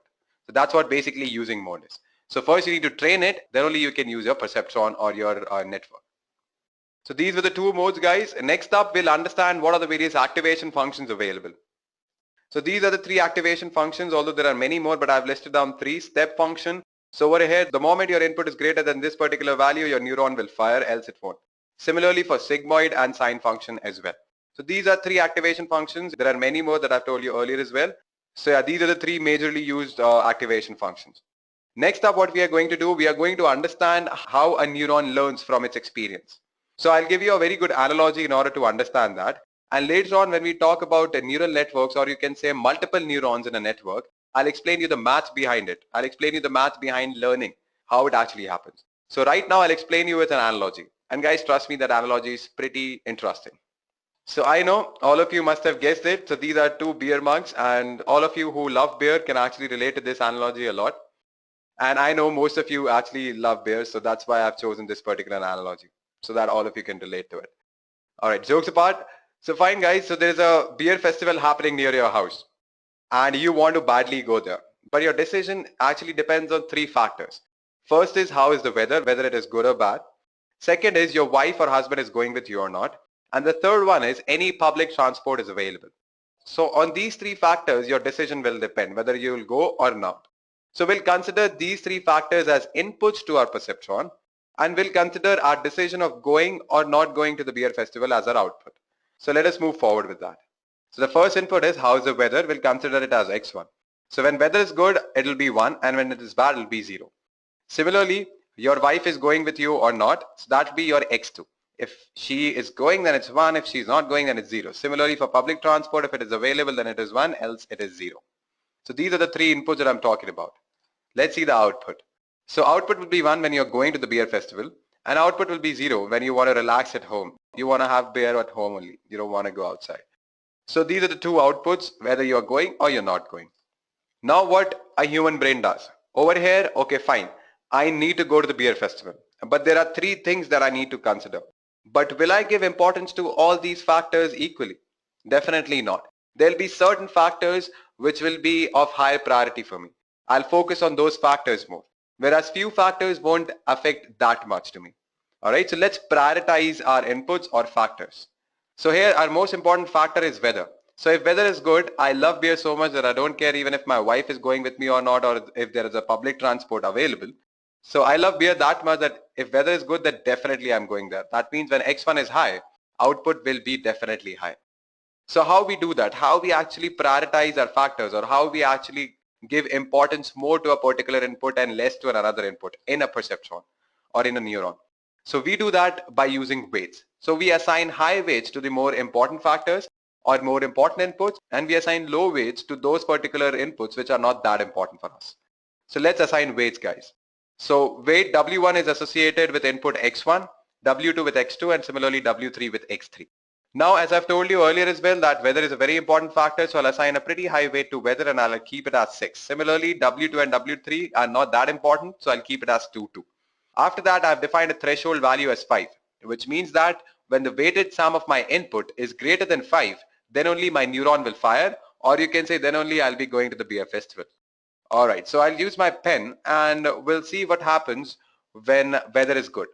So when weather is good, our X1 is 1, our weight is 6, we'll multiply it with 6. Then if my wife decides that she is going to stay at home and she will probably be busy with cooking and she doesn't want to drink beer with me. So she's not coming. So that input becomes 0. 0 into 2 will actually make no difference because it will be 0 only. Then again, there is no public transport available also. Then also this will be 0 into 2. So what output I get here? I get here as 6. And notice the threshold value, it is 5. So definitely 6 is greater than 5. That means my output will be 1, or you can say my neuron will fire, or I'll actually go to the beer festival. So even if these two inputs are 0 for me, that means my wife is not willing to go with me and there is no public transport available, but weather is good, which has very high weight value and it actually matters a lot to me. So if that is high, it doesn't really matter whether the two inputs are high or not. I will definitely go to the beer festival. All right. Now I'll explain you a different scenario. So over here, our threshold was 5. But what if I change this threshold to 3? So in that scenario, even if my weather is not good, I'll give it a 0. So 0 into 6. But my wife and public transport both are available. All right. So 1 into 2 plus 1 into 2, which is equal to 4. And it is definitely greater than 3. Then also my output will be 1. That means I will definitely go to the beer festival even if weather is bad. And my neuron will fire. So these are the two scenarios that I have discussed with you. All right. So there can be many other ways in which you can actually assign weight to your problem or to your learning algorithm. So these are the two ways in which you can assign weights and prioritize your inputs or factors on which your output will depend. So obviously in real life, all the inputs or all the factors are not as important for you. So you actually prioritize them. And how you do that in perceptron, you provide high weight to it. This is just an analogy so that you can relate to a perceptron to a real life. We'll actually discuss the math behind it later in the session as to how a network or a neuron learns. All right. So how the weights are actually updated and how the output is changing, that all those things we'll be discussing later in the session. But my aim is to make you understand that you can actually relate to a real life problem with that of a perceptron. All right. And in real life, problems are not that easy. They are very, very complex problems that we actually face. So in order to solve those problems, a single neuron is definitely not enough. So we need networks of neurons. And that's where artificial neural network, or you can say multi-layer perceptron, comes into the picture. Now let us discuss that. Multi-layer perceptron or artificial neural network. So this is how an artificial neural network actually looks like. So over here we have multiple neurons present in different layers. The first layer is always your input layer. This is where you actually feed in all of your inputs. Then we have the first hidden layer. Then we have second hidden layer, and then we have the output layer. Although the number of hidden layers depend on your application, on what are you working, what is your problem. So that actually determines how many hidden layers you'll have. So let me explain you what is actually happening here. So you provide in some input to the first layer, which is nothing but your input layer. You provide inputs to these neurons. All right. And after some function, the output of these neurons will become the input to the next layer, which is nothing but your hidden layer 1. Then these hidden layers also have various neurons. These neurons will have different activation functions. So they'll perform their own function on the inputs that it receives from the previous layer. And then the output of this layer will be the input to the next hidden layer, which is hidden layer 2. Similarly, the output of this hidden layer will be the input to the output layer. And finally, we get the output. So this is how basically an artificial neural network looks like. Now let me explain you this with an example. So over here, I'll take an example of image recognition using neural networks. So over here, what happens, we feed in a lot of images to our input layer. Now this input layer will actually detect the patterns of local contrast and then will feed that to the next layer, which is hidden layer 1. So in this hidden layer 1, the face features will be recognized. We'll recognize eyes, nose, ears, things like that. And then that will be again fed as input to the next hidden layer. And in this hidden layer, we'll assemble those features and we'll try to make a face. And then we'll get the output, that is the face will be recognized properly. So if you notice here, with every layer, we are trying to get a more abstract version or the generalized version of the input. So this is how basically an artificial neural network, how it works. All right. And there's a lot of training and learning which is involved that I'll show you now. Training a neural network. So how we actually train a neural network. So basically the most common algorithm for training a network is called backpropagation. So what happens in backpropagation, after the weighted sum of inputs and passing through an activation function and getting the output, We compare that output with the actual output that we already know. We figure out how much is the difference. We calculate the error. And based on that error, what we do, we propagate backwards. And we'll see what happens when we change the weight. Will the error decrease or will it increase? And if it increases, when it increases, by increasing the value of the variables or by decreasing the value of variables. So we kind of calculate all those things and we update our variables in such a way that our error becomes minimum.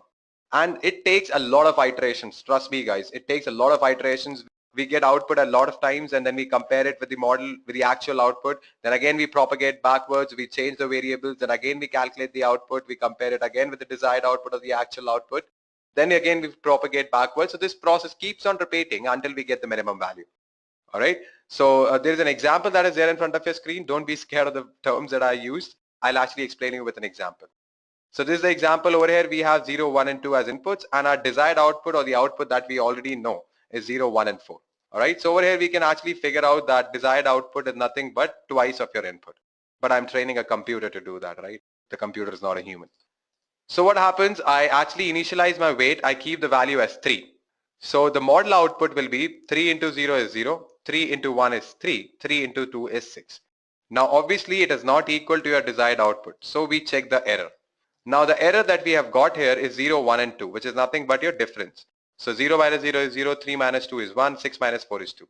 Now this is called an absolute error. After squaring this error, we get square error, which is nothing but 0, 1 and 4. All right. So now what we need to do, we need to update the variables. We have seen that the output that we got is actually different from the desired output. So we need to update the value of the weight. So instead of 3, our computer makes it as 4. After making the value as 4, we get the model output as 0, 4 and 8. And then we saw that the error has actually increased. Instead of decreasing, the error has increased. So after updating the variable, the error has increased. So you can see that square error is now 0, 4 and 16. And earlier it was 0, 1 and 4. That means we cannot increase the weight value right now. But if we decrease that, make it as 2, we get the output which is actually equal to desired output. But is it always the case that we need to only decrease the weight? Definitely not. So in this particular scenario, whenever I'm increasing the weight, error is increasing. And when I'm decreasing the weight, error is decreasing. But as I've told you earlier as well, this is not the case every time. Sometimes you need to increase the weight as well. So how we determine that? All right, fine guys, this is how basically a computer decides whether it has to increase the weight or decrease the weight. So what happens here, this is a graph of square error versus weight. So over here, what happens, suppose your square error is somewhere here and your computer, it starts increasing the weight in order to reduce the square error. And it notices that whenever it increases the weight, square error is actually decreasing. So it'll keep on increasing until the square error reaches a minimum value. And after that, when it tries to still increase the weight, the square error will increase. So at that time, our network will recognize that whenever it is increasing the weight after this point, error is increasing. So therefore, it will stop right there and that will be our weight value. Similarly, there can be one more scenario. Suppose if we increase the weight, but then also the square error is increasing. So at that time, we cannot increase the weight. At that time, computer will realize, okay, fine, whenever I'm increasing the weight, the square error is increasing. So it'll go in the opposite direction. So it'll start decreasing the weight and it'll keep on doing that until the square error becomes minimum. And the moment it decreases more, the square error again increases. So our network will know that whenever it decreases the weight value, the square error is increasing. So that point will be our final weight value. So guys, this is what basically backpropagation in a nutshell is. Fine, so we'll move forward and now is the correct time to understand how to implement the use case that I was talking about at the beginning. That is how to determine whether a node is fake or real. So for that, I'll open my PyCharm. This is my PyCharm again, guys. Let me just close this. All right. So this is the code that I've written in order to implement the use case. So over here, what we do, we import the first important libraries which are required. Matplotlib is used for visualization. TensorFlow we know in order to implement the neural networks. NumPy for arrays, pandas for reading the data set. Similarly, sklearn for label encoding as well as for shuffling, and also to split the data set into training and testing paths. All right, fine guys. So we'll begin by first reading the data set as I've told you earlier as well when I was explaining the steps. So what I'll do, I'll use pandas in order to read the CSV file which has the data set. After that, I'll define features and labels. So X will be my feature and Y will contain my label. So basically X includes all the columns apart from the last column, which is the fifth one. And because the indexing starts from 0, that's why we have written 0 till 4th. So it won't include the 4th column. All right. And so our last column will actually be our label. Then what we need to do, we need to encode the dependent variable. So the dependent variable, as I've told you earlier as well, is nothing but your label. So I've discussed encoding in TensorFlow tutorial. You can go through it and you can actually get to know why and how we do that. Then what we have done, we have read the data set. Then what we need to do is to split our data set into training and testing. And these are all optional steps. You can print the shape of your training and test data. If you don't want to do it, it's still fine. Then we have defined learning rate. So learning rate is actually the steps in which the weights will be updated. All right. So that is what basically learning rate is. Then when we talk about epochs, means iterations. Then we have defined course history. That will be an empty NumPy array, and its shape will be 1, and it will include the float type objects. Then we have defined ndim, which is nothing but your x shape of axis 1, which means your column. Then we'll print that. After that, we have defined the number of classes. So there can be only 2 classes, whether the node can be fake or it can be real. And this model path I've given in order to save my model. So I've just given a path where I need to save it. So I'll just save it here only in the current working directory. Now is the time to actually define our neural network. So we'll first make sure that we have defined the important parameters like hidden layers, number of neurons in hidden layers. So I'll take 10 neurons in every hidden layer, and I'm taking 4 layers like that. Then X will be my placeholder, and the shape of this particular placeholder is none, comma n underscore dim. N underscore dim value, I'll get it from here, and none can be any value. I'll define one variable w, and I'll initialize it with zeros, and this will be the shape of my weight. Similarly for bias as well, this will be the particular shape, and there will be one more placeholder y dash, which will actually be used in order to provide us with the actual output of the model. There'll be one model output and there'll be one actual output, which we use in order to calculate the difference, right? So we'll feed in the actual values of the labels in this particular placeholder y dash. And now we'll define the model. So over here we have named the function as multi-layer perceptron, and in it we'll first define the first layer. So the first hidden layer, and we are going to name it as layer underscore 1, which will be nothing but the matrix multiplication of x and weights of h1, that is the hidden layer 1, and that will be added to your biases b1. After that, we'll pass it through a sigmoid activation function. Similarly, in layer 2 as well, matrix multiplication of layer 1 and weights of h2. So if you can notice, layer 1 was the network layer just before the layer 2, right? So the output of this layer 1 will become input to the layer 2. And that's why we have written layer underscore 1. It will be multiplied by weights h2, and then we'll add it with the bias. Similarly for this particular hidden layer as well, and this particular layer as well. But over here we are going to use the ReLU activation function instead of sigmoid. Then we are going to define the weights and biases. So this is how we basically define weights. This is how we basically define weights. So weights h1 will be a variable which will be a truncated normal with the shape of n underscore dim and n underscore hidden underscore 1. So these are nothing but your shapes. All right. And after that, what we have done, we have defined biases as well. Then we need to initialize all the variables. So all these things actually I've discussed in brief when I was talking about TensorFlow. Since in TensorFlow, we need to initialize the variables before we use it. So that's how we do it. We first initialize it and then we need to run it. That's when your variables will be initialized. After that, we are going to create a saver object.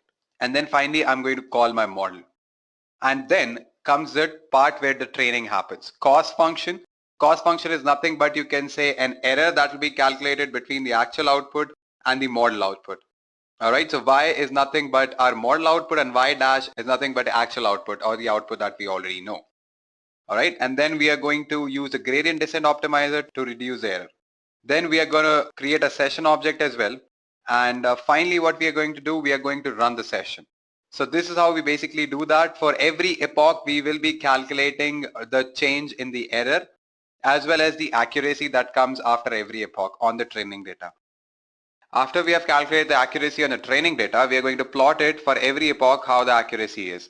And after plotting that, we are going to print the final accuracy, which will be on our test data. So using the same model, we'll make prediction on the test data. And after that, we are going to print the final accuracy and the mean squared error. So let's go ahead and execute this, guys. All right, so training is done. And this is the graph we have got for accuracy versus epoch. This is accuracy, y-axis represents accuracy, whereas this is epochs. We have taken 100 epochs and our accuracy has reached somewhere around 99%. So with every epoch, it is actually increasing. Apart from a couple of instances, it is actually keep on increasing. So the more data you train your model on, it will be more accurate. Let me just close it. So now the model has also been saved where I wanted it to be.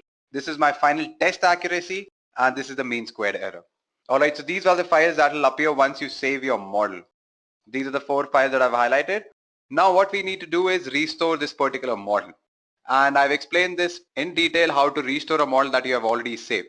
So over here what I'll do, I'll take some random range. I've taken it actually from 754 to 768. So all the values in the row of 754 and 768 will be fed to our model, and our model will make prediction on that. So let us go ahead and run this. So when I'm restoring my model, it seems that my model is 100% accurate for the values that I've fed in. So whatever values that I have actually given as input to my model, it has correctly identified its class, whether it's a fake node or a real node. Because 0 stands for fake node and 1 stands for real node, okay? So original class is nothing but which is there in my data set, so it is 0 already. And what prediction my model has made is 0. That means it is fake. So accuracy becomes 100%. Similarly for other values as well. Fine guys, so this is how we basically implement the use case that we saw in the beginning. So in the slide you can notice that I've listed down only 2 applications, although there are many more. So neural networks in medicine. Artificial neural networks are currently a very hot research area in medicine, and it is believed that they will receive extensive application to biomedical systems in the next few years. And currently the research is mostly on modeling parts of human body and recognizing diseases from various scans. For example, it can be cardiograms, CAT scans, ultrasonic scans, etc. And currently the research is going mostly on 2 major areas. First is modeling and diagnosing the cardiovascular system. So neural networks are used experimentally to model the human cardiovascular system.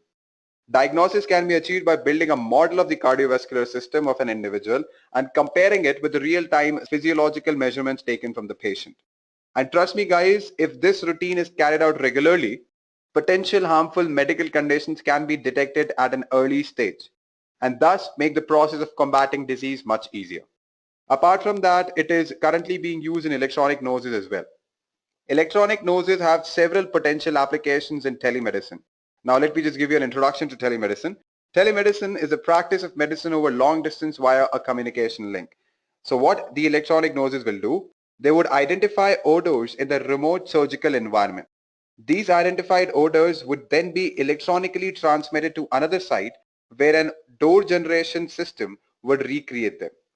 Because the sense of the smell can be an important sense to the surgeon, telesmell would enhance telepresent surgery. So these are the 2 ways in which you can use it in medicine. You can use it in business as well, guys. So business is basically a diverted field with several general areas of specialization such as accounting or financial analysis. Almost any neural network application would fit into one business area or financial analysis. Now there is some potential for using neural networks for business purposes, including resource allocation and scheduling. I've listed down 2 major areas where it can be used. One is marketing. So there is a marketing application which has been integrated with a neural network system. The airline marketing tactician is a computer system made of various intelligent technologies, including expert systems. A feed-forward neural network is integrated with the AMT, which is nothing but airline marketing tactician, and was trained using backpropagation to assist the marketing control of airline seat allocation. So it has wide applications in marketing as well. Now the second area is credit evaluation. Now I'll give you an example here. The HNC company has developed several neural network applications, and one of them is the credit scoring system, which increases the profitability of existing model up to 27%. So these are few applications that I'm telling you guys. Neural network is actually the future. People are talking about neural networks everywhere, and especially after the introduction of GPUs and the amount of data that we have now, neural network is actually spreading like plague right now.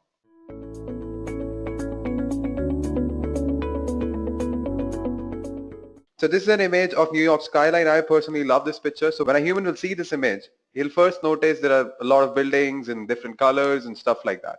But how a computer will read this image?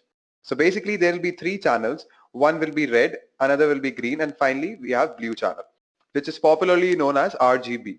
So each of these channels will have their own respective pixel values, as you can see it over here.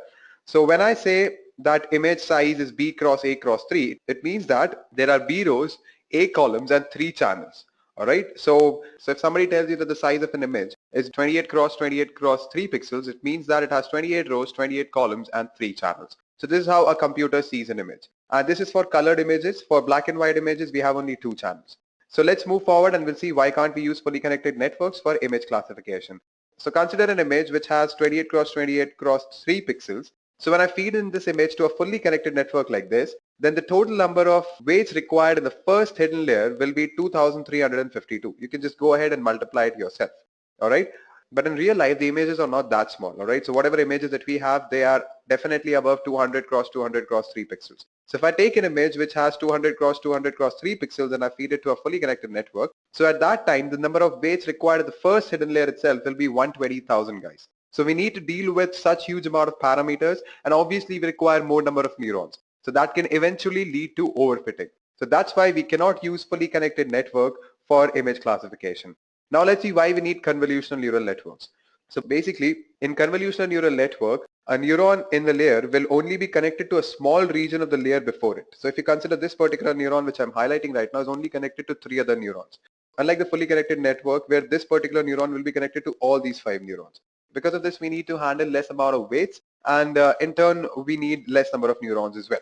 So let us understand what exactly is convolutional neural network. So convolutional neural networks are special type of feed-forward artificial neural networks, which is inspired from visual cortex. So visual cortex is nothing but a small region in our brain which is present somewhere here where you can see the bulb.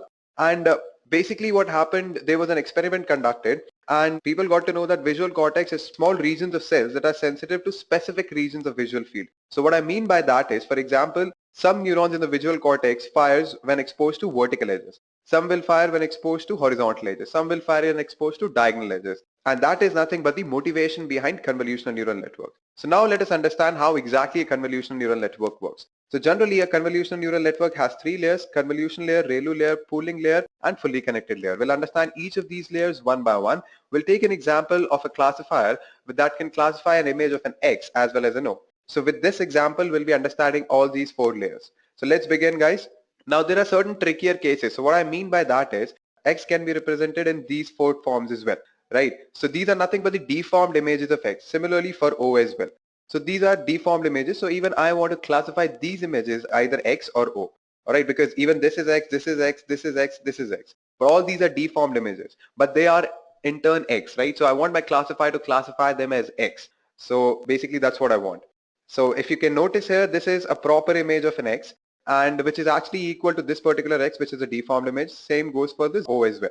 So now what we are going to do is, we know that a computer understands an image using numbers at each pixels. So what we'll do, whatever the white pixels that we have, we are going to assign a value -1 to it, and whatever black pixels we have, we are going to assign a value 1 to it.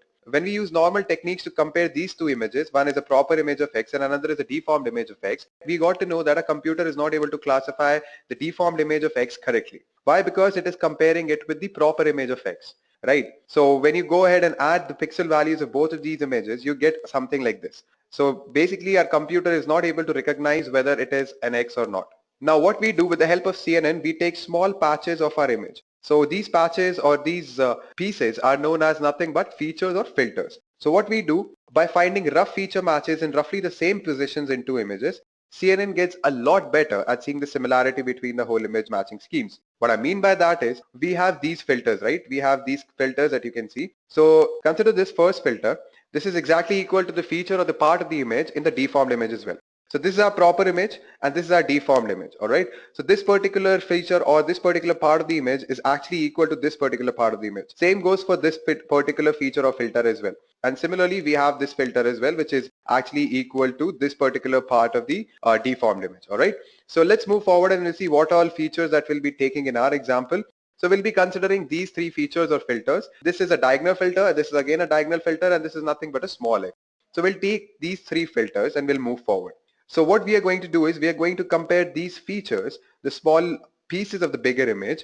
We are going to put it on the input image, and if it matches, then the image will be classified correctly. Now we'll begin, guys. The first layer is convolution layer. So these are the beginning 2 steps of this particular layer. First, we need to line up the feature in the image and then multiply image by the corresponding feature pixel. Now let me explain you with an example. So this is our first diagonal feature that we'll take. we are going to put this particular feature on our image of X, all right? And we are going to multiply the corresponding pixel value. So 1 will be multiplied with 1, we'll get 1 and we'll put it in another matrix. Similarly, we are going to move forward and we're going to multiply -1 with -1. We're going to multiply -1 with -1, as you can see. Similarly, we multiply this as well, -1 into -1, then again -1 into -1. So we are going to complete this whole process when we are going to finish up this matrix. All right. And once we are done finishing up the multiplication of all the corresponding pixels in the feature as well as in the image, we need to follow two more steps. We need to add them up and divide by the total number of the pixels in the feature. So what I mean by that is, after the multiplication of the corresponding pixel values,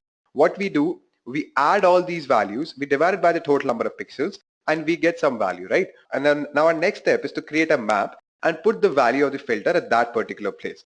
We saw that after multiplying the pixel value of a feature with the corresponding pixel value with that of our image, we get the output, which is 1. So we place 1 here. Similarly, we are going to move this filter throughout the image. Next up, we are going to move this filter here. After that, we are going to move it here, here, here, everywhere on the image. We are going to move it and we are going to follow the same process. All right, so yeah, this is one more example where I've moved my filter in between. And after doing that, I've got the output something like this, 1, 1, -1 and all. So over here, if you notice, I've got a couple of times -1 as well, due to which my output that comes is 0.55, right? So I'm going to place 0.55 here. Similarly, after moving the pixel, after moving the filter throughout the image, I got this particular matrix. All right, and this is for one particular feature. After performing the same process for the other two filters as well, I've got these two values. So we have these three values after passing through the convolution layer.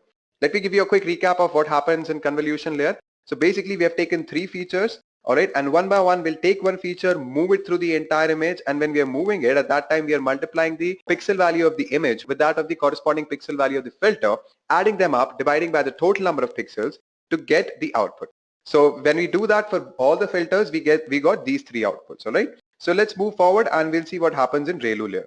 So this is ReLU layer, guys, and people who have gone through the previous tutorial actually know what it is. So let me just give you a quick introduction of ReLU layer. So ReLU is nothing but an activation function. All right. So what I mean by that is it will only activate a node if the input is above a certain quantity. While the input is below 0, the output is also 0. All right. And when the input rises above the certain threshold, it has a linear relationship with the dependent variable. Now I'll explain you with an example. We have a graph of ReLU function here. So my function says that when f of x is equal to 0 if x is less than 0, and it is equal to x when x is greater than 0. All right. So whatever values that I have which are below 0 will actually in turn become 0, and whatever values that are above 0, our function value will also be equal to that particular value. So f of x will be equal to x if it is greater than or equal to 0, and it will be 0 if it is less than 0. So if I have x value as -3, so definitely it is less than 0, so f of x becomes 0. Similarly, if I have -5x value, then again it is less than 0, so my f of x value becomes 0. But when I consider 3 as my x value, then my f of x becomes equal to x, which is nothing but 3. So over here I'll have 3. Again, if I take my x value as 5, then obviously it is greater than or equal to 0. Then my f of x becomes equal to x, so my f of x value becomes 5. So this is how a ReLU function works. So why are we using ReLU function here is we want to remove all the negative values from our output that we got through the convolution layer. So we'll only take the first output that we got by moving one feature throughout the image. So this is the output that we have got for only one filter. All right. So over here, I'm going to remove all negative values. So over here, you can see that it was -0.11 before, and I've converted that to 0. Similarly, I'm going to repeat the whole process for the entire matrix. And once I'm done with that, I get this particular value. Now remember, this is only for the output that we got through one feature. All right. So when we were doing convolution at that time, we were using three features, right? So this is the output only for one filter. After doing it for the output of the other two filters as well, we have got these two values more. So totally we have these three values after passing through ReLU activation function. Next up, we'll see what exactly is pooling layer. So in pooling layer, what we do, we take a window size of 2 and we move it across the entire matrix that we have got after passing through ReLU layer. And we take only the maximum value from there so that we can shrink the image. So what we are actually doing is we are reducing the size of our image. So let me explain you with an example. So this is basically one output that we have got after passing through ReLU layer. And over here we have taken a window size of 2 cross 2. So when we keep this window at this particular position, we see that 1 is the highest value. So we are going to keep 1 here. And we are going to repeat the same process for this particular window as well. So over here the maximum value is 0.33, so 0.33 will come. So if you notice here, earlier we had 7 cross 7 matrix, and now we have reduced that to 4 cross 4 matrix. So after doing that for the entire image, we have got this as our output. This output we have got after moving our window throughout the image that we have got after passing through ReLU layer, right? And when we repeat this process for all the 3 outputs that we have got after the ReLU layer, then we get this particular output after pooling layer, right? So basically we have shrinked our image to a 4 cross 4 matrix. Now comes the tricky part. So what we are going to do now is stack up all these layers. So we have discussed convolution layer, ReLU layer, and pooling layer. So I'll just give you a brief recap of what all things we have discussed. In convolution layer, what we did, we took 3 features, and then after that, one by one, we moved each filter throughout the image. And when we were moving it, we were continuously multiplying the image pixel value with that of the corresponding filter pixel value, and then we were dividing it by the total number of pixels. All right. With that, we got 3 output after passing through the convolution layer. Then those 3 output we passed through a ReLU layer where we have removed the negative value. All right. And after removing negative value, again, we have got the 3 outputs. Then those 3 outputs we passed through pooling layer. So basically we're trying to shrink our image. And what we did, we took a window size of 2 cross 2, moved it through all the 3 outputs that we have got through ReLU layer. And after doing that, we were only taking the maximum value, pixel value in that particular window. And then we were putting it in a different matrix so that we get a shrinked image. And after passing it through pooling layer, we have got a 4 cross 4 matrix. And since we took 3 features in the beginning, so therefore we have got 3 outputs after passing through pooling layer. All right. Next up, we are going to stack up all the layers. All right. So let's do that. So after passing through convolution, ReLU, and pooling, we have got this 4 cross 4 matrix. This was our input image. Now when we add one more layer of convolution, ReLU, and pooling, we have shrinked our image from 4 cross 4 to 2 cross 2, as you can notice here. Now we are going to use fully connected layer. Now what happens in fully connected layer? The actual classification happens here, guys. Okay. So what we are doing here is we are going to take the shrinked images and put it into a single list.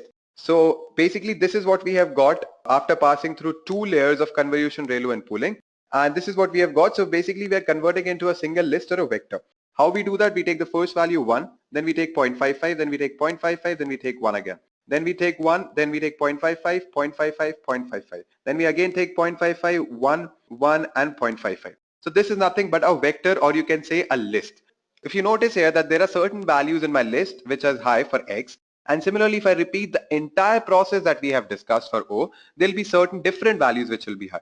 So for X we have first, fourth, 5th, 10th, and 11th element vector values are high. For O we have 2nd, 3rd, 9th, and 12th element vector which are high. So basically we know now if we have an input image which has 1st, 4th, 5th, 10th, and 11th element vector values high, we know that we can classify it as X.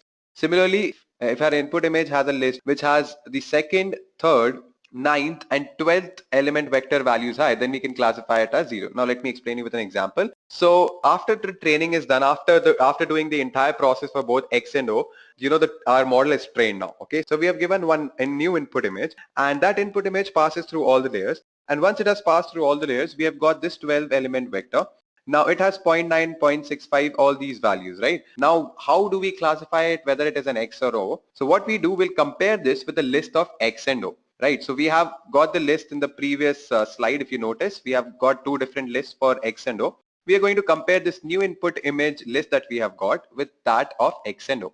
Right, so first let us compare that with X. Now, as I've told you earlier as well, for X, there are certain values which will be high, which is nothing but 1st, 4th, 5th, 10th, and 11th value, right? So I'm going to sum 1st, 4th, 5th, 10th, and 11th value, and I've got 5. 1 plus 1 plus 1 plus 1 and plus 1.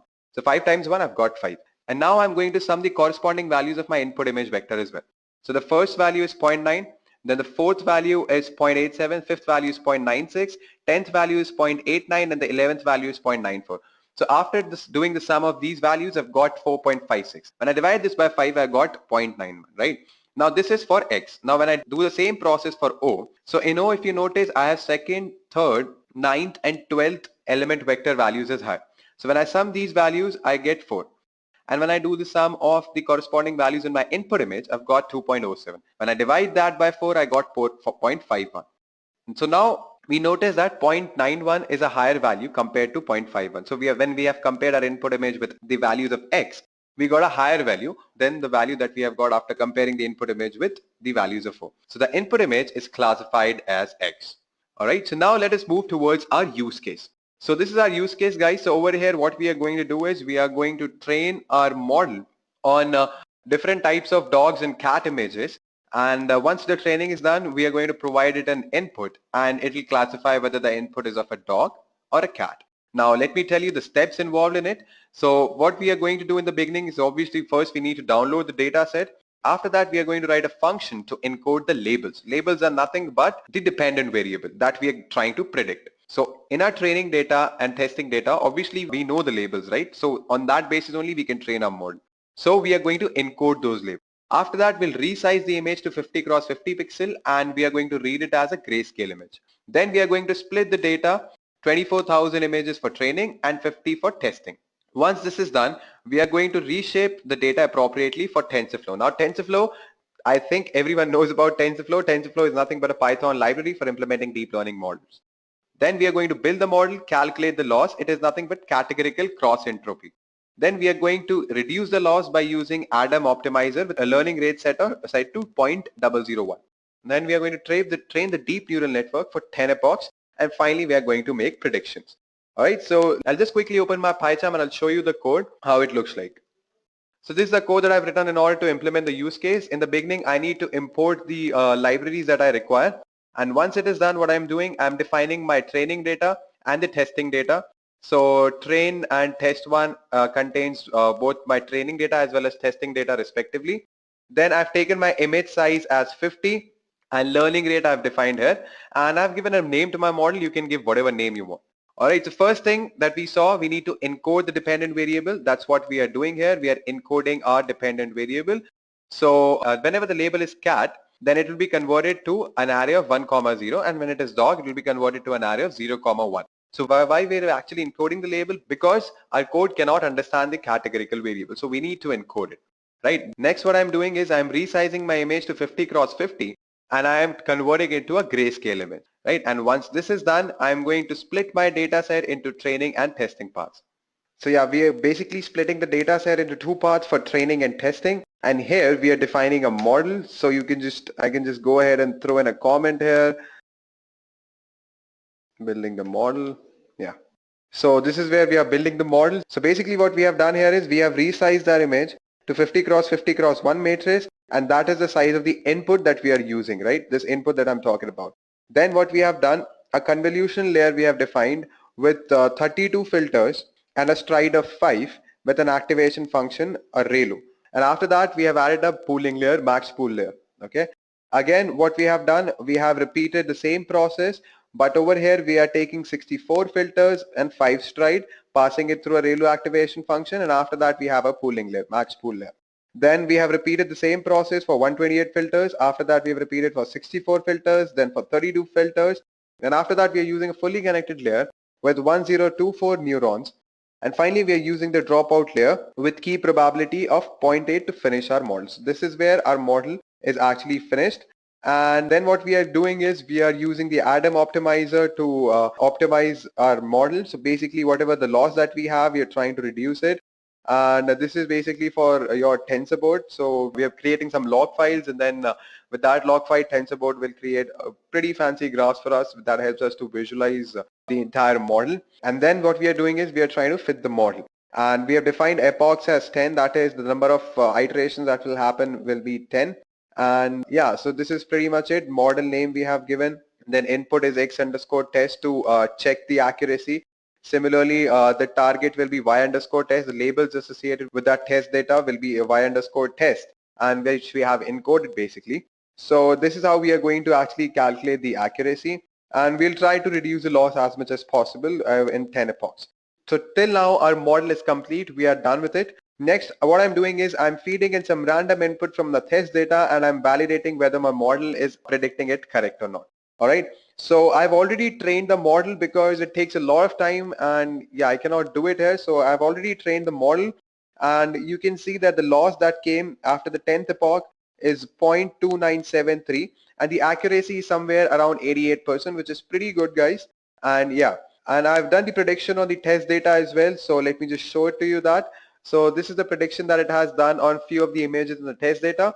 So yeah, it is a cat predicted as cat, cat predicted as cat, cat, cat, cat, and dogs as well. There are certain dogs as well.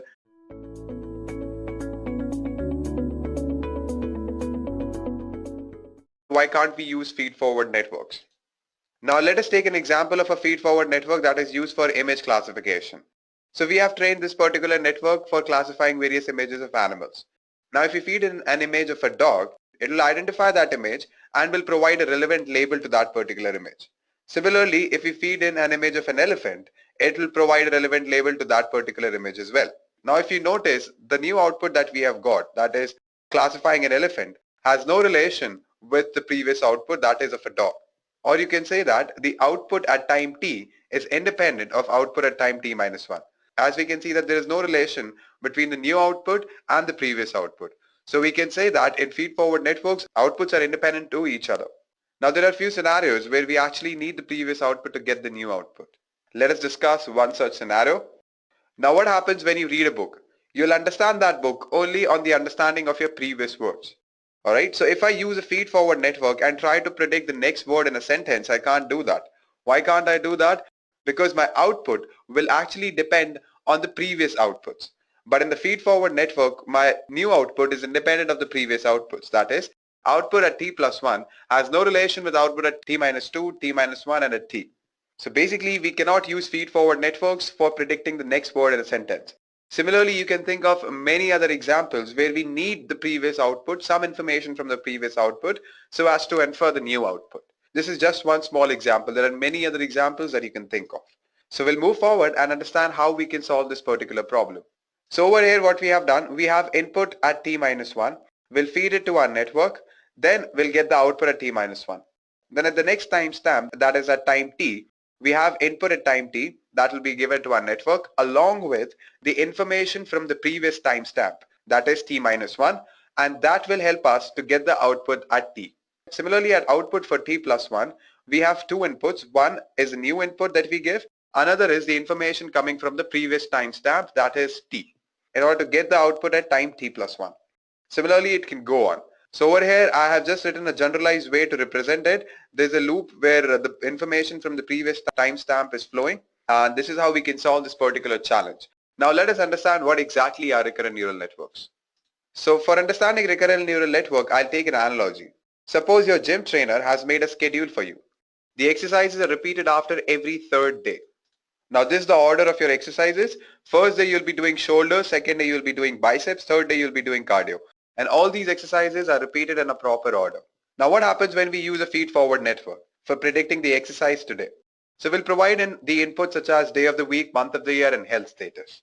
All right, and we need to train our model or our network on the exercises that we have done in the past. After that, there'll be a complex voting procedure involved that will predict the exercise for us.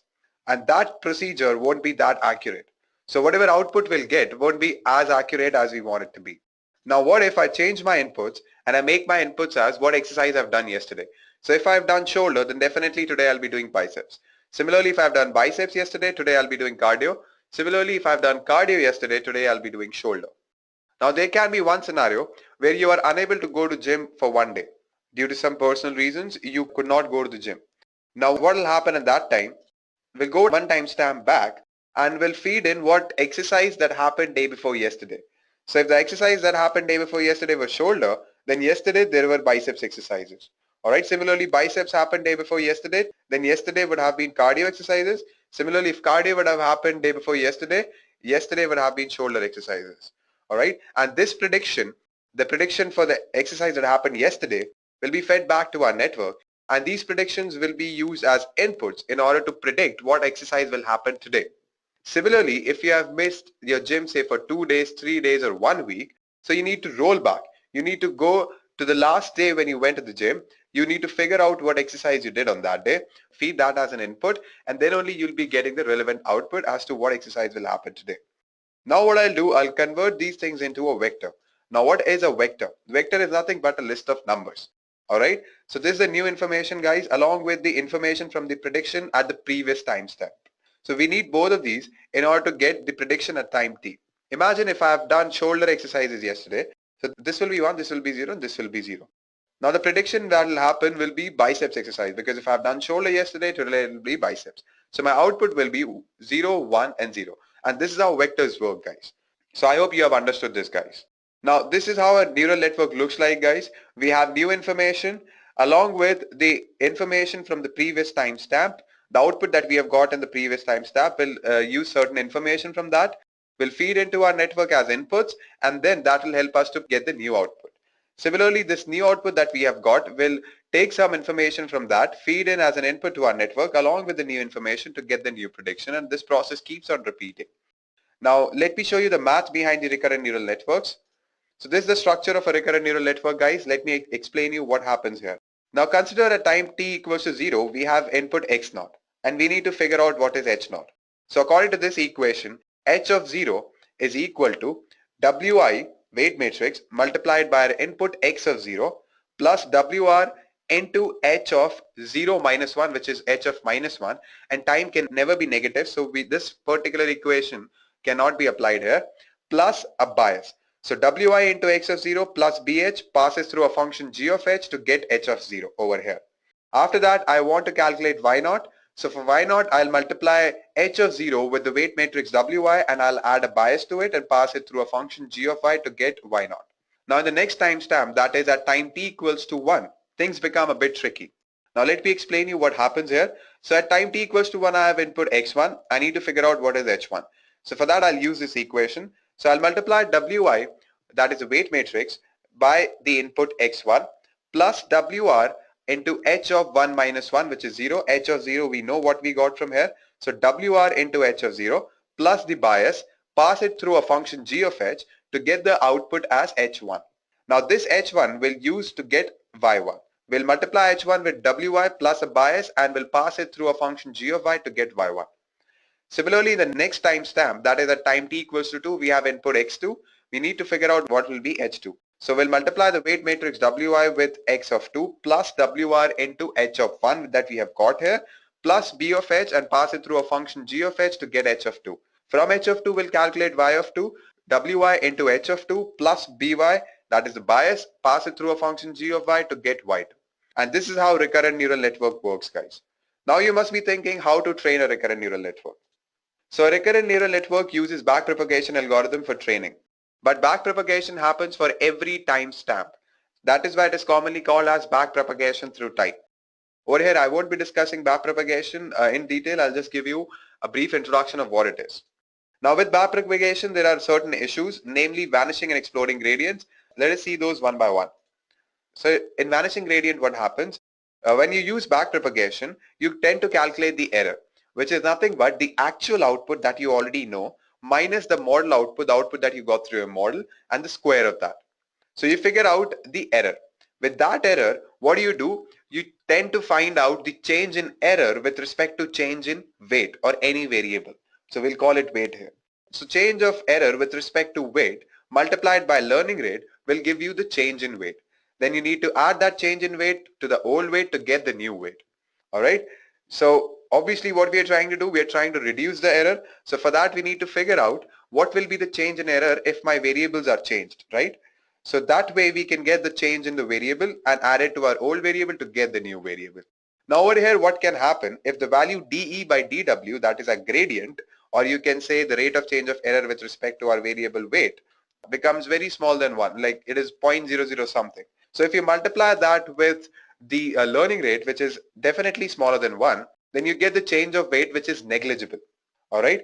So there might be certain examples where you are trying to predict, say, a next word in a sentence, and that sentence is pretty long. For example, if I say I went to France dash dash dash, I went to France, then there are certain words, then I say few of them speak dash. Now I need to predict speak, what will come after speak. So for that, I need to go back in time and check what was the context, which will be very complex. And due to that, there will be a lot of iterations. And because of that, this error, this change in weight will become very small, very small. So the new weight that we'll get will be actually almost equal to your old weight. So there won't be any updation of weight that will be happening. And that is nothing but your vanishing gradient. All right, I'll repeat it once more. So what happens in backpropagation, you first calculate the error. This error is nothing but the difference between the actual output and the model output and the square of that. With that error, we figure out what will be the change in error when we change a particular variable, say weight. So dE by dW multiplied with learning rate to get the change in the variable or change in the weight. Now we'll add that change in the weight to our old weight to get the new weight. This is what backpropagation is, guys. All right, I'm just giving you a small introduction to backpropagation. Now consider a scenario where you need to predict the next word in a sentence. And your sentence is something like this. I have been to France. Then there are a lot of words. After that, few people speak. And then you need to predict what comes after speak. Now, if I need to do that, I need to go back and understand the context. What is it talking about? And that is nothing but your long-term dependencies. So what happens during long-term dependencies, if this dE by dW becomes very small, then when you multiply it with n, which is again smaller than 1, you get delta W, which will be very, very small. That will be negligible. So the new weight that you'll get here will be almost equal to your old weight. So I hope you're getting my point. So this new weight, so there will be no updation of weights, guys. This new weight will definitely will always be almost equal to our old weight. So there won't be any learning here. So that is nothing but your vanishing gradient problem. Similarly, when I talk about exploding gradient, it is just the opposite of vanishing gradient. So what happens when your gradient or dE by dW becomes very large, becomes greater than 1, all right? And you have some long-term dependencies. So at that time, your dE by dW will keep on increasing, delta W will become large, and because of that, your weights, the new weight that will come will be very different from your old weight. So these two are the problems with backpropagation. Now let us see how to solve these problems. Now exploding gradients can be solved with the help of truncated BTD, backpropagation through time. So instead of starting backpropagation at the last timestamp, we can choose a smaller timestamp like 10. Or we can clip the gradients at a threshold. So there can be a threshold value where we can, clip the gradients. And we can adjust the learning rate as well. Now for vanishing gradient, we can use a ReLU activation function. We have discussed ReLU activation function in artificial neural network tutorial, guys. Similarly, we can also use LSTM and GRUs. In this tutorial, we'll be discussing LSTMs, that are long short-term memory units. Now let us understand what exactly are LSTMs. So guys, we saw what are the two limitations with the recurrent neural networks. Now we'll understand how we can solve that with the help of LSTMs. Now what are LSTMs? Long short-term memory networks, usually called as LSTMs, are nothing but a special kind of recurrent neural network. And these recurrent neural networks are capable of learning long-term dependencies. Now what are long-term dependencies? I've discussed that in the previous slide, but I'll just explain it to you here as well. Now, what happens sometimes we only need to look at the recent information to perform the present task. Now, let me give you an example. Consider a language model trying to predict the next word based on the previous ones. If we are trying to predict the last word in the sentence, say, the clouds are in the sky. So we don't need any further context. It's pretty obvious that the next word is going to be sky. Now, in such cases where the gap between the relevant information and the place that it's needed is small, RNNs can learn to use the past information. And at that time, there won't be such problems like vanishing and exploding gradient. But there are few cases where we need more context. Consider trying to predict the last word in the text, I grew up in France. Then there are some words. After that comes, I speak fluent French. Now, recent information suggests that the next word is probably the name of a language. But if we want to narrow down which language, we need the context of France from further back. And it's entirely possible for the gap between the relevant information and the point where it is needed to become very large. And this is nothing but long-term dependencies. And the LSTMs are capable of handling such long-term dependencies. Now, LSTMs also have a chain-like structure like recurrent neural networks. Now, all the recurrent neural networks have the form of a chain of repeating modules of neural networks. Now, in standard RNNs, the repeating module will have a very simple structure, such as a single TANH layer that you can see. Now, this TANH layer is nothing but a squashing function. Now, what I mean by squashing function is to convert my values between -1 and 1. All right, that's why we use TANH. And this is an example of an RNN. Now we'll understand what exactly are LSTMs. Now, this is a structure of an LSTM. Or if you notice, LSTM also have a chain-like structure, but the repeating module has different structures. Instead of having a single neural network layer, there are 4 interacting in a very special way. Now, the key to LSTM is the cell state. Now, this particular line that I'm highlighting, this is what is called the cell state. The horizontal line running through the top of the diagram. So this is nothing but your cell state. Now you can consider the cell state as a kind of a conveyor belt. It runs straight down the entire chain with only some minor linear interactions. Now what I'll do, I'll give you a walkthrough of LSTM step by step, alright? So we'll start with the first step. Alright guys, so the first step in our LSTM is to decide what information we are going to throw away from the cell state. And you know what is the cell state, right? I've discussed in the previous slide. Now this decision is made by the sigmoid layer. So the layer that I'm highlighting with my cursor, it is the sigmoid layer called the forget gate layer. It looks at ht-1, that is the information from the previous timestamp, and xt, which is the new input, and outputs a number between 0 and 1 for each number in the cell state ct-1, which is coming from the previous timestamp. A 1 represents completely keep this, while a 0 represents completely get rid of this. Now if we go back to our example of a language model trying to predict the next word based on all the previous ones, in such a problem, the cell state might include the gender of the present subject so that the correct pronouns can be used. When we see a new subject, we want to forget the gender of the old subject, right? We want to use the gender of the new subject. So we'll forget the gender of the previous subject here. This is just an example to explain you what is happening here.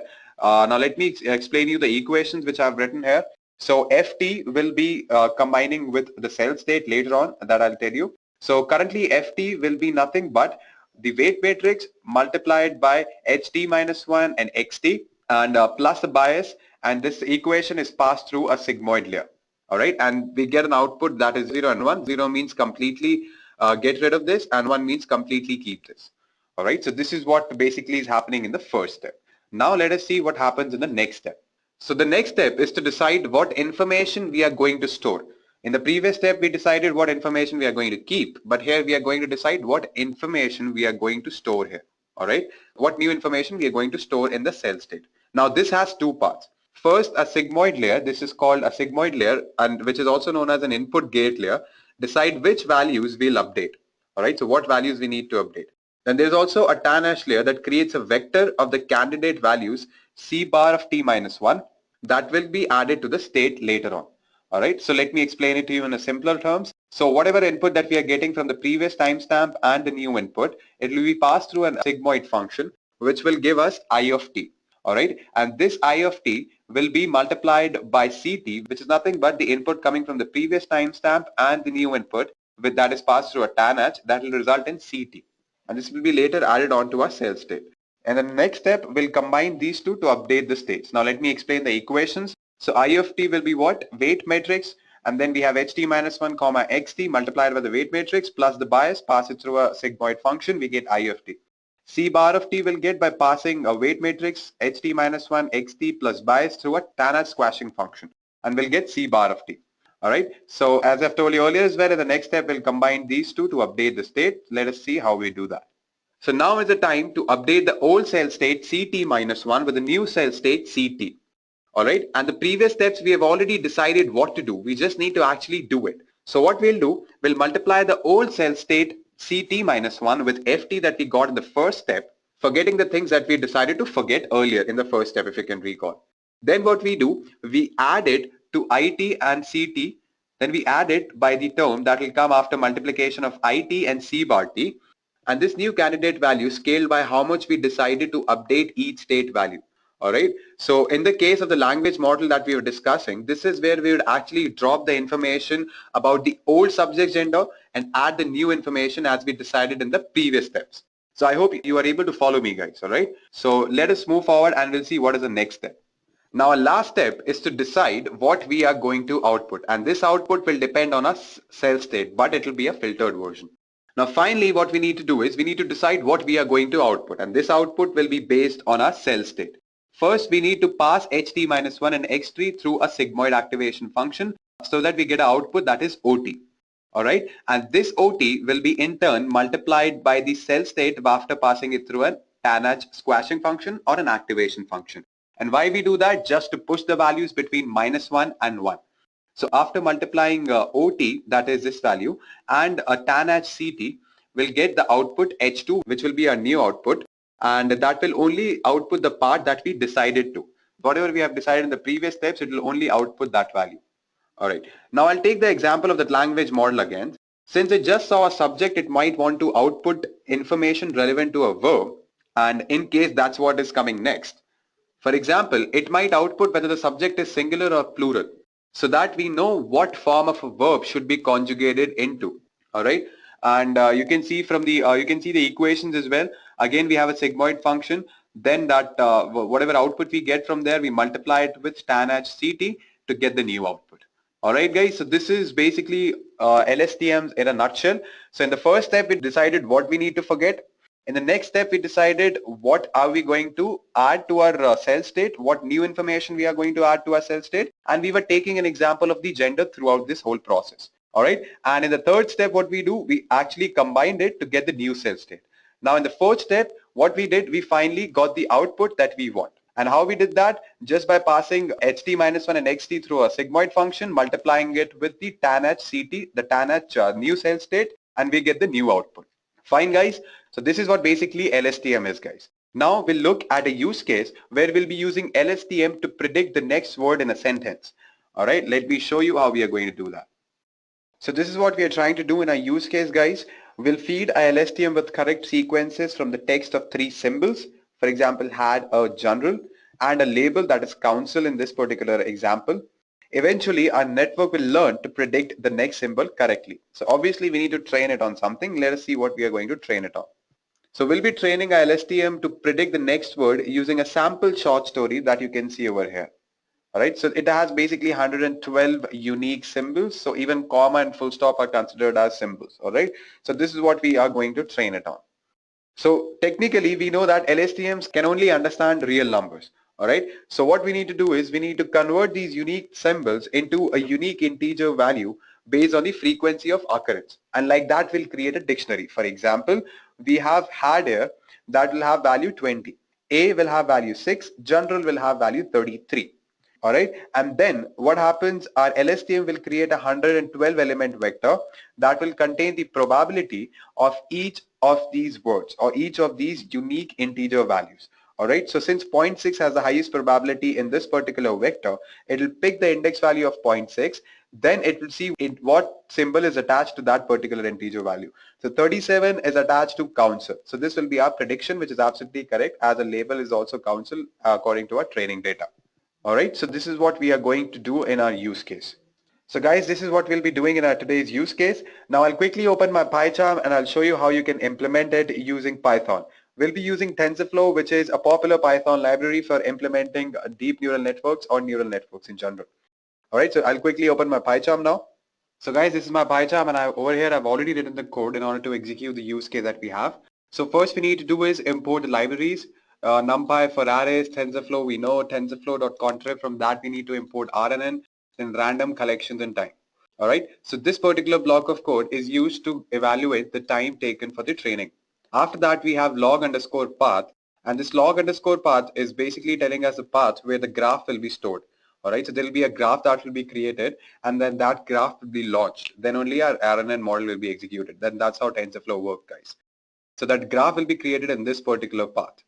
All right, and we are using summary writer. So that will actually create the log file that will be used in order to display the graph using TensorBoard. All right, so then we have defined a training underscore file, which will have our story on which we'll train our model on. Then what we need to do is read this file. So how are we going to do that? First is read line by line whatever content that we have in our file. Then we are going to strip it. That means we are going to remove the first and the last white space. Then again we are splitting it just to remove all the white spaces that are there. After that we're creating an array, and then we are reshaping it. Now during the reshape, if you notice, this -1 value tells us the compatibility. All right, so when you're reshaping it, you need to make sure that we are providing in the correct parameters to reshape it. So you can convert a 3x2 matrix to a 2x3 matrix, right? So just to make sure that it is compatible enough, we add this -1 and it will be done automatically. All right, then return content. After that, what we are doing, we are feeding in the training data that we have, training underscore file. We are feeding in our story and calling the function read underscore data. Then what we are doing, we are creating a dictionary. What is a dictionary? We all know key value pairs based on the frequency of occurrences of each symbol. All right, so from here, collections.counter words.most common. So most common words with their frequency of occurrence, there will be a dictionary created. And after that, we'll call this dict function, and this dict function will feed in word, and which is equal to length of dictionary. That means whatever the length of that particular dictionary is, how many times it is repeated. So we'll have the frequency as well as a symbol. That will be our key value pair, and we are reversing it as well. Then what we are doing, we are calling it build underscore data set, and we're feeding in our training data there. This is our vocabulary size, which is nothing but the length of your dictionary. And then we have defined various parameters such as learning rate, iterations or epochs. Then we have display step and underscore input. Now learning rate, we all know what it is. The steps in which our variables are updated. Training underscore iterations is nothing but your epochs, the total number of iterations. So we have given 50,000 iterations here. Then we have display underscore step, that is 1000, which is basically your batch size. So batch size is what? After every 1000 epochs, you'll see the output. All right. So it'll be processing it in batches of 1000 iterations. Then we have n underscore input as 3.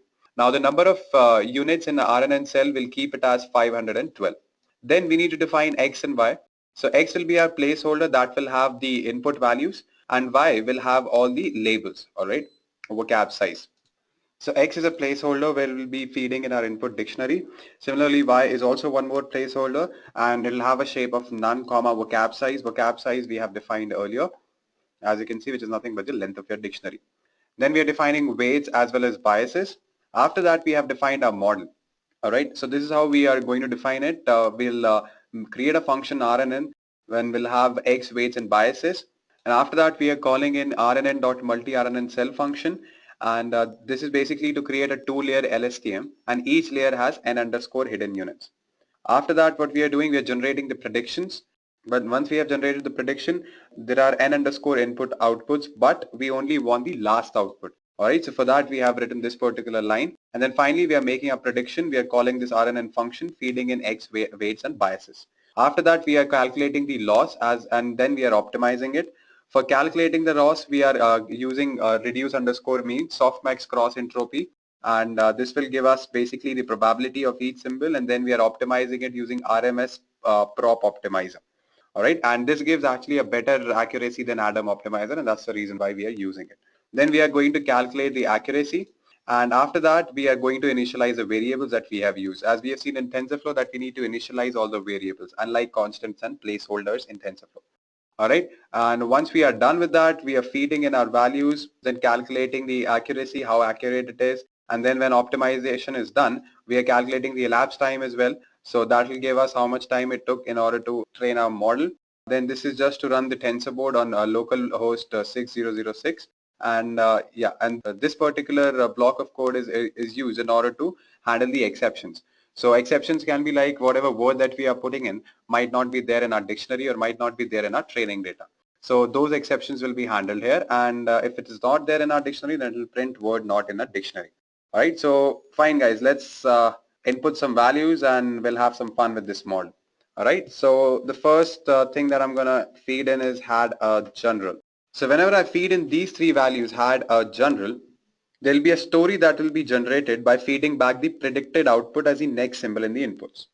All right, so when I feed in had a general, so it will predict the correct output as council, and this council will be fed back as a part of the new input, and our new input will be a general council. So it will be a general council. All right, so these three words will become our new input to predict the new output, which is 2. All right, and so on. So surprisingly, LSTM actually creates a story that somehow makes sense. So let's just read it. Had a general council to consider what measures they could take to outwit their common enemy, the cat. By this means, we should always know when she was about and could easily. All right, so somehow it actually makes sense when you feed in that. So what will happen when you feed in these three inputs? It will predict the next word, that is council. After that, it will take council and it will feed back as an input along with a general. So a general council will be your next input to predict 2. Similarly, in the next iteration, it will take general council 2 and predict consider for us. And this will keep on repeating.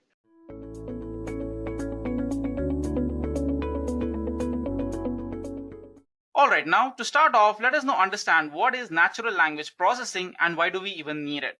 You see, natural language refers to the speech analysis in both audible data as well as a text document. An NLP system can capture meaning from an input such as sentences, paragraph, pages, and give out a desired output based on our application. So why do we need NLP? You see, natural language processing helps computer communicate with humans in their own language and scale other language related tasks. For example, NLP makes it possible for computers to read text, hear speeches, interpret it, measure the sentiment, and then determine which part of it are important.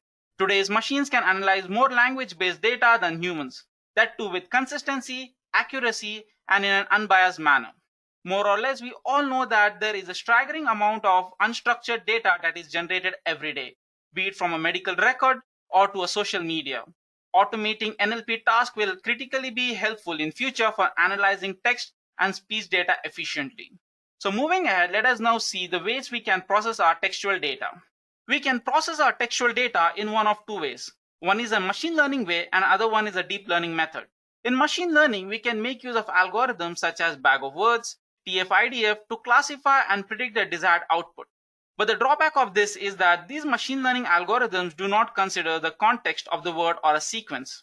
Here, the way it works is based on number of times the word is repeating, a probability is derived out of it, and then performs a classification task. This is the reason why we have deep learning model for NLP tasks.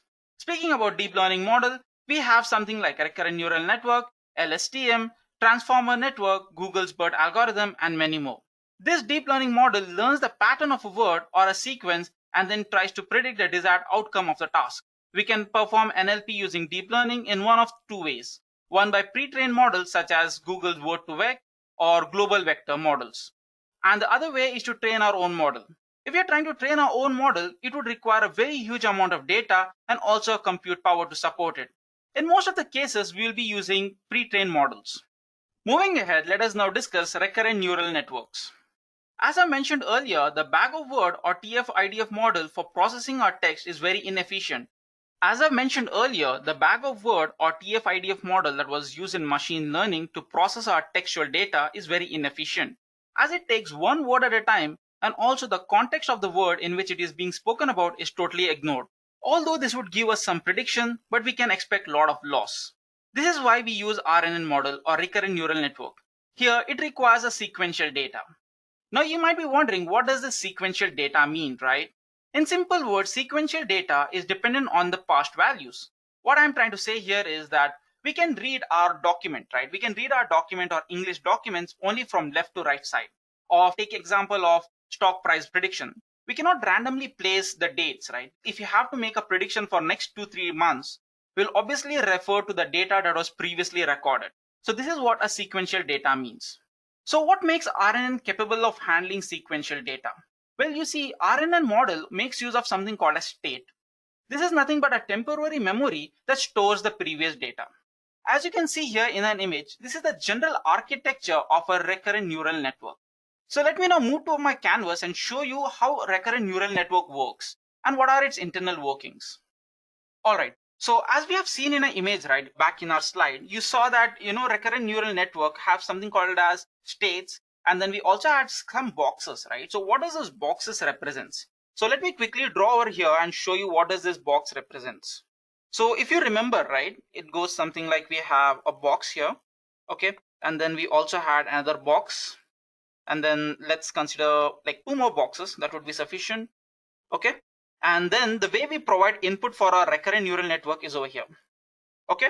Now, based on our application, we can demand our recurrent neural network to provide output in either one of 3 ways. It can either be like we can have multiple inputs, as you can see here, or we can have single input and multiple outputs, or the other way around is we can have single input and single output.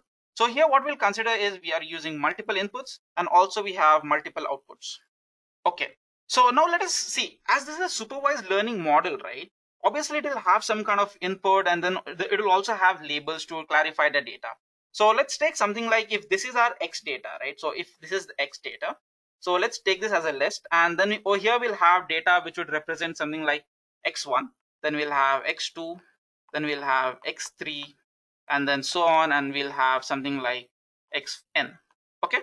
So what does this X over here represents? See, here let's take an example that Uri, which was a movie, is a good movie. We can have a couple more X's and we'll just put here as good movie.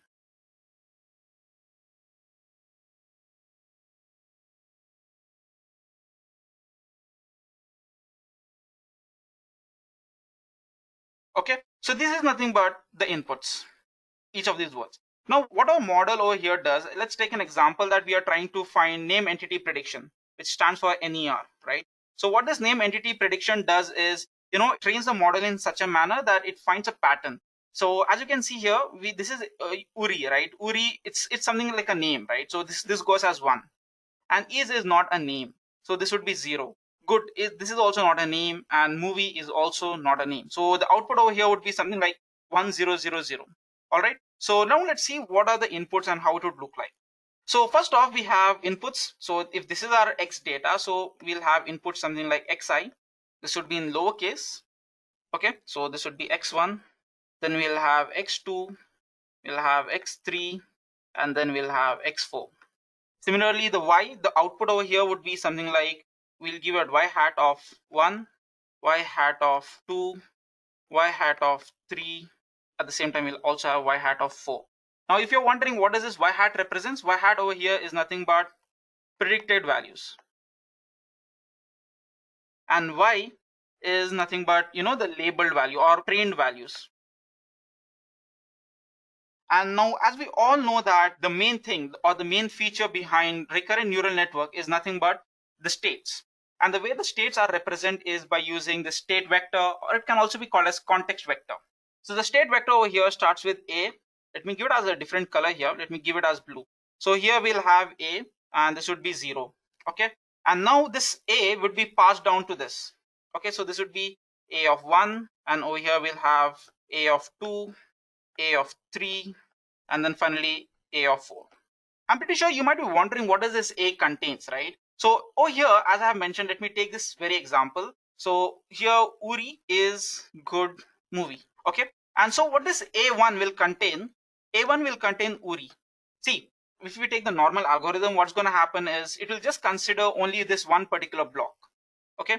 If this was just a normal algorithm or something which is used in the olden days, it will just consider this particular block and it won't be considering the previous values. So this previous value is being stored over here in the form of a memory. So now A1 will contain Uri, and what A2 will contain over here. So A2 will be having something like Uri is. And similarly, as it goes through here, it will collect each and every word. And finally, A4 will be complete context vector. So it will have the entire sentence, Uri is a good movie. Okay, I hope you understood what does this A signifies over here. Let me quickly erase all of these. Okay, so another important part which goes over here in any machine learning or deep learning model is nothing but the weights. So let's consider that we have weights, which is nothing but W, or let's take it as U. Let me give another color here, U, V, and W. In this RNN model, right, what we're going to do is we're going to have a single, or we'll have just only one weights, right? So the U weight is same for all of these inputs here. V weight over here is same for all the outputs. The weight W is same for all our state metrics. Okay, so this is how the weights are determined. So now to get a better understanding of what's happening over here and to derive a mathematical equation for feed-forward network, let's take a single block over here. And let's see how this internal working of this is working, okay? So over here we'll have a box, okay? And this will be our input. So let's give our input as x of t, because this is a generalized model, right? And now what we're going to do over here is this would be a of t minus 1. That's because a of t will be present over here. And now if we have an output which is present over here, and this would be nothing but y hat of t. All right. So as I mentioned earlier that we will be having weights. So the weights over here is nothing but u, v, and w. So what's happening over here? Okay. So first off, there will be a matrix multiplication between these two values. Okay. Another, there will be a matrix multiplication between these two values. And once they are done, we'll add these two values and then give an activation function to it. Okay. And the activation function that would be used over here is tan h. So if I have to put it in an equation form over here, so the product of these two, x of t times, or it would be a dot product of u, okay, and the sum of these two, so it will be t minus 1 times w. And now what we're going to do is we're going to pass an activation function, which is nothing but tan h over here. So let's just give a small dotted notation over here. So whatever the output which comes, we'll be performing an addition of these two and also give an activation function which will represent here by f. All right. So this is how we get an activation function over here. So what does this value signifies this? This is nothing but this output over here, A of t. So I hope you understand what is A of t. A of t is this value. Okay, let me quickly highlight that for you. So A of t is this value. Okay, so A of t is represented over here. And the way we get this is by this particular equation. Now, what about the value for y hat of t, or the prediction of y of t? So for y of t, it's going to be something like this. So y hat of t, this would be nothing but, we have to multiply this particular A of t with this matrix over here. Okay, or the weights I can say. So it's going to be nothing but A of t times the weight matrix, that is v. And then we have to pass activation function. Usually the activation function that is going to be used over here is softmax or sigmoid. It totally depends upon what kind of output you are expecting. All right, and this is how it works. And now an important thing that I would like to mention over here is that we also have to add something called as bias. So it will be b over here. I'll just represent this by a different color. So this is an equation for our recurrent neural network in a mathematical form. So now what's going to happen is, in order to find a loss, right, we have to subtract whatever value we have predicted with the given value. So the predicted value over here, let's say this is as capital Y. Okay, and we also have been given the trained value. So this would be looking something like this. So we'll obviously have the trained values. Let's just give a random output, but there will be 4.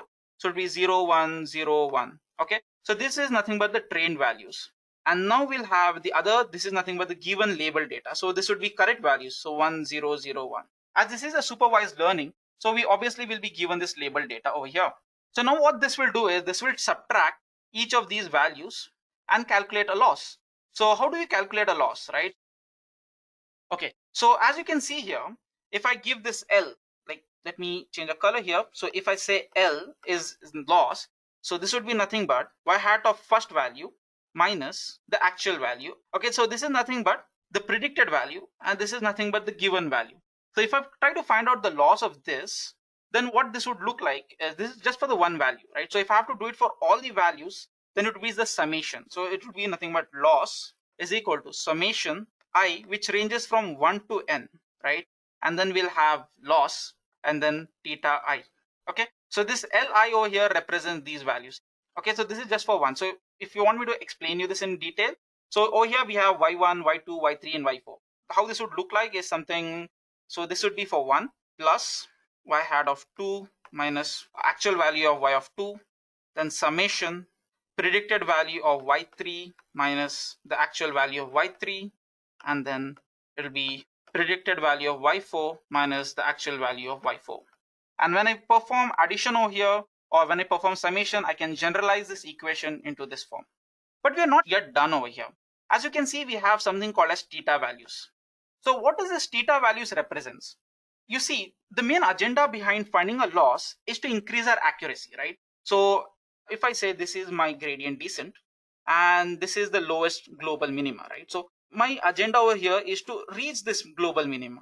So now, in order for me to do this, in order to increase my accuracy, I have to obviously change my values. So how do I do that? How do I increase an accuracy? It's obviously by these weights. Okay, it's by this W, U, and V. So W, U, and V are nothing but the weights. So what this theta over here represents, let me quickly erase this. Okay, so what this theta over here represents is nothing but the values of W, U, and V. So now what we're going to do is, we are going to have a partial derivative of the loss with respect to U, and then we'll have a partial derivative of loss with respect to V, and then we'll also have partial derivative of loss with respect to W. These are nothing but weights, and we are trying to train the weights. This is done in order to increase our accuracy. Okay, and the way these models get trained is with the help of backpropagation, and the way the backpropagation works over here is by partial derivative. So what I'm trying to say here is, as if I get my weights over here, so let me just take another color. So this V, we know that it is totally dependent upon this value over here. This won't be V, this would be W. Okay, so this W value will be totally dependent on the previous one, and this value will be dependent on this one, and this value will be dependent on this one, and this one would be finally dependent on this. So this is in order to move from here to here to here and then to here, we'll use something called as partial derivatives, right? So that's how we update our old weights. All right. And another important concept that make neural network or recurrent neural network very important is nothing but embedding layer. So let me quickly draw a boundary over here. Okay, so embedding layer. All right, so what does this embedding layer signifies? Okay, so if I take a convention way, right? So like, let's say that, our X, or, our input over here, this is nothing but X over here, right? So what is the dimension or the shape of this X? The shape of this X is nothing but 1,4, right? 1,4. Similarly, it's 1,4 here, 1,4 and 1,4. But this is not usually the case when you're working with real world examples. When you're working with real world examples, we won't be having 4 different words, right? We'll obviously have lakhs of values. So for example, let's say we have X, and the shape of this X is something like we have 10,000 values. Okay, so now if I try to feed this 10,000 values into my network over here, obviously I would be using batch propagation. So it would take a lot of time, right? Because it's 10,000 values after all. So in order to overcome this, what we're going to do is we're going to reduce the size of this. Okay, so basically what word embedding layer does is think that we have a matrix. This is our input layer, right? Or input word. So we call this as sparse matrix. This is nothing but, an individual value, that's xi or x1, x2, x3. Let's, for generalization, we'll give here as xi. And the shape of this is nothing but 1, v. V here represents the n number of dimensions. And 1 is because it's just going to be one word, right? So it's going to be 1. So if I consider with respect to this is 1 and this is v. Okay. So now what will happen is, if v is 10,000 or pretty great, it obviously we won't have much, we are going to lose a lot of time on computation and also take huge compute power. So what we'll do is I'll multiply this with an embedding layer. And what this embedding matrix does is it is basically a set of features. So this is something, this is a black box model. And all this would do is this would attract a couple of features. If you want me to give you a better analogy of what this is, and if you want me to compare this with respect to a CNN, which is nothing but another great algorithm for image processing using deep learning, right? Over there, we are going to use something called as filters or kernels. So each of those filters or kernels is responsible for extracting one specific feature, right? So this is what embedding layer does. And what this would do, for example, now let's say that the size of embedding layer is v comma k. K is something that we provide an input over here.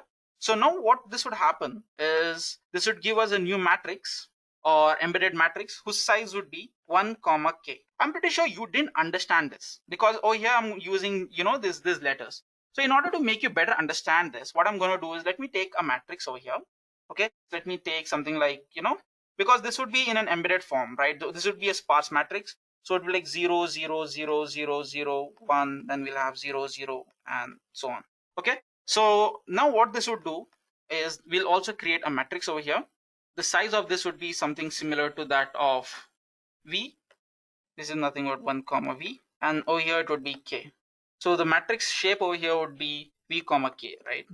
To give you a better analogy, let me also draw a couple of boxes here. So this is the matrix, and this is the matrix over here again.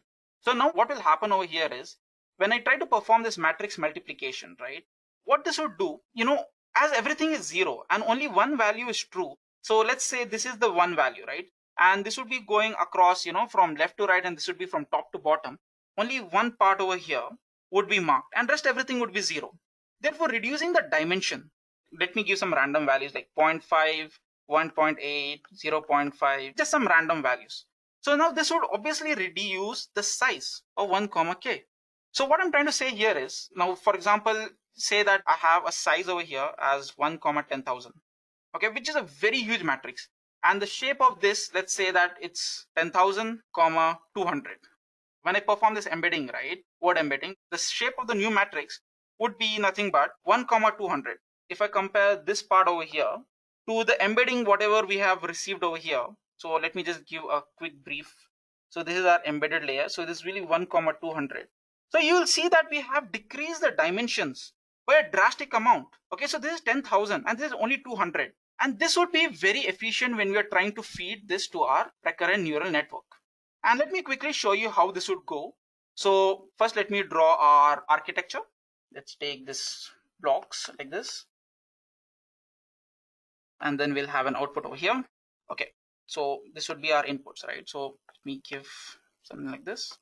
So initially, we used to provide X values over here, right? Now we won't be doing that. We won't be providing any X values directly. Instead of that, what I'm going to do is I'll have an embedding layer over here. And this will have the X values. So let me give here as X of 1, so X of 2, X of 3, and then we'll have X of 4. And then similarly, let's take this model to be multiple input and single output. So here we'll have y hat of t, and then we'll have weights obviously. So this would be u, v, and w. And this is nothing but our matrix over here. So this would be a of 0, a of 1, a of 2, a of 3, and finally a of 4. Okay, so this is our context matrix. And obviously we'll be performing an activation function here. So I'll just give it as f. You can put f, you can put g, it's totally up to you. So this is how a recurrent neural network would actually work. All right. So now that we know how RNN works, let us now understand what is LSTM, or we can also say it as long short-term memory. You see, traditional RNNs are not good at capturing long-range dependencies. What I mean to say here is that when we tend to work with a very huge data set and multiple RNN layer, we are at the risk of vanishing gradient problem. Now you might be wondering, what is this vanishing gradient, right? Well, you see, when training a very deep neural network, gradient or the derivatives decrease exponentially as it propagates down the layer. This is known as vanishing gradient problem. These gradients are actually used to update the weights of a neural network. But when the gradients vanish, these weights will not get updated. In the worst case scenario, it will completely stop the neural network from training. This vanishing gradient problem is a common issue in very deep neural networks. So to overcome this vanishing gradient problem in RNNs, long short-term memory was introduced. You see, LSTM or long short memory is a modification to RNN's hidden layer. LSTM is capable of remembering RNN's weights and their inputs over a very long period of time. In LSTM, in addition to the hidden state, cell state is passed down to the next block. The way LSTM works is that it can capture long-range dependencies, that is all weights. It can have memory of previous inputs for a very extended time duration. The way LSTM cell does this is by using three main gates. First one is a forget gate. Forget gate removes the information that is no longer useful in the cell state. Then we have input gate. Additional information to the cell state is added by input gate. And finally, we have something called as output gate. Additional useful information to the cell state is also added by an output gate. This gating mechanism of LSTM has allowed network to learn the conditions for when to forget, ignore, or keep information in the memory cell. So let me now quickly move to my Jupyter notebook and show you how I can implement LSTM on name entity prediction. All right, so let me quickly move there. All right, so over here, first off, I'll be opening my Google Colab. Okay, so let us give a name for our Google Colab over here. Let's give a short term, right? Name entity prediction. And let's connect our Google Colab to our server. Okay, meanwhile that's connecting. So now you might be wondering, from where am I going to use my data set? So for me to use my data set, I'll just go for Kaggle, Kaggle, baby names. So let me just quickly show you how this data set would look like. So this is a CSV file over here. All right, so as you can see here, we have over 93,889 unique values. Okay, so this is a very huge data set. And let's try downloading this. To download this is pretty simple. All you need to do is click this and it will get downloaded. As I've already downloaded this file, let me quickly upload this on my Jupyter notebook. So let me go here and upload it from here. Okay, so let me go to this upload file. And yeah, so I have my CSV file here and let me open this. As this is a pretty huge data set, it would take some time. Meanwhile, that's loading. Let's see what we can do. So first off, let's import a couple of libraries. So we'll have import pandas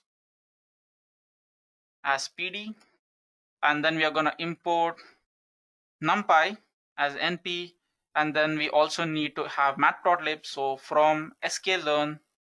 All right. And we also need something like label encoder, but I'll show you a shortcut way to bypass label encoding. Okay, so let's try to load our cell here. And in order for us to read this data, so it's pretty simple. All we are going to do is let's give this as a data. This would be nothing but pandas.readcsv. And then we are going to pass our file name. Let me change this to our root directory. We're putting a dot over here. Okay, so I won't be executing this as of now because it's trying to load our file. All right, so now that we have successfully loaded our data, so let's try running this cell over here.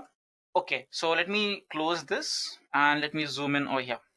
So now what we're going to do is, let's see the shape of our data. So let's see what's the data shape, data.shape.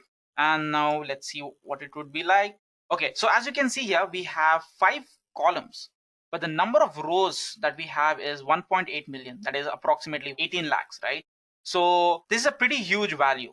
So now what we're going to do is, we'll just see how our data is looking like. So we'll see data.head, and let's see what we need.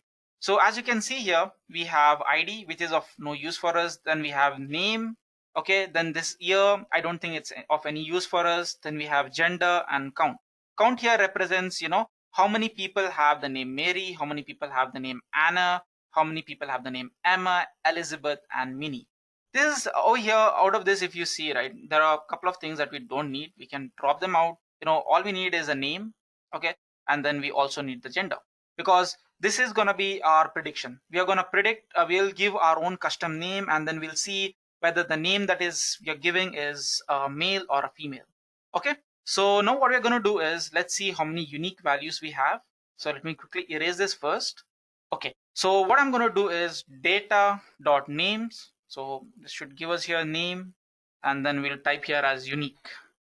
Okay, so this would give me unique values. Okay, so over here I have 93,889 unique names. Okay, so now what we're going to do is, we want to label encode this, right? So we want our female, or which is nothing but F, we want female to be 0 and then male to be 1, or vice versa.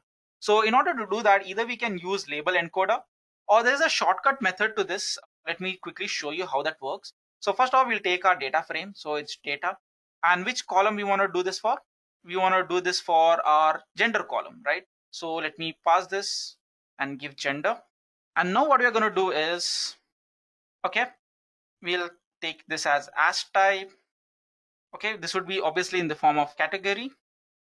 And now what we'll do is, this is cat dot codes.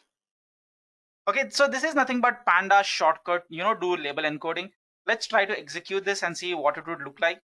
So as you can see here, we have a couple of zeros and ones. This is nothing but, it's representing females with 1 and males with zeros. Okay, so now what we'll do is, we have to update this column. So we'll paste this, and this should be something like this over here. And let me execute this. Okay, so if you want to see how our data would look like now, let me just quickly run this once again. So you'll see here now the values has been label encoded. Okay, so now what we're going to do is, we obviously need to take the unique names, right? And then we'll obviously group it by, right? So what we'll do for this is, we'll take something like data. We'll group this by the names. So group by names. All right. And now what we'll do is, we'll calculate the mean of the genders. We'll reset the index. The reason why we want to reset the index is because, if we don't give the index, then our name over here will become the index, right? So we'll give reset underscore index. All right, so let's give this to a new data frame, and we'll call this as df. Okay, let me execute this now, and let's see how this df would look like. Okay, let me execute this right after this. So as you can see here, it has grouped by names, everything in an ascending order. So this is all in an alphabetical manner, and yeah. And now only thing that I want to work on is this gender. Okay, the reason is because over here I'm getting a floating point value. I don't want this floating point value. I want to change this to integer value, right? So what I'll do is df gender. This would be nothing but df gender. Then all I'm going to do is as type. I'll just put here as int. So let's now see what this value would look like. Fantastic. We over here have now, ones and zeros, which is nothing but an integer value. Okay, so if you want to see this, so either I can write df, or I can also put as head. Okay, so these are the first 5 values. Okay, so now the way our neural network is going to work, or the recurrent neural network is going to work, is that, I hope you remember these boxes, right? So when I was talking, or when I was explaining this RNN, I was saying that I would be passing around the words. But here in this project, or in this program, we won't be passing words over here. We won't be passing like Abha or Abida or Adam. We won't be passing these words. Instead of that, we'll be passing letters. So over here, it's going to be like alphabets. So A, B, it can be any alphabet, it can be Z here. So basically it depends upon whatever the value is coming here. So in order to do that, we have to find number of unique alphabets. So we know how many unique alphabets we have, right? So it's 26. So in order to get these alphabets, what we'll do is, let me first quickly erase this. Erase all drawing. So now we have 26 alphabets. We have to create our own vocabulary. So what I'm going to do is I'm going to import string. So now I need letters, right? So letters, this would be nothing but list of string.ascii. Okay. And if you want to see what this would give me, this would be nothing but the list of alphabets which are in lower cases. Okay. And now what we'll do is we'll try to create a label encoding, or we have to create a vocabulary, right? So we'll have something like vocab. This would be nothing but I'll be using dictionary. And now what I want is zip. The way I want over here is, for every individual values of this A, B, C, D, I want to label encode this to 0, 1, and whatever the value it is, right? So it would be from 1 to 27, unique numbers, right? So this would be nothing but letters. And then we need something like range 1, 27. So this would give me the matrix from 1 to 26, right? And let's now see what this would look like. So we have vocab, and let me execute this. This should give me a dictionary. Okay. So here we'll convert A to 1. Okay. And then B would be 2, C would be 3, and so on. Z would be 26. And now what we are going to do is we'll just try to create the reverse vocabulary. And the reason is we obviously won't be needing this, but just in case if you want to use, it should be something very similar to this. Let me just copy the exact same thing and paste it over here. So we'll just give it as reverse, right? So it will be R underscore, and here instead of numbers being second, we'll just cut this letters and we'll pass letters over here. And now you'll see if you're trying to decode whatever we have predicted, we can just pass it down like this. Okay, so now what will happen is we need to do something like, all our data, whatever is there, we have to convert them into a lowercase. So, and then once we convert them into a lowercase, we have to encode them into numbers. So whatever I'm saying is this AABAN, right? ABAN. So this AA, obviously first of all, we have to convert all of this into a lowercase, this value. And then whatever the equivalent value of A, like numerical value of A, so it's obviously going to be 1. We'll substitute that with this, and it's going to be a list, right? So how do I do that? So for that, I'll write a function. So we'll have def word to number, right? Word to. So now what I'm going to do is I'm going to have for loop for I in range. So this would be nothing but we have to go through the entire shape, right? So df dot shape. This would give me a list, and I just need the first index. Okay. So now what I'm going to do is I'll create one new list sequence. This would be nothing but for letters in df. Obviously we want the names part, and in this we are going to pass the index value. It's going to be I. Let me just give some space here just so that you better understand this. And now what I'm going to do is, I'll have this vocabulary, vocab. See, every time I pass a letter, it will convert it into, this individual letter, it will convert it into a list or the equivalent, numerical representation. It will be letters, and obviously it has to be in lower, so it will be lower. And then we'll just close this bracket here. So now what we are going to do is, before we execute this function, we'll have to append this. So it will be df, and this is going to be names dot I. We'll replace the name in that index with this particular sequence.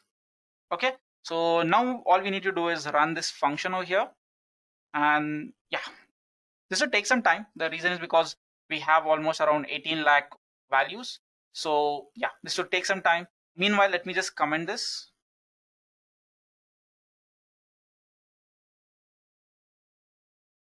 Okay, so in the next stage, what we are going to do is, let's see how this value over here would look like. So let us now first execute this. All right, so let us now see how our data frame will look like. So let me execute this block now. So as you can see here, our names have been completely changed or converted into a list of numbers.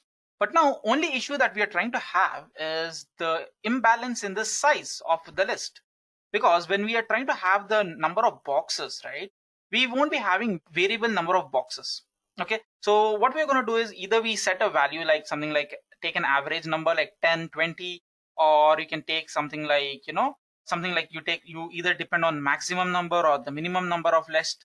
But the thing is, if you take the maximum number, then we have to pad a lot of zeros, and this would lead to a loss. So if I reduce the size, this would also decrease the accuracy, right? So what we're going to do is we'll plot this name and gender in the form of a histogram. So let's take here X. This would be df names, and we'll give here as dot values. And then same thing we'll do it for Y, df gender, and this would be dot values. So what we'll do is we also need a list. Okay, so now as we are going to plot this on a histogram, and what we're going to see in the histogram is just to analyze, this is a graph. We want to analyze, where does the highest number of sequence, or if suppose this is a size, if this is size 8 and this is like 8,000 words or 8,000 names have the size 8, then we can keep our average somewhere near, and then we can also decide, if the number after 10, if not many names have a longer number or the longer length of that name, so we can keep our average somewhere around 9 or 10. Okay, so let's now quickly see how we can do that to get the length of our names. So length X or name length, this would be like list comprehension for I in range 0 comma df dot shape of 0. And now what we're going to do is we need to find the length. So this would be length X of I. Over here you can either give df or you can also give this X, right? So it would be length of X. Okay, so let me quickly execute this. Okay, so here we're getting an error. Oh yeah, it's not O, it's going to be 0, right? So let me execute this now. Okay, so let me show you how this would look like. Name length, and let me print this off. So as you can see, this is giving me a list of names. So there are a huge amount of names. So as you can see, first we had 5, 5, and then 9. So let's now plot this and see how it would look like. Import matplotlib splt. All right, this is perfect. So now what I'm going to do is I have to plot this, right? So all I'm going to do is plt.hist. All right, and now I'm just going to give name length and number of bins. This would be like, let's give 20, okay? And then plt.show. Okay, so what do we find from this graph over here? You see, this is nothing but the length of the names. So 2, 4, 6, 8, 12, all these are the length of the names. And this is nothing but 0, 5,000, 10,000. This is nothing but number of names that have a length 4 or number of names that have the length 6. So as you can see, right, there are around almost 25,000 names whose length is 6. And then as I cross like 10 or as I cross 12, not many names are there whose length is greater than, 12. So what I'm going to do here now is, now we have to pad, right? Now we have to pad the number of zeros. So in order to pad zeros, we have something called as built-in function from Keras. So from Keras, or you can also set as Keras dot preprocessing dot sequence import pad sequence.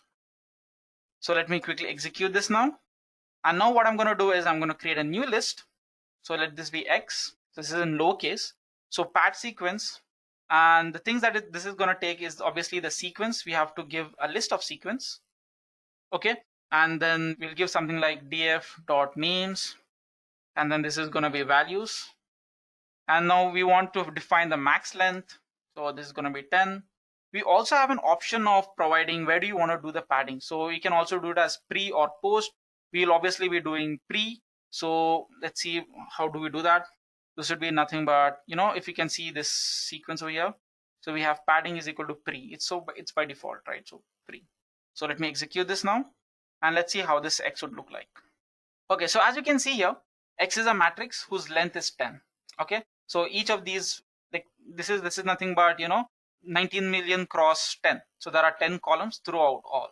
So now what we're going to do is we're going to create our own model.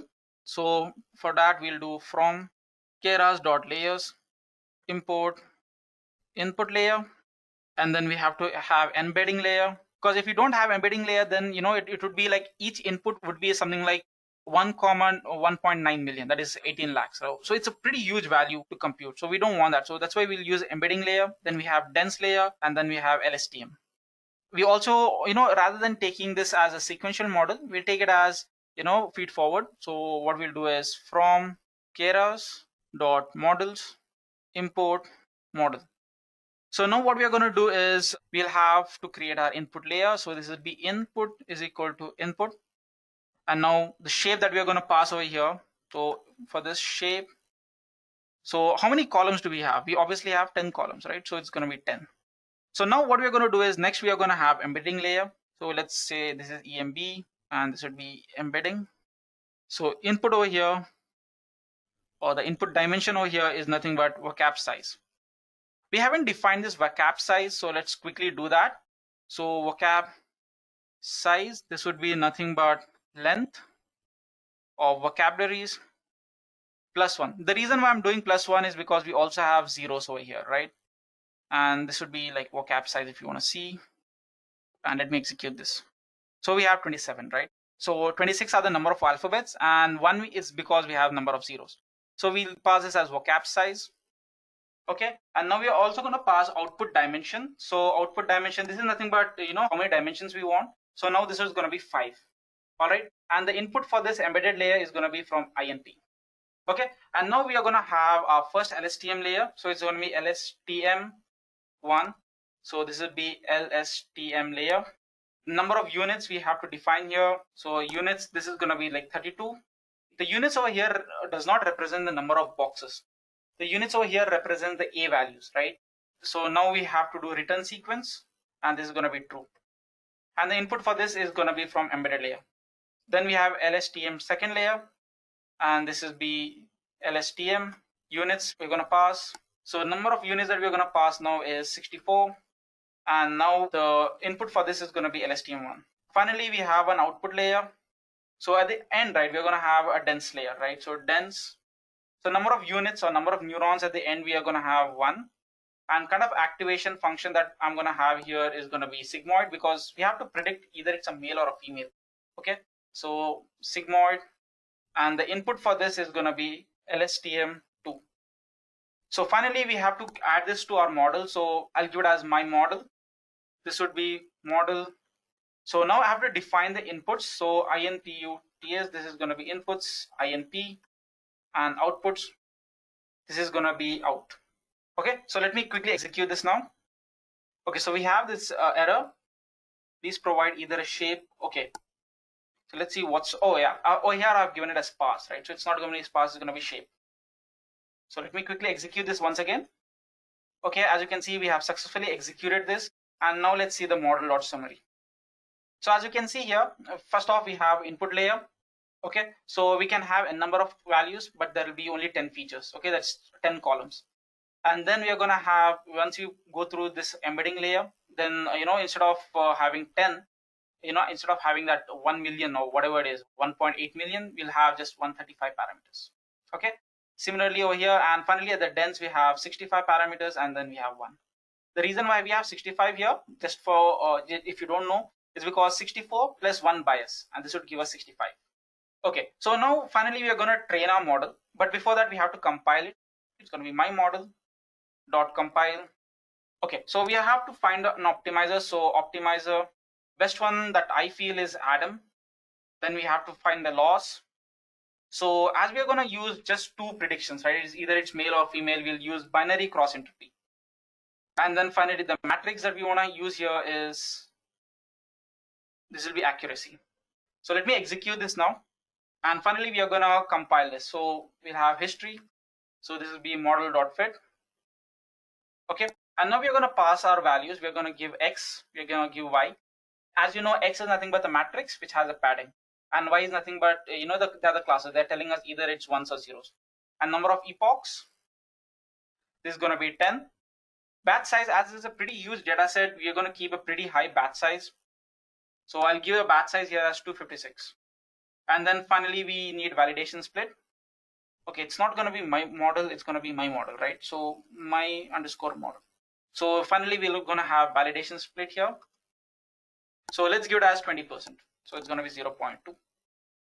All right, so finally, it's the moment of truth. Let us now execute our code. This would take some time to execute. So let's see how this would look like. Okay, so if you can analyze this data over here, so as you can see, right, this validation accuracy has to increase. And we cannot see every time, if our model is overfitting, the accuracy over here will keep on increasing. All right. So the more reliable source over here to see is nothing but validation accuracy. So if validation accuracy is increasing, that means our model is neither overfitting nor underfitting. And you can also see that we have our validation loss, which is kind of decreasing. And over here as well, we can see the validation loss. Over here, we can see the loss of a model is decreasing from 60, then 40, then 39, 39, and 80, 38. So let's now wait for a few more epochs. So we have 4 more to go. Okay, so as you can see here, our validation accuracy has been increasing. So this is a very healthy growth. And even over here, our accuracy of a model is also increasing. Fine. And the loss is decreasing. It's decreased from 60% to 37%.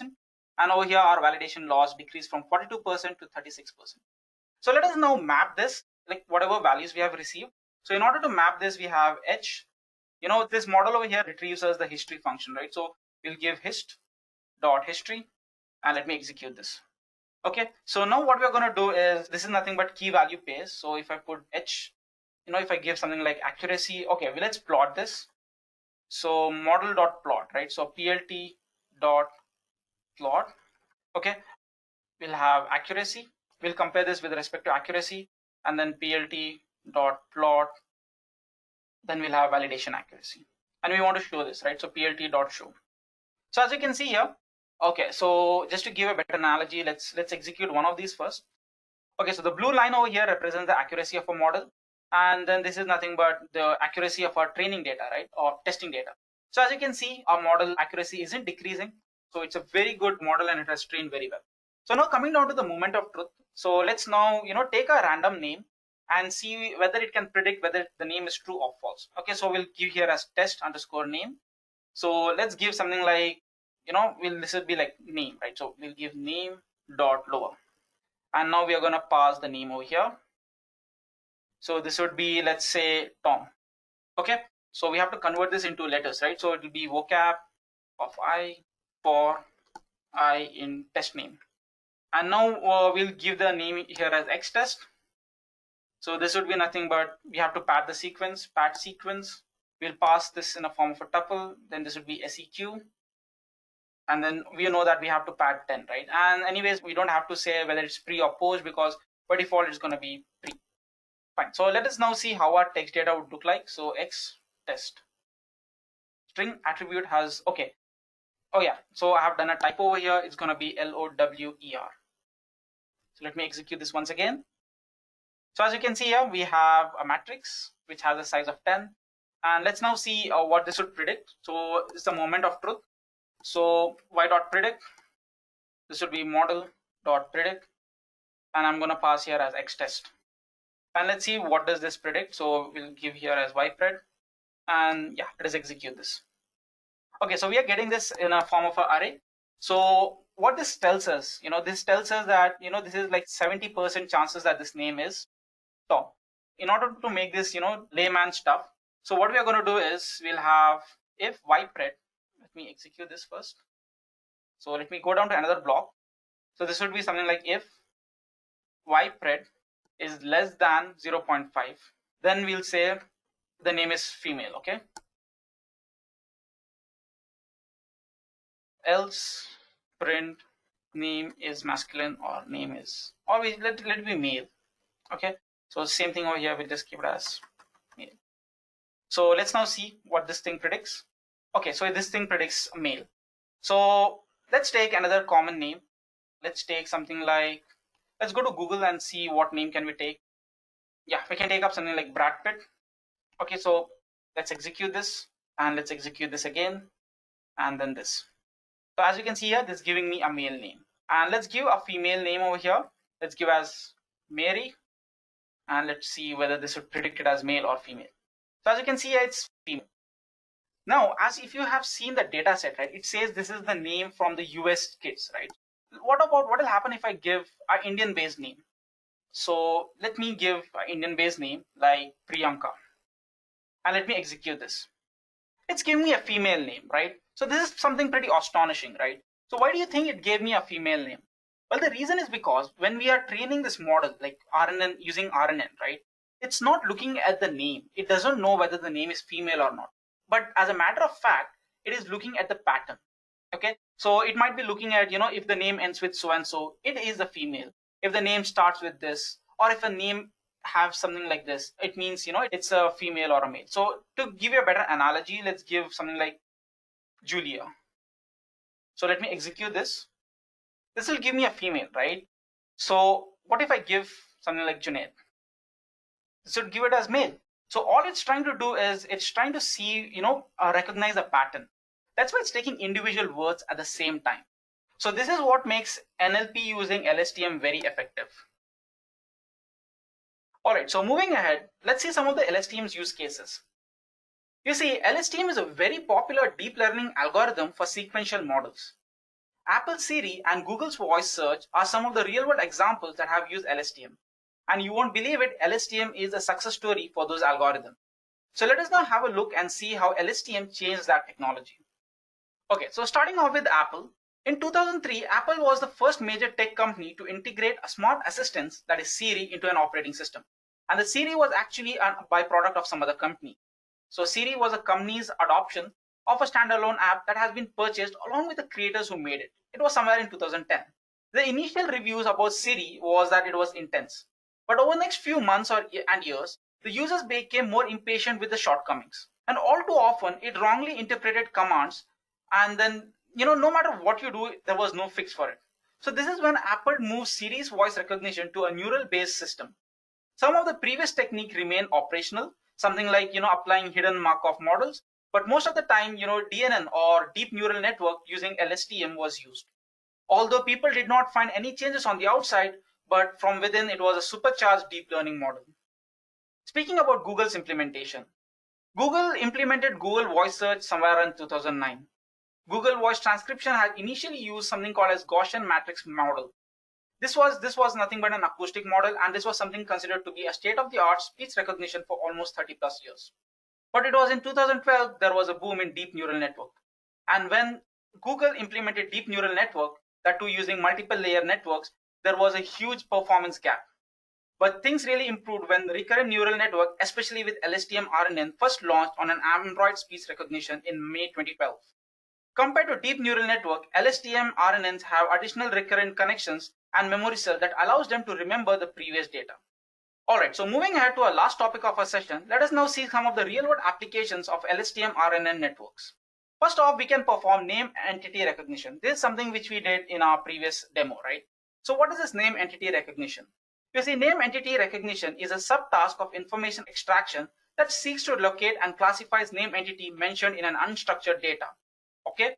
Next, we have something called as sentiment analysis. Sentiment analysis is a predictive modeling task where model is trained to predict the polarity of a textual data or sentiments like positive, neutral, or negative. Sentiment analysis is performed by various businesses to understand their consumers' behavior towards the product. Then we have machine translation. The task of machine translation consists of reading text in one language and generating text in another language. When neural networks are used for this task, we talk about neural machine translation. Within neural machine translation, an encoder-decoder structure is quite a popular LSTM RNN architecture.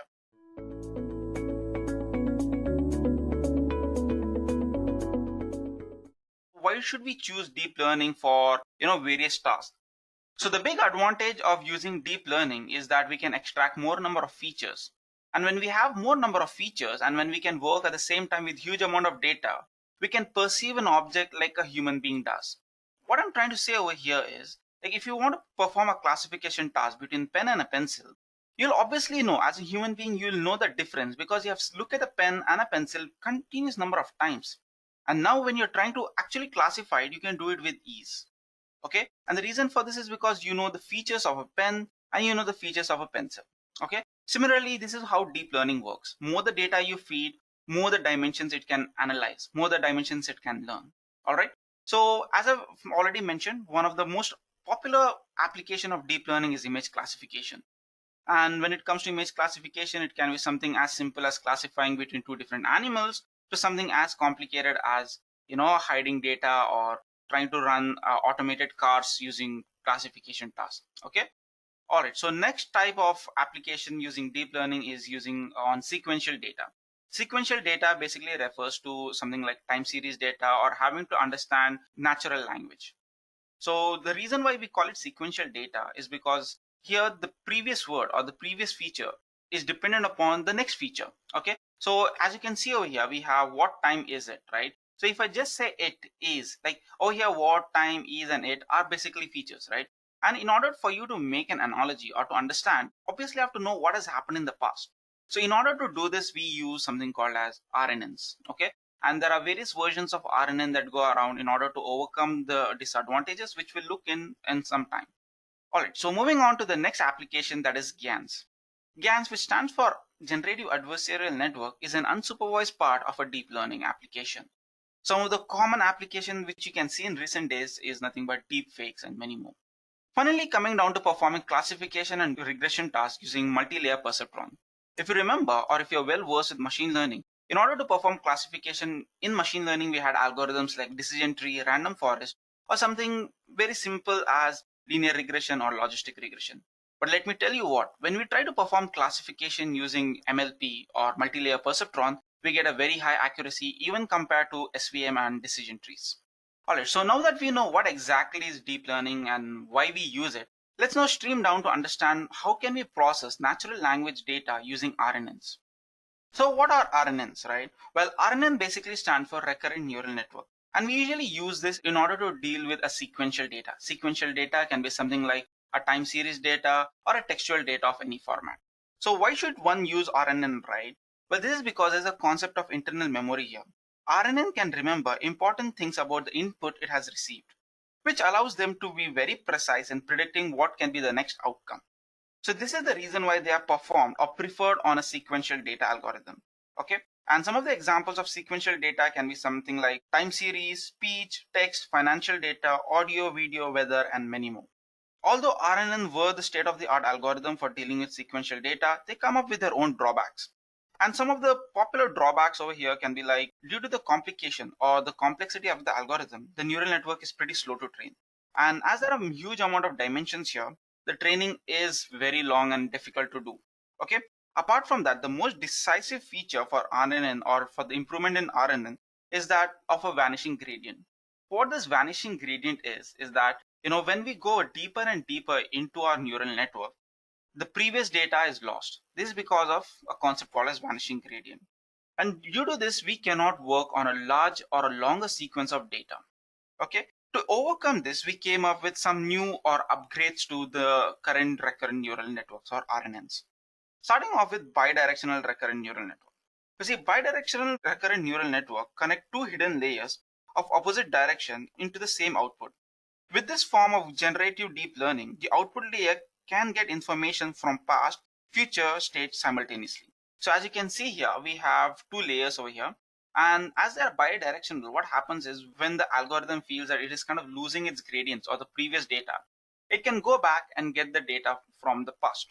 So why do we need bidirectional recurrent neural network? Well, bidirectional recurrent neural network duplicates RNN processing chain so that the input process both forward and reverse time order, thus allowing bidirectional recurrent neural network to look into future context as well. The next one is long short-term memory. Long short-term memory, or also sometimes referred to as LSTM, is an artificial recurrent neural network architecture used in the field of deep learning.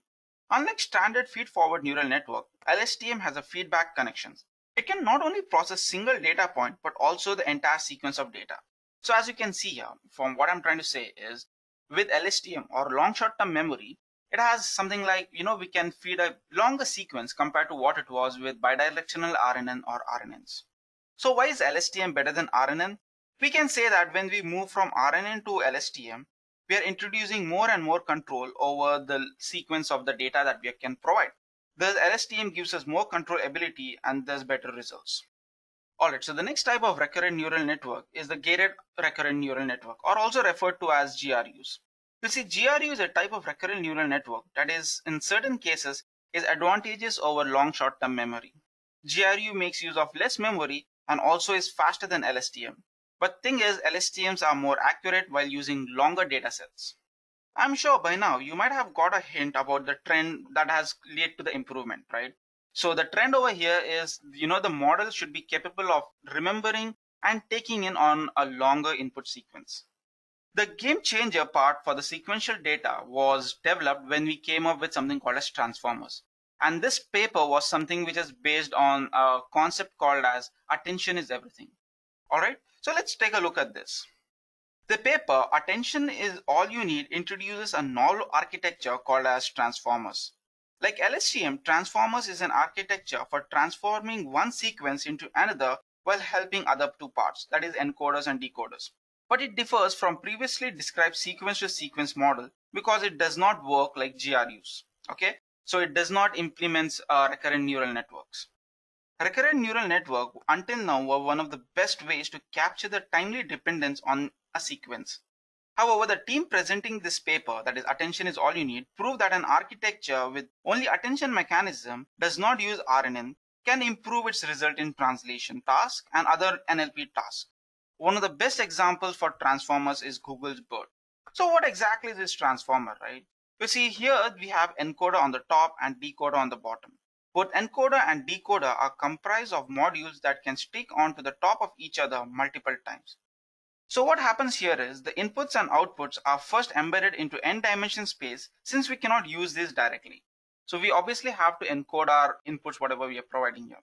One slight but important part of this model is the positional encoding of different words. Since we have no recurrent neural network that can remember how sequences are fed into the model, we need to somehow give every word or part of our sequence a relative position since a sequence depends on the order of the elements. Okay, these positions are added to the embedded representation of each words.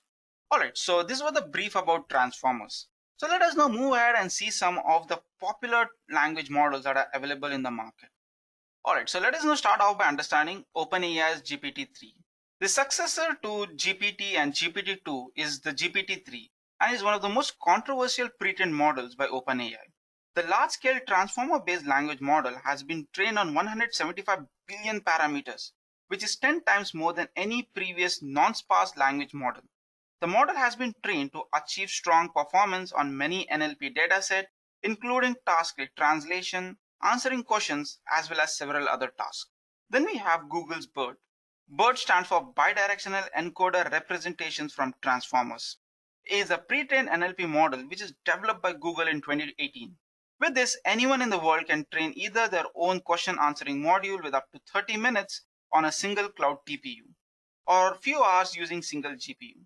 The company then released this showcasing the performance of 11 NLP tasks, including very competitive Stanford dataset questions. Unlike other language models, BERT has only been pre-trained on 250 million words of Wikipedia and 800 million words of book corpus, and has been successfully used as a pre-trained model in deep neural network. According to researchers, BERT has achieved 93% accuracy, which has surpassed any previous language models. Next, we have ELMO. ELMO, also known as Embedding for Language Model, is a deep contextualized word representation that models syntax and semantic words as well as their logistic context. The model developed by Allen NLP has been pre-trained on a huge text corpus and learned functions from bidirectional models, that is BiLM. ELMO can easily be added to their existing models, which drastically improves the features of functions across vast NLP problems, including answering questions, textual intent, and sentiment analysis.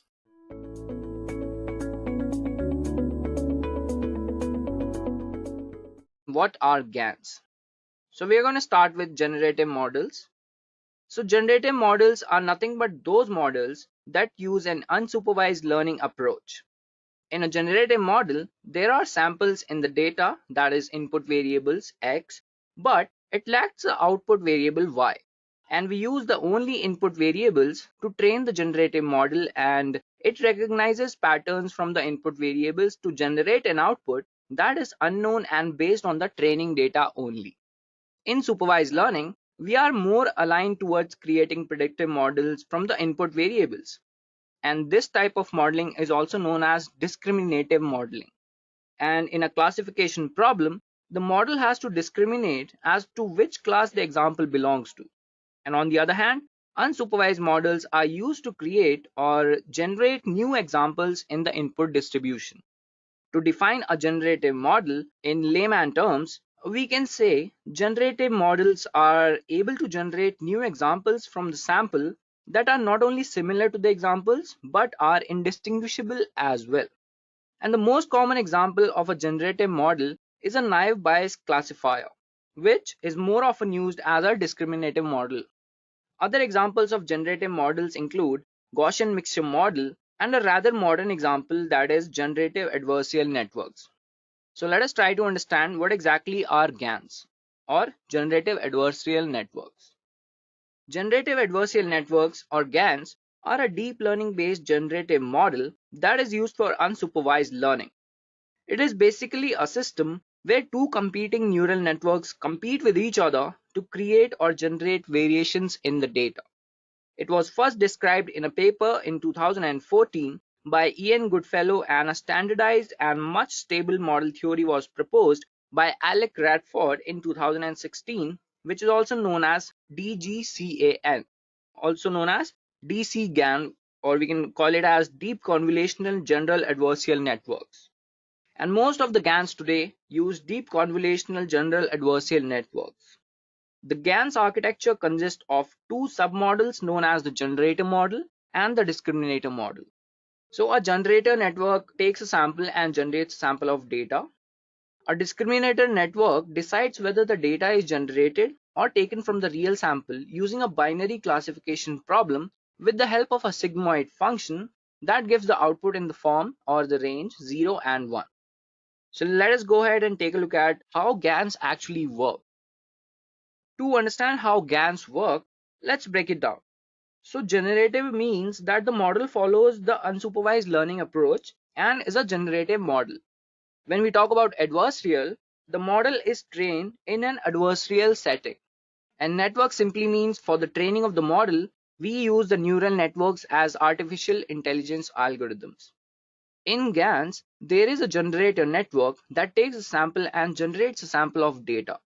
And after this, the discriminator network decides whether the data is generated or taken from the real sample using a binary classification problem with the help of a sigmoid function that gives the output in the range 0 to 1. The generative model analyzes the distribution of the data in such a way that after the training phase, the probability of the discriminator making a mistake maximizes.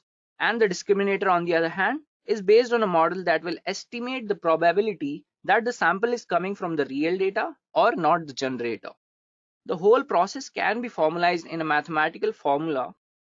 So G over here is generator, D is equal to discriminator, P data X is the distribution of real data, P data Z is the distributor of generator, X is the sample from the real data, and Z is the sample from generator, where DX is the discriminator network and GZ is a generator network. So let's take a look at the flowchart once again, guys. So we have the training data, which is going to give the real sample, and the generator network is going to generate the sample from the random noise or the examples. And then it will go to the discriminator network, where it's going to check if the sample that is coming is real or fake. So that is how a GAN actually works. Now let's take a look at the training phase, like how a generative adversarial network is actually trained. So it happens in two phases, guys. So the first phase is where we train the discriminator and we actually freeze the generator, which means that the training set for the generator is turned false and the network will only do the forward pass and there will not be any back propagation. Basically, the discriminator is trained with real data and checks if it can predict them correctly. And the same with the fake data to identify them as fake. After this, there's the second part where we train the generator and freeze the discriminator. So we get the result from the first phase and we use them to make better from the previous state to try and fool the discriminator better. So to understand this in the layman's term, I'm gonna tell you a few steps for training, like how you should start. So the first step is you have to define the problem. You have got to define the problem and collect the data. After this, the second step is you have to choose the architecture of GAN. So in this step, depending on your problem, you have to choose how your GAN should look like. The third step is training the discriminator on real data. So we train the discriminator with real data to predict them as real for n number of times, so we call it epochs as well. And then we generate the fake inputs from the generator. So in this step, we are going to generate the fake samples from the generator. And the next step is we train the discriminator on fake data. So whatever samples are generated from the generator network, you're going to train the discriminator to predict the generated data as fake. So that's how we know that discriminator is actually predicting the values as correctly. And the last step is we train the generated with the output of discriminator. So after getting the discriminator predictions, we train the generator to fool the discriminator. So that's how we train the GAN to actually get our solution from the problem, which is like defining the problem. So you'll understand this when I'm talking about the applications, guys. So no worry. Now let's go ahead and take a look at a few challenges of generative adversarial networks. So the concept of GANs is rather fascinating, but there are a lot of setbacks that can cause a lot of hindrance in its path. Some of the major challenges faced by GANs are, the first one is the stability. So there has to be a stability that is required between discriminator and the generator network. Otherwise, the whole network would just fall. For example, in case, let's say, if the discriminator is too powerful, the generator will fail to train altogether. Won't be able to push fake samples to the discriminator, and it will always identify them as fake. And let's say if the network is too lenient, the discriminator network is too lenient, so any image that would be generated by the generator network would make the network useless. The next challenge that is faced by GANs is GANs fail miserably in determining the positioning of the objects in terms of how many times the object should occur at that location. Suppose we have a image in which we have, let's say, 3 dogs with 2 eyes, and sometimes a GAN will fail to determine the positioning of the objects in terms of it will generate an image with like 1 dog and 6 eyes. So that's kind of a problem that we face while working on GANs. And the next challenge is 3D perspective troubles GANs, as it is not able to understand the perspective also. So it will often give a flat image for a 3D object. So that's one challenge that we face with GANs as well. And GANs have a problem of understanding the global objects, and it cannot differentiate or understand a holistic structure. Like if you're talking about trees or if you're talking about flowers, that's a problem the GANs will follow. And last but not least, newer types of GANs are more advanced that I've talked about, that is deep convolutional generative adversarial networks, and are expected to overcome these shortcomings altogether. So we don't have to worry about these.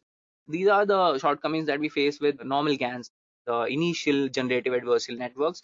Now that they have become more advanced, they actually overcome these shortcomings, so you don't have to worry, guys. So last but not the least, I want to talk about a few applications of generative adversarial networks. So the first one is prediction of next frame in a video. So let's say the prediction of future events in a video frame is made possible with the help of GANs, and DVD GAN, or we can call it as dual video discriminator GAN, can generate a 256 by 256 videos of notable fidelity up to 48 frames in length. And this can be used for various purposes, including surveillance, in which we can determine the activities in a frame that gets distorted due to other factors like rain, dust, smoke, etc. So the possibilities are immense with this. If you are able to predict the next frame in a video, that actually helps in a lot of things like surveillance, security, and we can predict outcomes based on these frames that we generate from a video. After this comes the text to image generation.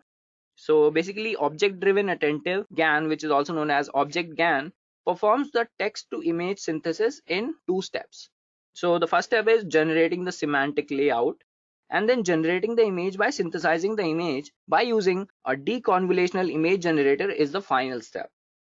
So this could be used intensively to generate images by understanding the captions, the layouts, and refine details by synthesizing the words. And there is another study about the story GANs that can synthesize the whole storyboards from mere paragraphs. So that's actually a very good idea if you're talking about GANs. So you can just give a few layouts and captions. Based on that, it will generate an image for us. Talking about the next application, we have image to image translation.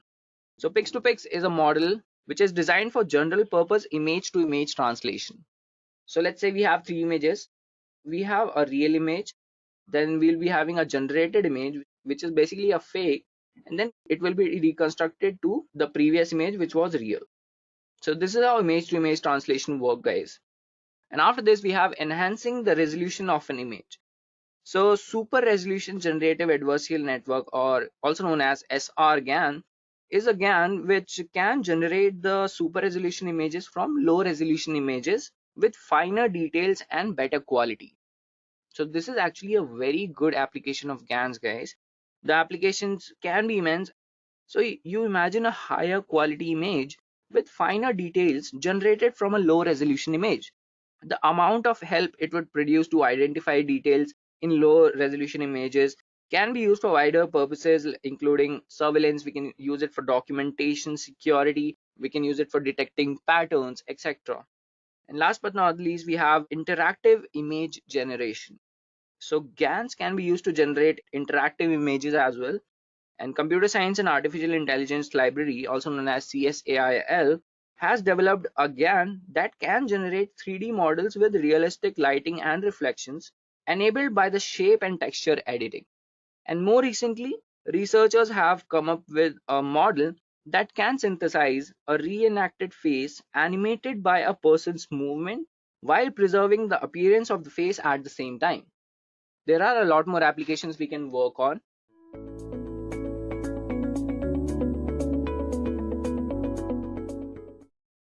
Evolution of AI. So AI as we know today is entirely different from where it started. Back in the 18th century, it was entirely based on myths, speculations, and fiction. But it did start taking shape, and the real initiation in its truest essence took place in 1956. The AI surge began with six major design goals. The first one was teach the machines to reason in accordance to perform sophisticated mental tasks like playing chess, providing mathematical theorems, and others. The second one is knowledge representation for machines to interact with the real world as humans do. Like machines needed to be able to identify objects, people, and languages. Programming language Lisp was developed for this very purpose. The third one is teach the machines to plan and navigate around the world we live in. With this, machines could autonomously move around by navigating themselves. The fourth one is enable the machines to process natural language so that they can understand the language, conversations, and the context of speech. The fifth one is train the machines to perceive the way humans do, like touch, feel, sight, hearing, and taste. And general intelligence that included emotional intelligence, intuition, and creativity was the sixth point. Talking about machine learning as we know can be remotely explained with the evolution of robots in the past years. Although machine learning isn't just a machine that is going to learn stuff, it has a lot more to it. Basically, we have data at our bay, we train and test the model, which in this case can be a robot, and then make it to do tasks relevant to the learning. And then again, learning can be of different types, which is supervised, unsupervised, reinforcement, etc. To know more about machine learning in detail, refer to our machine learning full course tutorial to get on speed. Now, let us go ahead and take a look at what exactly is AI and machine learning. So, what exactly is AI? According to the Merriam-Webster dictionary, artificial intelligence is a branch of computer science dealing with the simulation of intelligent behavior in computers. AI is a technique that enables machines to mimic human behavior. Artificial intelligence is the theory and development of computer systems able to perform tasks normally requiring human intelligence, such as visual perception, speech recognition, decision making, and translation between languages. If you ask me, AI is the simulation of human intelligence done by machines programmed by us. The machines need to learn how to reason and do some self correction as needed along the way. And artificial intelligence is accomplished by studying how human brain thinks, learns, and decide to work while trying to solve a problem, and then using the outcomes of this study as a basis of developing intelligent software and systems. Now let us go ahead and take a look at what exactly is machine learning. So machine learning is a concept which allows the machines to learn from examples and experiences, and that too without being explicitly programmed. So instead of you writing the code, what you do is you feed the data to the generic algorithm, and the algorithm or the machine builds the logic based on the given data. Machine learning algorithms are an evolution of normal algorithms, and they make your program smarter by allowing them to automatically learn from the data that you provide. Now that we know what AI and ML actually is, let us go ahead and take a look at a few applications of AI ML today. So AI ML can be widely used in so many applications, and I have listed down a few applications to give you a wider perspective. So first of all, I'm going to talk about the usage of AI and ML in healthcare. AI and ML in healthcare is an angel in disguise. To understand this, imagine you have the past data of millions of patients with diseases in the past. Now, all this data can be put to an effective use in a sense that we would be able to detect a disease in early stages with the help of machine learning and artificial intelligence algorithms. And since the numbers never lie, we can be pretty sure about the accuracy of the results. Even so, if we have any doubts, we can always check the accuracy in almost all the cases. Now let's talk about the usage of AI ML in finance. So artificial intelligence in finance is transforming the way we interact with money.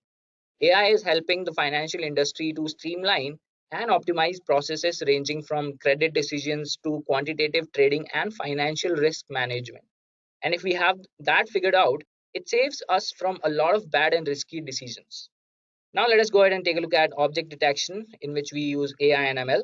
So object detection today is playing an important part in the IT industry. For example, surveillance has never looked more tech savvy. Google Lens is one example that uses image recognition to identify the images on the camera in real time. Now let us go ahead and take a look at AI ML in risk detection and predictive analysis. So predictive analysis has proven its mettle in the industry already, with almost every organization using it to derive conclusions based on previous data.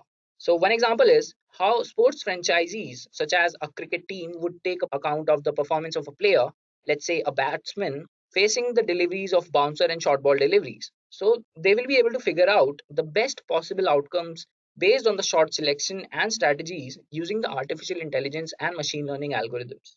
So this is one way we can use predictive analysis, and it's just one example. We can use it for many purposes. Like we can use it to predict stock prices that we can do in finance, and we can use it to predict the weather based on the hundreds and hundreds of years of data that we already have. Now let's talk about AI and ML in marketing and advertising. So marketing and advertising industry is the most benefited with the evolution of AI and ML. They are able to recognize the browsing patterns of users through data and target users with specific content on the internet. For example, to reach out in a subtle way, you only see those ads which interest you.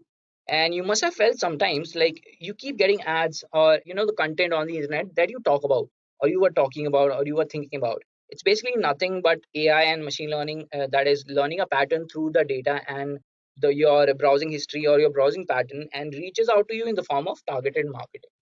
And now that we have talked about the current applications, let us talk about how AI and ML will shape up in the future and how it would look like 10 years, maybe 20 years from now.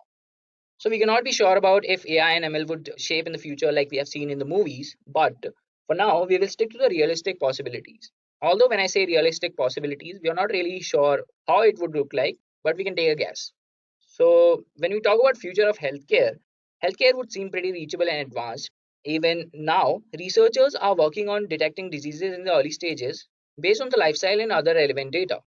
And in the future, we can expect more advancements in the psychological part as well, where we will be able to identify traits and warnings in the early stages and work on it before it gets the better of us. Now imagine being able to cure a disease before even getting the hint of it. That is what researchers are aiming for. And it looks pretty promising, guys, let me tell you. Now let's talk about the future of self-driving cars. So self-driving cars looks like a dream come true today. But in the coming decades, we are going to see a lot of developments in the self-driving cars. We would have overcome all the challenges that we face today. And I'm not saying we will have levitating cars driving you to your destinations, but it won't be less than a fascinating experience that may look like a dream today or you might have seen in the movies. Now, let's talk about the AI ML in manufacturing that would take the future. So, robots in manufacturing is one thing that is going to change the future for us. Manufacturing industries will have the best ever workforce, and I'm not talking about the human aspect of it. The manufacturing would be so much easier with the robots, and since they don't get tired and they won't even ask for leaves, or they might, we never know.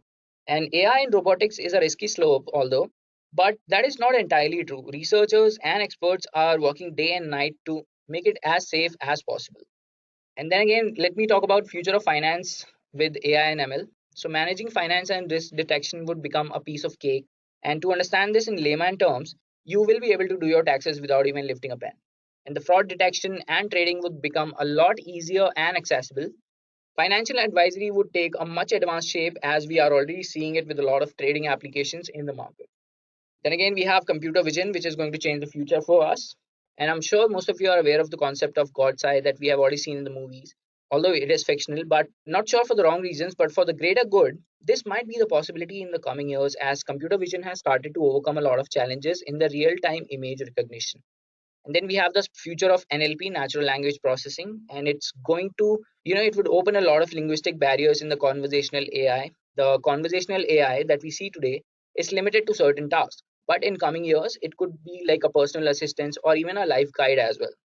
And with the recent advancements, we are aiming for a very flexible interface that is going to work for everyone with any linguistic experience or any linguistic expectations. And then we have a rather fictional concept that I'm going to talk about, which is immortality through AI.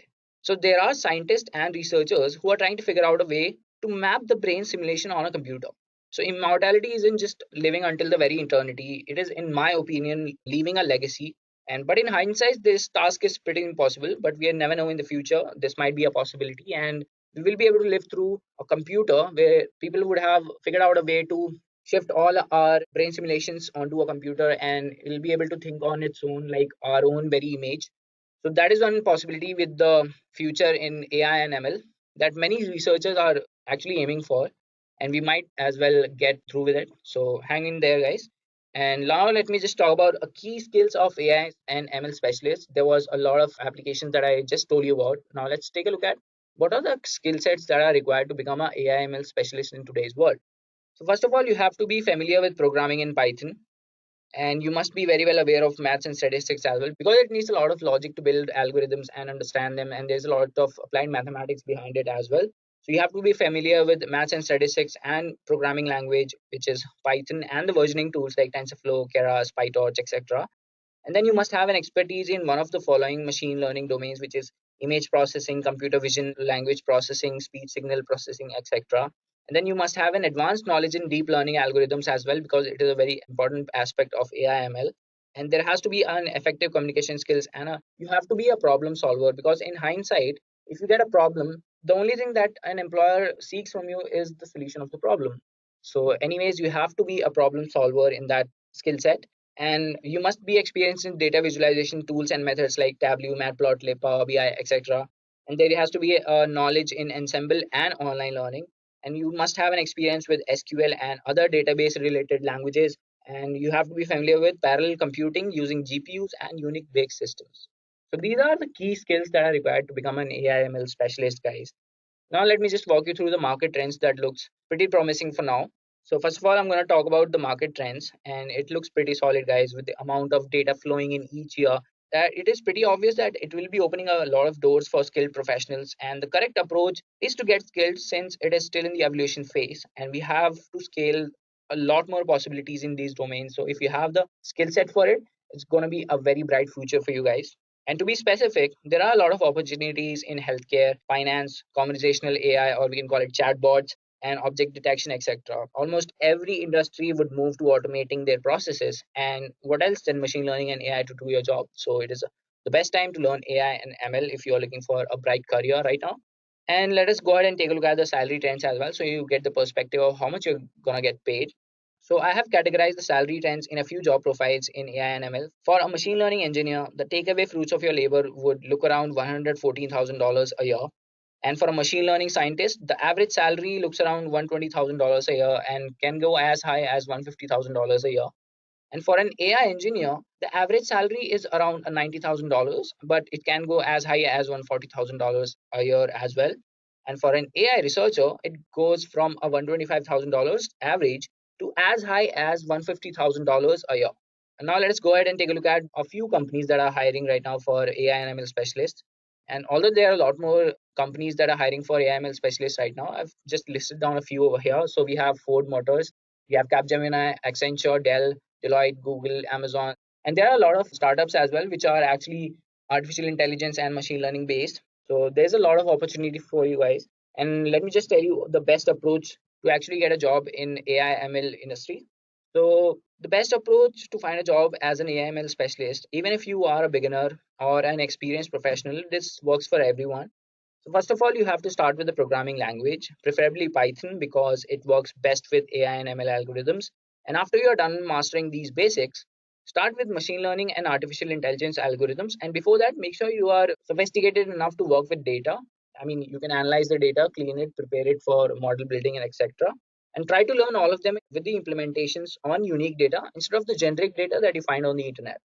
The next step would be to learn the advanced concepts in AI ML like TensorFlow for object detection, speech recognition, image processing, etc. And after you have mastered the versioning tools, you must make sure that you have a credibility in order to get a job. Because as an employer, anyone would look for a credible person proficient enough to do the job. And where will you get that? If you have a relevant master's degree, it is well and good. But if you don't have a degree, you can always go for a certification, which will give you the credibility and it is going to be the best option to prove your mettle.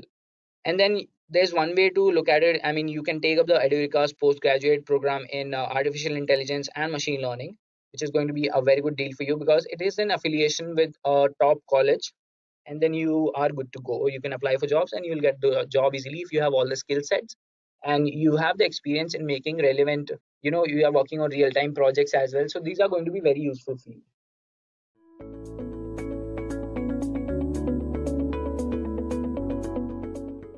Let's get started with our basic level questions. So first we have, what is the difference between AI, machine learning and deep learning? I'm sure all of you have this question at the top of your mind because there's a huge confusion between AI, machine learning and deep learning. So let's try to understand how they are different. Now, first of all, AI came into existence at around 1950s. All right, this was followed by machine learning and then deep learning was introduced. Now, AI basically represents simulated intelligence in machines, which means that it represents any robot or any machine that can mimic the behavior of a human being. Machine learning, on the other hand, is a practice of getting machines to make decisions without being explicitly programmed to do so. Now, if you don't program a machine, how are you going to let it make decisions? Now, the way machines learn is through data. So the most important thing in machine learning is the data. All right, you're going to train machines using data so that they can make their own decisions. Next, we have deep learning. Now, deep learning is basically the process of using artificial neural networks to solve complex problems. So basically, you can think of deep learning as a field that tries to mimic our brain. Okay, so how we have neural networks in our brain, that's exactly how deep learning uses the concepts of artificial neural networks in order to solve problems. Now, AI is a subset of data science. So guys, first of all, data science is the process of deriving useful insights from data. All right, it's the process of extracting information from data that will help you solve problems.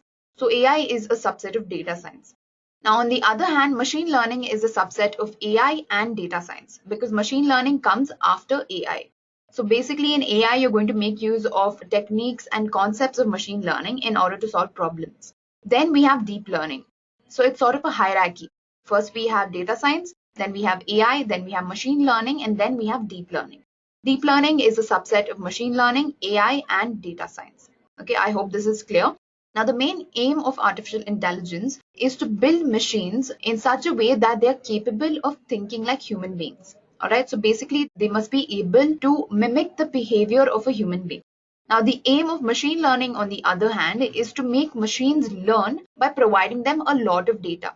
Okay, once you make a machine learn through data, it's going to be able to solve complex problems and find solutions. Now, the aim of deep learning is to build neural networks that are able to solve more advanced and complex problems.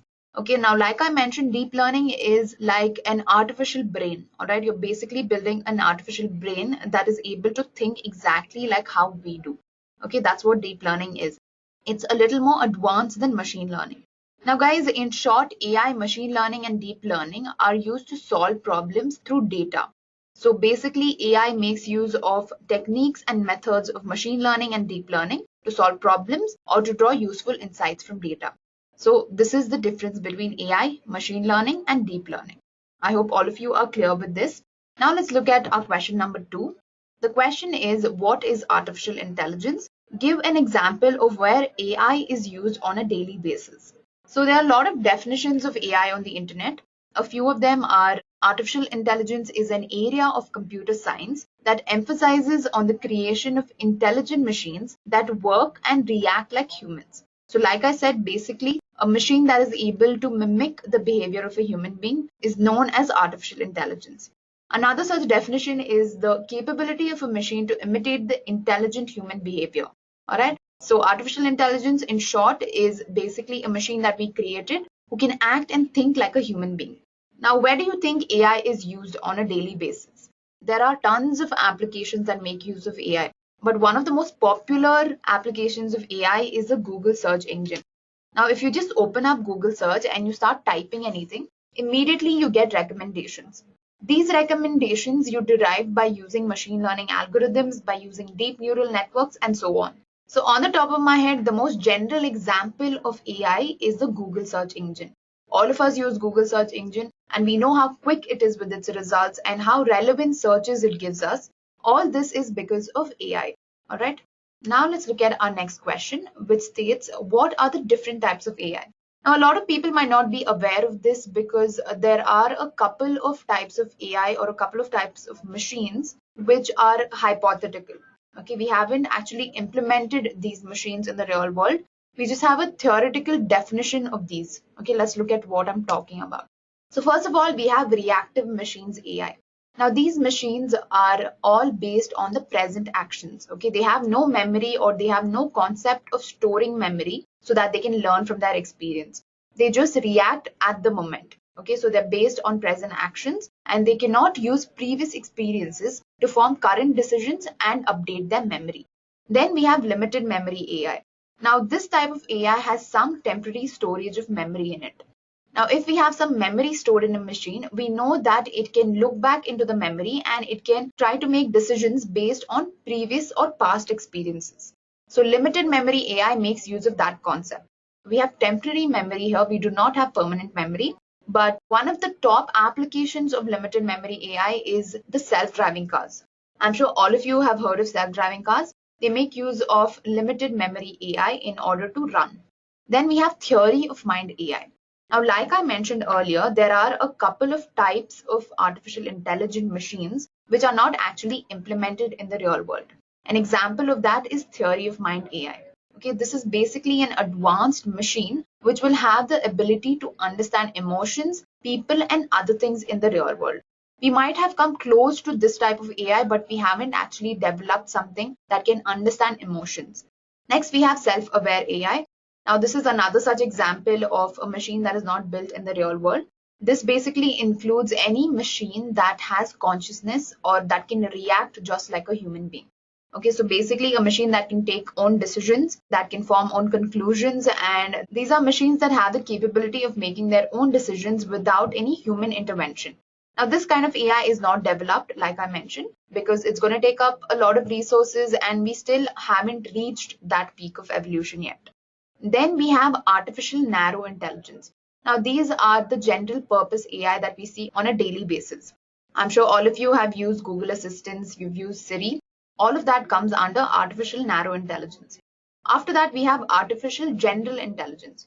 Now, these are a little more advanced than the artificial narrow intelligence. Then we have artificial superhuman intelligence. Now, these are one of the most advanced type of AIs that are there. Now, like I mentioned earlier, there are a couple of types of artificial intelligent machines which are not actually implemented in the real world. An example of that is artificial superhuman intelligence. So guys, these were the different types of AI. Now let's look at the next question, which says, explain the different domains of artificial intelligence. Now, AI covers a lot of different domains, starting with machine learning. Okay, so machine learning, like I mentioned earlier, is the science of getting computers to act by feeding them data and by letting them learn a few tricks on their own without being programmed to do so. Okay, so you're not explicitly programming the machine. Instead, you're feeding it a lot of data so that it understands the data and it makes its own decisions. Then we have neural networks. Now, neural networks are basically a set of algorithms, or you can say a set of techniques which are modeled in accordance with the human brain. Okay, like I mentioned earlier, deep learning or neural networks is almost the same thing. Deep learning makes use of neural networks in order to solve complex problems. Now we have robotics. Now, robotics is a subset of AI which includes different branches and applications of robots. These robots are basically artificial agents which act in a real world environment. Okay, so an AI robot works by manipulating the objects in its surrounding, by perceiving, moving, and taking relevant actions. Then we have expert systems. Now, an expert system is basically a computer system that mimics the decision-making ability of a human being. Now, I know all of these domains sound very similar, but they have a very different approach with which they solve a problem. All right, that's the main difference between these domains. Next, we have fuzzy logic systems. Now, traditional systems usually give out output in the form of binary. So usually if you feed something to a machine, it's always in the binary form. The output is also usually in the form of yes, no, true, false, and so on. But when it comes to fuzzy logic, it tries to give an output in the form of degrees of truth. Okay, so it's very different when compared to the traditional computer systems or the traditional programs. Next, we have natural language processing. Now, this is a field of AI that analyzes natural human language to derive useful insights so that it can solve problems. Now, NLP is used majorly in social media platforms. So, Twitter sentimental analysis is done via NLP. Even Facebook uses NLP in a lot of things. Alright, so NLP, fuzzy logic, expert systems, machine learning, neural networks, and robotics are the different domains of AI. I hope all of you are clear with the domains. Now let's look at our next question. Okay, so how is machine learning related to artificial intelligence? There is a huge confusion between machine learning and AI. A lot of people tend to believe that AI and machine learning is one and the same thing. All right, I would say that you cannot compare AI and machine learning because machine learning is a subset of AI. So basically, AI makes use of machine learning algorithms and machine learning concepts to solve problems. That's the basic difference, or that is where the confusion ends. Machine learning is a technique which is implemented in artificial intelligence in order to solve problems. I hope this is clear. Now let's look at what are the different types of machine learning. So there are three types of machine learning. We have supervised, unsupervised, and reinforcement learning. Now, supervised learning is the type of learning in which the machine learns by using labeled data. Now, to make you understand, let's look at an example. Okay, let's say that you've input images of apples and oranges to your machine and you've labeled them. You've told the machine, like, listen, this is the apple, this is an orange, and the output should also look like this. Okay, so you're labeling the input as apple and an orange, and then you're asking the machine to output an apple and an orange. But when it comes to unsupervised learning, you're not going to label them. You're just going to give them images of apple and oranges, and it has to figure out on its own. It has to try and understand the difference between apple and oranges, try and understand how they look different or how they have a different color. So basically in unsupervised learning, you don't have a labeled data set. Okay, you're going to give it an unlabeled data set and you're going to ask it to find out and classify which is an apple and which is an orange. Okay, that's the difference between supervised and unsupervised. Now, reinforcement learning is comparatively different. Let's imagine that you were put off in an island. Okay, let's say that you were left in an isolated island. What would you do? Now, initially, we'll all panic and we won't know what to do. But after a point, you'll start exploring the island. You'll start adapting to the change in the climate conditions. You'll start looking for food, and then you'll try and understand which food is right for you and which food is wrong for you. You'll learn from your experience. So in reinforcement learning, basically an agent interacts with its environment by producing actions and discovers errors or rewards. Now, the type of problems that supervised learning is used to solve is regression and classification. When it comes to unsupervised, it is association and clustering. And in reinforcement learning, it solves reward-based problems. The type of data for supervised learning is labeled data. For unsupervised, it is unlabeled. And for reinforcement, it is no predefined data. Now, when I say no predefined data, I mean that the reinforcement learning agent has to start collecting the data. So basically, in reinforcement learning, from data collection to model evaluation, it does everything. In terms of training, supervised learning provides external supervision in the form of labeled data set. In unsupervised learning, there's no supervision. That's why it's called unsupervised learning. Again, in reinforcement learning, there's no supervision at all. The agent has to figure everything out. Now, how supervised learning works is you map the labeled input to the known output. So basically, you teach the machine, like you tell it that this is the input and this has to be the output. When it comes to unsupervised learning, you just provide data to the machine and it has to understand patterns and it has to discover the output. Now, in reinforcement learning, it has to follow the trial and error method. Okay, there's no particular way in which the agent learns. It just has to explore the environment, try out a few things and learn from that experience. Popular supervised learning algorithms include linear regression, logistic regression. For unsupervised, we have k-means, and for reinforcement learning, we have q-learning. So guys, these were the different types of machine learning, and I also discussed the difference between the three. Now let's move on and look at our next question, which is what is q-learning? In the previous slide itself, I told you that a type of reinforcement learning algorithm is q-learning. So basically here what happens is an agent tries to learn the optimal policy from its past experience with the environment. The past experience of an agent are a sequence of action, state, and rewards. So what happens is, first of all, you take an agent and you put it in state 0. Okay, let's say there's some state known as state 0. Now this agent is going to perform some action A0. On performing this action, it is going to get a reward R1. And if it gets a reward R1, then it's going to move to state S1. But in case the action is wrong, then it's going to get a negative reward, as in some points are going to be reduced. So guys, think of q-learning as a game. You're in state 0 and then you do some action and either you get a reward and go to the next state, or else you lose and you go back to the same state. So until you learn, you're going to be in the same state. But if you keep learning and if you keep receiving positive rewards, then you're going to move on to state 1, and similarly you move on to state 2, 3, and so on. This is what q-learning is about. Now the next question is, what is deep learning? Now deep learning, like I mentioned earlier, basically mimics the way our brain works. Okay, it learns from experience. Now the main concept behind deep learning is neural networks. In our brain also we have neural networks. So what deep learning tries to do is it tries to use the concept of neural networks in order to solve complex problems. So basically we're trying to mimic our brain. Any deep neural network will have 3 types of layers. The first is the input layer. Now this layer will basically receive all the input and it will forward them to the hidden layer. Now in the hidden layer, all the analysis and the computation takes place. Alright, once the computation is done, the result is transferred to the output layer. Now there can be n number of hidden layers depending on the type of problem you're trying to solve. Then we have the output layer. So basically this layer is responsible for transferring the information from the neural network to the outside world. So it's as simple as that. It's pretty obvious. Input layer will take in the input, hidden layer will perform the computations, and the output layer will give out the output. This is a small explanation of what deep learning is. Now, of course, this is much more complex than this, but in short, this is exactly what deep learning is. Now let's look at our next question, which is explain how deep learning works. So basically, deep learning is a concept based on something known as neuron. Okay, neuron is a basic unit of the brain. Inspired from this neuron, they came up with something known as perceptrons or artificial neurons.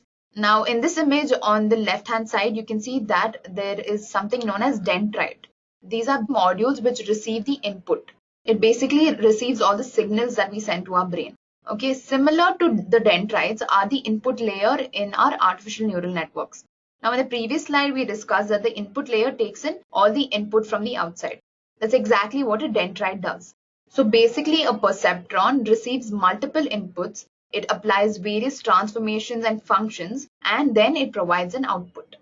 So basically, guys, just like how our brain contains multiple connected neurons called neural networks, we also have a network of artificial neurons called perceptrons to form a deep neural network. So basically, an artificial neuron or a perceptron, it models a neuron which has a set of inputs, each of which is assigned some specific weight. Okay, all of these inputs will have a specific weight, and the neuron will compute some function on these weighted inputs and give you the output. So the neuron will basically perform analysis and all of that on these weighted inputs to give you some output. This is the basic concept of deep learning. So there are inputs which have some weight on it, and these inputs are then formulated and analyzed in order to give you an output. Now let's look at our next question, which is explain the commonly used artificial neural networks. Now this is a very theoretical question because in order to make you understand how each of them work will take a lot of time. Okay, so I'm just going to briefly tell you what each of these networks are and what they do. Now, feed-forward neural network is the most basic kind of artificial neural network. So basically, the feed-forward neural network is unidirectional. The data passes through the input nodes and leaves through the output nodes. In feed-forward neural network, usually the number of hidden layers depends on the complexity of the problem. Coming to convolutional neural networks, here basically the input features are taken in small sets, okay, or they're taken in batches. This will help the network remember better because you're feeding batches of images or you're feeding batches of input to the neural network. Now, this type of neural network is mainly used for signal and image processing. Next, we have recurrent neural networks. These are also known as long short-term memory networks. So this basically works on the principle of feeding the output of a layer back into the input layer in order to predict the outcomes. Okay, this way it's more precise and it is a little more complex when compared to convolutional networks.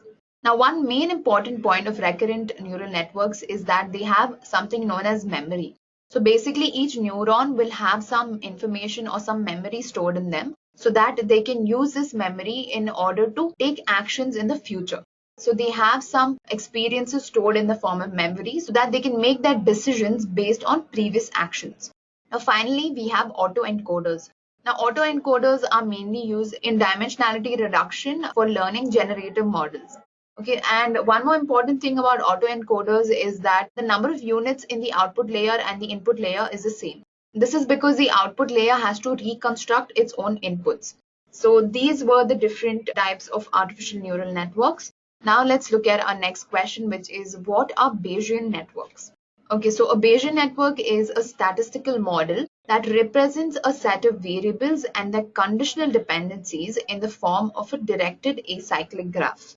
Now, basically, on the occurrence of any event, a Bayesian network can be used to predict the likelihood that any one of several possible known causes was a contributing factor. An example of this is a Bayesian network could be used to study the relationship between diseases and symptoms. So given a set of symptoms, the Bayesian network can be used to find out the probability of the presence of any diseases. All right, so the next question is explain the assessment that is used to test the intelligence of a machine. Now, guys, this is a very common question and it is sort of a general knowledge based question. All right, I'm hoping that most of you know the answer to this. So let's look at what the answer is. I'm not sure how many of you have heard of Alan Turing. So Alan Turing was the one who came up with the Turing test. Now, this test is basically to determine whether or not a computer is capable of thinking like a human being. So if a machine or if a computer passes this exam, it means that that machine is capable of thinking like a human being. It means that it is successfully an artificial intelligent machine, meaning that it can make its own decisions and interpret data and form their own formulations or form their own conclusions about the data. Now, sadly, I don't think there are a lot of machines that have passed the Turing test. In fact, I'm not sure if there is any machine that's passed the Turing test as of now. But in the near future, I'm sure that we'll see machines who are more smarter than human beings and who have passed this test. Now, for a machine, it might be very easy to do computations, but it might be very hard for a machine to just get up and walk around. All right, the simple things that us humans can do is very complicated for a machine. They can do computations which we can do in probably a year. They can do those computations in maybe a week or less than a week. But doing simple things such as walking up to the fridge or walking up to the kitchen is very hard for the machines. So to achieve that level of intelligence, we're going to take a while. But in the near future, I'm sure we'll see machines which are way more capable than human beings. Now let's move on to our next level. Now here I'll basically be discussing intermediate level artificial intelligence questions. So let's look at the first question. All right, the first question is how does reinforcement learning work? Explain with an example. Okay, so first of all, reinforcement learning is a type of machine learning. We discussed about reinforcement learning earlier. Reinforcement learning is a type of machine learning wherein there's an agent and you put this agent in an unknown environment. All right, now the agent has to figure out actions, what sort of actions it must take, and how it's going to get rewards so that it can move from state 0 to state 1. It's sort of like a video game. If you're in a video game, let's say if you're playing Counter-Strike, you're in level 0 or state 0. Now, if you perform some action and if you get some rewards, you're going to move to state 1. That's exactly how reinforcement learning works. If you perform the relevant actions and the correct actions, you're going to get a reward and you'll move on to the next state. But in case you perform a wrong action, you'll get negative rewards and you'll stay in the same state unless and until you don't learn. All right, so if you learn and achieve, then you'll move to the next state. So basically, a reinforcement learning system will have two main components. It'll have an agent and an environment. Now, the agent, I've been repetitively saying an agent is basically the reinforcement learning algorithm. It is the model. The model has to learn everything on its own. It has to collect data on its own. It has to draw useful insights on its own. Okay, you're not going to feed any predefined data to this reinforcement learning agent. All right, he has to figure out everything on its own. So let's look at an example of Counter-Strike. Okay, I'm not sure how many of you play the game, but yeah. What happens here is the reinforcement learning agent, or the player one, collects a state S naught from the environment. Okay, so let's suppose that you're playing Counter-Strike and you're in state 0. Now you'll perform some action A naught. Right? Initially, it's going to be a random action. So obviously, if you're put in an unknown environment, your first action is going to be random, correct? Because you don't know what's right, you don't know what's wrong.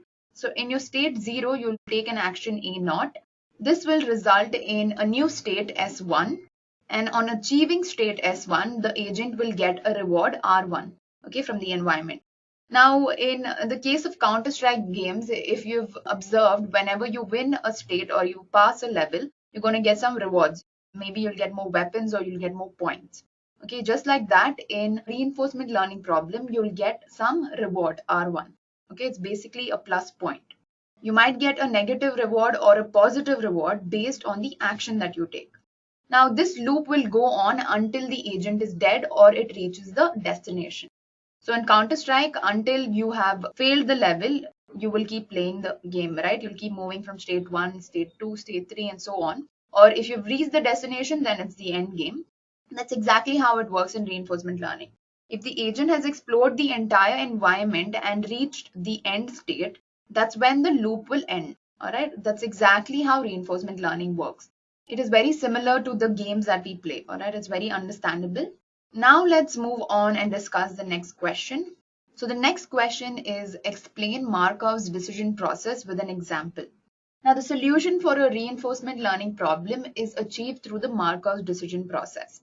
This is basically a mathematical approach that maps the solution in reinforcement learning. Okay, so now to understand this, there are a couple of parameters in a Markov's decision process. They're going to be a set of actions called A. Okay, you can name them A set of states, there's going to be reward, there's going to be policy, and there's going to be value. To sum it up, what exactly happens in a Markov's decision process is that the agent takes an action A to transition from the start state to the end state. Now, while doing so, the agent receives some reward R for each action that he takes. The series of actions taken by the agent will define a policy or an approach, and the rewards collected will define the value. So the main goal in a Markov's decision process is to maximize the rewards by choosing the most optimum policy, meaning that you're going to choose the best path or the best solution in order to get the most number of rewards. Now, in order to make you all understand this better, let's solve the shortest path problem by using Markov's decision process. I'm sure all of you have heard of shortest path problem. This was, I think, taught to us when we were in 11th or 12th, I'm not sure. Look at the diagram that is over here. This is basically a representation of our problem. Given this representation, our goal here is to find the shortest path between the node A and node D. All right, you can see nodes A, B, C, and D. We have to find the shortest path between node A and node D. Now, the link between these two nodes has a number on it. Okay, for example, between A and C, you can see there's a number 15. Okay, this basically denotes the cost to traverse that edge. So if you want to go from A to C, you'll spend around 15 points. So our end goal here is to travel between node A and node D with minimal possible cost. We should travel between A to D in such a way that our cost is minimal. Now in this problem, if you notice that we have a set of states. Okay, these are denoted by the nodes A, B, C, D. Now, like I mentioned earlier, a Markov's decision process has a set of states. Similarly, in this problem, the set of states are A, B, C, D. The action is to traverse from one node to the other. So going from A to B is basically an action. Going from A to C is another action. Going from A to D is another action, and so on. Now, reward is represented by the cost on each of these links. And the policy is the path which is taken to reach the destination. So our aim here is to choose a policy that gets us to node D in the minimum cost possible. So how do you think you can solve this problem? All right, you can start off at node A and you can take baby steps to your destination. Now, initially, only the next possible node is visible to you. Like I mentioned earlier, the initial action taken in a reinforcement learning problem is always random. So at random, you'll choose any node. Let's say you take A to B. Now, if you go from A to B, you can go B to D and you'll reach the destination. So policy is the path which is taken to reach the destination. All right. So it can go from A to B to D, or you can go from A to C to D, or you can go A, C, B, D. All right. Now it's up to you to figure out which is the shortest path. All right. You have to choose a path in such a way that the cost between A to D is minimized. So guys, this was a simple problem of how Markov's decision process is used to solve the shortest path problem. Now let's move on and look at our next question. All right, now the next question is explain reward maximization in reinforcement learning. So basically a reinforcement learning agent works based on the theory of reward maximization. Okay, in the previous question itself, I told you that the main aim of reinforcement learning is to maximize the reward. So that's why a reinforcement learning agent must be trained in such a way that he takes the best action so that the reward is maximum. Okay, this is exactly what reward maximization means. He has to choose the best policy in such a way that the reward is maximum. Now let me explain this with a small game. So in the figure, you can see a fox, you can see some meat, and you can see a tiger. Now our reinforcement learning agent is the fox. His end goal is to eat the maximum amount of meat before being eaten by the tiger. Okay, so he has to explore around, eat the maximum number of meat that he can eat before the tiger kills him. Since the fox is a clever fellow, he eats the meat that is closer to him. Okay, so rather than eating the meat which is close to the tiger, he eats the meat which is only close to him. This is because the closer he gets to the tiger, the higher are his chances of getting killed. So as a result of this, the rewards near the tiger, even if they are bigger meat chunks, will be discounted. So because the fox is not going closer to the tiger and eating the meat chunks closer to the tiger, this reward will get discounted. Now I know you all are wondering what discounted is. Now this is done because of the uncertainty factor that the tiger might kill the fox. So what is discounting of reward? Okay, how does it work? To understand this, we define a discount rate called gamma. Okay, this is a parameter and the value of gamma always ranges between 0 and 1. So the smaller the gamma, the larger the discount and so on. So guys, this was reward maximization. So here basically the fox will try to get as much as meat chunks as he can, and he'll also try to avoid getting killed because that will end the reinforcement learning loop. We also discussed the discounted factor. All right, now that is not needed to understand reward maximization, but I just thought I'll add on some extra info. Now let's look at the next question, which is what is exploitation and exploration trade-off? So basically exploration is, like the name suggests, it is about exploring and capturing more information about an environment. Now, on the other hand, exploitation is about using the already known exploited information to heighten the rewards. So consider the same example that we discussed in the previous question. Here the fox only eats the meat chunks which are close to him. Okay, he does not eat the bigger chunks because even though the bigger chunks would give him more rewards, it would get him killed. Okay, he does not go towards the tiger itself. Now, if the fox only focuses on the closest reward, he will never reach the big chunks of meat. Okay, this is what exploitation is. He's sticking only to the information that he knows and he's trying to get the most number of rewards from it. But if the fox decides to explore a bit, it can find the bigger rewards. Okay, the bigger rewards are basically the big chunks of meat which are near the tiger. And this is exactly what exploration is. Okay, exploitation is about using the already known information to heighten your rewards. Exploration, on the other hand, is about exploring and capturing more information about an environment. All right, so that was about exploitation and exploration. Now let's move on to our next question.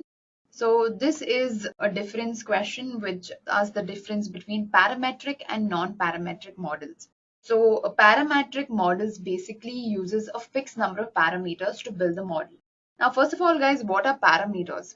Now, parameters are basically predictor variables that are used to build a machine learning model or build any predictive analytics model. Now that we know what parameters are, let's try to understand the difference between a parametric and a non-parametric model. Now, parametric model basically uses a fixed number of parameters to build the model. A non-parametric model uses flexible number of parameters to build the model. When it comes to a parametric model, the assumptions about the data are very strong. In a non-parametric model, there are fewer assumptions about the data. A parametric model has the fixed number of parameters. Everything is defined over here. So the computation is very fast. Okay, you know what sort of variables you'll need to predict the outcome. Okay, you have a defined set of variables or a defined set of predictor variables that will compute your outcome. So that's why the computation is a bit faster. When you compare to non-parametric models, there are a lot of parameters taken into account. Now, when it comes to a non-parametric model, you do not have a fixed number of parameters. Right? You do not have a fixed number of predictor variables that will help you get to the outcome. So the computation is a bit slower. Now, parametric models require lesser data and non-parametric require more data. Example of parametric models include logistic regression and naive bias. And for non-parametric models, we have KNN and decision tree models. Now, logistic and naive bias models are very stern models because they have a fixed number of parameters or a fixed number of predictor variables, and they will give you an immediate output. Okay, when it comes to non-parametric models like decision tree models and KNN, you might even observe a little bit of overfitting. Okay, this happens because you have a fewer number of assumptions about the data and also because your parameters are not fixed. Now, that's not the reason for overfitting, but it's seen that in some of the non-parametric models, overfitting occurs more often.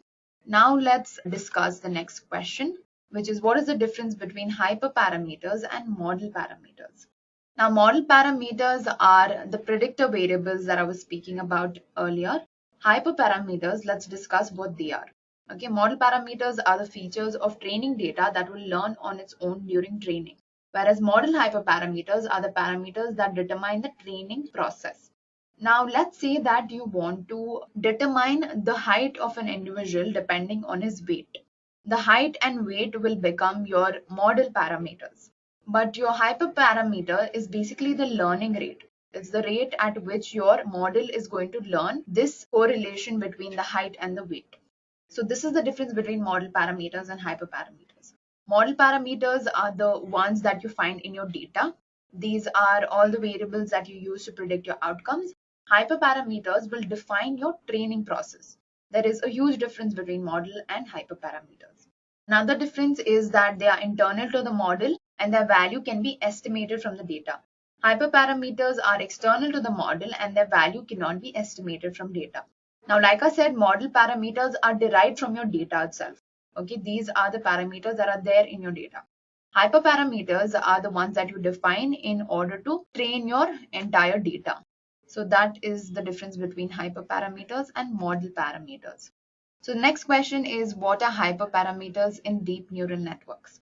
So guys, like I mentioned in the previous example, hyperparameters are variables such as the learning rate. This will define how your entire data training process goes. For those of you who don't know, in order to build a model, you first need to train the model and then you need to test it. Okay, now while training the model, you're going to make the model learn a lot of things. You're going to give it a lot of data. It has to figure out relations between various variables and how these variables are affecting the output. All of this training will depend on a few variables such as the learning rate. Okay, these are basically called hyperparameters in deep neural networks. So these parameters will define the number of hidden layers that are present in the network. Okay, and more the number of hidden layers, the more accurate your network is going to be. Whereas if you have lesser number of units, you may cause underfitting in your data. Underfitting will also result in inaccurate predictions. So that's why you need to make sure that the number of hidden units in your hidden layers are perfect, are ideal. Okay, and this is determined by your learning rate or by your hyperparameters. Not by your learning rate specifically, but by the number of hyperparameters you have. These number of hidden layers are determined by the hyperparameters. Okay, that's why hyperparameters are very important in deep neural networks. I hope you all are clear with this. Now let's look at our next question, which is explain the different algorithms used for hyperparameter optimization. We'll discuss the three methods, which are grid search, random search, and Bayesian optimization. Okay, now grid search basically will train the network only on the two sets of hyperparameters, which are learning rate and the number of layers. Okay, so it's going to use every combination of these two sets in order to train the network. Okay, after that, it will evaluate the efficiency of the model by using the cross-validation techniques. Cross-validation is the best improvement method. Okay, it's the best way to check if your model is optimal or not. Then we have random search. Now, this will randomly select samples and it will evaluate sets for a particular probability distribution. Now, in random search, there is no fixed number of hyperparameters that it's going to evaluate. So it'll randomly select a set of hyperparameters. Okay, for example, now instead of checking your entire sample or your entire, let's say that you have 10,000 samples, instead of checking all of these samples, it'll randomly select 100 parameters that can be checked. Okay, and then it'll use this to build the model. After that, we have Bayesian optimization. Okay, now Bayesian optimization basically uses something known as the Gaussian process. Basically, the Gaussian process will help in model tuning. Okay, model tuning, or you can also say parameter tuning. So parameter tuning will help you tweak the parameters a little bit in order to improve the efficiency of the model. Okay, so Bayesian optimization basically makes use of the Gaussian process, which will provide model tuning to your algorithm and thus improve the efficiency. Now guys, one of the most important ways to improve the efficiency of a model is by hyperparameter optimization. Okay, if you're tuning your hyperparameters and if you're trying to check in which way these hyperparameters will give you the most accurate outcome, that's when your result will be very good. Okay, so that's the best way to improve the efficiency of the model. All right, now let's look at our next question. The next question is, how does data overfitting occur and how can it be fixed? Now guys, this is a very common question in a machine learning or in an artificial intelligence interview. Okay, people expect you to understand what data overfitting is and how you can fix these problems. Okay, because data overfitting occurs pretty often, especially if you're using decision trees or if you're using random forest. Okay, random forest actually reduces overfitting, but sometimes with these complex models, you can get data overfitting. Now, to answer this question, first of all, let's understand what overfitting really is. So overfitting occurs when a machine learning algorithm captures the noise of the data. Okay, this causes an algorithm to show low bias but high variance in the outcome. Now, what overfitting really means is you have trained your model way too many times on the training data. Okay, so basically the model has memorized the training data. It has memorized the noise in the training data. Okay, so if you feed new data to the model during the testing stage, it will not be able to recognize the noise or it will not be able to recognize any sort of correlation in that data. Okay, that's why it won't be able to get a proper outcome. Okay, that's when overfitting happens. You have trained the model way too much with the training data, and this has resulted in inaccurate outcome during the testing phase. Okay, that's what overfitting is about. Now, how do you avoid overfitting? First of all is cross-validation. Now, before this also I mentioned that cross-validation is the best way to obtain a more optimal solution.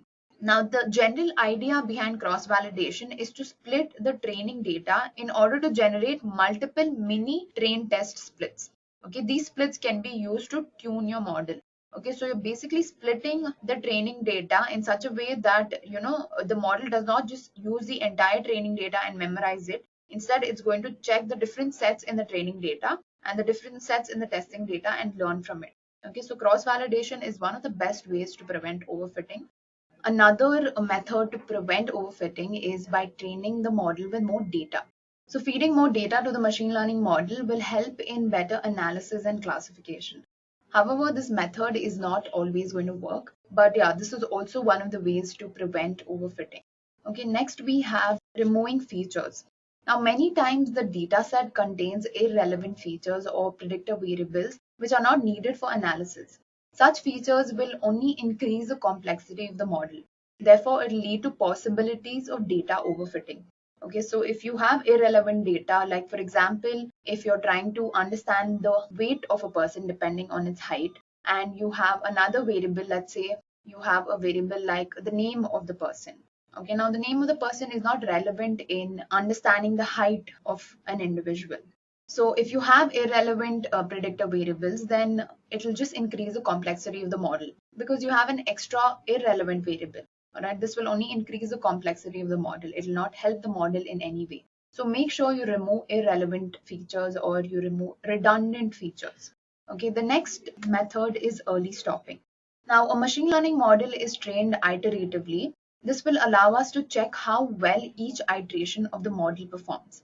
But after a certain number of iterations, the model's performance starts to saturate. Further training will only result in overfitting.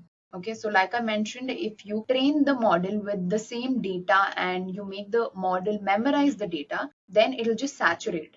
It won't be able to predict any outcomes after a point. What you have to do is you have to understand where you need to stop training the model. So this can be achieved by using a mechanism known as early stopping. So at this point, you know that you have to stop training the model because this might result in overfitting. Now, regularization is one of the most common ways to prevent overfitting. Regularization can be done in n number of ways. Okay, the method will always depend on the type of learner you're implementing. For example, pruning is performed on decision trees. Now, pruning is a type of regularization. Similarly, the dropout technique can be used on neural networks. And also there are other methods like parameter tuning, which can help to solve overfitting. The next way to prevent overfitting is by using ensemble models. Now, ensemble learning is a technique that is used to create multiple machine learning models, which are then combined to produce more accurate results. So basically, if you have one problem statement in machine learning, you're going to use like 5 to 10 different models, and then you're going to calculate the accuracy depending on the average of the result from each of these models. By this way, you will reduce overfitting. Now, ensemble models is one of the best ways to prevent overfitting. An example is the random forest. Random forest uses ensemble of decision trees to make more accurate predictions and to avoid overfitting. So basically, random forest is a set of decision trees. So here you're going to train the model by using a set of decision trees, and this way you'll have different data sets, and on each of these data sets you'll have a different decision tree model. Okay, this will reduce overfitting to a very large extent. That's why in most of the cases when you see a decision tree having overfitting issues, you'll be asked to use random forest. So guys, those were the different ways to prevent overfitting. Now the next question is, mention a technique that helps to avoid overfitting in a neural network. Now the most famous method to prevent overfitting in neural networks is dropout technique. Okay, now dropout is a type of regularization technique which is used to avoid overfitting in a neural network. So here what you do is you randomly select neurons and you drop them during the training phase. Right, so the dropout value also has to be chosen very carefully because a higher dropout value will result in underlearning by the network. So if you're dropping out too many predictor variables or if you're dropping out too many neurons in a neural network, then the model will not learn enough. Okay, because there's not enough predictor variables and not enough neurons. But if you have too much of a low rate for a dropout value, then this might have a very minimal effect. So make sure your dropout value is very optimal depending on the problem you're trying to solve. Okay, so dropout is the technique which is used to avoid overfitting in a neural network. Next question is, what is the purpose of deep learning framework such as Keras, TensorFlow, and PyTorch? So Keras is basically an open source neural network library which is written in Python. So basically it is designed to enable fast experimentation with deep neural networks. Now TensorFlow is another open source software library for data flow programming. TensorFlow is mainly used in machine learning applications. Similarly, PyTorch is again an open source machine learning library for Python. Its applications are mainly in the field of natural language processing. Now, I'd say that these three deep learning frameworks are the most important when it comes to machine learning and deep learning because they have a varied set of functions in them which help in building a better machine learning model or a better deep learning network. Now, let's look at question number 24, which is differentiate between NLP and text mining. So, guys, NLP stands for natural language processing for those of you who don't know. Now, first of all, let me clear out a confusion between text mining and natural language processing. A lot of people tend to think that text mining and NLP are the same thing, but text mining is the broader field and NLP is basically an application of text mining, or it's basically a technique used in text mining. So the aim of text mining is to extract useful insights from structured and unstructured text, whereas the aim of NLP is to understand what is conveyed in these texts. Now, text mining can be done using text processing languages like Perl, and NLP can be achieved using advanced machine learning models such as deep neural networks. Now, the outcome for text mining is you'll calculate the frequency of words, you'll understand the patterns between different words, you'll understand the correlations between two different words, and you'll see how these two words occur together more frequently and why they occur together more frequently. So text mining basically will give you a more understanding about the words that are used in a document. Whereas in NLP, you will understand the grammar behind the text. You will understand in more depth about the language that is used in the document or in whatever you're trying to analyze. So that is the difference between NLP and text mining. NLP is a little more advanced field because you use deep neural networks to perform this.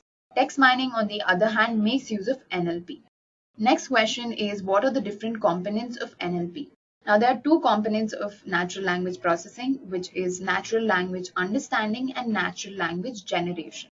In natural language understanding, you'll basically map your input to some useful representation. This means that you'll try to understand the correlations in your language, and it'll also include analyzing different aspects of the language. All right, so this is majorly about understanding your text. When it comes to natural language generation, here you'll understand how to generate text by having a brief plan about the text. You'll have sentence planning and you'll have text realization. Now, natural language generation will basically break down sentences or will break down text in order to understand it better. Okay, that's what natural language generation is. Natural language understanding is more about analyzing your language or analyzing the text that you have at hand and predicting some useful outcome out of it. Generation is more focused on the planning aspect of your text.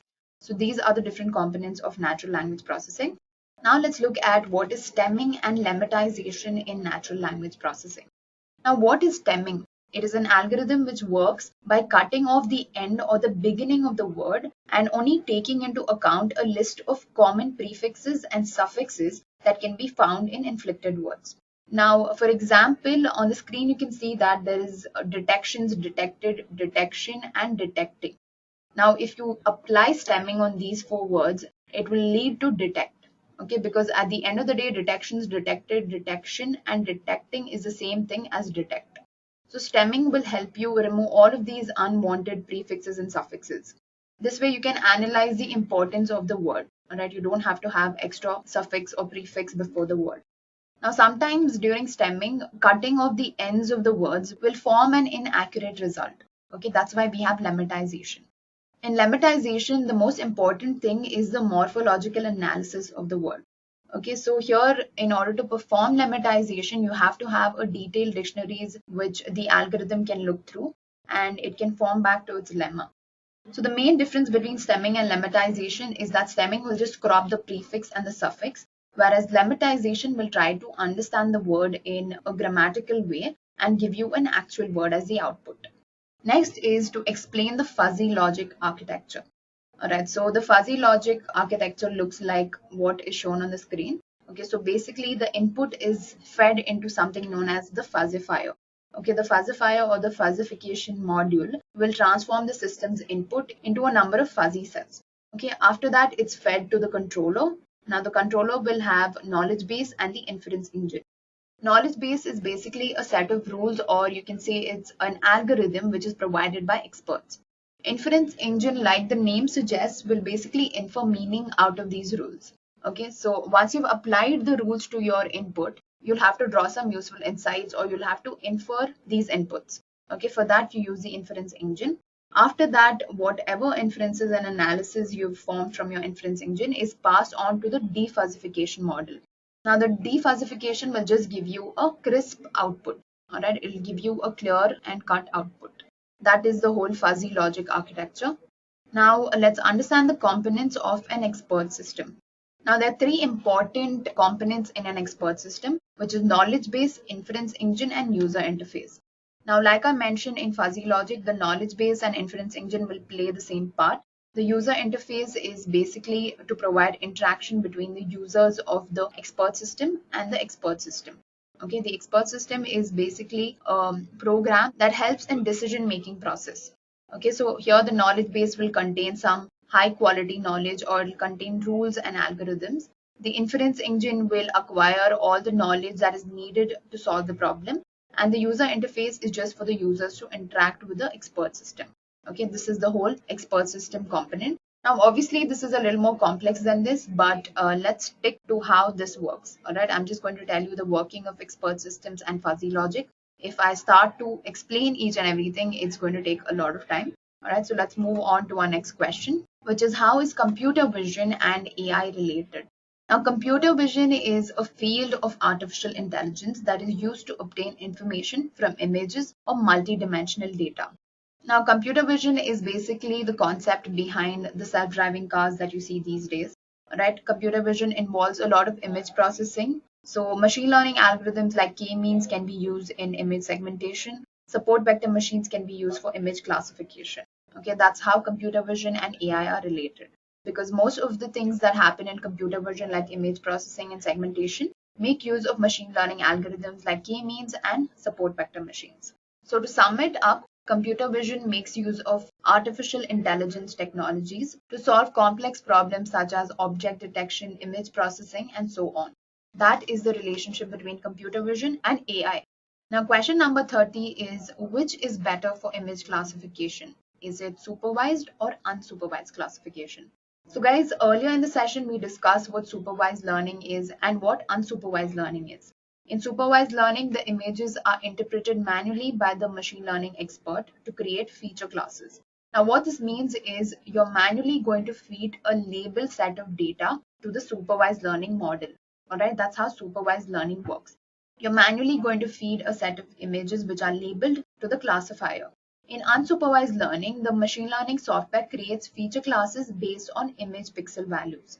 So basically in unsupervised classification, the model itself has to figure out what to do and what not to do. Okay, so it'll create a own feature class based on some values such as image pixels, or it can also use the image color, or it can use intensity factors in order to classify. So if you ask me, it is better to opt for supervised classification because you're manually inputting images with a lot more information. Okay, whereas in unsupervised learning, you're totally letting the model perform everything. Okay, so in image classification, I think it's better to go for supervised learning.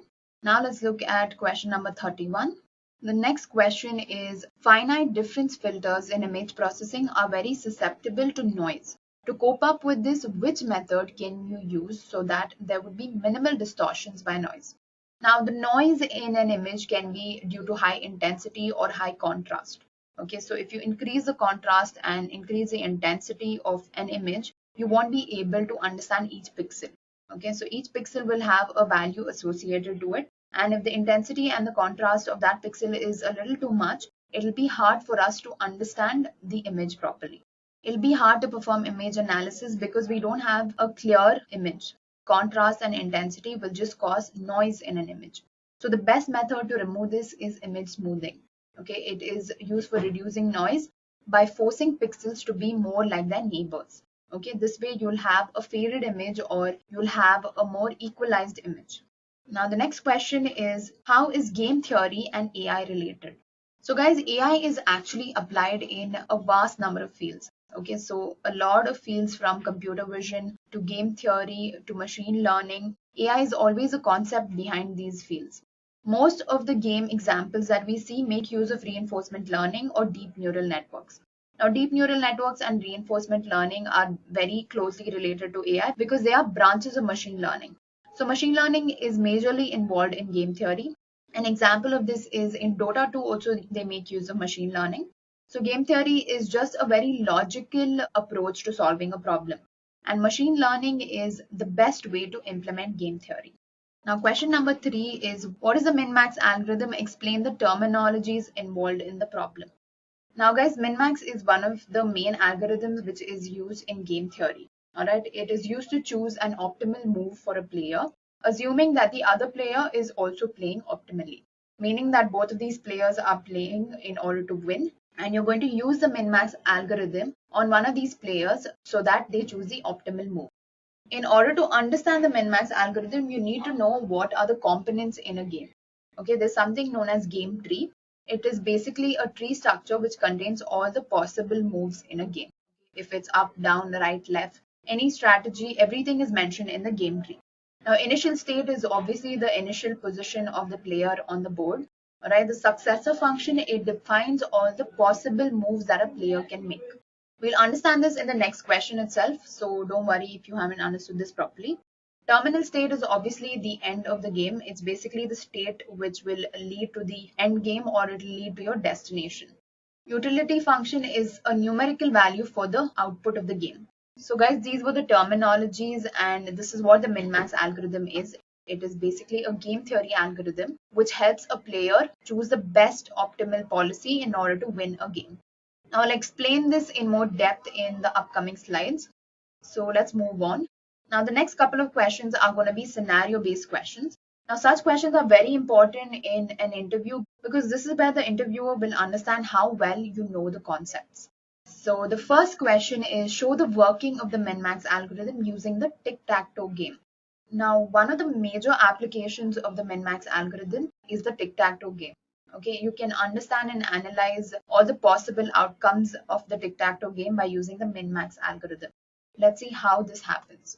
Now, first of all, in a min-max algorithm or in a game, there are two players involved.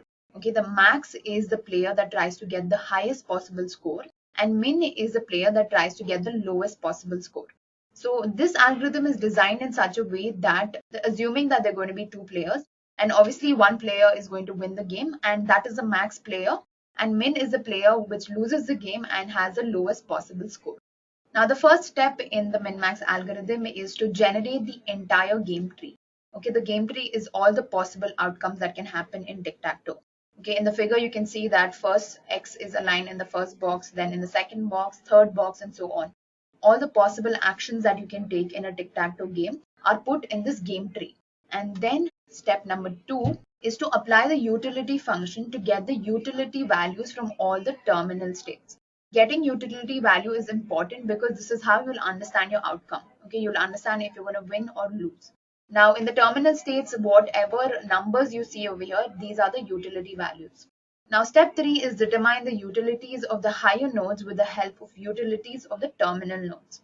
Now in this diagram, you can see that in the terminal nodes, we have the utility values. The step 3 is to get utility values in the higher stages, which is the min stage. All right, these two circles, you need to fill in the utility values by using the utility values which are in the terminal state. Now, how do you calculate the utility value? Let's start by calculating the utility value of the left node. Okay, this red color node, we'll start by calculating this. Now you calculate that by finding the minimum of the 3 nodes that it's leading to. Now this red node is leading to 3, 5, and 10. And the minimum out of 3, 5, 10 is 3. So the utility value for this red node is going to be 3. Okay, similarly for this green node, it's going to be 2 because the minimum value between 2 and 2 is still 2. Now step 4 is to fill in these utility values that you've calculated. So now we have a min-max algorithm which has all the utility values filled in. Now the only utility value which isn't filled is the one with max. Okay, the one on the root node. Here we haven't filled the utility value. Again, to fill this value, you're going to check the nodes which are directly connected to it, which is 3 and 2. You'll find the maximum between these two because this is the max function. All right, so here you'll get a value of 3. So that's why the best opening move for max is the left node. Okay, you can make use of the left node in order to win the game. This is the first step that the max player has to take in order to get to the path of winning the game. So guys, by doing this for each and every step, you can win the game. Okay, so you'll have to calculate the utility value at the terminal nodes. You'll have to move up to the other hierarchical nodes above it, calculate the utility values there until you reach the root node. Okay, once you reach the root node, you'll get a utility value, and that utility value will be connected to some move or some node. You'll have to take that node or you'll have to take that move in the game in order to win the game. So this way you'll have to calculate the utility value for each and every move that the player makes so that the player will win the game. So guys, min-max algorithm is quite easy and it's very understandable. All you need to know is a little bit of math in order to solve this problem. Question number 35 is, which method is used for optimizing a min-max based game? Now, this is not a scenario-based question, but this question is usually asked if an interviewer asks you about a min-max game. Now, the best way to optimize a min-max game is by using something known as alpha-beta pruning. Now, the main thing about alpha-beta pruning is that it will remove all the nodes that are not affecting the final decision. It's just a faster way to reach your outcome. That's what alpha beta pruning is all about. So let's look at an example to understand this. Okay, let's say there was another node over here. Okay, here you can see that this is going down to a terminal state with utility value 2. Okay, now you don't know the value of the other two nodes, but if you use min-max to calculate the utility of the other two nodes, you'll get a value of 3. So in this example, again, we'll start at the terminal nodes. So 3, 5, 10 are the utility values here. So this will give us a value of 3 because we're calculating the minimum over here. Now here you have 2 and you have two unknown values. You have A or B. Okay, I've named them as A and B. Okay, let's leave this for now. Let's go to the next node. Okay, here the possibilities are 2, 7, and 3. So the minimum between 2, 7, 3 is 2. Okay, so here there's going to be 3. There's going to be a value, let's say C, and here there's going to be a value, let's say 2. Now we know that the maximum between 3, C, and something else will be 3. Okay, that's because 2 is the minimum value over here, and the maximum will obviously be 3. So the hint here is in the 2AB node, we know that the value or the utility value will obviously be equal to 2 or it will be less than 2 because you're calculating the minimum in this step. Now, if you calculate the max out of these three values, we'll obviously get the answer as 3. So this way, this entire node itself is removed because you don't need it to get to the final answer. Okay, that's what alpha beta pruning is all about. It'll identify the nodes which are not going to affect the final decisions and it'll just remove those nodes. So guys, this is how the optimization for a min-max game is done. It's done using the alpha beta pruning. The next question is, which algorithm does Facebook use for face verification? Now, guys, even though this might seem like a general knowledge question, this is actually a very important sort of question in artificial intelligence. Okay, even if you don't know the answer to this, you should have an idea of how the algorithm might work. Okay, that's exactly what the interviewer wants to know. He wants to know whether you know how the algorithm goes step by step. You might not know the final answer or you might not know the exact algorithm which Facebook uses because obviously Facebook uses more than one algorithm to achieve this, but you must know the steps in which the face verification works. Okay, that's the main goal behind this question. Now, anyway, the algorithm used by Facebook is the deep face. Okay, deep face makes use of a lot of neural networks and a lot of algorithms.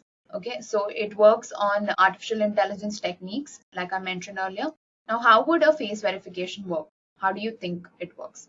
Now, it starts by an input. So the idea here is you have to scan a huge number of photos and you'll have to feed it to the algorithm.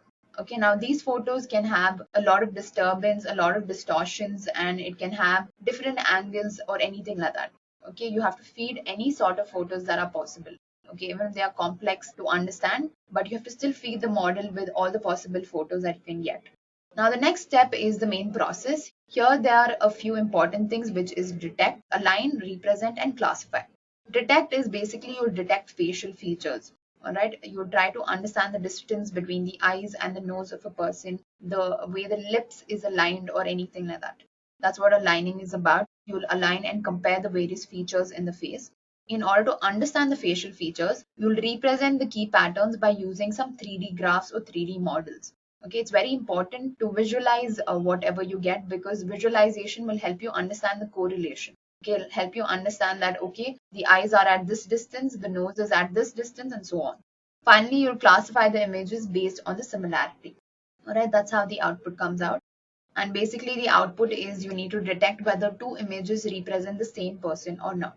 Okay, so by studying the facial features and by using image processing and by using computer vision, Facebook achieves face verification.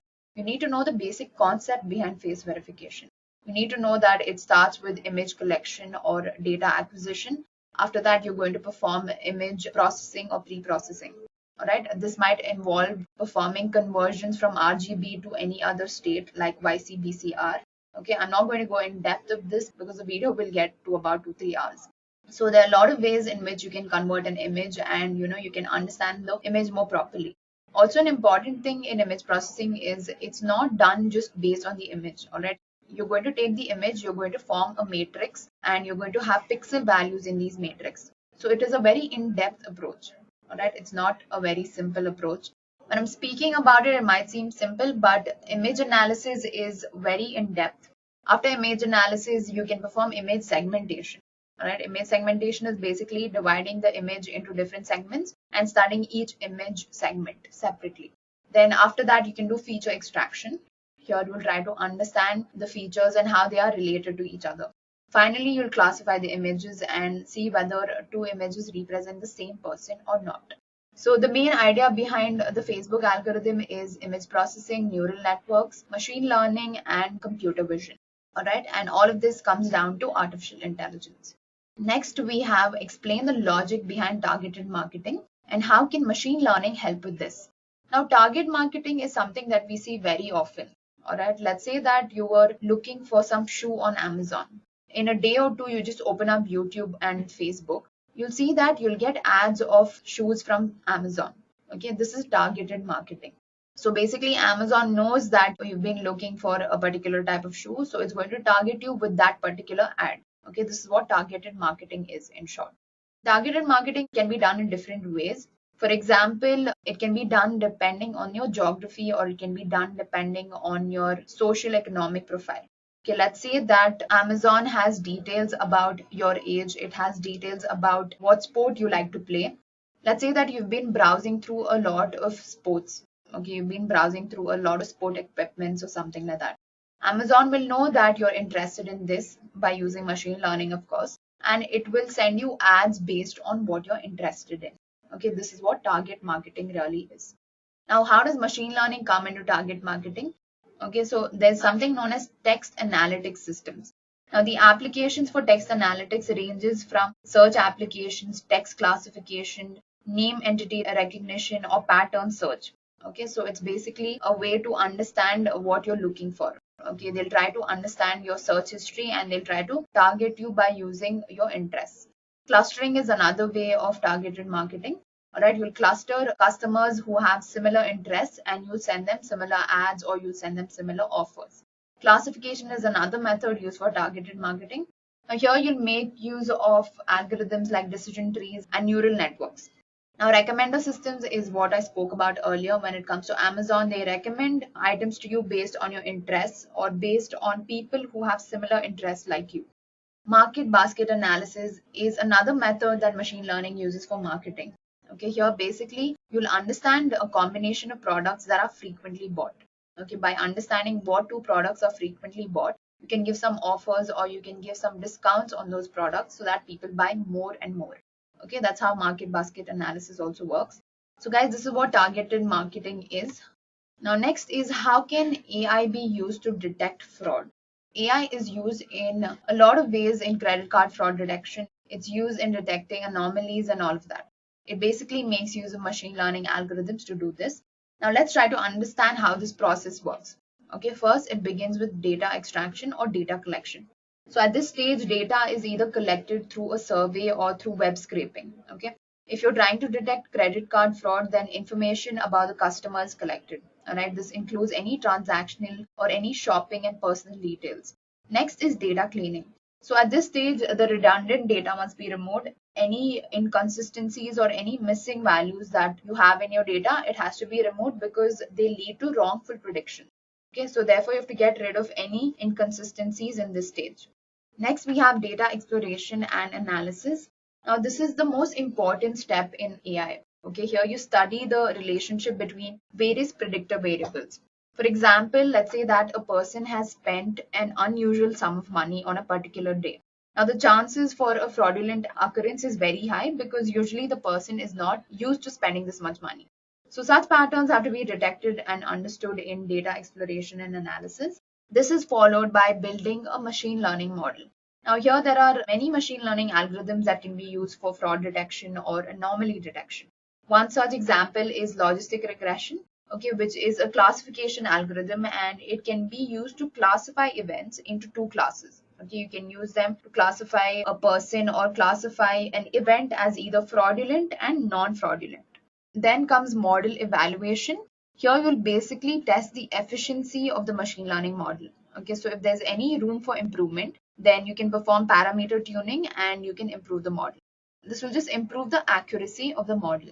So guys, all of these complex problems like fraud detection or object detection, all of this is done through a process. Okay, and in general, the process is data collection, data cleaning, exploration analysis, building a model, and model evaluation.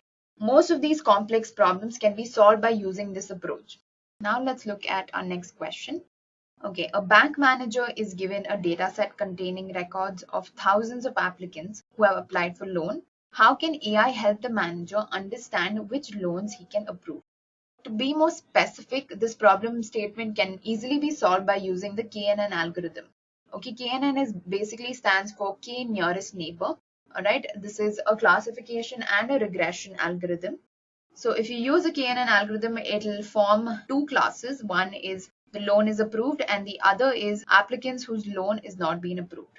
So like I said, K-nearest neighbor is a supervised learning algorithm that classifies a new data point into the target class depending on the features of its neighboring data points. Alright, so KNN basically focuses on the neighbors and it understands that if a new data point is similar to one of its neighbors, then it has to classify that new data point into that neighbor's class. Now again, the methodology for solving this problem is same. You start by data collection, data cleaning, exploration and analysis, building a model, and model evaluation. All right, so while data collection, you can collect data like account balance, credit amount, age, occupation, loan records, and all of that. So by using this data, you can predict whether or not to approve the loan of an applicant. Data cleaning, again, you have to remove any variables which will not help the model. Okay, any variables which will just increase the complexity of the model. Okay, so you'll remove such variables at this stage. In data exploration and analysis, you will understand the patterns in your data. Okay, let's say that a person has a history of unpaid loans.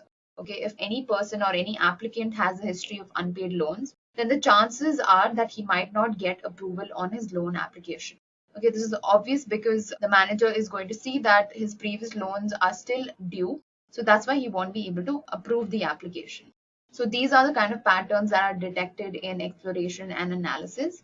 Now, building a machine learning model, you can use n number of models when it comes to predicting whether an applicant loan request is approved or not. Now, like I mentioned, one of the easy algorithms that you can implement is the k-nearest algorithm. Okay, it can be used for both classification and regression. It will classify the applicant's loan request into approved or disapproved based on the socio-economic profile of the applicant. Okay, based on variables like loan, based on variables like the salary, the occupation of the applicant. Now, model evaluation again is the same thing. You'll basically evaluate the efficiency of the model. You'll try to improve the accuracy of the model by using parameter tuning or cross validation. So guys, this is how a bank manager can understand whether a loan can be approved or not. Again, in this question, they are just trying to test if you know how the flow of the problem will go. If you know how this problem can be solved. You don't have to know the exact details, but you have to know how you can approach the problem. Okay, now let's move on and look at question number 40. Now the question here is place an agent in any one of the rooms and the goal is to reach outside the building. Can this be achieved through AI? If yes, explain how it can be done. Now in this question, there is a diagram along with a small explanation. Okay, so basically there are 4 rooms in this diagram. Basically 0, 1, 2, 3 and 4 represent rooms and this 5 represents outside the building. Okay, now the goal is to place an agent in any one of these rooms in such a way that he has to reach room number 5 or he has to reach outside the building. Now they've also mentioned that room number 1 and room number 4 directly lead outside the building. That's correct because room number 1 is directly connected to 5 and 4 is also directly connected to 5, right? 4 leads outside the building. Now, if you look at room number 0, if you want to go from 0 to 5, first from 0, you'll have to go to 4 and then only you can go to 5. Similarly, if you look at room number 3, if you want to go from 3 to 5, you'll have to take 3, then you'll have to go to 1 and then only you'll have to go to 5. These are not directly connected to outside the building, whereas room number 1 and 4 are directly connected to outside the building. All right, I hope the question is clear. Now, as soon as you read the question, you must know that this is a reinforcement learning question. All right, it's pretty clear because they have mentioned that there is an agent which is going to be placed in any one of the rooms and he has to basically explore the environment and reach 5, which is basically outside the building. So as soon as you read the question, the first thing that should come into your head is that this is a reinforcement learning problem. Now, this problem can be solved by using the Q-learning algorithm. Now, if you remember earlier in the session, I discussed what exactly Q-learning is and how it works. So Q-learning is basically a reinforcement learning algorithm which is used to solve reward-based problems. So now let's look at how we'll solve the problem. First step would be to represent the rooms on a graph. All right, so each room over here, you'll represent it as a node, and each door will represent a link. So if you look at this figure over here, this is our original figure that was given in the question. And now this is the graph that we draw from this figure. So we have node 1. Let's look at how node 1 is connected to node 3. So basically you can go from node 1 to node 3, and you can go from node 3 to node 1. If you look at the diagram, there is a direct connection from 1 to 3 and 3 to 1. Okay, let's look at 1 and 2. Now there's no link between 1 and 2 because if you look over here, if you want to go from room number 1 to room number 2, you cannot directly go. You'll have to go from room number 1 to room number 3, and only then you'll reach room number 2. Alright, that's why there's no link between room number 1 and node number 2. Similarly, if you look at node 1 and 4, they are directly connected to 5. This is because room number 1 and 4 directly lead to this goal. Our goal is to reach room number 5. So 1 and 4 are directly connected to 5, whereas the others are connected just like how they're shown in this figure. Okay, it's pretty understandable, guys. This is just logic. Now let's look at the next step. Now the next step is to associate a reward value to each door. What we're going to do here is we're going to build a reward matrix. Now I'll tell you what that exactly means. So for the doors that lead directly to the end goal, which is room number 5, you'll assign a reward of 100 to those doors. So if you're traversing from node number 1 to node number 5, you'll get a reward of 100. Similarly, if you're traversing from 4 to 5, you'll get a reward of 100. 5 to 5 also you'll get a reward of 100 because your end goal is 5, right? So basically any link that leads directly to our end goal, for that link we're going to assign a reward of 100. Now doors that are not directly connected to the target room will have a reward 0. This is because if you take room number 2 or if you take room number 3, you won't reach room number 5 directly. And our goal here is to reach room number 5. That's why for the other doors, we've given a reward of 0. For door number 1 and door number 4, however, we have rewards of 100. Similarly, for door number 5 or room number 5 also, we have a reward of 100. So basically each action or each link will represent a reward. So let's say that you're traversing from room number 1 to room number 4. If you go from room number 1 to room number 3 and then 3 to 4, your reward is going to remain 0 because you're not reaching the end goal here. Only if you traverse from 1 to 5 or if you traverse from 4 to 5 or 5 to 5, you'll get a reward of 100. Alright, it's as simple as that. Now let's see how the Q-learning algorithm works in this particular problem statement. Now there are two main components in this algorithm. Alright, there is state and there is action. Now basically all these rooms will represent the state and the agent's movement from one room to the other will represent an action. So basically 0, 1, 2, 3, 4 and 5 represent the state, and let's say you're traversing from 2 to 3. This 2 to 3 will basically represent an action. In order to make you understand how this works, let's say that you're traversing from room number 2 to room number 5. Your initial state is going to be room number 2. Your next state is going to be room number 3. Alright, so you're moving from 2 to 3 and you're getting a reward of 0. Remember that. Now from state 3, you'll either be going to state 2 or you can go to state 1 or state 4. Alright, if you choose 4, you can directly go to 5 and here you'll get a reward of 100. If you choose 1, again you'll go directly to 5, you'll get a reward of 100. But if you go back to 2, you'll get a reward 0. So guys, let me tell you that the agent is going to explore over here. Okay, he has no idea about the environment, so he's not going to go from 2, 3, 1, 5 directly. Alright, he's not going to know that this will lead to the output. He has to explore, he has to make mistakes, he has to learn, and he has to find out the best path to reach room number 5. Now next is our reward matrix. So guys, there are two main matrices in Q-learning algorithm. One is the reward matrix and the other is going to be the Q matrix or the memory matrix. Alright, I'll be discussing the memory matrix in a while, but for now let's look at the reward matrix. So what I'm doing here is I'm basically putting all the reward values for traversing from one node to the other node in a matrix known as reward matrix. Now the -1 will basically represent the null values.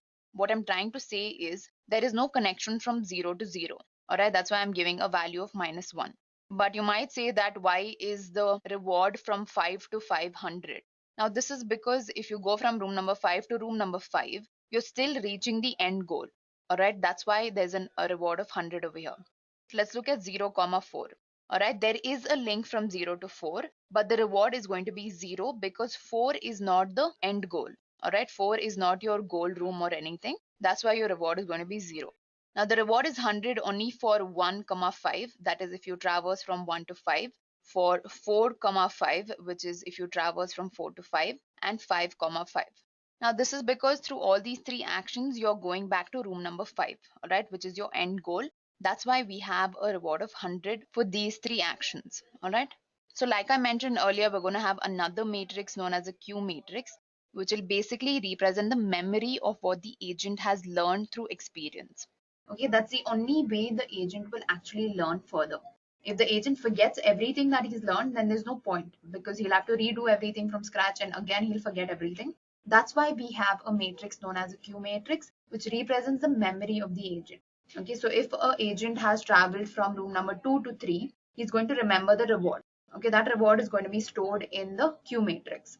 The rows of the Q matrix will represent the current state and the columns will represent the possible actions which lead to the next state. Now the formula to calculate the Q matrix is the following. You have Q state comma action is equals to R state comma action. Okay, let's say the state is you're at state number 1 and you're moving to state number 2. Okay, so Q1 comma 2 is going to be so on. R state comma action will represent the reward of 1 comma 2. Okay, let's try to understand the reward. So the reward of 1 comma 2 is minus 1. Okay, so here you'll get a value of minus 1. And then you'll have plus the gamma parameter into the maximum of the next state and the next possible action that you can take. Okay, now what is a gamma parameter? So the gamma parameter has a range of 0 to 1. Okay, so it can be between the value of 0 and 1. Now, if gamma is closer to 0, then the agent will tend to consider only immediate rewards. But if the gamma parameter is close to 1, the agent will consider future rewards with greater weight. Now, I don't know if this reminds you of something, but earlier in the session, I discussed two important concepts of reinforcement learning, which was exploration and exploitation trade-off. Now, if you're exploring, then the gamma parameter is going to be closer to 1. But if you're exploiting, then the gamma parameter is going to be closer to 0. It's better if the gamma parameter is closer to 1 because it means that you're exploring the entire environment and you're trying to get future rewards. You're going to get greater weightage and more rewards. So guys, to sum up the entire thing, let's look at how the Q-learning algorithm will solve the problem. So you begin by setting the gamma parameter and the environment rewards in reward matrix R. We already did that. After that, you'll set the matrix Q to 0 because initially the agent will start with no knowledge of the environment. As the agent explores the environment, the Q matrix will start filling up. After that, the next step will be select a random initial state. Like I mentioned earlier, initially you'll randomly select any state because the agent has no idea about the environment. So you'll randomly select a stage at step number 3. Then step number 4 is you'll set the initial state as current state. Step number 5, select one among all possible actions for the current state. Okay, so if you've chosen the current state as 1, let's say that all the possible states that you can traverse to from 1 is 2, 3, and so on. So these are all the possible actions for the current state. Now use the possible actions and consider going to the next state. Once you know what are the possible actions from the current state, you're going to go to one of those possible actions and then you'll move to the next state. After that, get maximum Q value for this next state based on all possible actions. If you get the maximum Q value, it means that you've chosen an optimal policy in order to reach your end state. Finally, you'll compute the Q value by using the formula that we discussed earlier. And the last step is you have to repeat all of these states until your current state is equal to your goal state. And our goal state is room number 5. Now guys, this is a very logical solution because you can easily understand what is happening.